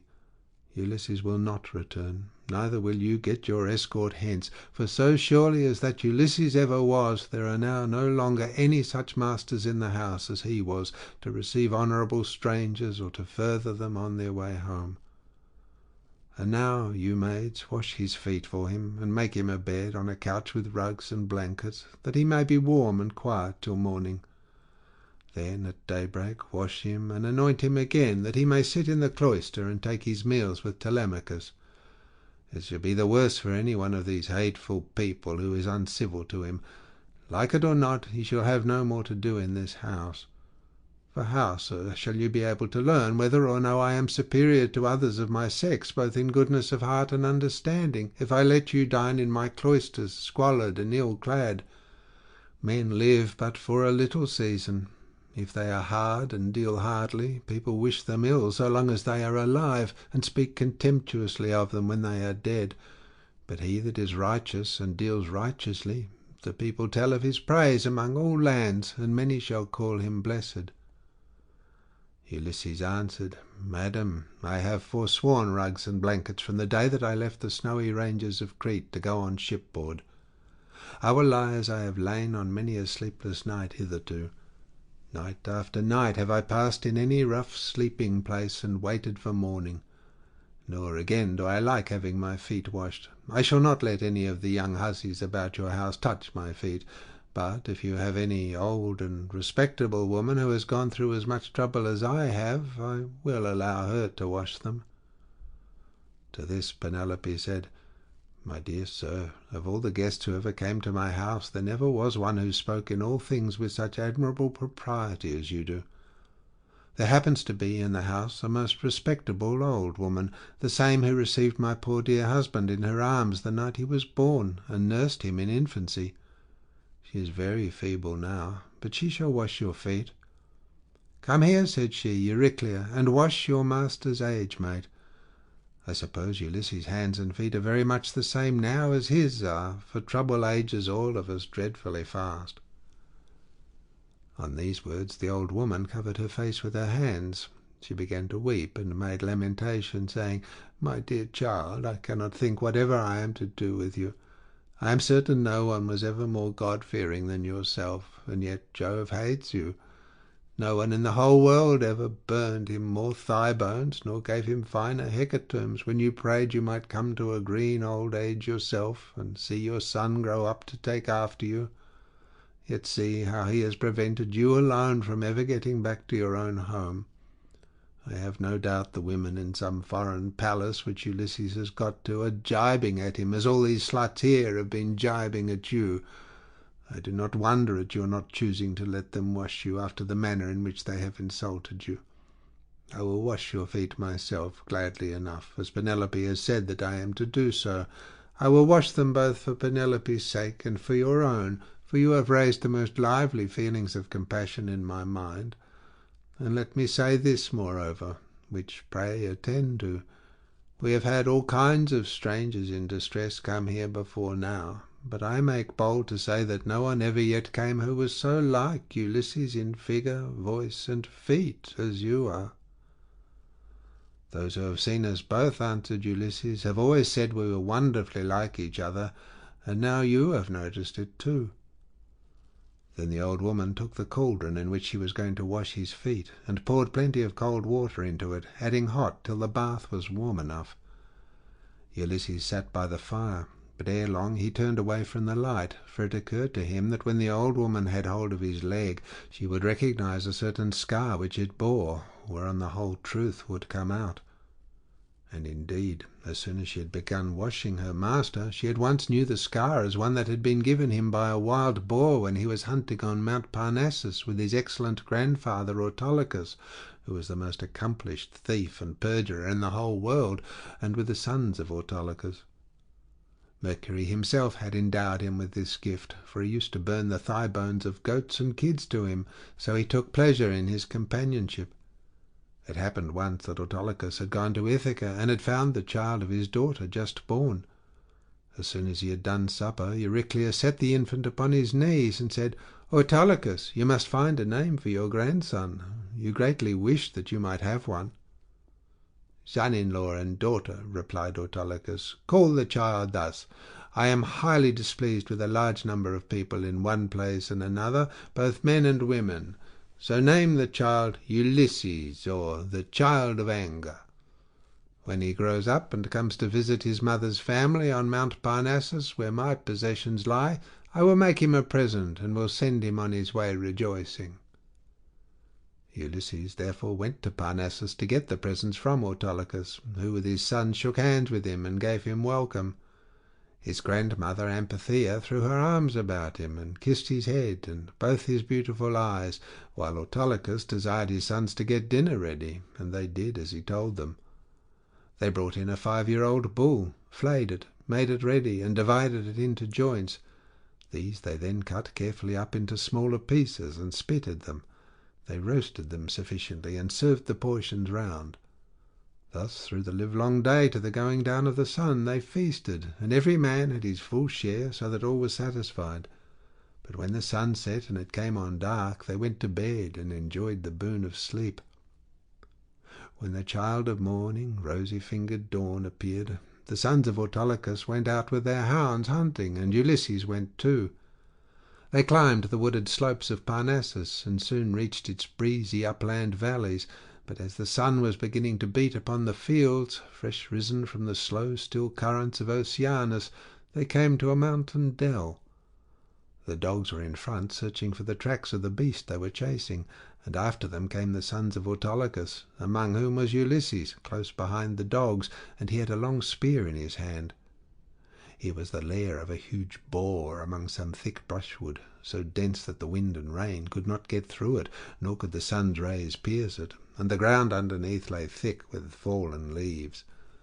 The boar heard the noise of the men's feet, and the hounds baying on every side of the huntsman came up to him. So he rushed from his lair, raised the bristles of his neck, and stood at bay with fire flashing from his eyes.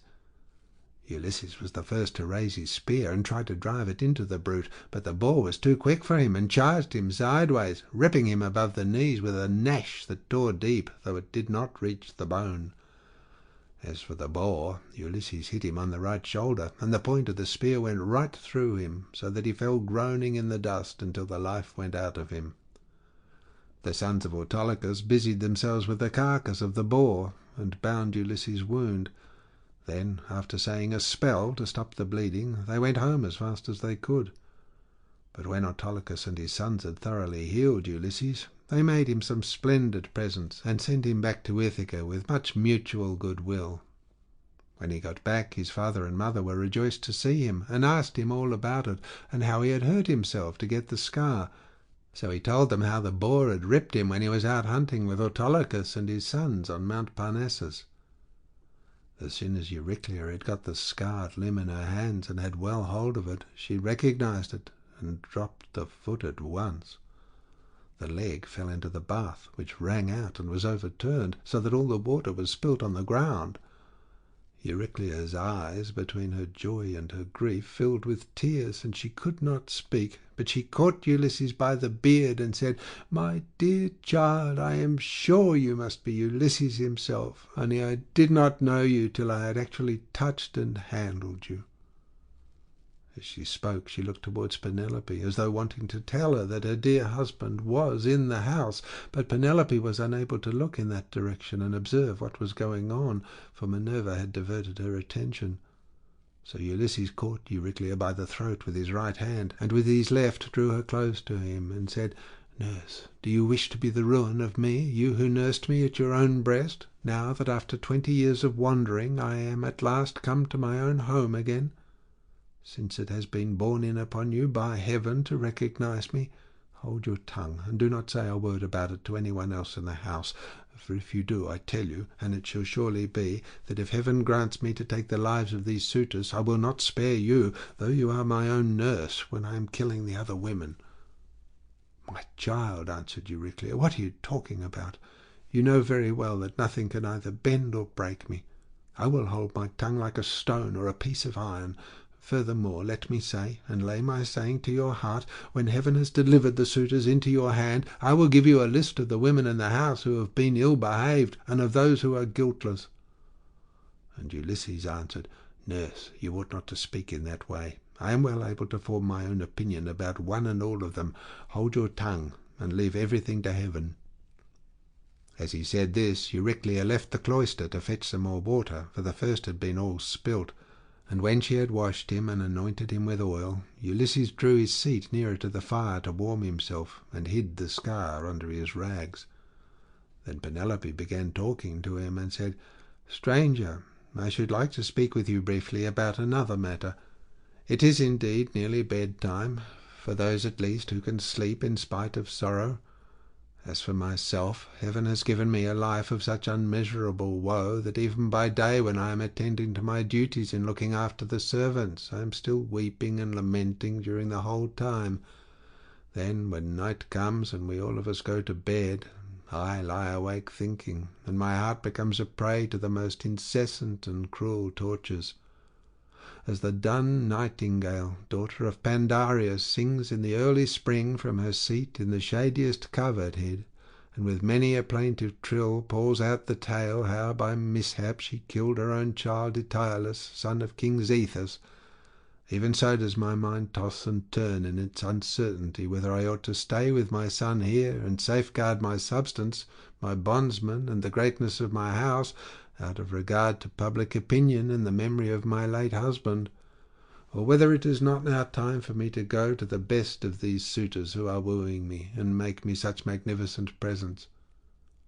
As long as my son was still young and unable to understand, he would not hear of my leaving my husband's house, but now that he is full grown, he begs and prays me to do so, being incensed at the way in which the suitors are eating up his property.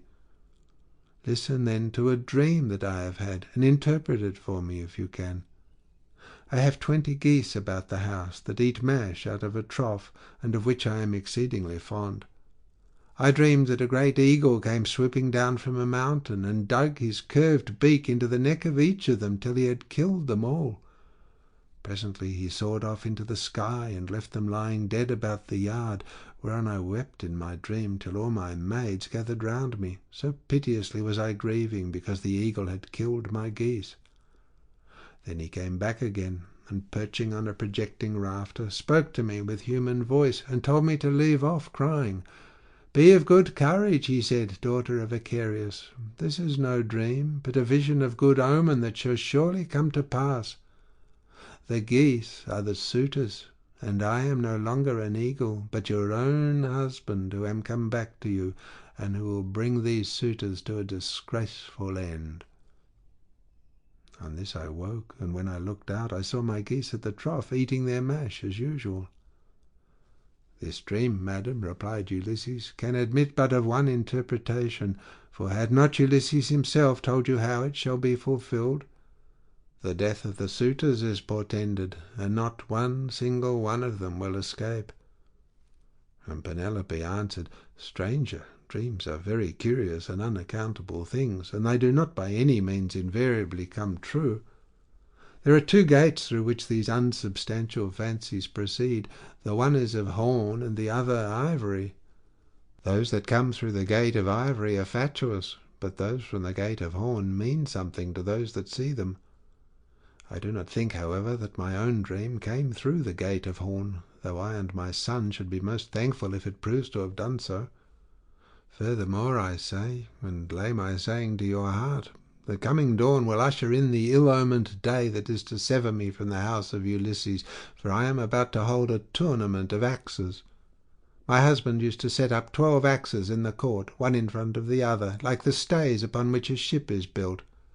He would then go back from them and shoot an arrow through the whole 12. I shall make the suitors try to do the same thing, and whichever of them can string the bow most easily and send his arrow through all the 12 axes, him will I follow, and quit this house of my lawful husband, so goodly and so abounding in wealth. But even so, I doubt not I shall remember it in my dreams." Then Ulysses answered, "Madam, wife of Ulysses, you need not defer your tournament, for Ulysses will return ere ever they can string the bow, handle it how they will, and send their arrows through the iron." To this Penelope said, "As long, sir, as you will sit here and talk to me, I can have no desire to go to bed. Still, people cannot do permanently without sleep, and heaven has appointed us dwellers on earth a time for all things. I will, therefore, go upstairs and recline upon that couch which I have never ceased to flood with my tears from the day Ulysses set out for the city with a hateful name." So she went upstairs to her own room, not alone, but attended by her maidens, and when there she lamented her dear husband till Minerva shed sweet sleep over her eyelids. End of section 19.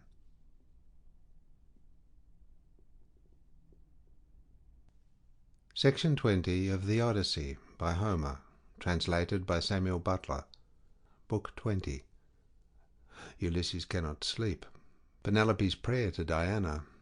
The 2 signs from heaven. Eumena and Philocius arrive. The suitors dine. Ctesippus throws an ox's foot at Ulysses. Theoclymenus foretells disaster and leaves the house.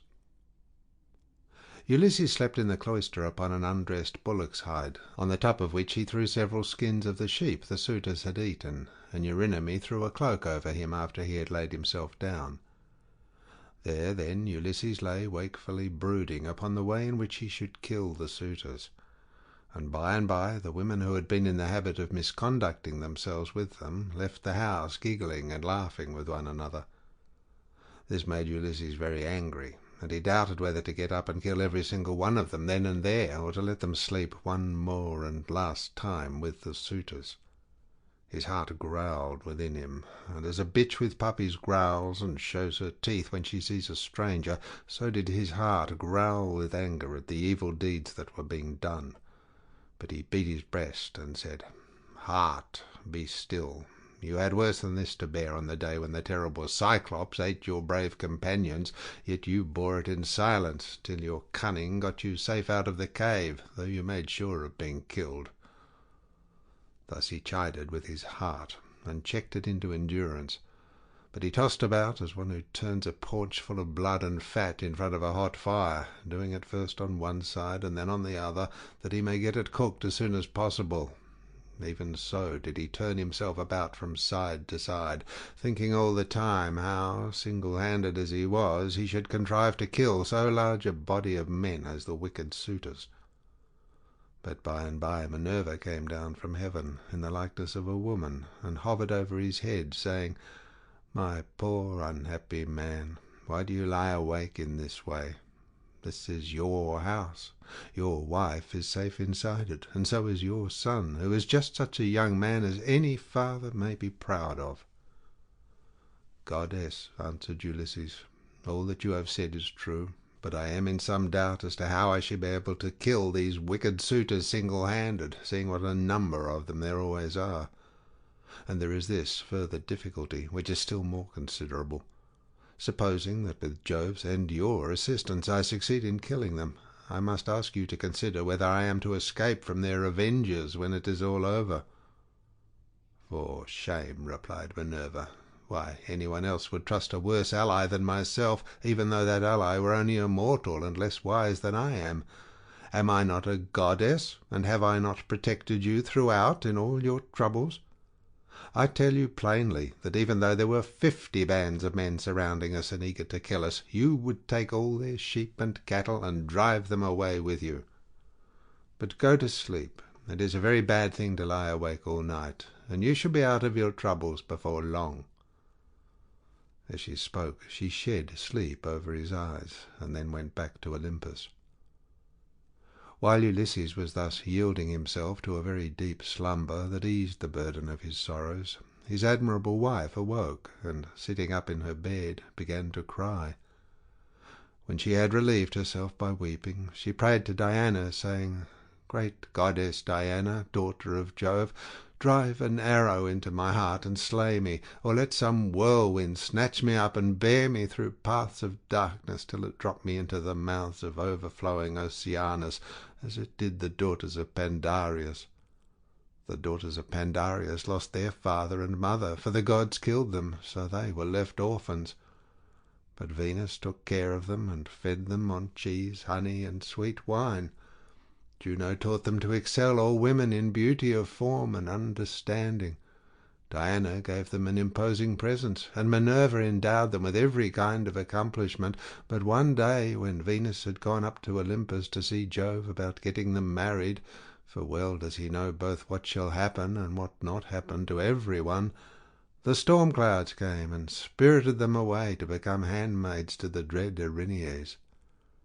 Even so, I wish that the gods who live in heaven would hide me from mortal sight, or that fair Diana might strike me, for I would fain go even beneath the sad earth, if I might do so still looking toward Ulysses only, and without having to yield myself to a worse man than he was. Besides, no matter how much people may grieve by day, they can put up with it so long as they can sleep at night, for when the eyes are closed in slumber, people forget good and ill alike, whereas my misery haunts me even in my dreams. This very night methought there was one lying by my side who was like Ulysses, as he was when he went away with his host, and I rejoiced, for I believed that it was no dream, but the very truth itself. On this the day broke, but Ulysses heard the sound of her weeping, and it puzzled him, for it seemed as though she already knew him and was by his side. Then he gathered up the cloak and the fleeces on which he had lain, and set them on a seat in the cloister, but he took the bullock's hide out into the open. He lifted up his hands to heaven and prayed, saying, "Father Jove, since you have seen fit to bring me over land and sea to my own home after all the afflictions you have laid upon me, give me a sign out of the mouth of some one or other of those who are now waking within the house, and let me have another sign of some kind from outside." Thus did he pray. Jove heard his prayer, and forthwith thundered high up among the clouds from the splendour of Olympus, and Ulysses was glad when he heard it. At the same time, within the house, a miller woman from hard by in the mill room lifted up her voice and gave him another sign. There were 12 miller women whose business it was to grind wheat and barley, which are the staff of life. The others had ground their task and had gone to take their rest, but this one had not yet finished, for she was not so strong as they were, and when she heard the thunder she stopped grinding and gave the sign to her master. "Father Jove," said she, "you who rule over heaven and earth, you have thundered from a clear sky without so much as a cloud in it, and this means something for somebody. Grant the prayer, then, of me, your poor servant, who calls upon you, and let this be the very last day that the suitors dine in the house of Ulysses. They have worn me out with labour of grinding meal for them, and I hope they may never have another dinner anywhere at all." Ulysses was glad when he heard the omens conveyed to him by the women's speech and by the thunder, for he knew they meant that he should avenge himself on the suitors. Then the other maids in the house rose and lit the fire on the hearth. Telemachus also rose and put on his clothes. He girded his sword about his shoulder, bound his sandals onto his comely feet, and took a doughty spear with a point of sharpened bronze. Then he went to the threshold of the cloister and said to Euryclea, "Nurse, did you make the stranger comfortable, both as regards bed and board, or did you let him shift for himself? For my mother, good woman though she is, has a way of paying great attention to second-rate people, and of neglecting others who are in reality much better men." "Do not find fault, child," said Euryclea, "when there is no one to find fault with. The stranger sat and drank his wine as long as he liked. Your mother did ask him if he would take any more bread, and he said he would not. When he wanted to go to bed, she told the servants to make one for him, but he said he was such a wretched outcast that he would not sleep on a bed and under blankets. He insisted on having an undressed bullock's hide and some sheepskins put for him in the cloister, and I threw a cloak over him myself." Then Telemachus went out of the court to the place where the Achaeans were meeting in assembly. He had his spear in his hand, and he was not alone, for his 2 dogs went with him. But Euryclea called the maids and said, "Come, wake up, set about sweeping the cloisters and sprinkling them with water to lay the dust. Put the covers on the seats. Wipe down the tables, some of you, with a wet sponge. Clean out the mixing jugs and the cups, and go for water from the fountain at once.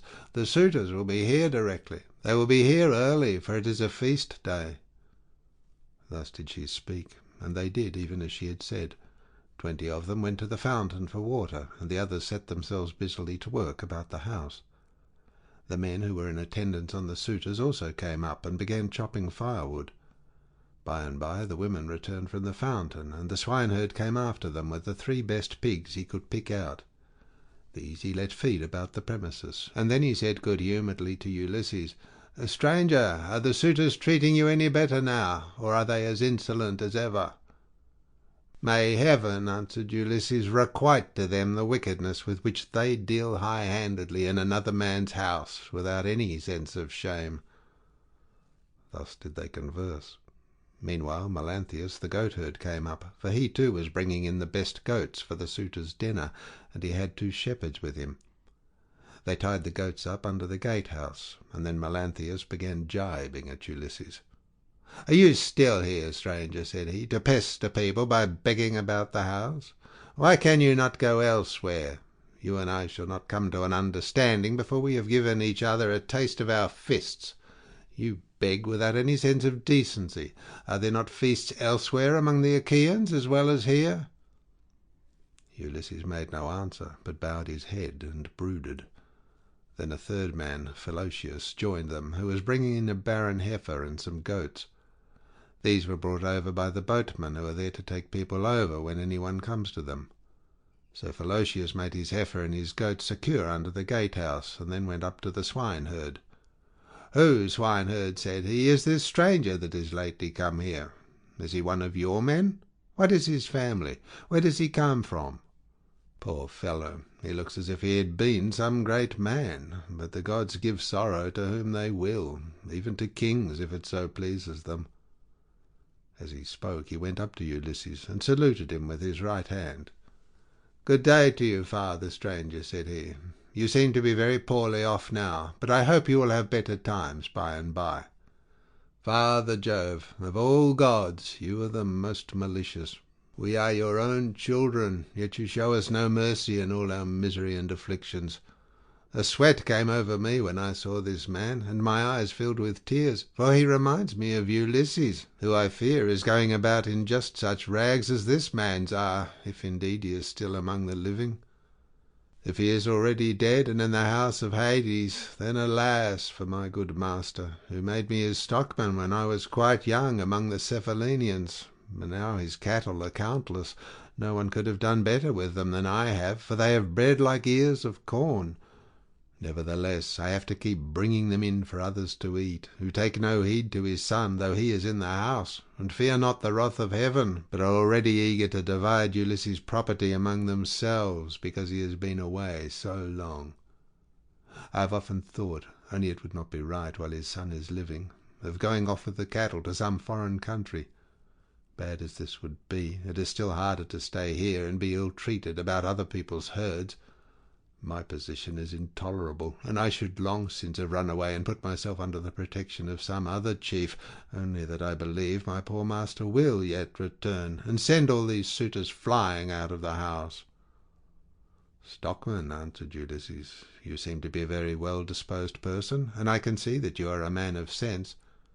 Therefore I will tell you, and will confirm my words with an oath.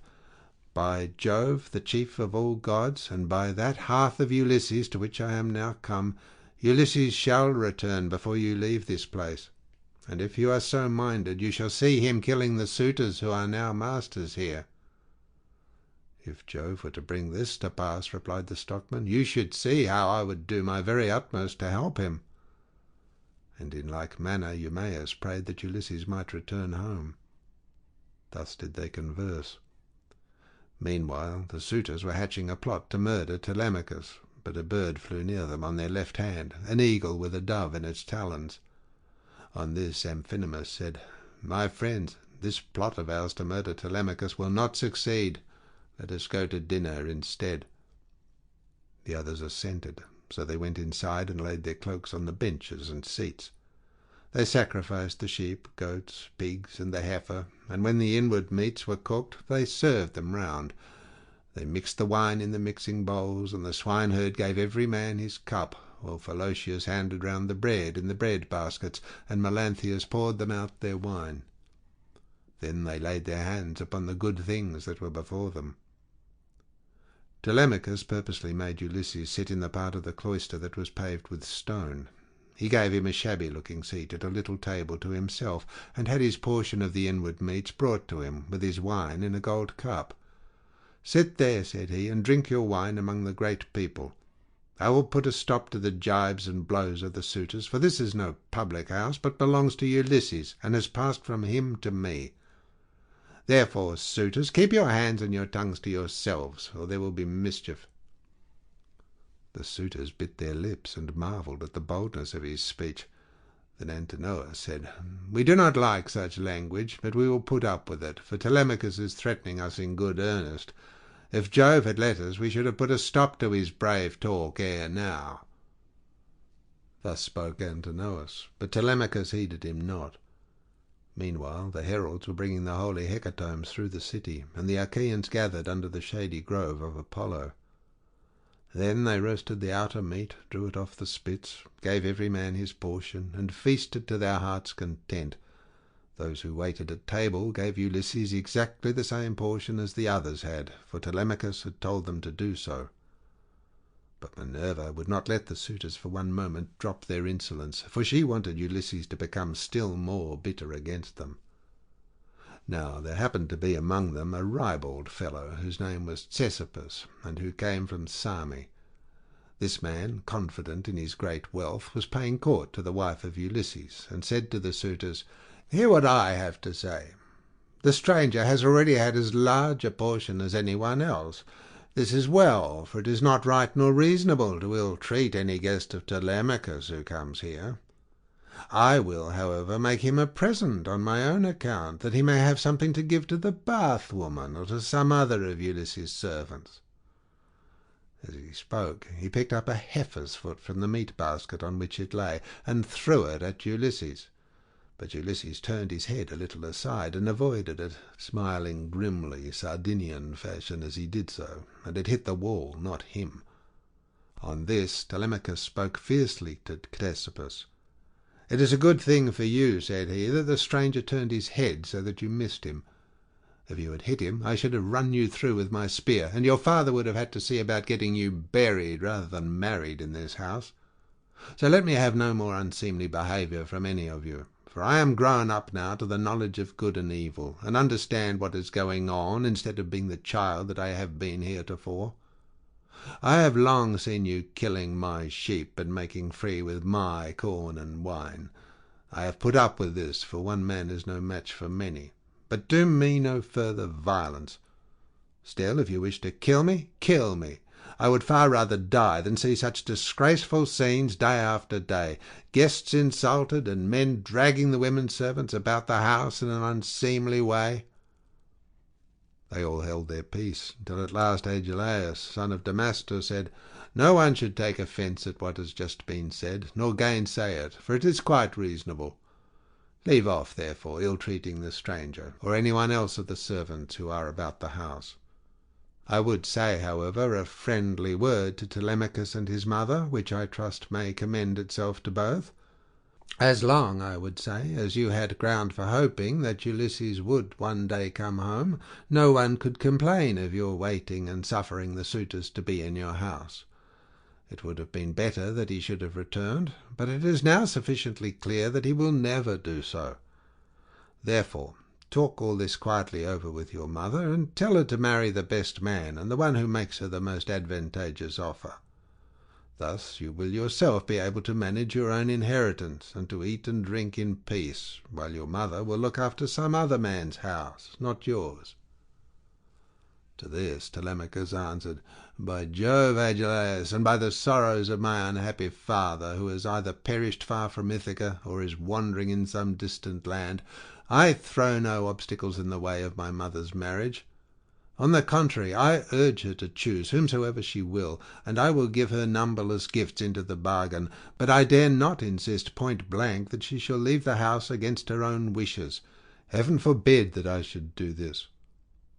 Minerva now made the suitors fall to laughing immoderately, and set their wits wandering, but they were laughing with a forced laughter.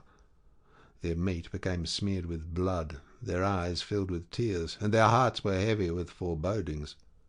Theoclymenus saw this, and said, "Unhappy men, what is it that ails you all? There is a shroud of darkness drawn over you from head to foot. Your cheeks are wet with tears. The air is alive with wailing voices.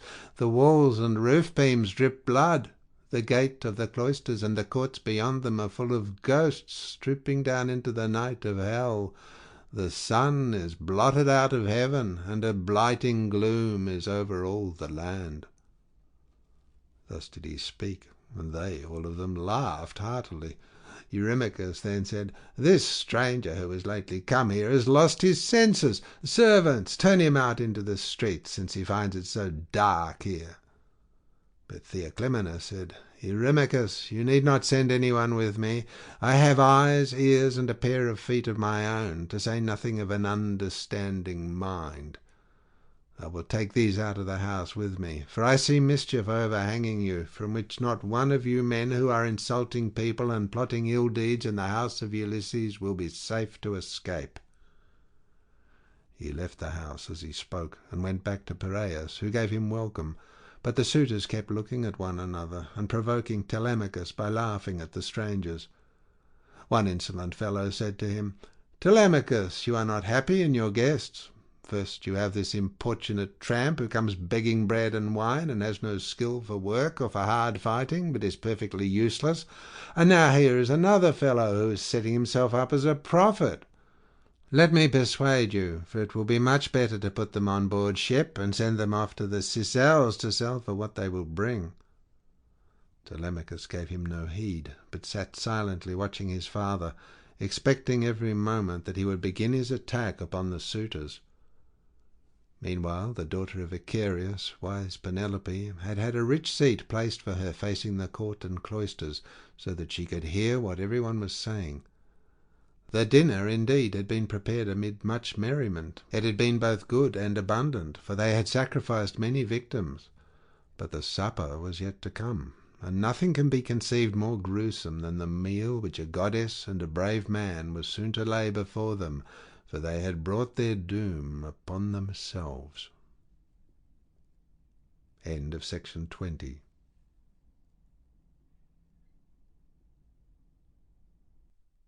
Section 21 of the Odyssey by Homer, translated by Samuel Butler. Book 21. The trial of the axes, during which Ulysses reveals himself to Eumaeus in Phaelicius. Minerva now put it in Penelope's mind to make the suitors try their skill with the bow and with the iron axes, in contest among themselves, as a means of bringing about their destruction. She went upstairs and got the storeroom key, which was made of bronze and had a handle of ivory. She then went with her maidens into the storeroom at the end of the house, where her husband's treasures of gold, bronze, and wrought iron were kept, and where also his bow and the quiver full of deadly arrows that had been given him by a friend whom he had met in Lacedaemon, Iphitus, the son of Eurytus. The two fell in with one another in Messene, at the house of Ortilochus, where Ulysses was staying in order to recover a debt that was owing from the whole people, for the Messenians had carried off 300 sheep from Ithaca, and had sailed away with them and with their shepherds. In quest of these, Ulysses took a long journey while still quite young, for his father and the other chieftains sent him on a mission to recover them. Iphitus had gone there also to try and get back 12 brood mares that he had lost, and the mule foals that were running with them.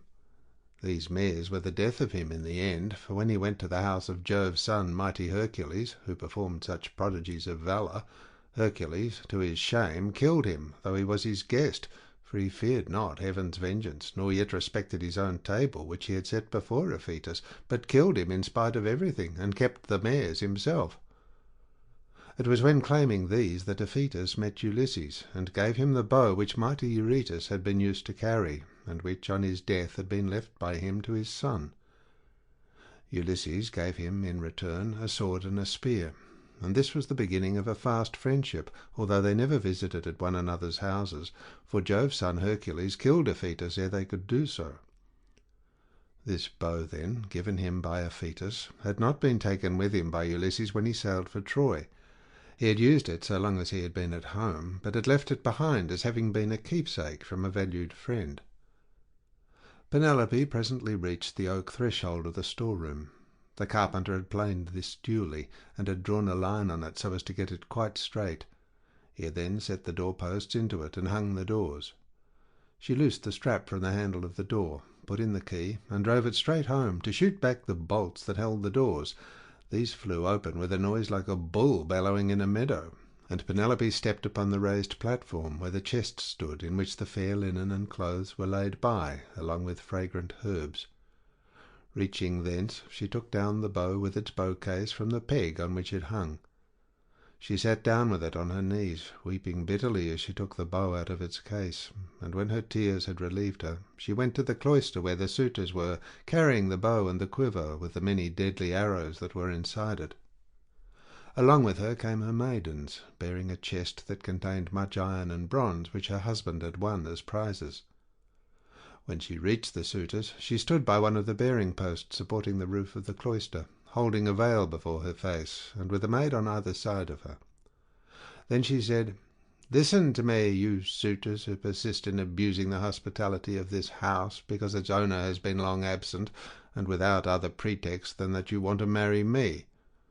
This, then, being the prize that you are contending for, I will bring out the mighty bow of Ulysses, and whomsoever of you shall string it most easily, and send his arrow through each one of the 12 axes, him will I follow, and quit this house of my lawful husband, so goodly and so abounding in wealth.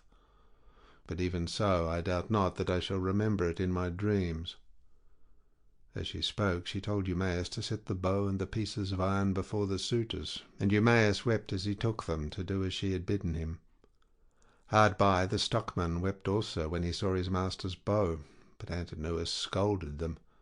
"You country lout," said he, "silly simpletons, why should you add to the sorrows of your mistress by crying in this way? She has enough to grieve her in the loss of her husband. Sit still, therefore, and eat your dinners in silence, or go outside if you want to cry, and leave the bow behind you. We suitors shall have to contend for it with might and main, for we shall find it no light matter to string such a bow as this is. There is not a man of us who is such another as Ulysses, for I have seen him and remember him, though I was then only a child." This was what he said, but all the time he was expecting to be able to string the bow and shoot through the iron, whereas in fact he was to be the first that should taste of the arrows from the hands of Ulysses, whom he was dishonouring in his own house, egging the others on to do so also. Then Telemachus spoke. "Great heavens!" he exclaimed. "Jove must have robbed me of my senses. Here is my dear and excellent mother saying she will quit this house and marry again, yet I am laughing and enjoying myself as though there were nothing happening. But, suitors, as the contest has been agreed upon, let it go forward. It is for a woman whose peer is not to be found in Pylos, Argos, or Mycenae, nor yet in Ithaca, nor on the mainland. You know this as well as I do. What need have I to speak in praise of my mother? Come on, then, make no excuses for delay, but let us see whether you can string the bow or no. I too will make a trial of it, for if I can string it and shoot through the iron, I shall not suffer my mother to quit this house with a stranger, not if I can win the prizes which my father won before me." As he spoke, he sprang from his seat, threw his crimson cloak from him, and took his sword from his shoulder.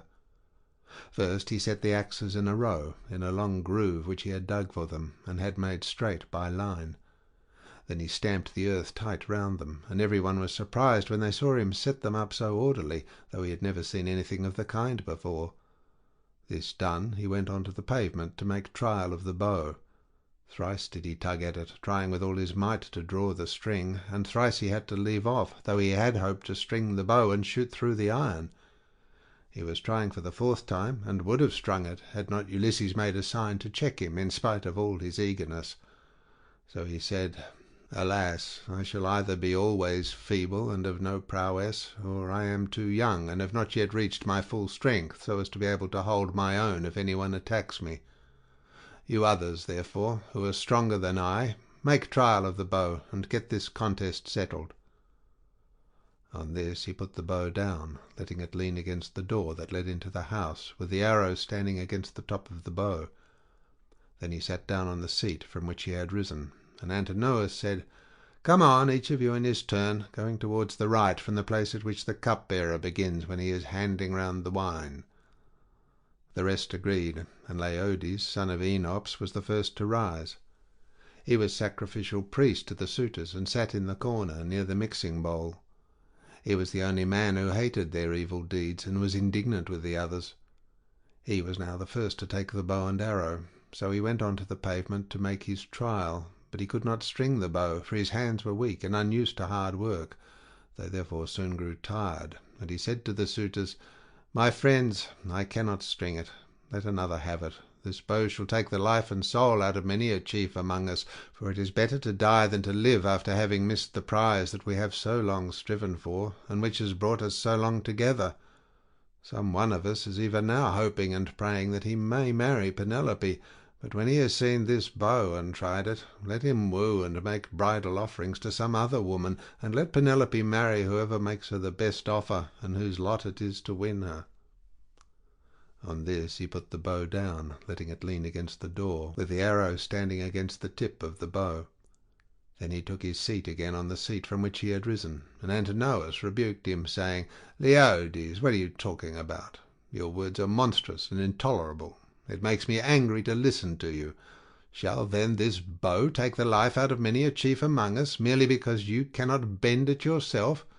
True, you are not born to be an archer, but there are others who will soon string it."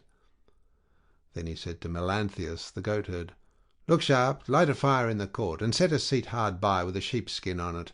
Bring us also a large ball of lard from what they have in the house. Let us warm the bow and grease it. We will then make trial of it again, and bring the contest to an end."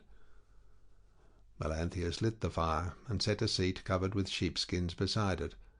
He also brought a great ball of lard from what they had in the house, and the suitors warmed the bow and again made trial of it, but they were none of them nearly strong enough to string it. Nevertheless, there still remained Antinous and Eurymachus, who were the ringleaders among the suitors, and much the foremost among them all. Then the swineherd and the stockman left the cloisters together, and Ulysses followed them. When they had got outside the gates and the outer yard, Ulysses said to them quietly, "Stockman, and you swineherd, I have something in my mind which I am in doubt whether to say or no, but I think I will say it. What manner of men would you be to stand by Ulysses if some god should bring him back here all of a sudden? Say which you are disposed to do, to side with the suitors or with Ulysses." "Father Jove," answered the stockman, "would indeed that you might so ordain it. If some god were but to bring Ulysses back, you should see with what might and main I would fight for him." In like words Eumaeus prayed to all the gods that Ulysses might return. When therefore he saw for certain what mind they were of, Ulysses said, "It is I, Ulysses, who am here. I have suffered much, but at last in the 20th year I am come back to my own country. I find that you two alone of all my servants are glad that I should do so, for I have not heard any of the others praying for my return. To you two, therefore, will I unfold the truth as it shall be. If heaven shall deliver the suitors into my hands, I will find wives for both of you, will give you house and holding close to my own, and you shall be to me as though you were brothers and friends of Telemachus. I will now give you convincing proofs that you may know me, and be assured. See, here is the scar from the boar's tooth that ripped me when I was out hunting on Mount Parnassus with the sons of Autolycus." As he spoke, he drew his rags aside from the great scar, and when they had examined it thoroughly, they both of them wept about Ulysses, threw their arms round him, and kissed his head and shoulders, while Ulysses kissed their hands and faces in return. The sun would have gone down upon their mourning if Ulysses had not checked them and said, "Cease your weeping, lest someone should come outside and see us, and tell those who are within. When you go in, do so separately, not both together. I will go first, and do you follow afterwards. Let this, moreover, be the token between us. The suitors will all of them try to prevent me from getting hold of the bow and quiver. Do you, therefore, Eumaeus, place it in my hands when you are carrying it about, and tell the women to close the doors of their apartment. If they hear any groaning or uproar, as of men fighting about the house, they must not come out. They must keep quiet and stay where they are at their work. And I charge you, Felicius, to make fast the doors of the outer court, and to bind them securely at once." When he had thus spoken, he went back to the house and took the seat that he had left. Presently his two servants followed him inside. At this moment the bow was in the hands of Eurymachus, who was warming it by the fire, but even so he could not string it, and he was greatly grieved. He heaved a deep sigh and said, "I grieve for myself and for us all. I grieve that I shall have to forego the marriage, but I do not care nearly so much about this, for there are plenty of other women in Ithaca and elsewhere.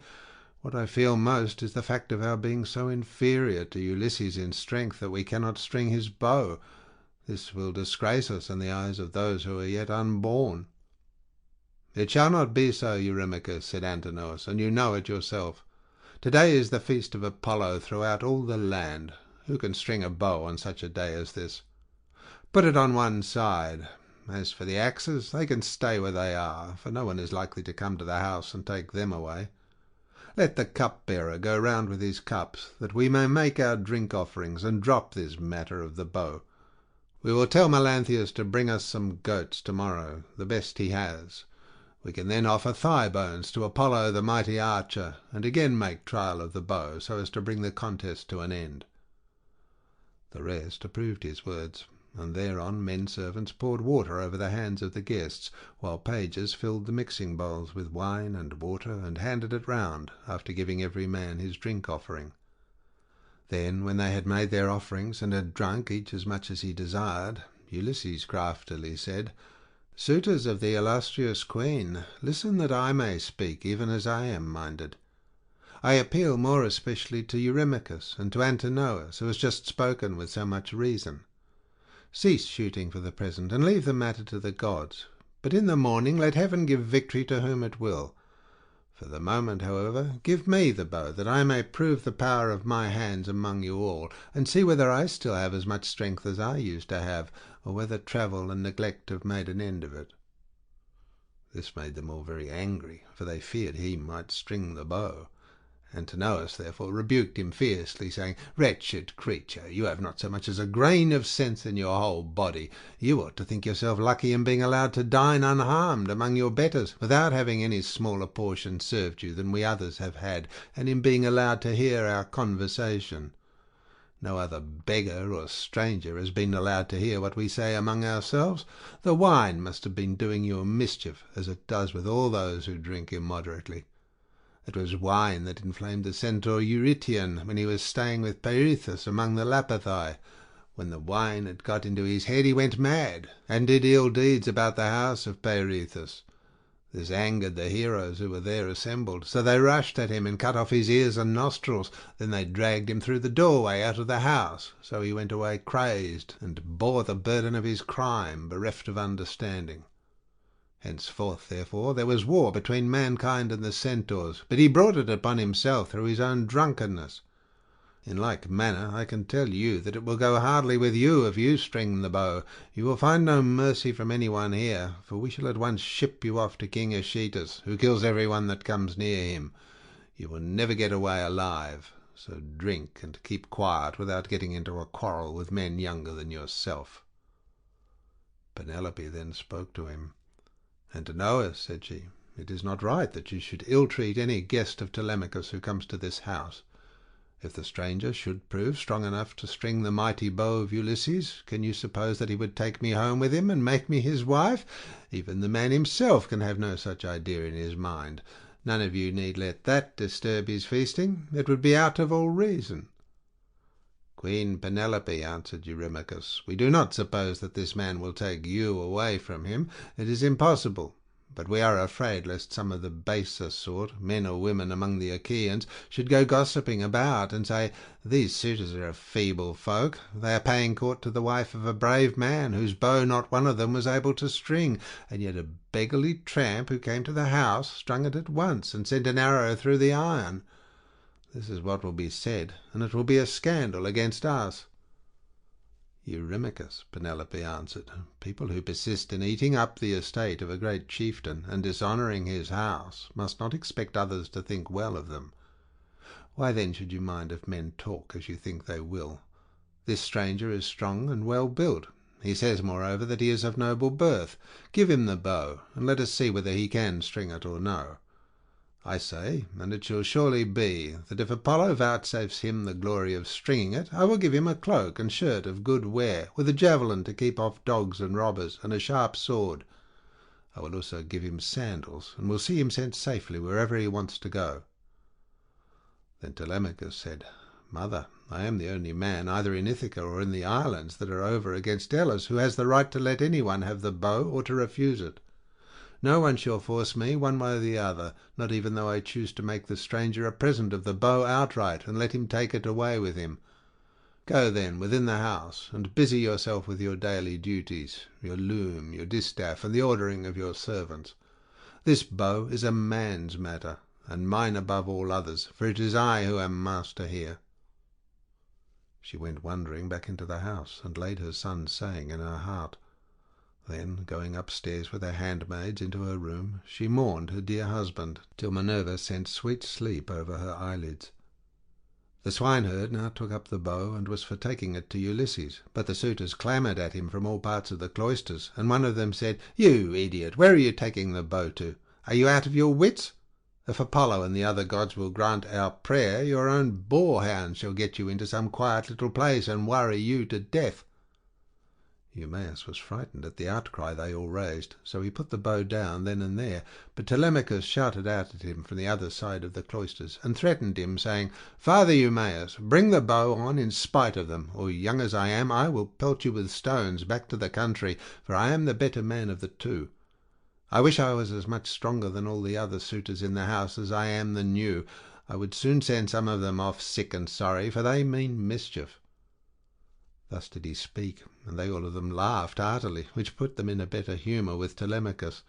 So Eumaeus brought the bow on, and placed it in the hands of Ulysses.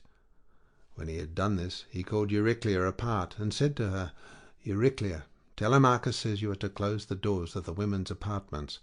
If they hear any groaning or uproar, as of men fighting, about the house, they are not to come out, but are to keep quiet and stay where they are at their work." Euryclea did as she was told, and closed the doors of the women's apartments. Meanwhile Philautia slipped quietly out and made fast the gates of the outer court. There was a ship's cable of fibreless fibre lying in the gatehouse, so he made the gate fast with it, and then came in again, resuming the seat that he had left, and keeping an eye on Ulysses, who had now got the bow in his hands, and was turning it every way about, and proving it all over to see whether the worms had been eating into its two horns during his absence. Then would one turn towards his neighbour, saying, "This is some tricky old bow fancier. Either he has got one like it at home, or he wants to make one, in such workmanlike style does the old vagabond handle it." Another said, "I hope he may be no more successful in other things than he is likely to be in stringing this bow." But Ulysses, when he had taken it up and examined it all over, strung it as easily as a skilled bard strings a new peg of his lyre and makes the twisted gut fast at both ends. Then he took it in his right hand to prove the string, and it sang sweetly under his touch like the twittering of a swallow. The suitors were dismayed, and turned colour as they heard it. At that moment, moreover, Jove thundered loudly as a sign, and the heart of Ulysses rejoiced as he heard the omen that the son of scheming Saturn had sent him. He took an arrow that was lying upon the table, for those which the Achaeans were so shortly about to taste were all inside the quiver. He laid it on the centrepiece of the bow, and drew the notch of the arrow and the string towards him, still seated on his seat. When he had taken aim, he let fly, and his arrow pierced every one of the handle holes of the axes from the first onwards till it had gone right through them and into the outer courtyard. Then he said to Telemachus, "Your guest has not disgraced you, Telemachus. I did not miss what I aimed at, and I was not long in stringing my bow. I am still strong, and not as the suitors twit me with being. Now, however, it is time for the Achaeans to prepare supper while there is still daylight, and then otherwise to disport themselves with song and dance, which are the crowning ornaments of a banquet." As he spoke, he made a sign with his eyebrows, and Telemachus girded on his sword, grasped his spear, and stood armed beside his father's seat. End of section 21.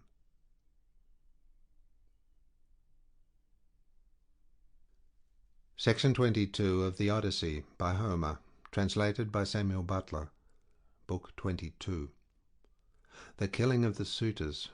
The maids who have misconducted themselves are made to cleanse the cloisters, and are then hanged.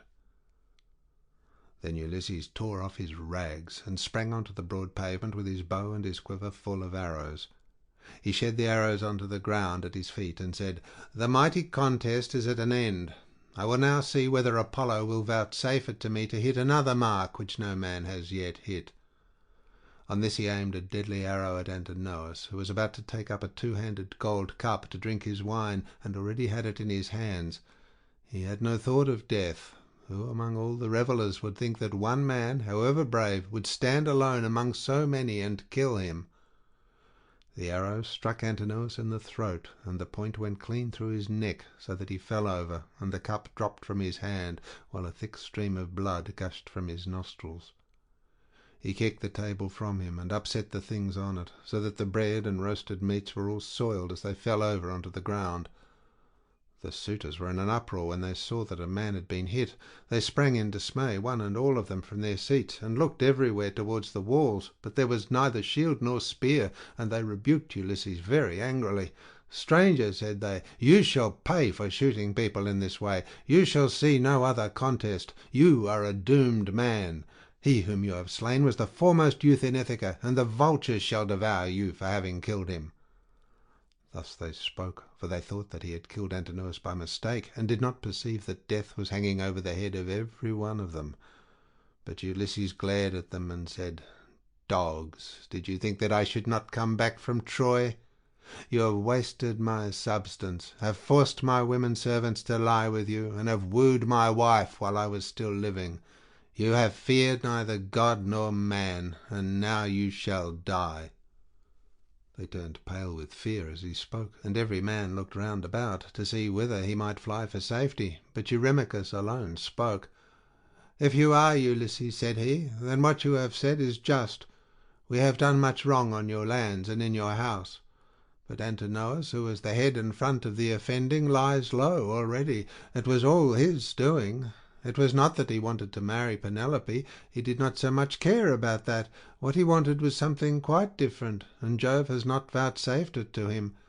He wanted to kill your son and to be chief man in Ithaca. Now, therefore, that he has met the death which was his due, spare the lives of your people. We will make everything good among ourselves, and pay you in full for all we have eaten and drunk. Each one of us shall pay you a fine worth 20 oxen, and we will keep on giving you gold and bronze till your heart is softened. Until we have done this, no one can complain of your being enraged against us." Ulysses again glared at him and said, "Though you should give me all that you have in the world, both now and all that you ever shall have, I will not stay my hand till I have paid all of you in full. You must fight or fly for your lives, and fly not a man of you shall." Their hearts sank as they heard him, but Eurymachus again spoke, saying, "My friends, this man will give us no quarter. He will stand where he is and shoot us down till he has killed every man among us. Let us then show fight. Draw your swords and hold up the tables to shield you from his arrows. Let us have at him with a rush, to drive him from the pavement and doorway. We can then get through into the town, and raise such an alarm as shall soon stay his shooting." As he spoke, he drew his clean blade of bronze, sharpened on both sides, and with a loud cry sprang towards Ulysses. But Ulysses instantly shot an arrow into his breast that caught him by the nipple and fixed itself in his liver. He dropped his sword and fell doubled up over the table. The cup and all the meats went over onto the ground as he smote the earth with his forehead in the agonies of death, and he kicked the stool with his feet until his eyes were closed in darkness. Then Amphinous drew his sword and made straight at Ulysses to try and get him away from the door, but Telemachus was too quick for him and struck him from behind. The spear caught him between the shoulders and went right through his chest, so that he fell heavily to the ground and struck the earth with his forehead. Then Telemachus sprang away from him, leaving his spear still in the body, for he feared that if he stayed to draw it out, some one of the Achaeans might come up and hack at him with his sword or knock him down. So he set off at a run, and immediately was at his father's side. Then he said, "Father, let me bring you a shield, 2 spears, and a brass helmet for your temples. I will arm myself as well, and will bring other armour for the swineherd and the stockman, for we had better be armed." "Run and fetch them," answered Ulysses, "while my arrows hold out, or when I am alone they may get me away from the door." Telemachus did as his father said, and went off to the storeroom where the armour was kept. He chose 4 shields, 8 spears, and 4 brass helmets with horsehair plumes. He brought them with all speed to his father, and armed himself first, while the stockman and the swineherd also put on their armour and took their places near Ulysses. Meanwhile Ulysses, as long as his arrows lasted, had been shooting the suitors one by one, and they fell thick on one another. When his arrows gave out, he set the bow to stand against the end wall of the house by the doorpost, and hung a shield 4 hides thick about his shoulders. On his comely head he set his helmet, well wrought with a crest of horsehair that nodded menacingly above it, and he grasped 2 redoubtable bronze-shod spears. Now there was a trapdoor on the wall, while at one end of the pavement there was an exit leading to a narrow passage, and this exit was closed by a well-made door. Ulysses told Philautius to stand by this door and guard it, for only one person could attack it at a time. But Agelaus shouted out, "Cannot some one go up to the trapdoor and tell the people what is going on? Help would come at once, and we should soon make an end of this man and his shooting." "This may not be, Agelaus," answered Melanthius. "The mouth of the narrow passage is dangerously near the entrance of the outer court. One brave man could prevent any number from getting in. But I know what I will do. I will bring you arms from the storeroom, for I am sure that it is there that Ulysses and his son have put them." On this the goatherd Melanthius went by back passages to the storeroom of Ulysses' house. There he chose 12 shields with as many helmets and spears, and brought them back as fast as he could to give them to the suitors. Ulysses' heart began to fail him when he saw the suitors putting on their armour and brandishing their spears. He saw the greatness of the danger, and said to Telemachus, "Some one of the women inside is helping the suitors against us, or it may be Melanthius." Telemachus answered, "The fault, father, is mine, and mine only. I left the storeroom door open, and they have kept a sharper lookout than I have. Go, Eumaeus, put the door to, and see whether it is one of the women who is doing this, or whether, as I suspect, it is Melanthius, the son of Dolius." Thus did they converse. Meanwhile Melanthius was again going to the storeroom to fetch more armour, but the swineherd saw him, and said to Ulysses, who was beside him, "Ulysses, noble son of Laertes, it is that scoundrel Melanthius, just as we suspected, who is going to the storeroom. Say, shall I kill him if I get the better of him, or shall I bring him here that you may take your own revenge for all the many wrongs that he has done in your house?" Ulysses answered, "Telemachus and I will hold these suitors in check, no matter what they do. Go back, both of you, and bind Melanthius's hands and feet behind him. Throw him into the storeroom, and make the door fast behind you. Then fasten a noose about his body, and string him close up to the rafters from a high bearing post, that he may linger on in agony." Thus did he speak, and they did even as he had said. They went to the storeroom, which they entered before Melanthius saw them, for he was busy searching for arms in the innermost part of the room. So the two took their stand on either side of the door and waited. By and by Melanthius came out with a helmet in one hand and an old dry rotted shield in the other, which had been borne by Laertes when he was young, but which had been long since thrown aside, and the straps had become unsewn. On this the two seized him, dragged him back by the hair, and threw him struggling to the ground. They bent his hands and feet well behind his back, and bound them tight with a painful bond, as Ulysses had told them. Then they fastened a noose about his body, and strung him up from a high pillar, till he was close up to the rafters. And over him did you then vaunt, O swineherd Eumaeus, saying, "Melanthius, you will pass the night on a soft bed, as you deserve. You will know very well when morning comes from the streams of Oceanus, and it is time for you to be driving in your goats for the suitors to feast on." There then they left him in a very cruel bondage, and having put on their armour, they closed the door behind them, and went back to take their places by the side of Ulysses, whereon the four men stood in the cloister, fierce and full of fury. Nevertheless those who were in the body of the court were still both brave and many. Then Jove's daughter Minerva came up to them, having assumed the voice and form of Mentor. Ulysses was glad when he saw her, and said, "Mentor, lend me your help, and forget not your old comrade, nor the many good turns he has done you. Besides, you are my age mate." But all the time he felt sure it was Minerva, and the suitors from the other side raised an uproar when they saw him. Agelaus was the first to recognize her. "Mentor," he cried, "do not let Ulysses beguile you into siding with him and fighting the suitors. This is what we will do. When we have killed these people, father and son, we will kill you too. You shall pay for it with your head, and when we have killed you, we will take all you have, indoors or out, and bring it into Hotspot with Ulysses' property. We will not let your sons live in your house, nor your daughters, nor shall your widow continue to live in the city of Ithaca." This made Minerva still more furious, so she scolded Ulysses very angrily. "Ulysses," said she, "your strength and prowess are no longer what they were when you fought for 9 long years among the Trojans about the noble lady Helen. You killed many a man in those days, and it was through your stratagem that Priam's city was taken. How comes it that you are so lamentably less valiant now that you are on your own ground, face to face with the suitors in your own house?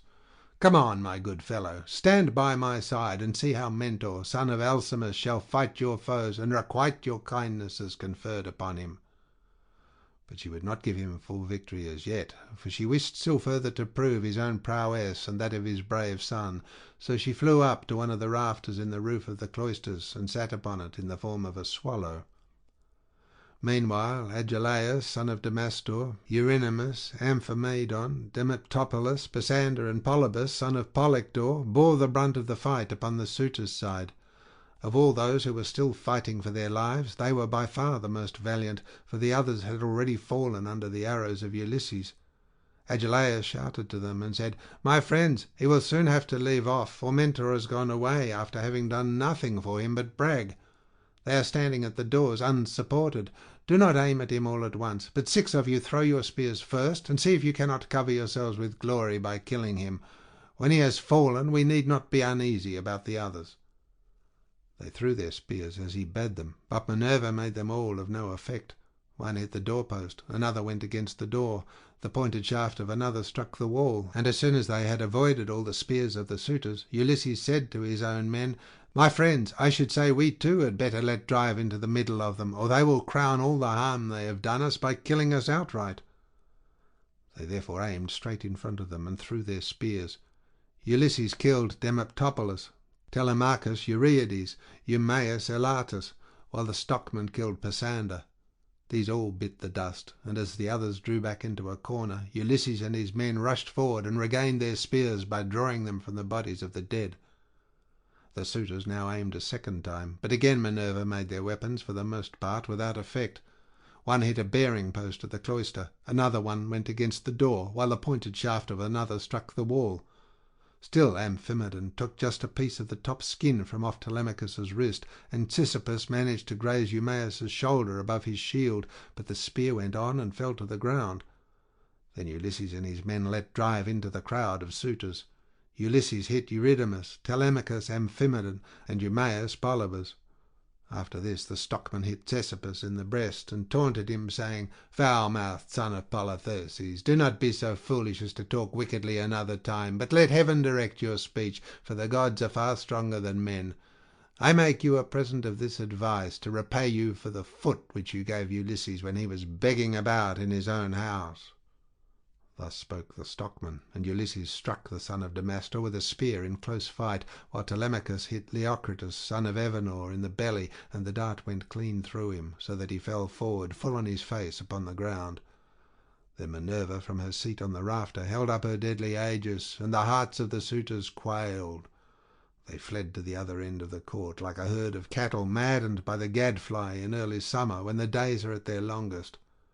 As eagle-beaked, crook-taloned vultures from the mountains swoop down on the smaller birds that cower in flocks upon the ground, and kill them, for they cannot either fight or fly, and lookers-on enjoy the sport, even so did Ulysses and his men fall upon the suitors, and smite them on every side. They made a horrible groaning as their brains were being battered in, and the ground seethed with their blood. Leodes then caught the knees of Ulysses, and said, "Ulysses, I beseech you have mercy upon me, and spare me. I never wronged any of the women in your house, either in word or deed, and I tried to stop the others. I saw them, but they would not listen, and now they are paying for their folly. I was their sacrificing priest. If you kill me, I shall die without having done anything to deserve it, and shall have got no thanks for all the good that I did." Ulysses looked sternly at him and answered, "If you were their sacrificing priest, you must have prayed many a time that it might be long before I got home again, and that you might marry my wife and have children by her. Therefore you shall die." With these words he picked up the sword that Agelaus had dropped when he was being killed, and which was lying upon the ground. Then he struck Leodes on the back of his neck, so that his head fell rolling in the dust while he was yet speaking. The minstrel Phemius, son of Terpes, he who had been forced by the suitors to sing to them, now tried to save his life. He was standing near towards the trapdoor, and held his lyre in his hand. He did not know whether to fly out of the cloister and sit down by the altar of Jove that was in the outer court, and on which both Laertes and Ulysses had offered up the thigh bones of many an ox, or whether to go straight up to Ulysses and embrace his knees, but in the end he deemed it best to embrace Ulysses' knees. So he laid his lyre on the ground between the mixing bowl and the silver-studded seat. Then going up to Ulysses, he caught hold of his knees and said, "Ulysses, I beseech you, have mercy on me and spare me. You will be sorry for it afterwards if you kill a bard who can sing both for gods and men, as I can. I make all my lays myself, and heaven visits me with every kind of inspiration. I would sing to you as though you were a god. Do not therefore be in such a hurry to cut my head off. Your own son Telemachus will tell you I did not want to frequent your house and sing to the suitors after their meals, but they were too many and too strong for me, so they made me." Telemachus heard him, and at once went up to his father. "Hold," he cried, "the man is guiltless. Do him no hurt, and we will spare Medon too, who was always good to me when I was a boy, unless Phalecius or Eumaeus has already killed him, or he has fallen in your way when you were raging about the court." Medon caught these words of Telemachus, for he was crouching under a seat, beneath which he had hidden by covering himself with a freshly flayed heifer's hide. So he threw off the hide, went up to Telemachus, and laid hold of his knees. "Here I am, my dear sir," said he. "Stay your hand, therefore, and tell your father, or he will kill me in his rage against the suitors for having wasted his substance and been so foolishly disrespectful to yourself." Ulysses smiled at him and answered, "Fear not. Telemachus has saved your life, that you may know in future and tell other people how greatly better good deeds prosper than evil ones. Go therefore outside the cloisters into the outer court, and be out of the way of the slaughter, you and the bard, while I finish my work here inside." The pair went into the outer court as fast as they could, and sat down by Jove's great altar, looking fearfully round, and still expecting that they would be killed. Then Ulysses searched the whole court carefully over, to see if anyone had managed to hide himself and was still living, but he found them all lying in the dust and weltering in their blood. They were like fishes which fishermen have netted out of the sea and thrown upon the beach to lie gasping for water till the heat of the sun makes an end of them. Even so were the suitors lying, all huddled up one against the other. Then Ulysses said to Telemachus, "Call nurse Euryclea. I have something to say to her." Telemachus went and knocked at the door of the women's room. "Make haste," said he, "you old woman who have been set over all the other women in the house. Come outside. My father wishes to speak to you." When Euryclea heard this, she unfastened the door of the women's room and came out, following Telemachus. She found Ulysses among the corpses, bespattered with blood and filth, like a lion that has just been devouring an ox, and his breast and both his cheeks were all bloody, so that he is a fearful sight. Even so was Ulysses besmirched from head to foot with gore. When she saw all the corpses and such a quantity of blood, she was beginning to cry out for joy, for she saw that a great deed had been done, but Ulysses checked her. "Old woman," said he, "rejoice in silence. Restrain yourself, and do not make any noise about it. It is an unholy thing to vaunt over dead men. Heaven's doom and their own evil deeds have brought these men to destruction, for they respected no man in the whole world, neither rich nor poor, who came near them, and they have come to a bad end as a punishment for their wickedness and folly. Now, however, tell me which of the women in the house have misconducted themselves, and who are innocent." "I will tell you the truth, my son," answered Euryclea. "There are 50 women in the house whom we teach to do things such as carding wool and all kinds of household work. Of these, 12 in all have misbehaved and have been wanting in respect to me and also to Penelope. They showed no disrespect to Telemachus, for he has only lately grown, and his mother never permitted him to give orders to the female servants. But let me go upstairs and tell your wife all that has happened, for some god has been sending her to sleep." "Do not wake her yet," answered Ulysses, "but tell the women who have misconducted themselves to come to me." Euryclea left the cloister to tell the women and make them come to Ulysses. In the meantime he called Telemachus, the stockman, and the swineherd. "Begin," he said, "to remove the dead, and make the women help you. Then get sponges and clean water to swill down the tables and seats. When you have thoroughly cleansed the whole cloisters, take the women into the space between the domed room and the wall of the outer court, and run them through with your swords till they are quite dead, and have forgotten all about love and the way in which they used to lie in secret with the suitors." On this the women came down in a body, weeping and wailing bitterly. First they carried the dead bodies out and propped them against one another in the gatehouse. Ulysses ordered them about and made them do their work quickly, so they had to carry the bodies out. When they had done this, they cleaned all the tables and seats with sponges and water, while Telemachus and the 2 others shovelled up the blood and dirt from the ground, and the women carried it all away and put it out of doors. Then, when they had made the whole place quite clean and orderly, they took the women out and hemmed them in the narrow space between the wall of the domed room and that of the yard, so that they could not get away. And Telemachus said to the other 2, "I shall not let these women die a clean death, for they were insolent to me and my mother, and used to sleep with the suitors." So saying, he made a ship's cable fast to one of the bearing posts that supported the roof of the domed room, and secured it all round the building at a good height, lest any of the women's feet should touch the ground. And as thrushes or doves beat against a net that has been set for them in a thicket just as they were getting to their nest, and a terrible fate awaits them, Even so did the women have to put their heads in nooses one after the other and die most miserably. Their feet moved convulsively for a while, but not for very long. As for Melanthius, they took him through the cloister into the inner court. There they cut off his nose and his ears. They drew out his vitals and gave them to the dogs raw, and then in their fury they cut off his hands and feet. When they had done this, they washed their hands and feet and went back into the house, for all was now over. And Ulysses said to the dear old nurse Euryclea, "Bring me sulphur, which cleanses all pollution, and fetch fire also, that I may burn it and purify the cloisters. Go, moreover, and tell Penelope to come here with her attendants, and also all the maidservants that are in the house." "All that you have said is true," answered Euryclea, "but let me bring you some clean clothes, a shirt and cloak. Do not keep these rags on your back any longer. It is not right." "First light me a fire," replied Ulysses. She brought the fire and sulphur as he had bidden her, and Ulysses thoroughly purified the cloisters and both the inner and outer courts. Then she went inside to call the women and tell them what had happened, whereon they came from their apartment with torches in their hands and pressed round Ulysses to embrace him, kissing his head and shoulders and taking hold of his hands. It made him feel as if he should like to weep, for he remembered every one of them. End of section 22.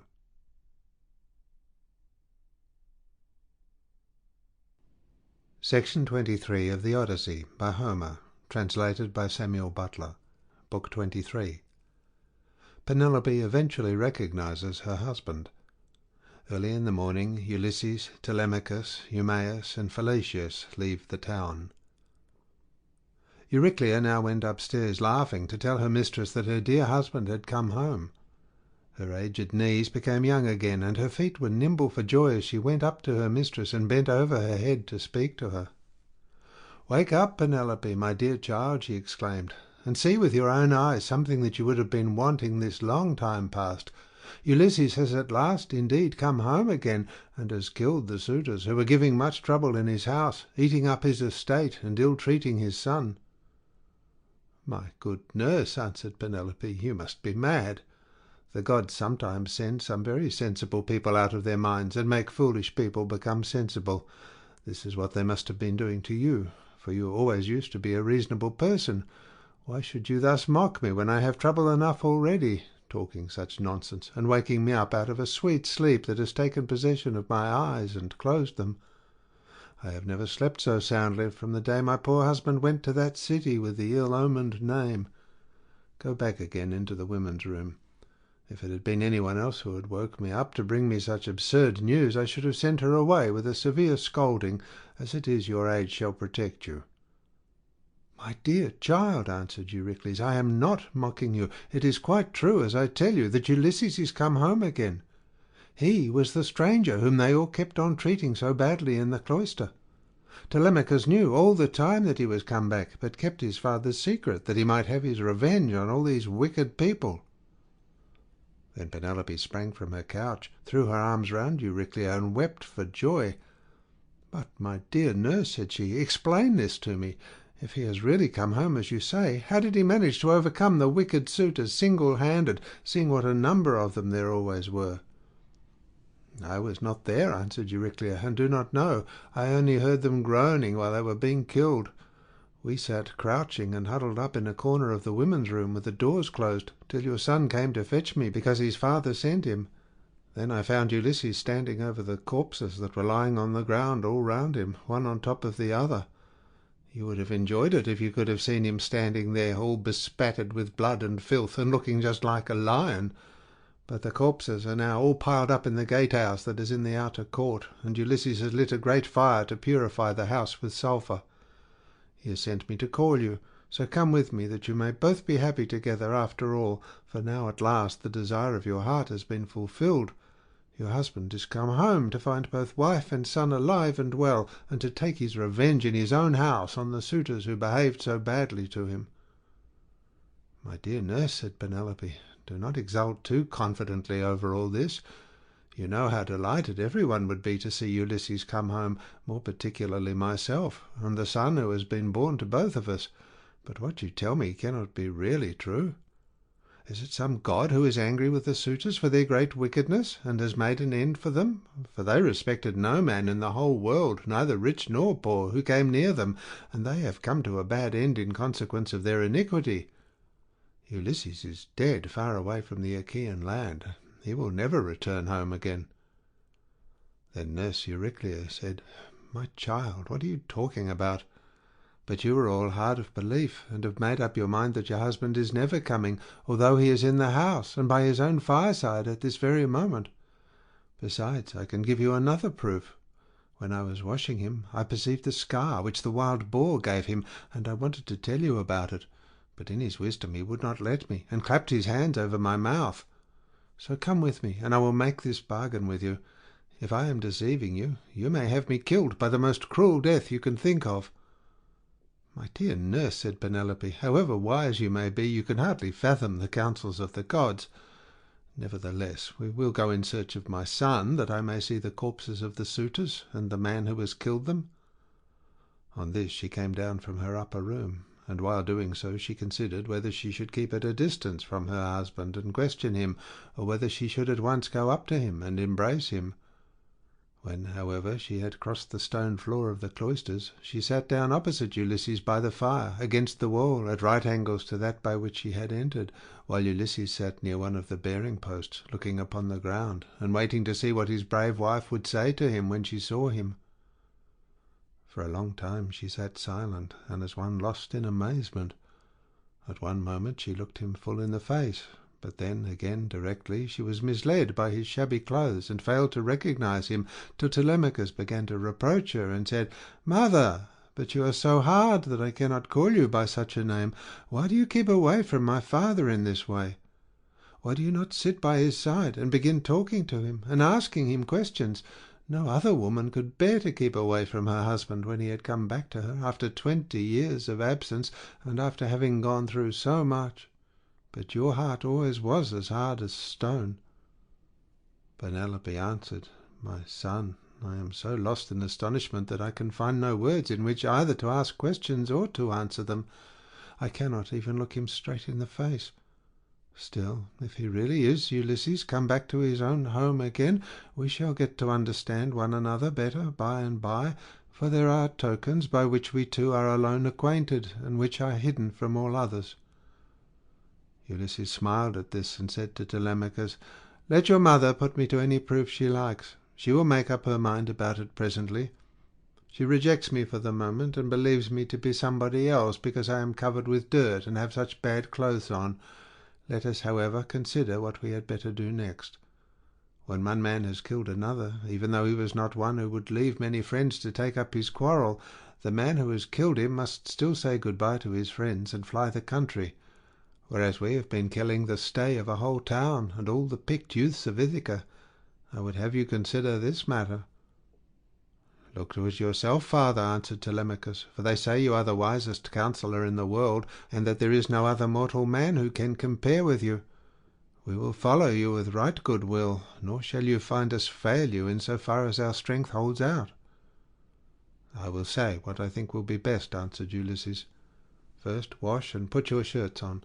Tell the maids also to go to their own room and dress. Phemius shall then strike up a dance tune on his lyre, so that if people outside hear, or any of the neighbours, or someone going along the street happens to notice it, they may think there is a wedding in the house, and no rumours about the death of the suitors will get about in the town before we can escape to the woods upon my own land. Once there, we will settle which of the courses heaven vouchsafes us shall seem wisest." Thus did he speak, and they did even as he had said. First they washed and put their shirts on, while the women got ready. Then Phemius took his lyre, and set them all longing for sweet song and stately dance. The house re-echoed with the sound of men and women dancing, and the people outside said, "I suppose the Queen has been getting married at last. She ought to be ashamed of herself for not continuing to protect her husband's property until he comes home." This was what they said, but they did not know what it was that had been happening. The upper servant Eurynome washed and anointed Ulysses in his own house, and gave him a shirt and cloak, while Minerva made him look taller and stronger than before. She also made the hair grow thick on the top of his head and flow down in curls like hyacinth blossoms.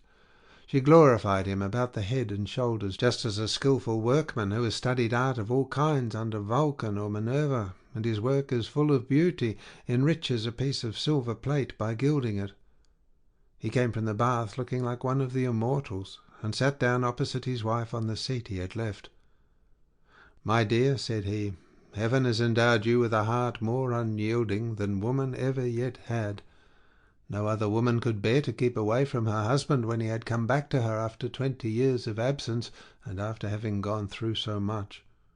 But come, nurse, get a bed ready for me.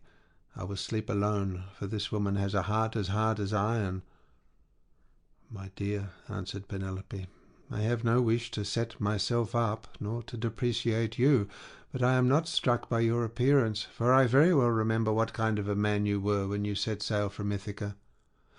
Nevertheless, Euryclea, take his bed outside the bed-chamber that he himself built. Bring the bed outside this room, and put bedding upon it, with fleeces, good coverlets, and blankets." She said this to try him, but Ulysses was very angry, and said, "Wife, I am much displeased at what you have just been saying. Who has been taking my bed from the place in which I left it? He must have found it a hard task, no matter how skilled a workman he was, unless some god came and helped him to shift it. There is no man living, however strong and in his prime, who could move it from its place, for it is a marvellous curiosity which I made with my very own hands. There was a young olive growing within the precincts of the house, in full vigour, and about as thick as a bearing post. I built my room round this, with strong walls of stone and a roof to cover them, and I made the doors strong and well fitting.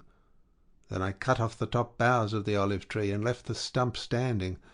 This I dressed roughly from the root upwards, and then worked with carpenter's tools well and skilfully, straightening my work by drawing a line on the wood and making it into a bed prop. I then bored a hole down the middle, and made it the centre post of my bed, at which I worked till I had finished it, inlaying it with gold and silver. After this I stretched a hide of crimson leather from one side of it to the other. So you see, I know all about it, and I desire to learn whether it is still there, or whether anyone has been removing it by cutting down the olive tree at its roots." When she heard the sure proofs Ulysses now gave her, she fairly broke down. She flew, weeping, to his side, flung her arms about his neck, and kissed him. "Do not be angry with me, Ulysses," she cried. "You, who are the wisest of mankind, we have suffered, both of us. Heaven has denied us the happiness of spending our youth and of growing old together. Do not then be aggrieved, or take it amiss that I did not embrace you thus as soon as I saw you. I have been shuddering all the time through fear that some one might come here and deceive me with a lying story, for there are many very wicked people going about. Jove's daughter Helen would never have yielded herself to a man from a foreign country if she had known that the sons of Achaeans would come after her and bring her back. Heaven put it in her heart to do wrong, and she gave no thought to that sin which has been the source of all our sorrow. Now, however, that you have convinced me by showing that you know all about our bed, which no human being has ever seen but you and I and a single maidservant, the daughter of Actor, who was given me by my father on my marriage, and who keeps the doors of our room, hard of belief though I have been, I can mistrust no longer." Then Ulysses in his turn melted and wept as he clasped his dear and faithful wife to his bosom. As the sight of land is welcome to men who are swimming towards the shore, when Neptune has wrecked their ship with the fury of his winds and waves, a few alone reach the land, and these, covered with brine, are thankful when they find themselves on firm ground and out of danger. Even so was her husband welcome to her as she looked upon him, and she could not tear her two fair arms from about his neck. Indeed, they would have gone on indulging their sorrow till rosy-fingered morn appeared, had not Minerva determined otherwise, and held night back in the far west, while she would not suffer dawn to leave Oceanus, nor to yoke the two steeds, Lampus and Phaethon, that bear her onward to break the day upon mankind. At last, however, Ulysses said, "Wife, we have not yet reached the end of our troubles. I have an unknown amount of toil still to undergo. It is long and difficult, but I must go through with it, for thus the shade of Tiresias prophesied concerning me on the day when I went down into Hades to ask about my return and that of my companions. But now let us go to bed, that we may lie down and enjoy the blessed boon of sleep." "You shall go to bed as soon as you please," replied Penelope, "now that the gods have sent you home to your own good house and to your country. But as heaven has put it in your mind to speak of it, tell me about the task that lies before you. I shall have to hear about it later, so it is better that I should be told at once." "My dear," answered Ulysses, "why should you press me to tell you? Still, I will not conceal it from you, though you will not like it. I do not like it myself, for Tiresias bade me travel far and wide, carrying an oar, till I came to a country where the people have never heard of the sea, and do not even mix salt with their food. They know nothing about ships, nor oars that are as the wings of a ship.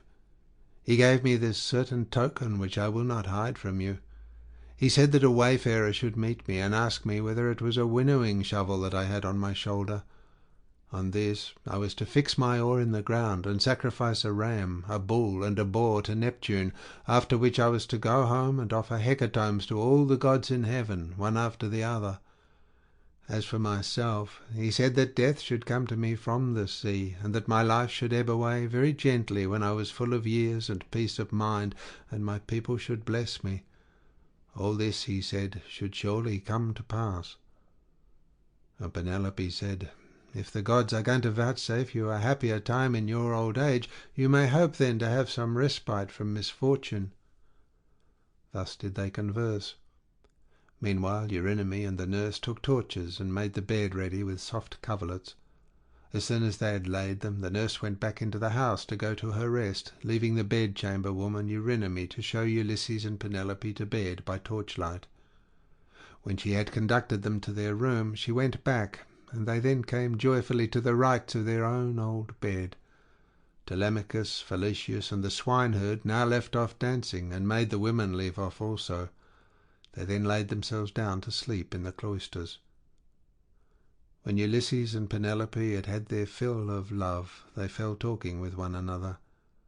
She told him how much she had had to bear in seeing the house filled with a crowd of wicked suitors, who had killed so many sheep and oxen on her account, and had drunk so many casks of wine. Ulysses in his turn told her what he had suffered, and how much trouble he had himself given to other people. He told her everything, and she was so delighted to listen that she never went to sleep till he had ended his whole story. He began with his victory over the Cyclops, and how he thence reached the fertile land of the lotus eaters. He told her all about the Cyclops, and how he had punished him for having so ruthlessly eaten his brave comrades. How he then went on to Aeolus, who received him hospitably and furthered him on his way, but even so he was not to reach home, for to his great grief a hurricane carried him out to sea again. How he went on to the Laestrygonian city Telepolis, where the people destroyed all his ships with their crews, save himself and his own ship only. Then he told of cunning Circe and her craft, and how he sailed to the chill house of Hades to consult the ghost of the Theban prophet Tiresias, and how he saw his old comrades in arms, and his mother who bore him and brought him up when he was a child. How he then heard the wondrous singing of the sirens, and went on to the wandering rocks and terrible Charybdis and to Scylla, whom no man had ever yet passed in safety. How his men then ate the cattle of the sun god, and how Jove therefore struck the ship with his thunderbolts, so that all his men perished together, himself alone being left alive. How at last he reached the Augean island, and the nymph Calypso, who kept him there in a cave, and fed him, and wanted him to marry her, in which case she intended making him immortal, so that he should never grow old, but she could not persuade him to let her do so. And how, after much suffering, he had found his way to the Phaeacians, who had treated him as though he had been a god, and sent him back in a ship to his own country, after having given him gold, bronze, and raiment in great abundance. This was the last thing about which he told her, for here a deep sleep took hold upon him, and eased the burden of his sorrows. Then Minerva bethought her of another matter. When she deemed that Ulysses had had both of his wife and of repose, she bade gold-enthroned Dawn rise out of Oceanus, that she might shed light upon mankind. On this Ulysses rose from his comfortable bed, and said to Penelope, "Wife, we have both of us had our full share of troubles. You here in lamenting my absence, and I in being prevented from getting home, though I was longing all the time to do so. Now, however, that we have at last come together, take care of the property that is in the house. As for the sheep and goats which the wicked suitors have eaten, I will take many myself by force from other people, and will compel the Achaeans to make good the rest, till they shall have filled all my yards. I am now going to the wooded lands out in the country to see my father, who has so long been grieved on my account, and to yourself I will give these instructions, though you have little need of them. At sunrise it will at once get abroad that I have been killing the suitors. Go upstairs, therefore, and stay there with your women. See nobody, and ask no questions." As he spoke he girded on his armour. Then he roused Telemachus, Valetius, and Eumaeus, and told them all to put on their armour also. This they did, and armed themselves. When they had done so, they opened the gates and sallied forth, Ulysses leading the way. It was now daylight, but Minerva nevertheless concealed them in darkness, and led them quickly out of the town. End of section 23.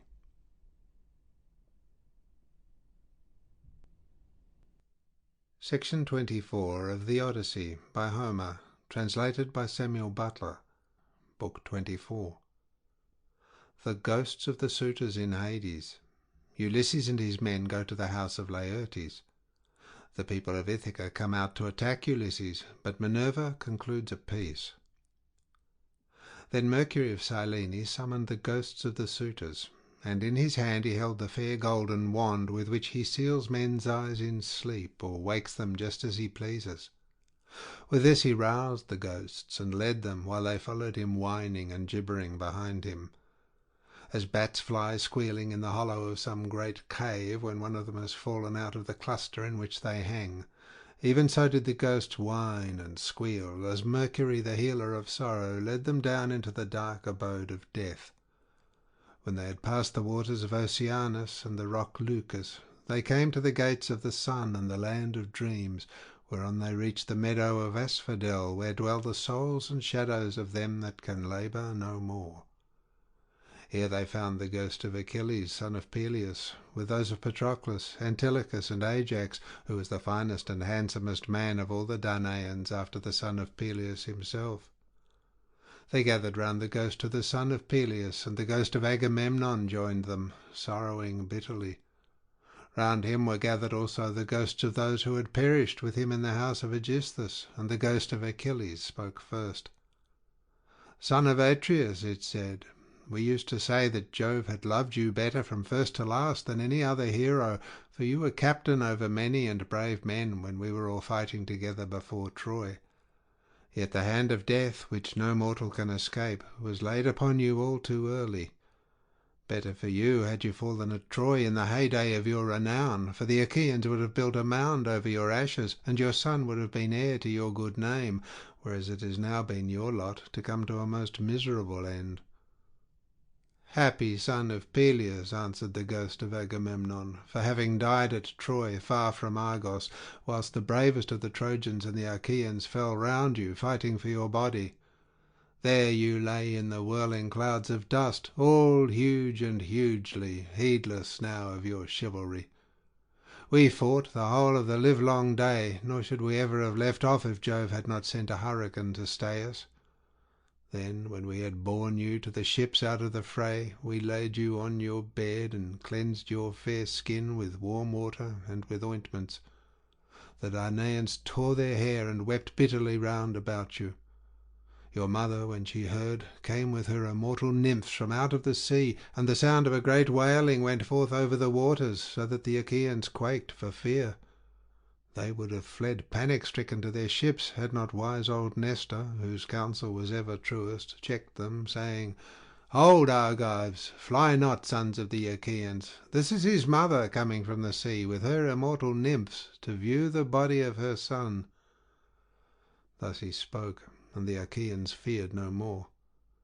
The daughters of the old man of the sea stood round you, weeping bitterly, and clothed you in immortal raiment. The 9 Muses also came, and lifted up their sweet voices in lament, calling and answering one another. There was not an Argive but wept for pity of the dirge they chaunted. Days and nights 7 and 10 we mourned you, mortals and immortals, but on the 18th day we gave you to the flames, and many a fat sheep with many an ox did we slay in sacrifice around you. You were burnt in raiment of the gods, with rich resins and with honey, while heroes, horse and foot, clashed their armour round the pile as you were burning, with a tramp as of a great multitude. But when the flames of heaven had done their work, we gathered your white bones at daybreak, and laid them in ointments and in pure wine. Your mother brought us a golden vase to hold them, gift of Bacchus and work of Vulcan himself. In this we mingled your bleached bones with those of Patroclus, who had gone before you, and separate we enclosed also those of Antilochus, who had been closer to you than any other of your comrades now that Patroclus was no more. Over these the host of the Argives built a noble tomb, on a point jutting out over the open Hellespont, that it might be seen from far out upon the sea by those now living, and by them that shall be born hereafter. Your mother begged prizes from the gods, and offered them to be contended for by the noblest of the Achaeans. You must have been present at the funeral of many a hero, when the young men gird themselves and make ready to contend for prizes on the death of some great chieftain, but you never saw such prizes as silver-footed Thetis offered in your honour, for the gods loved you well. Thus, even in death, your fame, Achilles, has not been lost, and your name lives evermore amongst all mankind. But as for me, what solace had I when the days of my fighting were done? For Jove willed my destruction on my return, by the hands of Aegisthus and those of my wicked wife. Thus did they converse, and presently Mercury came up to them with the ghosts of the suitors who had been killed by Ulysses. The ghosts of Agamemnon and Achilles were astonished at seeing them, and went up to them at once. The ghost of Agamemnon recognized Amphimedon, son of Melanius, who lived in Ithaca and had been his host, so it began to talk to him. "Amphimedon," it said, "what has happened to all you fine young men, all of an age too, that you are come down here under the ground? One could pick no finer body of men from any city. Did Neptune raise his winds and waves against you when you were at sea, or did your enemies make an end of you on the mainland when you were cattle lifting or ship stealing, or while fighting in defence of their wives and city? Answer my question, for I have been your guest. Do you not remember how I came to your house with Menelaus to persuade Ulysses to join us with his ships against Troy? It was a whole month ere we could resume our voyage, for we had hard work to persuade Ulysses to come with us." And the ghost of Amphimedon answered, "Agamemnon, son of Atreus, king of men, I remember everything that you have said, and will tell you fully and accurately about the way in which our end was brought about.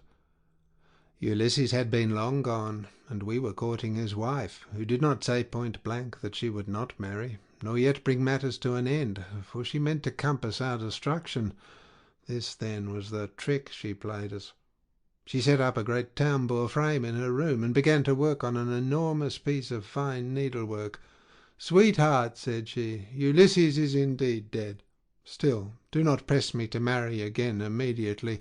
Wait, for I would not have my skill in needlework perish unrecorded till I have completed a pall for the hero Laertes against the time when death shall take him. He is very rich, and the women of the place will talk if he is laid out without a pall.' This is what she said, and we assented, whereon we could see her working upon her great web all day long, but at night she would unpick the stitches again by torchlight. She fooled us in this way for 3 years without our finding it out, but as time wore on, and she was now in her 4th year, in the waning of moons and many days had been accomplished, one of her maids, who knew what she was doing, told us, and we caught her in the act of undoing her work, so she had to finish it whether she would or no. And when she showed us the robe she had made, after she had had it washed, its splendour was as that of the sun or moon. Then some malicious god conveyed Ulysses to the upland farm where his swineherd lives. Thither presently came also his son, returning from a voyage to Pylos, and the two came to the town where they had hatched their plot for our destruction.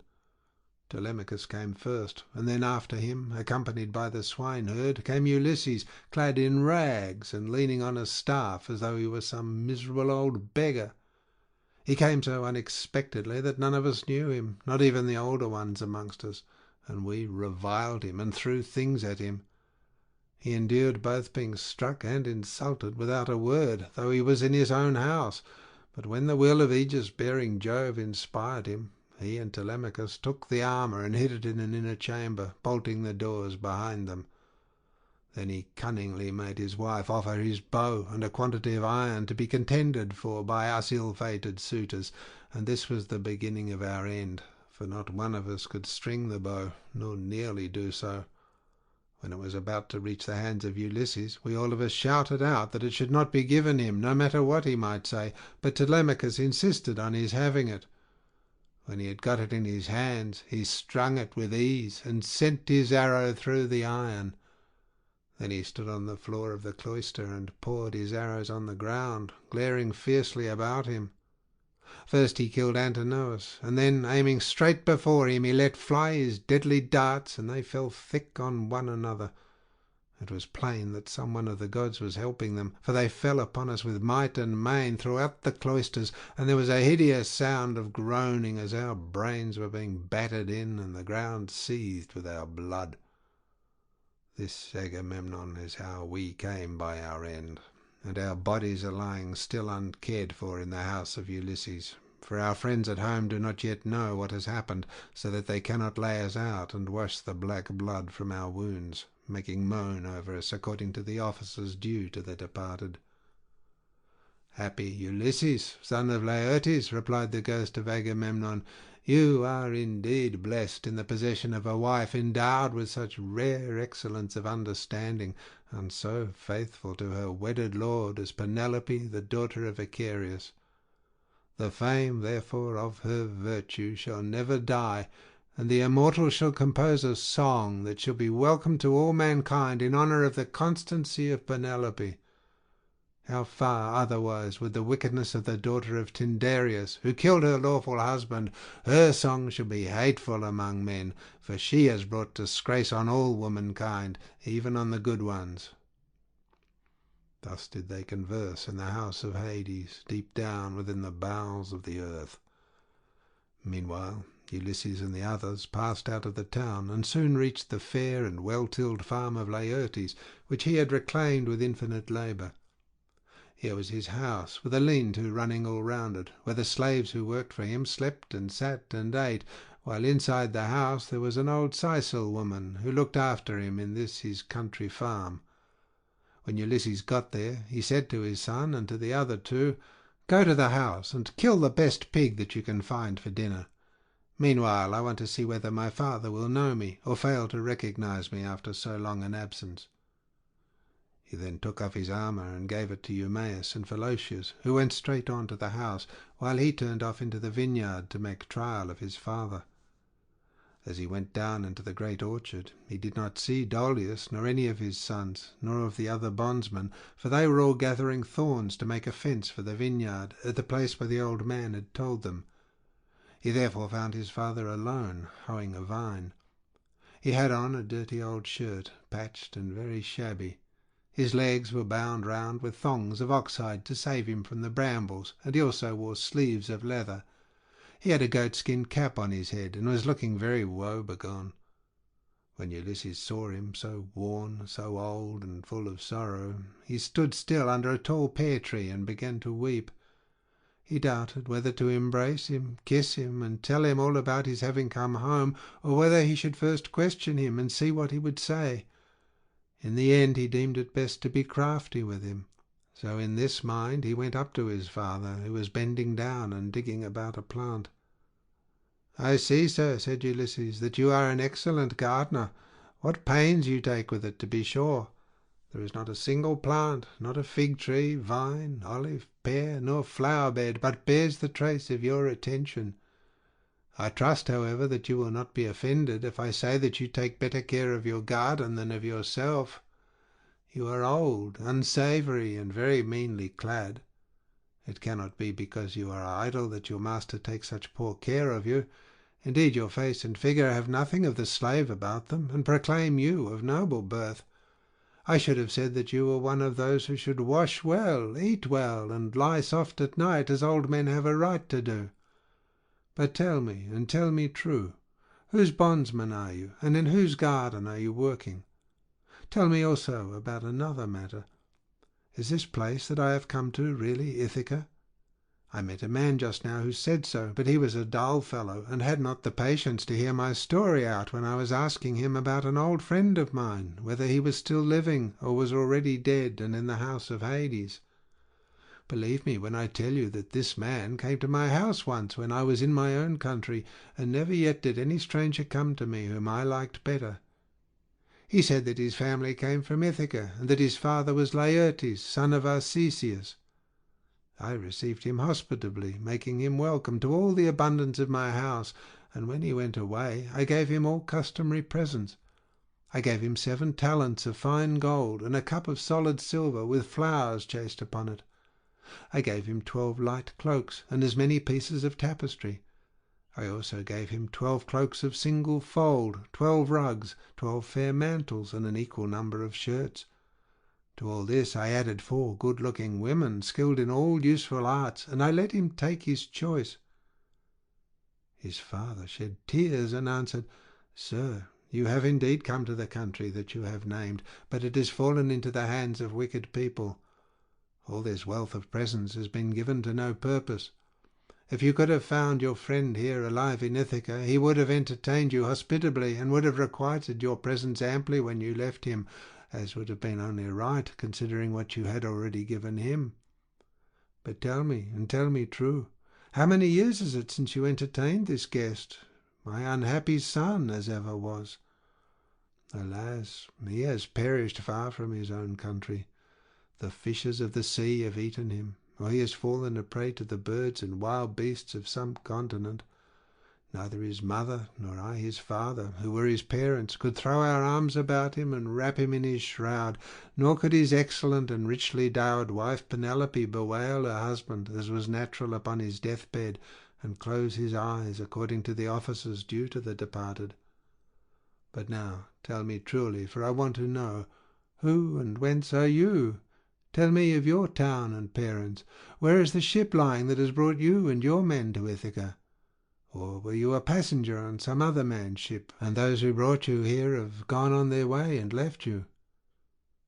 "I will tell you everything," answered Ulysses, "quite truly.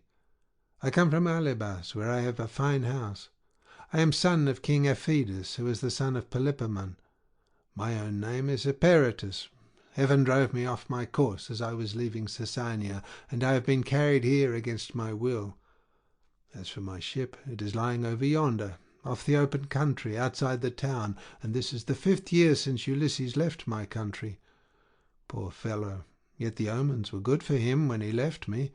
The birds all flew on our right hands, and both he and I rejoiced to see them as we parted, for we had every hope that we should have another friendly meeting and exchange presents." A dark cloud of sorrow fell upon Laertes as he listened. He filled both hands with the dust from off the ground and poured it over his grey head, groaning heavily as he did so. The heart of Ulysses was touched, and his nostrils quivered as he looked upon his father. Then he sprang towards him, flung his arms about him, and kissed him, saying, "I am he, father, about whom you are asking. I have returned after having been away for 20 years. But cease your sighing and lamentation. We have no time to lose, for I should tell you that I have been killing the suitors in my house to punish them for their insolence and crimes." "If you really are my son Ulysses," replied Laertes, "and have come back again, you must give me such manifest proof of your identity as shall convince me." "First observe this scar," answered Ulysses, "which I got from a boar's tusk when I was hunting on Mount Parnassus. You and my mother had sent me to Autolycus, my mother's father, to receive the presents which, when he was over here, he had promised to give me. Furthermore, I will point out to you the trees in the vineyard which you gave me, and I asked you all about them as I followed you round the garden. We went over them all, and you told me their names and what they all were. You gave me 13 pear trees, 10 apple trees, and 40 fig trees. You also said you would give me 50 rows of vines. There was corn planted between each row, and they yielded grapes of every kind when the heat of heaven has been laid heavy upon them. Laertes' strength failed him when he heard the convincing proofs which his son had given him. He threw his arms about him, and Ulysses had to support him, or he would have gone off into a swoon. But as soon as he came to and was beginning to recover his senses, he said, "Oh, Father Jove, then you gods are still in Olympus after all, if the suitors have really been punished for their insolence and folly. Nevertheless, I am much afraid that I shall have all the townspeople of Ithaca up here directly, and they will be sending messages everywhere throughout the cities of the Cephallenians." Ulysses answered, "Take heart, and do not trouble yourself about that, but let us go into the house hard by your garden. I have already told Telemachus, Felicius, and Eumaeus to go on there and get dinner ready as soon as possible." Thus conversing, the two made their way towards the house. When they got there, they found Telemachus with the stockman and the swineherd cutting up meat and mixing wine with water. Then the old Sicel woman took Laertes inside and washed him and anointed him with oil. She put him on a good cloak, and Minerva came up to him and gave him a more imposing presence, making him taller and stouter than before. When he came back, his son was surprised to see him looking so like an immortal, and said to him, "My dear father, some one of the gods has been making you much taller and better looking." Laertes answered, "Would by Father Jove, Minerva, and Apollo that I were the man I was when I ruled among the Cephallenians and took Nericum, that strong fortress on the foreland. If I was still what I then was, and had been in our house yesterday with my armour on, I should have been able to stand by you and help you against the suitors. I should have killed a great many of them, and you would have rejoiced to see it." Thus did they converse. But the others, when they had finished their work and the feast was ready, left off working and took each his proper place on the benches and seats. Then they began eating. By and by old Dolius and his sons left their work and came up, for their mother, the Sicel woman who looked after Laertes now that he was growing old, had been to fetch them. When they saw Ulysses, and were certain it was he, they stood there lost in astonishment. But Ulysses scolded them good-naturedly and said, "Sit down to your dinner, old man, and never mind about your surprise. We have been wanting to begin for some time, and have been waiting for you." Then Dolius put out both his hands and went up to Ulysses. "Sir," said he, seizing his master's hand and kissing it at the wrist, "we have long been wishing you home, and now heaven has restored you to us after we had given up hoping. All hail, therefore, and may the gods prosper you. But tell me, does Penelope already know of your return, or shall we send someone to tell her?" "Old man," answered Ulysses, "she knows already, so you need not trouble about that." On this he took his seat, and the sons of Dolius gathered round Ulysses to give him greeting and embrace him one after the other. Then they took their seats in due order near Dolius their father. While they were thus busy getting their dinner ready, rumour went round the town and noised abroad the terrible fate that had befallen the suitors. As soon, therefore, as the people heard of it, they gathered from every quarter, groaning and hooting before the house of Ulysses. They took the dead away, buried every man his own, and put the bodies of those who came from elsewhere on board the fishing vessels for the fishermen to take each of them to his own place. They then met angrily in the place of assembly, and when they were got together, Eupeithes rose to speak.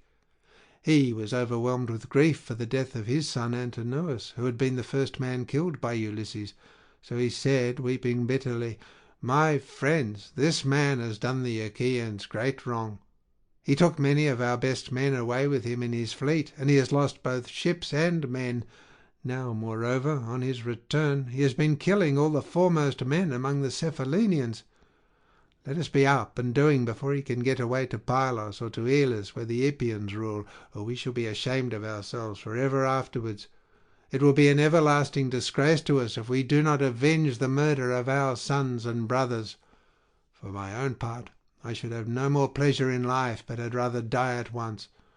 Let us be up then, and after them, before they can cross over to the mainland." He wept as he spoke, and every one pitied him.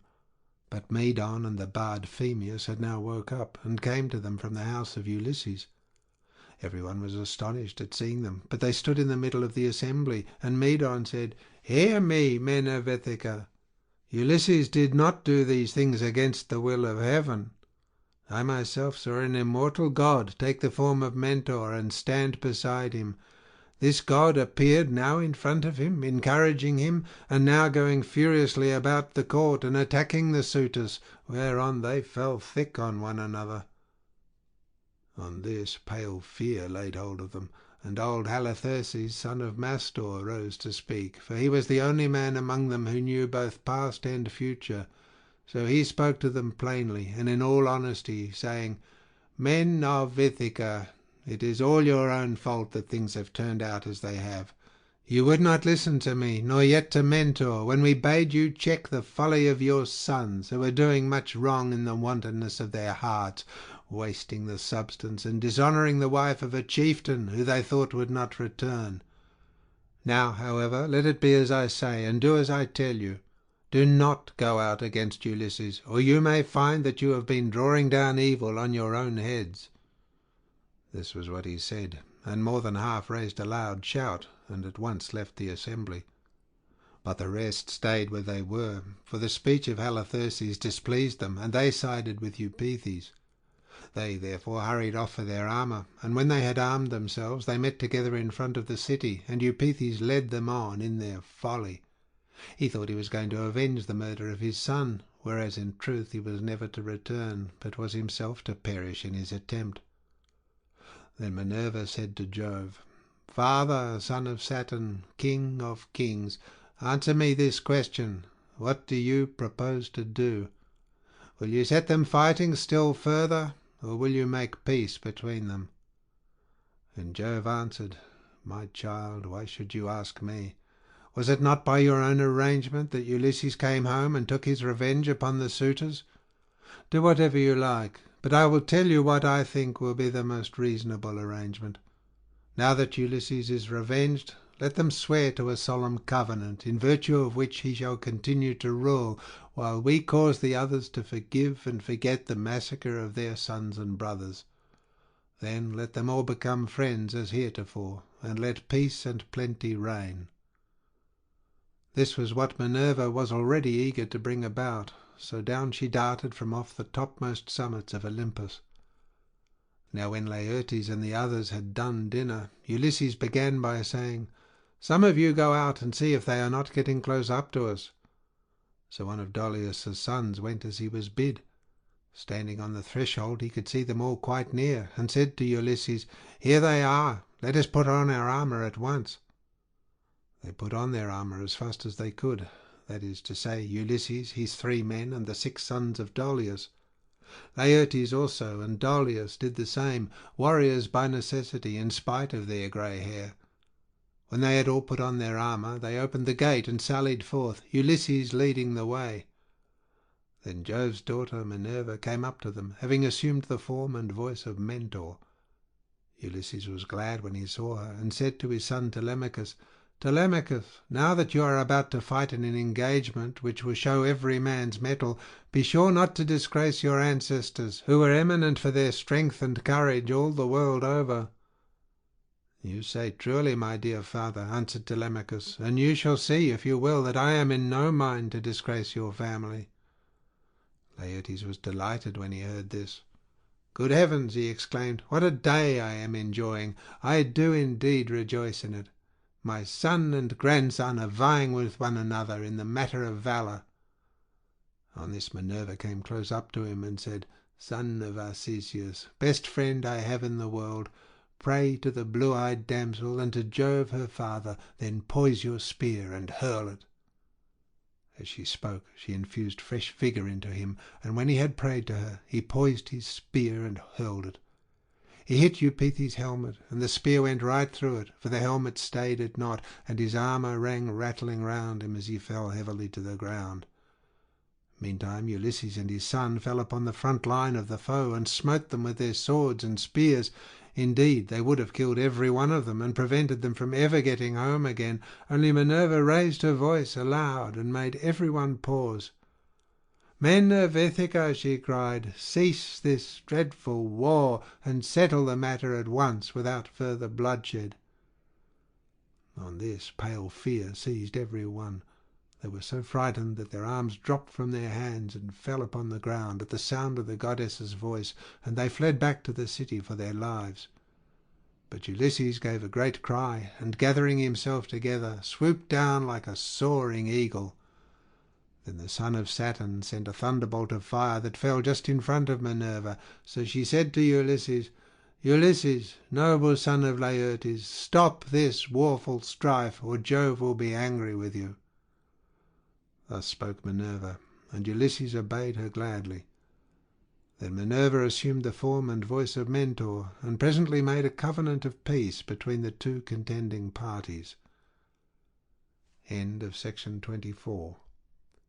End of the Odyssey by Homer, translated by Samuel Butler.